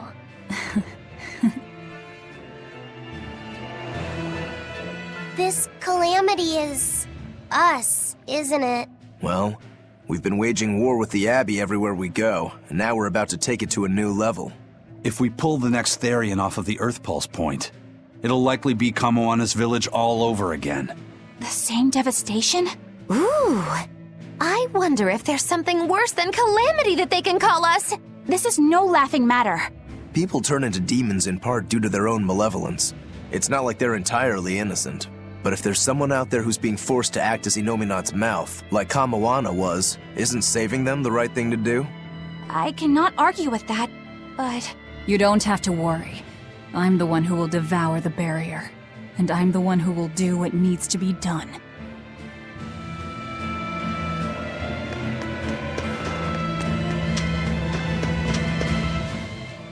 The demon attacks have ground trade to a halt. But people are slowly starting to fish again. Are you a fisherman too? Aye. This town got swept up in the recent trade boom. But back when I was a young lad, this was a fishing port through and through. Ever since the shipping guild took over the docks, all of us fishermen got muscled out. Making this a commercial port has helped the town grow. But a lot of people weren't so happy with the guild. It's too bad everyone couldn't just work together. Once money gets involved, people change. That's true no matter what age you live in. The people know it's the ones making the money who lead the charge. But we follow anyway. It's human nature. I hope everyone changes their minds once we start rebuilding. But who knows what will happen.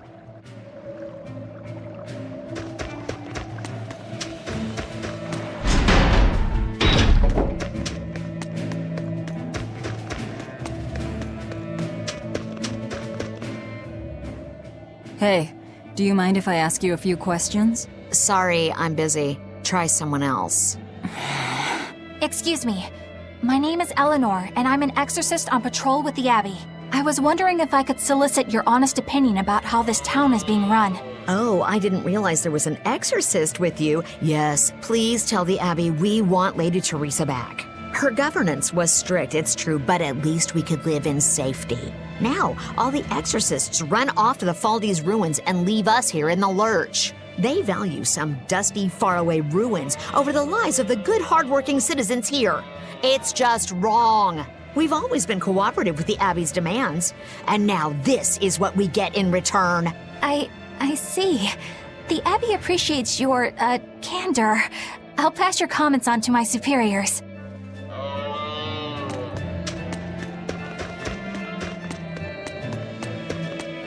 First it was the sailors, and then even a small girl caught the demon blight. I was sure it was going to start spreading through this town as well, but then, after that incident, it just went poof and disappeared. I guess I was expecting a little more after hearing how contagious it was. I wonder what really causes it. Who knows? I heard of this one village in East Gand where everyone caught it at once. It wiped out the entire town. I hope the Abbey develops a cure quickly.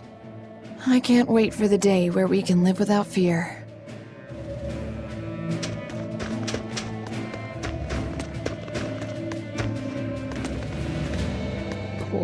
Poor Medusa. Are you a friend of hers? Yeah, she used to live just down the road from me. Medusa raised her daughter Diana all on her own. And then they up and murdered the girl.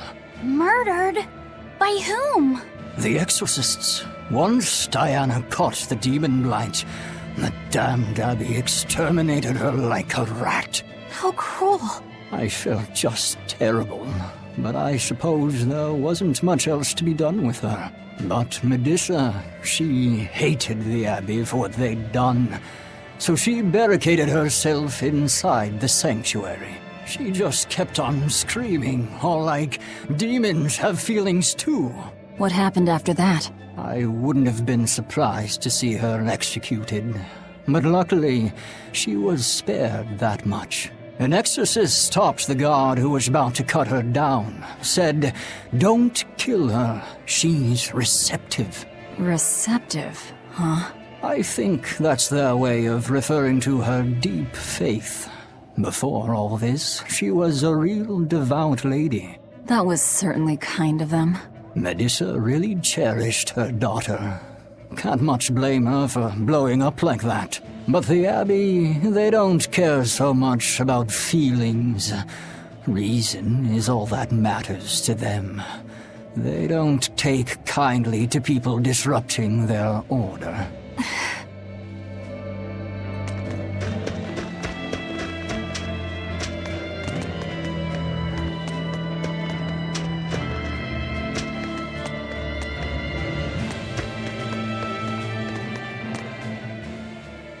If you go north from Helives, you'll come upon the Faldes ruins, which are Abbey property. Mainly, it's used as a checkpoint for hauling ore that's extracted out of Mount Killerhouse. But between you and me, I hear the Abbey also uses it as a prison camp. A prison camp? Are they capturing demons? Heavens no! The demons they kill on sight. No, these prisoners are human criminals. Not long ago, this woman killed someone and locked herself up in the sanctuary. I hear she got hauled off to the camp. Why do you think the Abbey would use the ruins for a prison camp? Who knows? Maybe they need a place to deal out their harshest punishments. The Abbey's not known to be forgiving after all. But these are just nasty rumors I heard. Of course, I don't believe a word of it.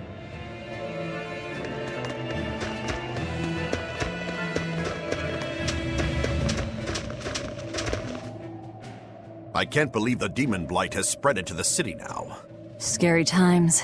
Well, the one who caught it was a little girl, so they were able to deal with her before anything bad happened. But the problem was that the demon girl's mother tried to hide her.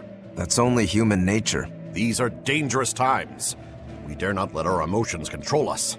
One person's selfishness could endanger the entire community. Right. Thankfully, an upstanding citizen noticed something suspicious and reported the child to the Abbey. But the mother went mad and killed him in retribution. And what makes it all the more lurid is, I heard the man she killed was a fellow she was actually thinking about marrying. The daughter had been dead set against her mother remarrying. You can taste the irony. That's horrible. She had it coming. If there's anything worse than demons, it's people who can't control themselves. So, Diana was a girl-turned-demon who was killed by an exorcist. And her mother Medissa hated the Abbey for it. And the Abbey is using the Faldes ruins up north as a prison camp. It's a lot like what happened to Kamawana, isn't it? It's natural for a mother to love her own child. To make that a crime. What I'm curious about is the use of the word receptive to describe Medissa. So long as there is one receptive to divine power, Therians shall be forever reborn. If our interpretation of that ancient book is right, it likely means she's receptive to Inominat's power. Meaning they brought Medissa to those ruins where there's an Earth Pulse point, and then they made her into a Therian. That would certainly put all the pieces together, yep. Plus, if this Therian the Abbey created already hates them, that's all the better for us. Yeah, I imagine she'd be willing to work with us. Although, it sounds almost too easy. Did I jinx it? I just jinxed it, didn't I? Probably, but we won't find out until we try. True. Let's head for the ruins. And don't worry, you totally jinxed it.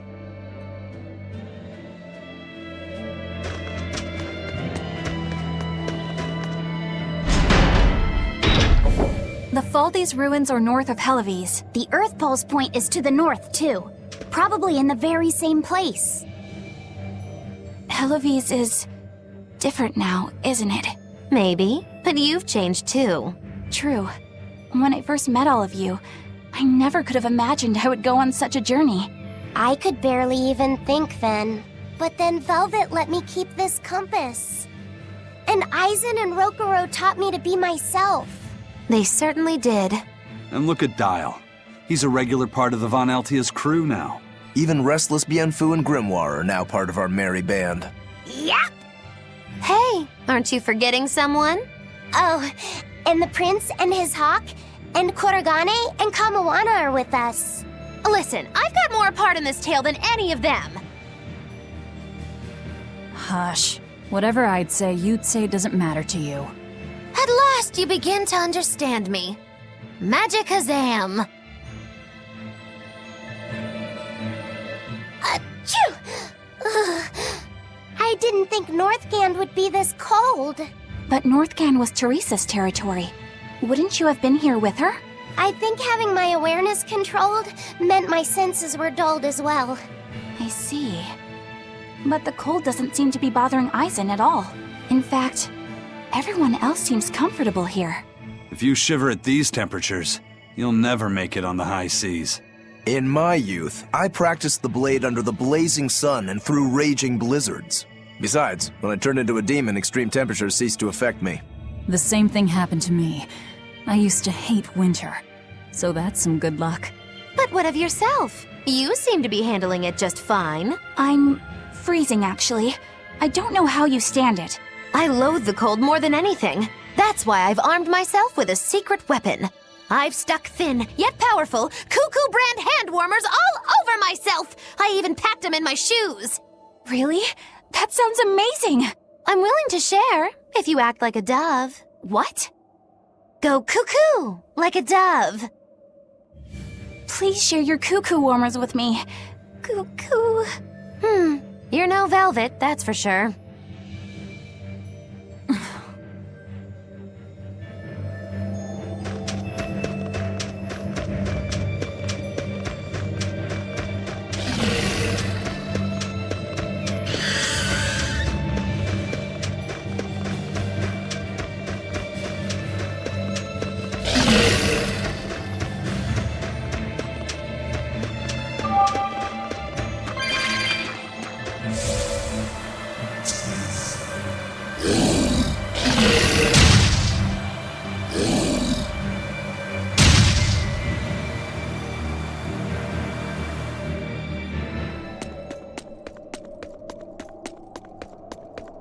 Look, no guards. I think it's a good thing or a bad thing. I'd say good. We can march straight in.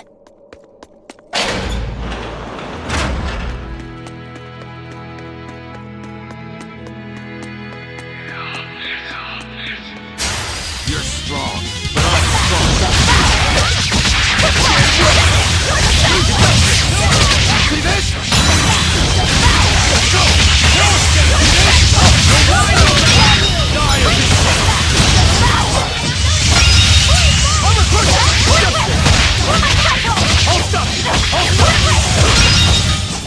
I'll cut down anyone in my way!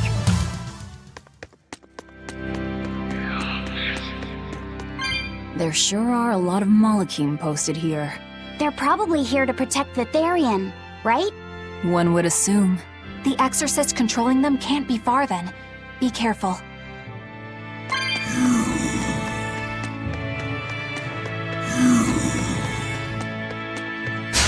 Are we ready for this?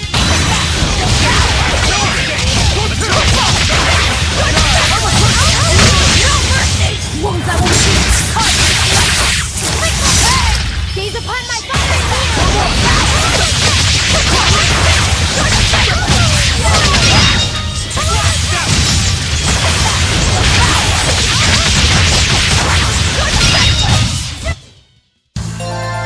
I wish I had power like that. I'd forget about it if I were you.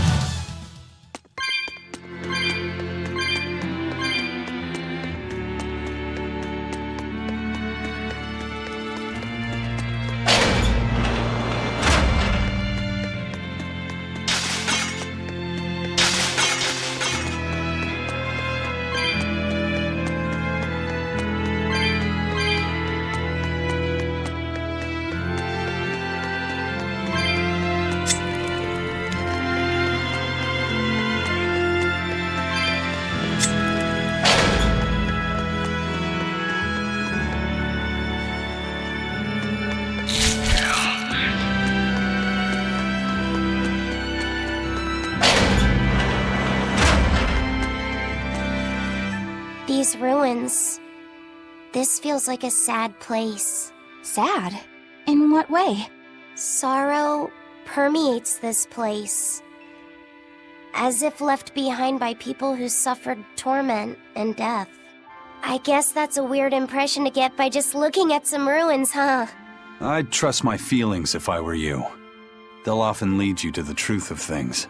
Besides, what you're feeling would explain a thing or two about these ruins. It would?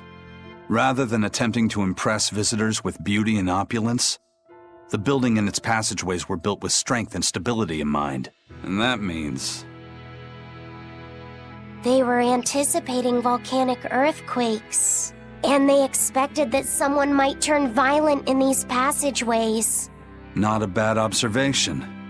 And what would bring such savage people to these halls? Surely they weren't just passing through. Then this passage must have led to somewhere. Some room or structure deeper within. A prison for the worst criminals, or maybe a battle arena. And that's what gave you a sense of sadness. If it was an arena, then treasure for the victors might be hidden away somewhere. Why would it be hidden? Well, those fighter types might not have been all that nice. And the people who built this place seem to have been the cautious type. Hidden treasure, huh? Where do you think... Save your speculation for another day, you two. We have a Therian to find.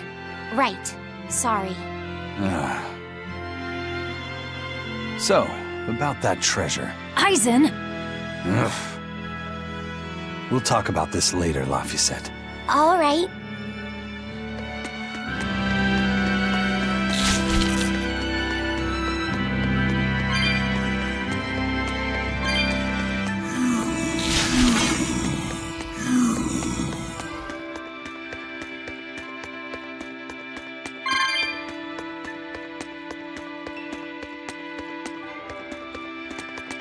This Nordahl. It looks a lot like Grimoire and Bienfu, but there's something different about it that I can't quite put my finger on. I agree. Those two are positively gloomy, but this doll seems calming, yet glamorous too. Like I said, a quiet radiance. Yeah. You think so? I think it's more lethargic or absent-minded, like it can't tell what's going on in its head. Either way, I'm 1,000 times cuter than that thing. What's cute about you? People who keep their faces covered are creepy. I don't know. There's definitely something off about it. It's charming, but a little ominous. Like I can never entirely be at ease around it, if that makes sense. You think so? Actually, I think it's cute. It reminds me of a little baby. You think this looks like a baby? I remember when my sister was about as small as that doll. She had the tiniest little hands, and she'd try to grip my pinky as best she could. Really? I'd take my pinky with her fingers wrapped around it and poke her cheek, and she'd just be all smiles. I swore to myself I'd always do whatever I could to protect her. Once she got a little older and started fixing meals, lots of weird things began to happen around us.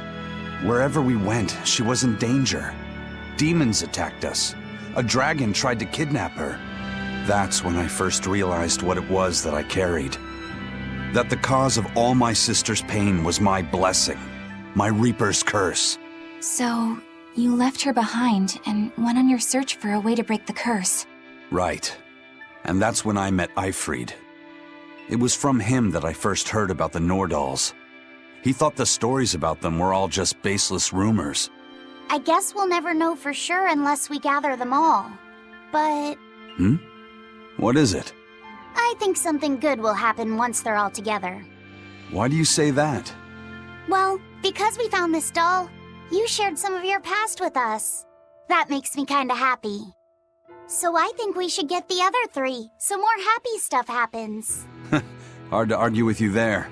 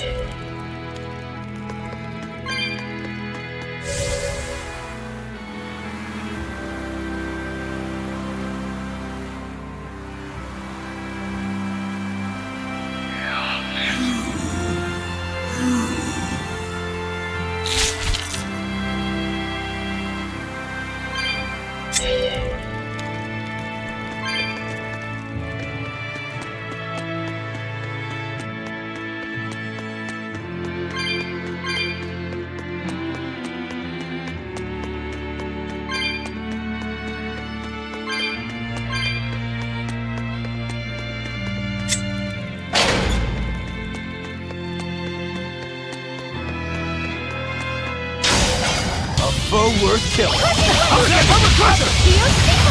Crash through! Killing flash! But I'm this close, I won't miss! Form zero! Thunder! Rush!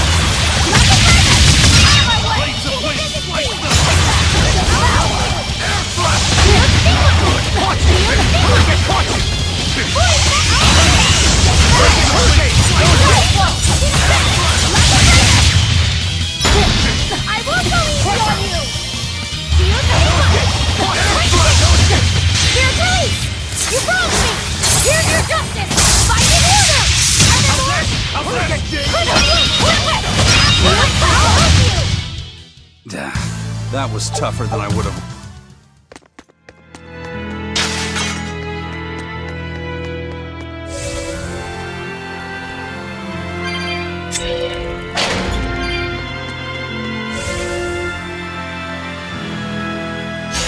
Are we ready for this?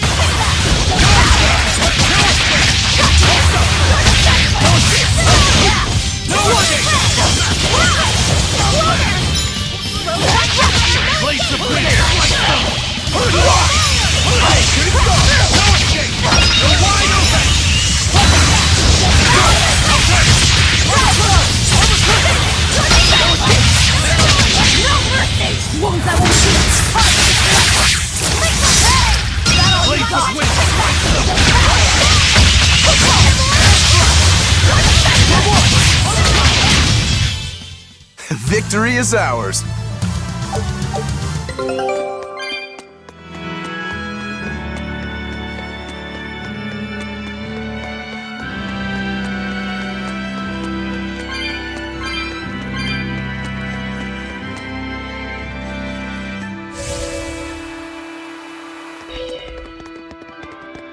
How's Medissa been acting? She's calm. It looks like letting her in on the truth worked as well as we thought it might. Good. Maybe she'll be easier to control now.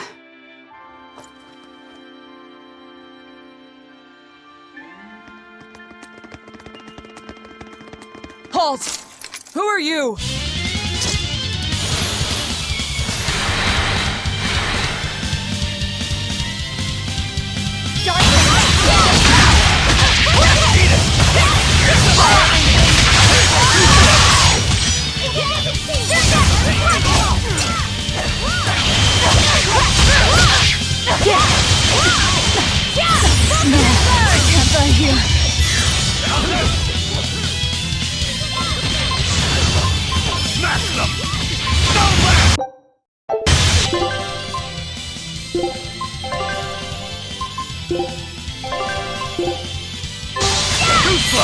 Disgraceful!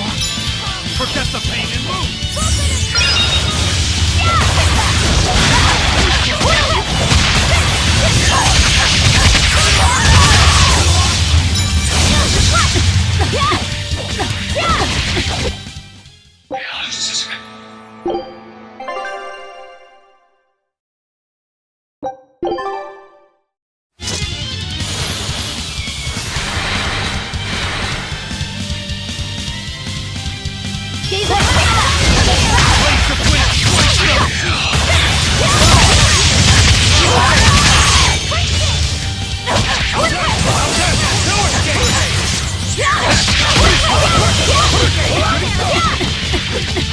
Dark and light! Hurricane! Hurricane!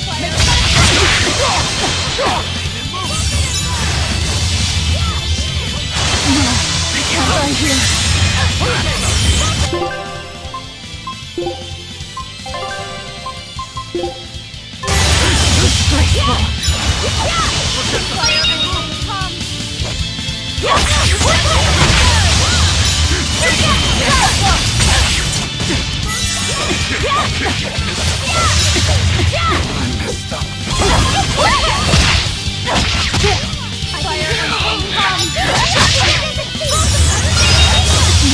here. I can't die here.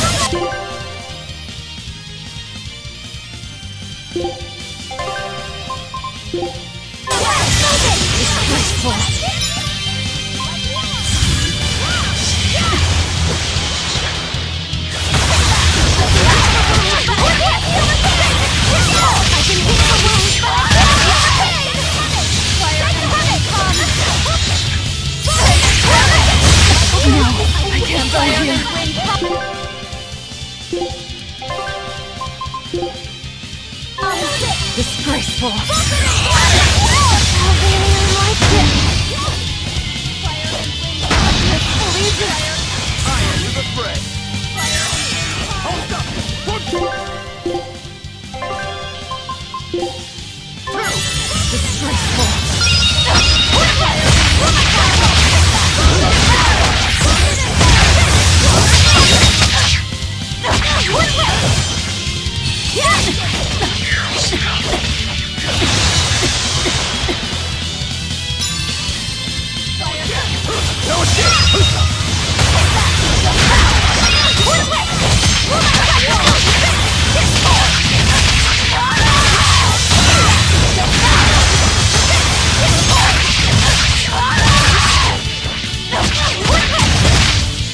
No, I can't die.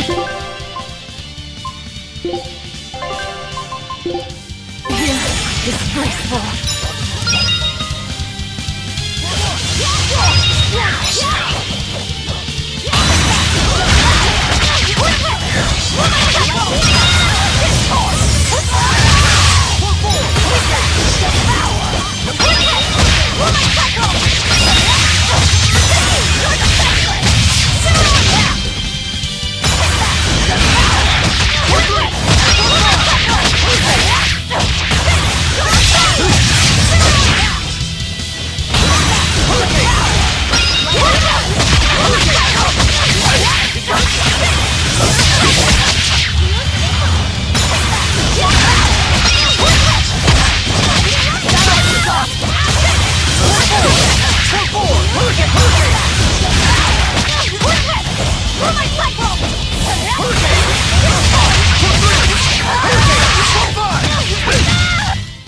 It was a close one, but I am the victor.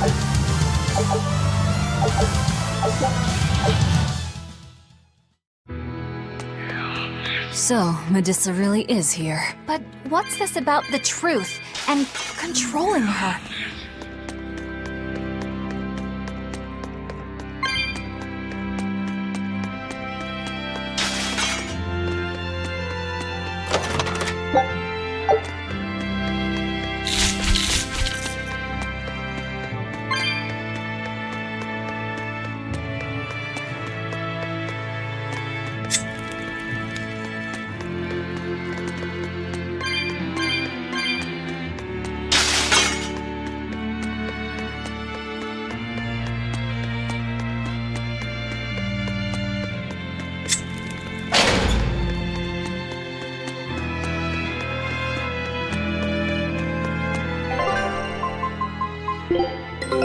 Our scout...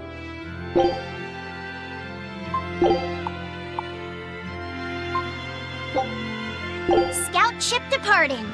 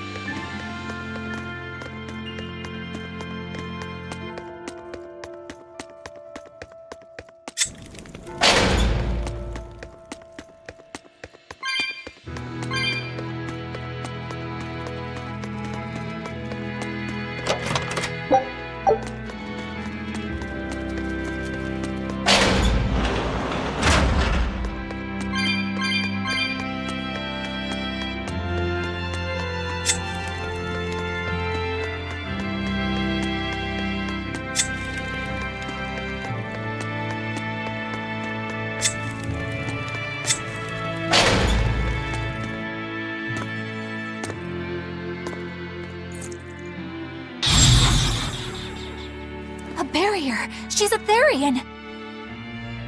Third time's the charm, eh, kid? Yeah.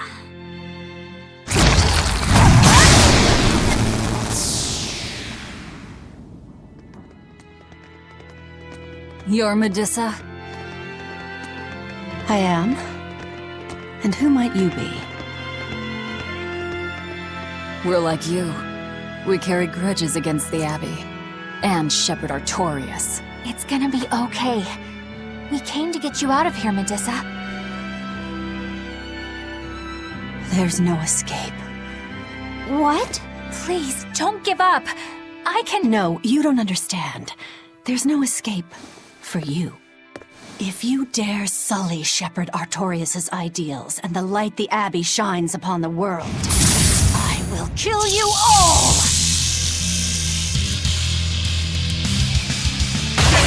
Why are you doing this? She's the Abbey's lucky now. Way to jinx it, Rokuro.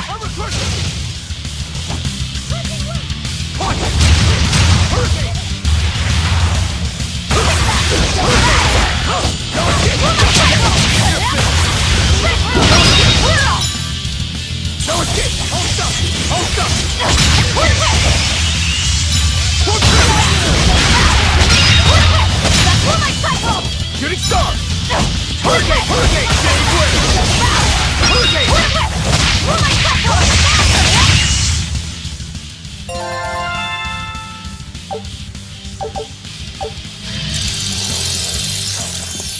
They just keep coming. That snake woman keeps summoning them. If we don't go after her directly, there'll be no end to it. Your left hand. Don't tell me you're the Calamity. Why are you doing this, Medissa? Why fight for the Abbey after they forced you to become a Therian? They didn't. I became one of my own free will. But your daughter, slain at an exorcist's hands! You must hate the Abbey for that, don't you? Oh, I feel hate. Toward a world where demons spawn from the people's malevolence. You know about malevolence? The exorcist told me the truth. Diana turned into a demon because of the malevolence she radiated. I knew what I had to do. Become a Therian, and devour malevolence so that such a tragedy would never repeat itself. It matters not what dreadful form my body may take. I will revive Enominat and change this wretched world! If that's how it is, fine. We'll take you by force. Light healer! Going to end this! Her death will not be in vain! This woman! No mercy! Wounds that will Dark and light!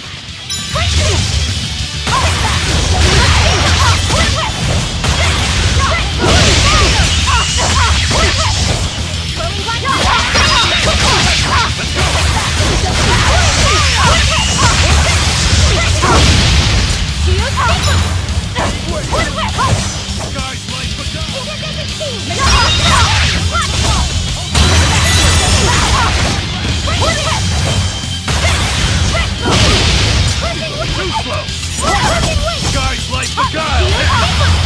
Eat it! Go! Eat it! Let's go away!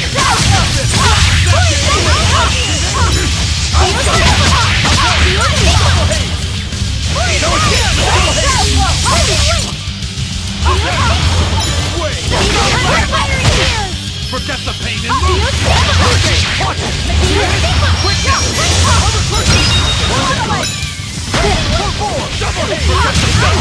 No escape!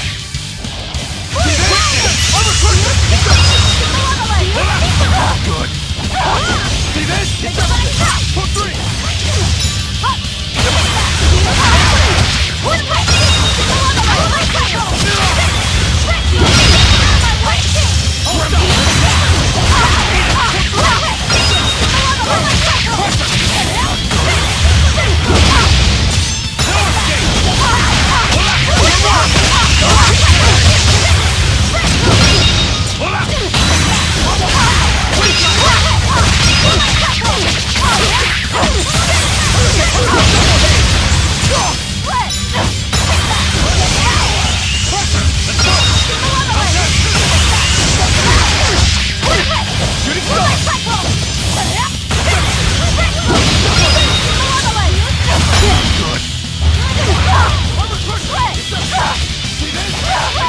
No, I can't die here.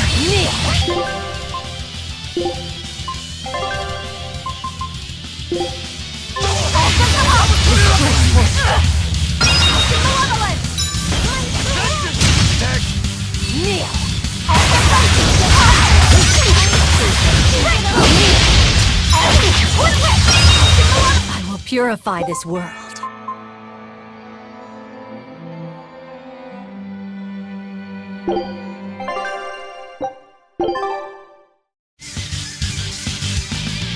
Light heal up! Going to end this! Her death will not be in vain. This woman! She's just a grieving mother! It doesn't matter! Crush them all!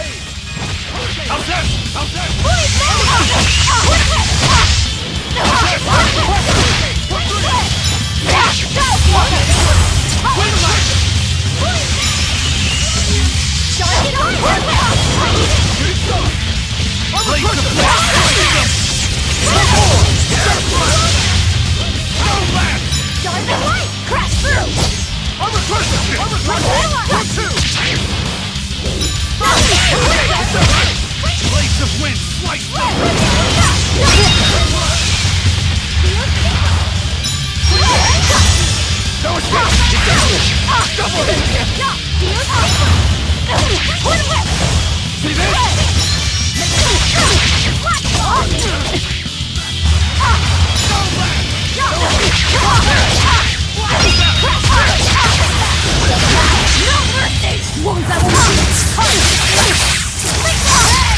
Tremble!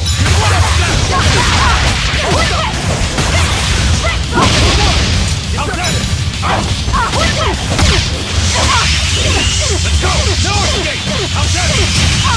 Shooting star!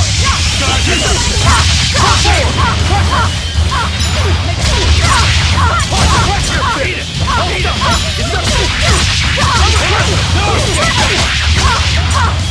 Let's go! Let's go! Hold up! Destruction! Here's release! You wronged me! Here's your justice! Final order! Blades of wind!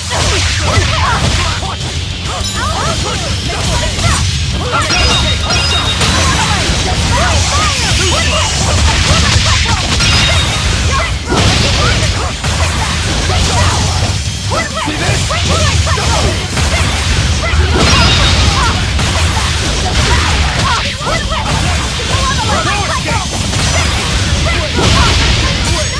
Let's go! Hold up!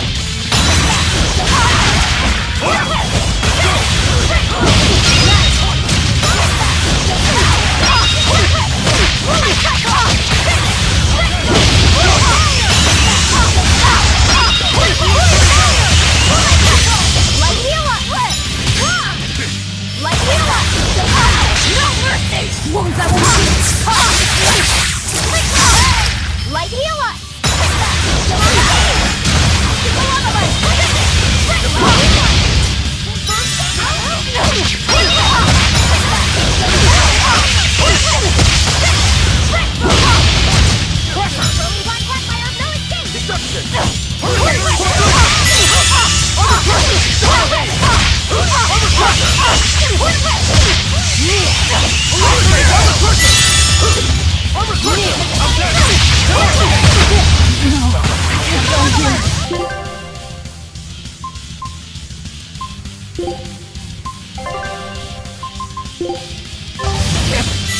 Disgraceful. Light heal us!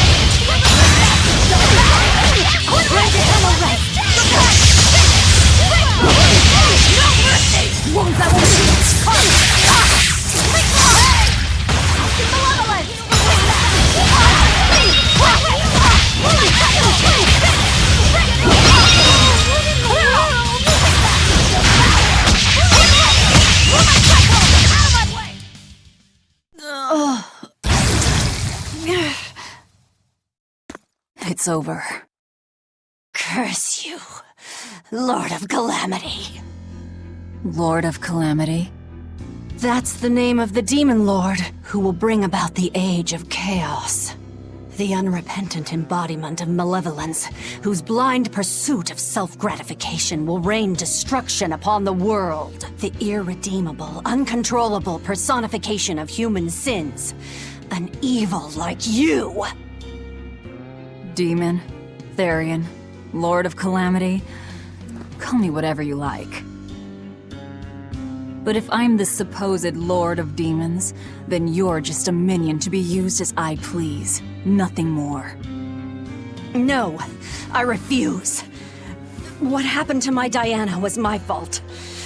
That's why I will fight you until my dying breath! Stop! Don't get in my way! No! Enough mothers have died.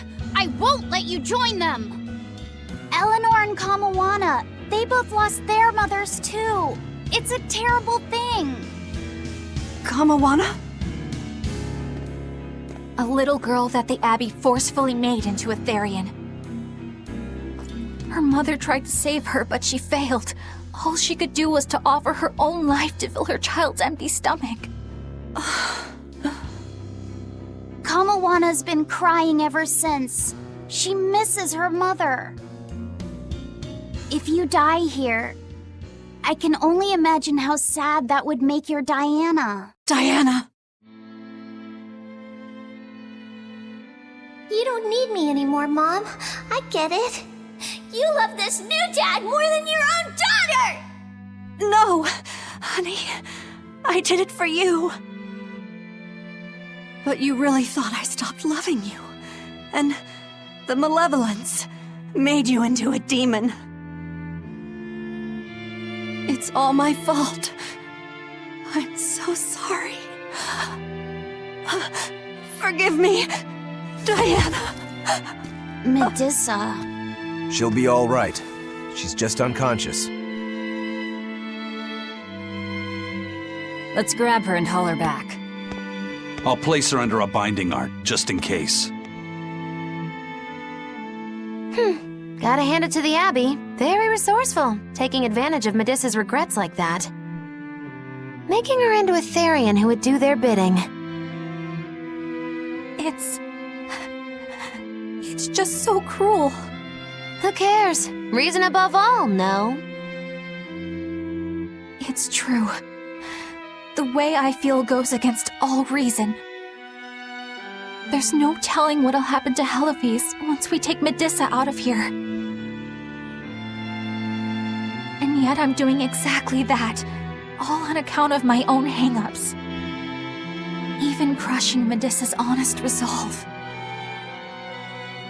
According to reason, malevolence is the fault of the individual. You assume no responsibility or guilt for what happens to them. I refuse to turn a blind eye to the consequences of my actions. I chose this path to seek the truth, not to deny it.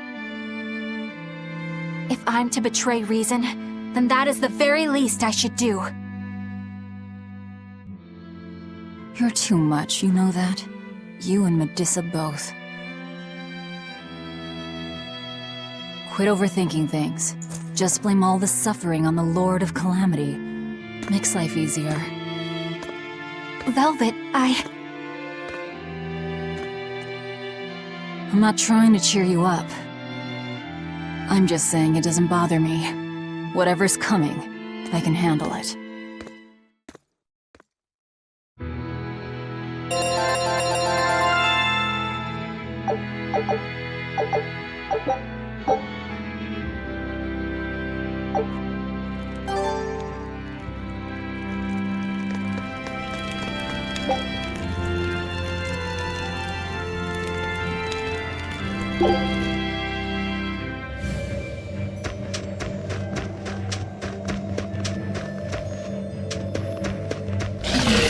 Hey, Eleanor. I was wondering, do you think I hurt Medissa, saying that stuff to her back there?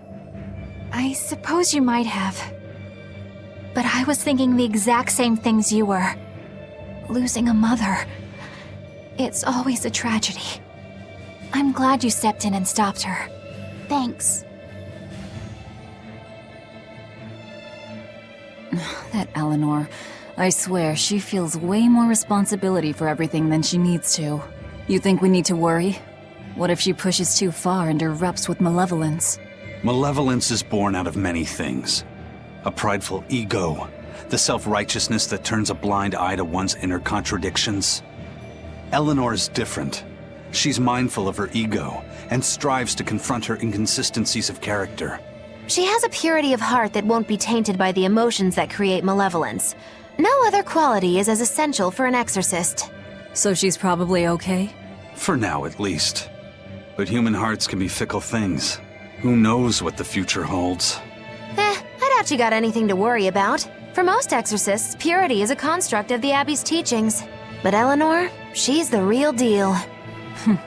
She's not your average exorcist, I'll give you that.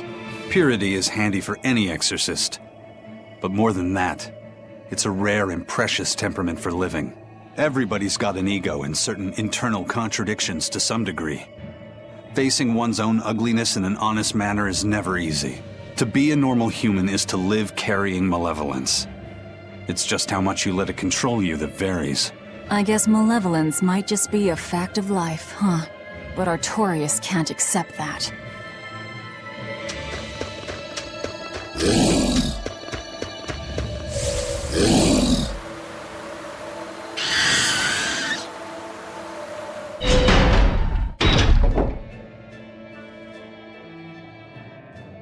Well, I don't see anything out of the ordinary. Let's slip through town and head for Titania before that changes.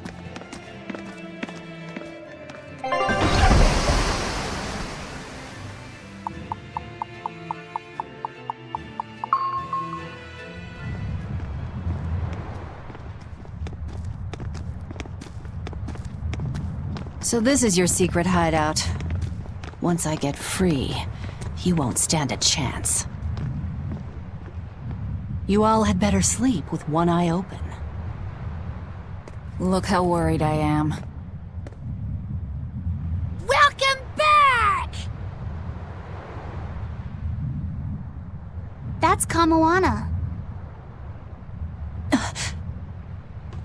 She's the same age as Diana. Did the Abbey really turn someone so young into a Therian?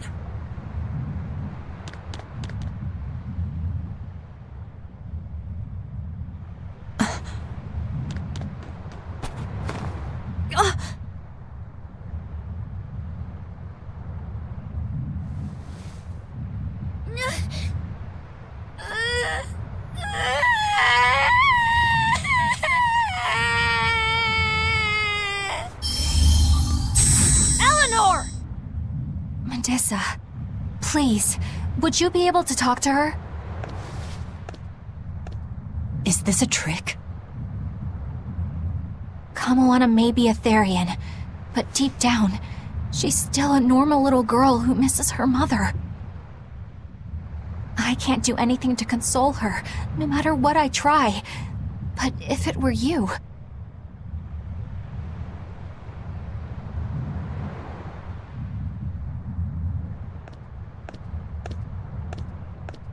You okay? You can call me Medissa, all right? Do I scare you, honey? A little, but not as much as Velvet and Dial. But don't you think I'm scary? I had a bad dream earlier. My mommy said I looked scary and that she didn't want me anymore.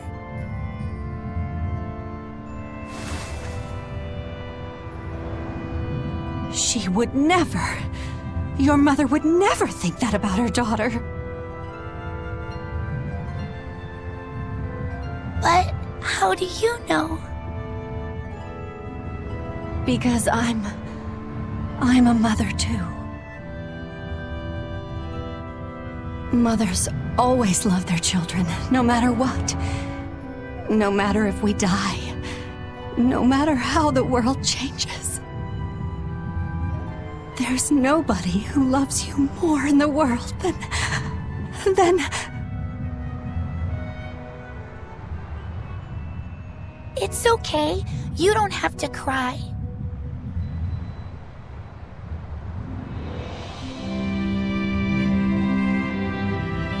I hope Kamawana and Medusa won't have to feel so lonely anymore. Yeah, trying to stop the waterworks gets old fast. Listen, if it's not too personal, was your mother, She's dead. I lost her when I was even younger than you. Oh, I'm sorry to hear that. It's fine. It just means we've got things in common. So no feeling sad and alone, okay? Oh no, I'm fine. I don't feel lonely or anything, I swear. What's gotten into you? You're so strange sometimes. No, I'm not. Eleanor, I'll have you watch over Kamawana and Medusa. Yes, of course. I'd be honored. Thank you. Are exorcists supposed to be so polite to a grand poobah of calamity or whatever? Sure, why not? Besides, the Demon Lord ought to not trouble herself over such trivialities. Velvet, Grimoire's calling for you. She says to bring Laphicet and meet her at the observation tower. Got it. We better get going then.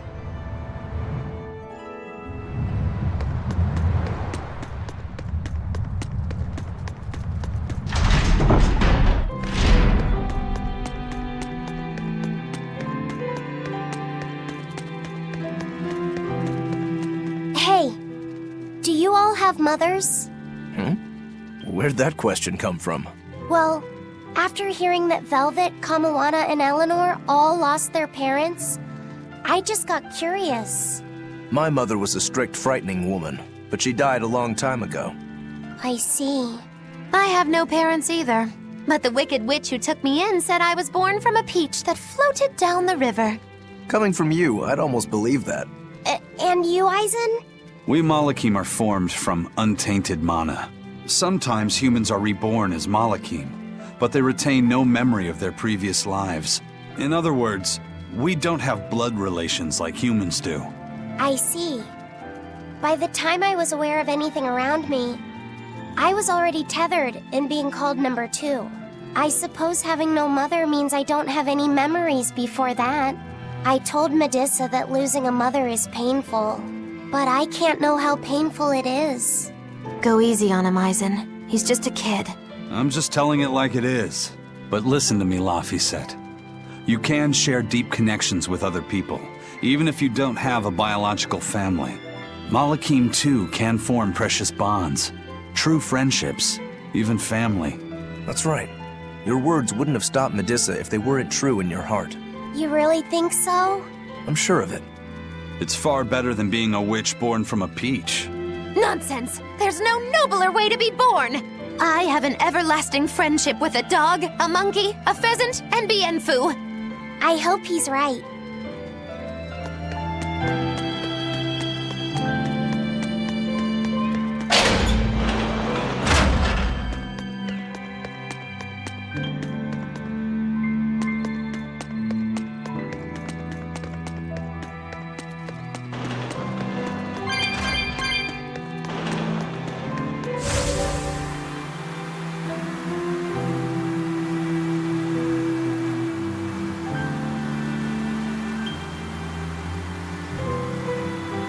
You said that Malakim can have familial ties, but what makes you and your sister siblings if you're not related by blood?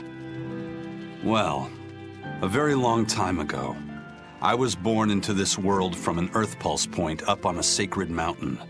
I remained in that place for a long while, and then one day, she was born from the very same Earth Pulse point.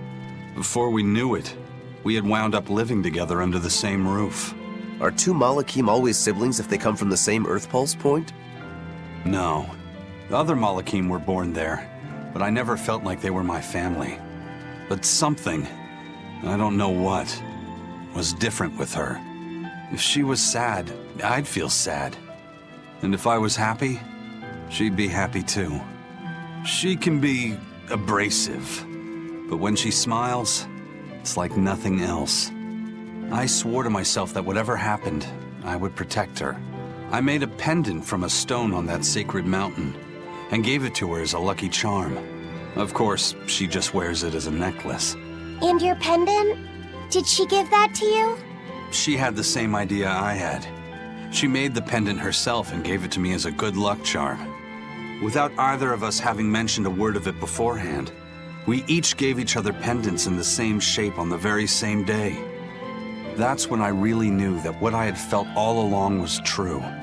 We were brother and sister. Is that her in the picture? Yeah. It's a self-portrait she drew for me on the day I left home. Did you draw her a picture of yourself? No. I don't exactly have an artistic side. Well, I'm sure that if you looked inside her pendant, you'd find a portrait of the person who matters most to her. I hope so. Yeah, and it would be nice if it was you.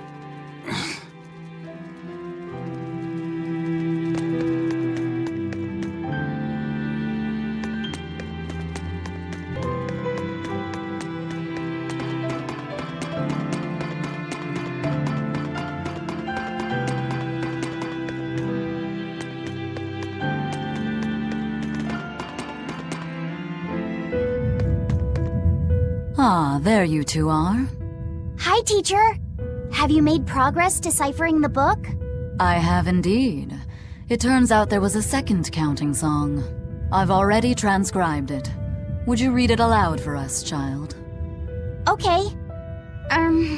When the 8 malevolences overflow, in the culmination of mankind's despair, Innominat will bring an end to all peoples and restore them to time immemorial.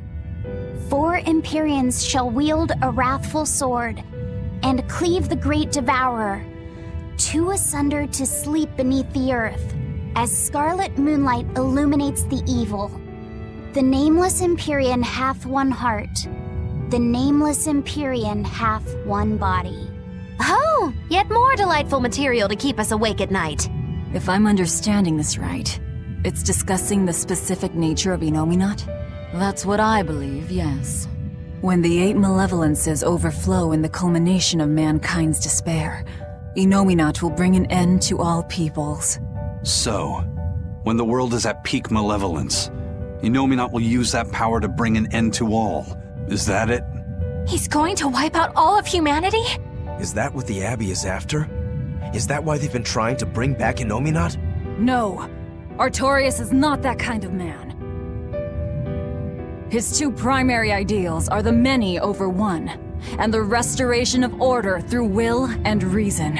He sacrificed Laufey to protect this world, not to eradicate it. You mean that's who he is as far as you know, yeah? People change, Velvet. Perhaps the shepherd gave up hope. Maybe he lost faith in mankind. Fools prone to sin, endlessly generating malevolence. He's not like that. If that's all true, then what point was there in Laufey's death? Is there anything else in that book? Yes and no. This copy itself is incomplete. There ought to be further pages, but they're missing. For now, I've done all I can. There must be an original somewhere, right? Without it, I doubt the Abbey would be plotting Innominat's revival. We can be sure they have complete understanding of their Empyrean's nature. But this was the only copy in the royal villa. If the original is out there, who knows where it could be? It's getting pretty late. Why don't we call it a day? Yeah, let's get some rest.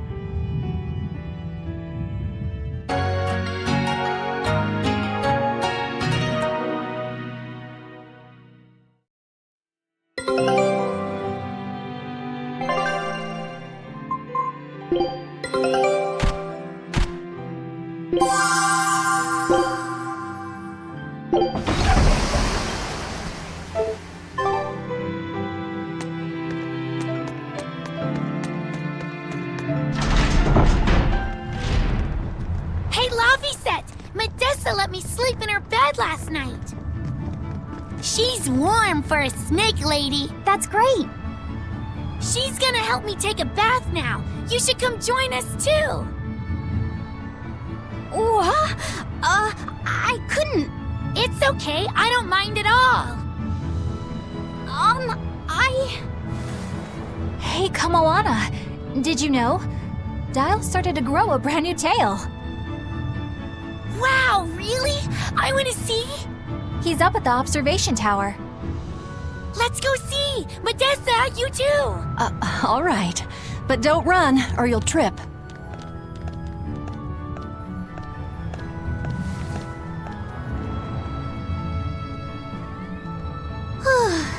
Thanks, Eleanor. I appreciate it. Having some girl trouble, my little Moloch? I'm just glad Kamawana and Medissa are starting to feel better. Yeah, they both still have a long way to go, but it's such a relief to see them smiling. We've got bigger things to worry about. Hurry up and locate the next Earth Pulse point. Right. Okay. Must you always be so blunt, Velvet? I must, in fact. We're up against the Abbey here, and sooner or later they'll find this place. That's true, but still. Do we go find another hideout? No, we'll keep on the offensive. We'll capture the remaining Therians before the Abbey finds us. As a swordsman, I can respect that mindset. I'm not so sure we could hold this place anyway. And we've got no obligation to. I found another Earth Pulse point. It's in the eastern part of Eastgand, I think. But that's... All right. We're headed for Eastgand. Then our first stop should be Port Taliesin.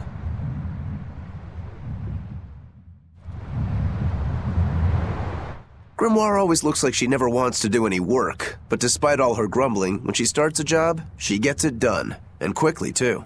She's frank, but she still takes care not to say anything to hurt anyone's feelings. I have to say, I like that in a woman. It's charming. Well, sorry if I'm inconsiderate and charmless then. I didn't mean it like that. You're all still so young and have led different lives. Can't fault you for being you. Well, if you're saying we lack a certain air of maturity, I might not disagree. That's for sure. It's true Lord Artorius has scolded my lack of composure at times. Although I do get the impression that Grimoire has been dependable like that since she was young. And it's a good impression at that. Old Grim's been that way since the day she was born. I hate to admit it, but her combination of insightful words and deadpan expression has charmed the hearts of many a Moloch.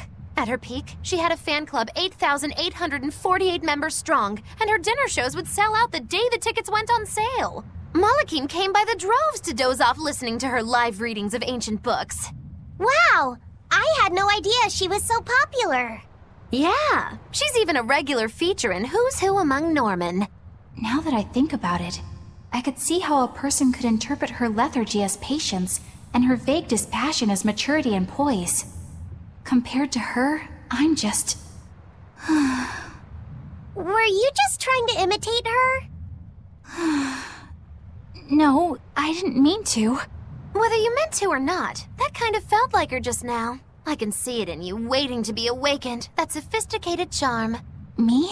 Sophisticated and charming? I don't know. Try talking like her. You know how she lets her sentences trail off. This is your make or break moment here. All right. I think I know what you mean. Here goes nothing. Oh... What do you think, Laphicet? Do I sound like her? It feels a little off, but you're definitely doing it. I think. Aw, you don't have to grow up, Madam Eleanor! You're cute just the way you are! You stay out of this, Bienfu!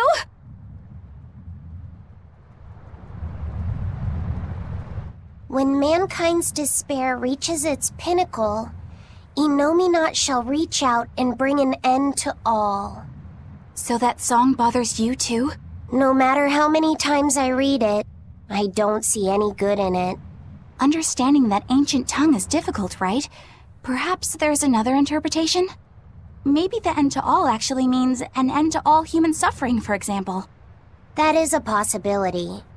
But we're far too lacking in material to know anything for sure. We need the other half of that book, or some other text on Innominat. We don't have the time to search for it. Wouldn't even know where to start looking. And don't forget that that book is just a copy. Whoever transcribed it might have made an error, too. That's an unexpectedly sharp insight coming from you. I'm an expert at errors. When Miss Magilu made me copy magic tomes for her, I did it pretty half-heartedly. Didn't that cause a lot of problems? Well, when she tried to cast a spell from one of the tomes, the spell exploded in her face. It's really her own fault, though. She told me to copy 100 books in 3 days! That's impossible! Oh, how cruel! Cruel is right! That witch is a real devil, I tell you! A slave driver! Bien Phu, let's go somewhere a little more private, shall we? Miss Magilu! Hush now. There's no need to worry. I'll make it a half-hearted punishment. Bien!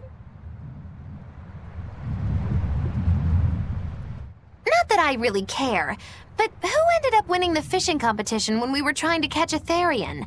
Man, that was a while ago. I lost because I came away with nothing. No, it was a draw. As I'm sure everyone remembers, all I fished up were octopus demons. We were competing over who would catch the Therian. Demons didn't count, so my score was 0-2. No, the loss is mine, and I'm not giving it to you. That's not just something you can up and decide like that. In fact, by fishing up those octopus demons, I put everyone in danger. That should count for negative points. I lost. Who cares? It was all in fun. I care. Every competition must have a winner and a loser, no matter what. That's just how I see it. Yeah, I'm with Eisen on this one. It doesn't do anyone any good to make the final results murky. I can't believe I'm going to do this. Eisen, your curse would mean that the odds were stacked against you from the start. That doesn't make for a fair competition, does it? Yeah, she's got a good point. We'll just have to settle the score some other way. What can you guys do? Play cards? Chess? What? Cards are a no-go for me. I'll just end up drawing jokers. And I can play shogi, but I don't know chess. Then what about arm wrestling? Would that work? Whoa, whoa! Having a demon and a Moloch clasp hands is just asking for trouble with malevolence. You're both adults, so why not a drinking contest? That's it. If we have a drinking contest, we'll be able to compete on an even playing field. Yeah, I don't see anything wrong with that. I'll have the crew bring out the drinks. Well, that's one way of resolving it, I suppose. Whatever gets it done. I'm not gonna complain. If you guys are gonna have a drinking contest, you're gonna need some tasty snacks to go with all that alcohol, right? Definitely. Let's go out and fish us some snacks. Yeah, let's take out the little boat. We can even pick up where we left off our fishing competition. Didn't we just figure out he can't really fish? We were just about to finally resolve this mess. Why'd you have to go and stick your nose into it? What? Why are you yelling at me? I didn't do anything wrong! Bien!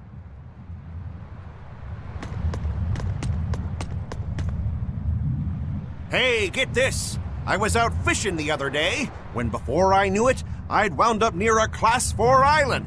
Once I realized what was happening, I tried to turn the ship around, but then it got dark all around me. Was it a sudden storm? I wish! It was this great monstrous bird! Damn thing had wings big enough to cover up the whole blasted sky! That sounds like a bit of a stretch to me. You think I'm lying? Then check it out for yourself. You just might not make it back alive. A huge bird.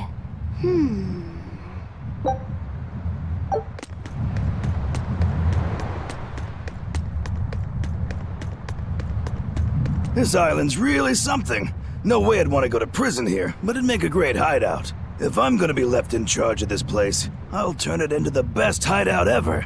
You're in charge? Someone has to look after this place while you're all running around, maintaining the ships in the base, watching the Prince and Medusa, keeping Kamoana company. I'll keep this place running ship-shape, so that you all can focus on looking for the Therians. But those are just odd jobs anyone can do.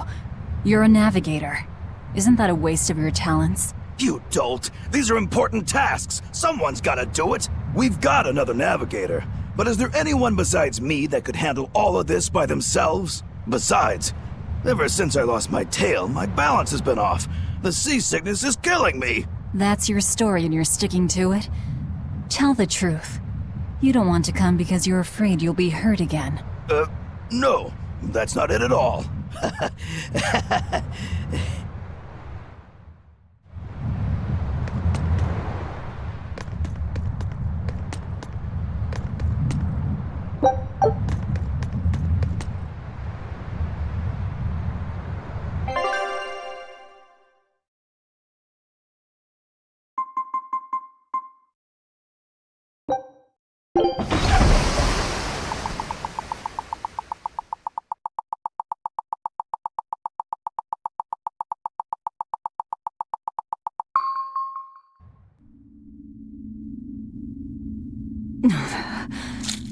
It's sour. So you've kept your sense of taste? In my dreams I have. Nowhere else. Does that make this a dream? It would have to be, wouldn't it? After all. I devoured you. That's right. Don't you go forgetting it. How could I ever forget it? The taste of your...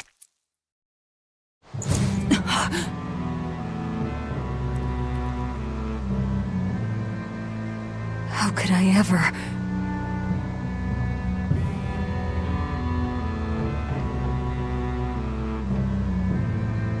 Looks like the fog's rolling in. Yep. Eleanor, there's something I want to be sure we get perfectly clear. All right. What is it? Laphicet is not your little Moloch. What? That's all you wanted to say? You realize he doesn't belong to you either, right? Indeed I do. Laphicet's his own person, and not anyone else's. You're right. Malachim aren't just tools to be used by exorcists as they pleased. I'll be more careful not to forget that. Good, as long as we're on the same page. Since we're on the subject of reminders, you haven't forgotten our little bet, have you, Velvet? You mean the 100 gold on whether I'd break? No, I haven't forgotten. A word of caution. People can fight against pain, but they can't fight against happiness. If you're keen on winning our bet, I'd steer clear of ill-fitting dreams. Sorry to break it to you, but all I have anymore are nightmares.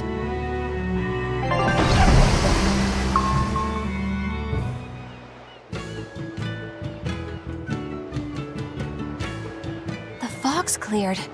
Good thing we didn't wind up getting lost in it. Of course we didn't. Who do you think is running this ship?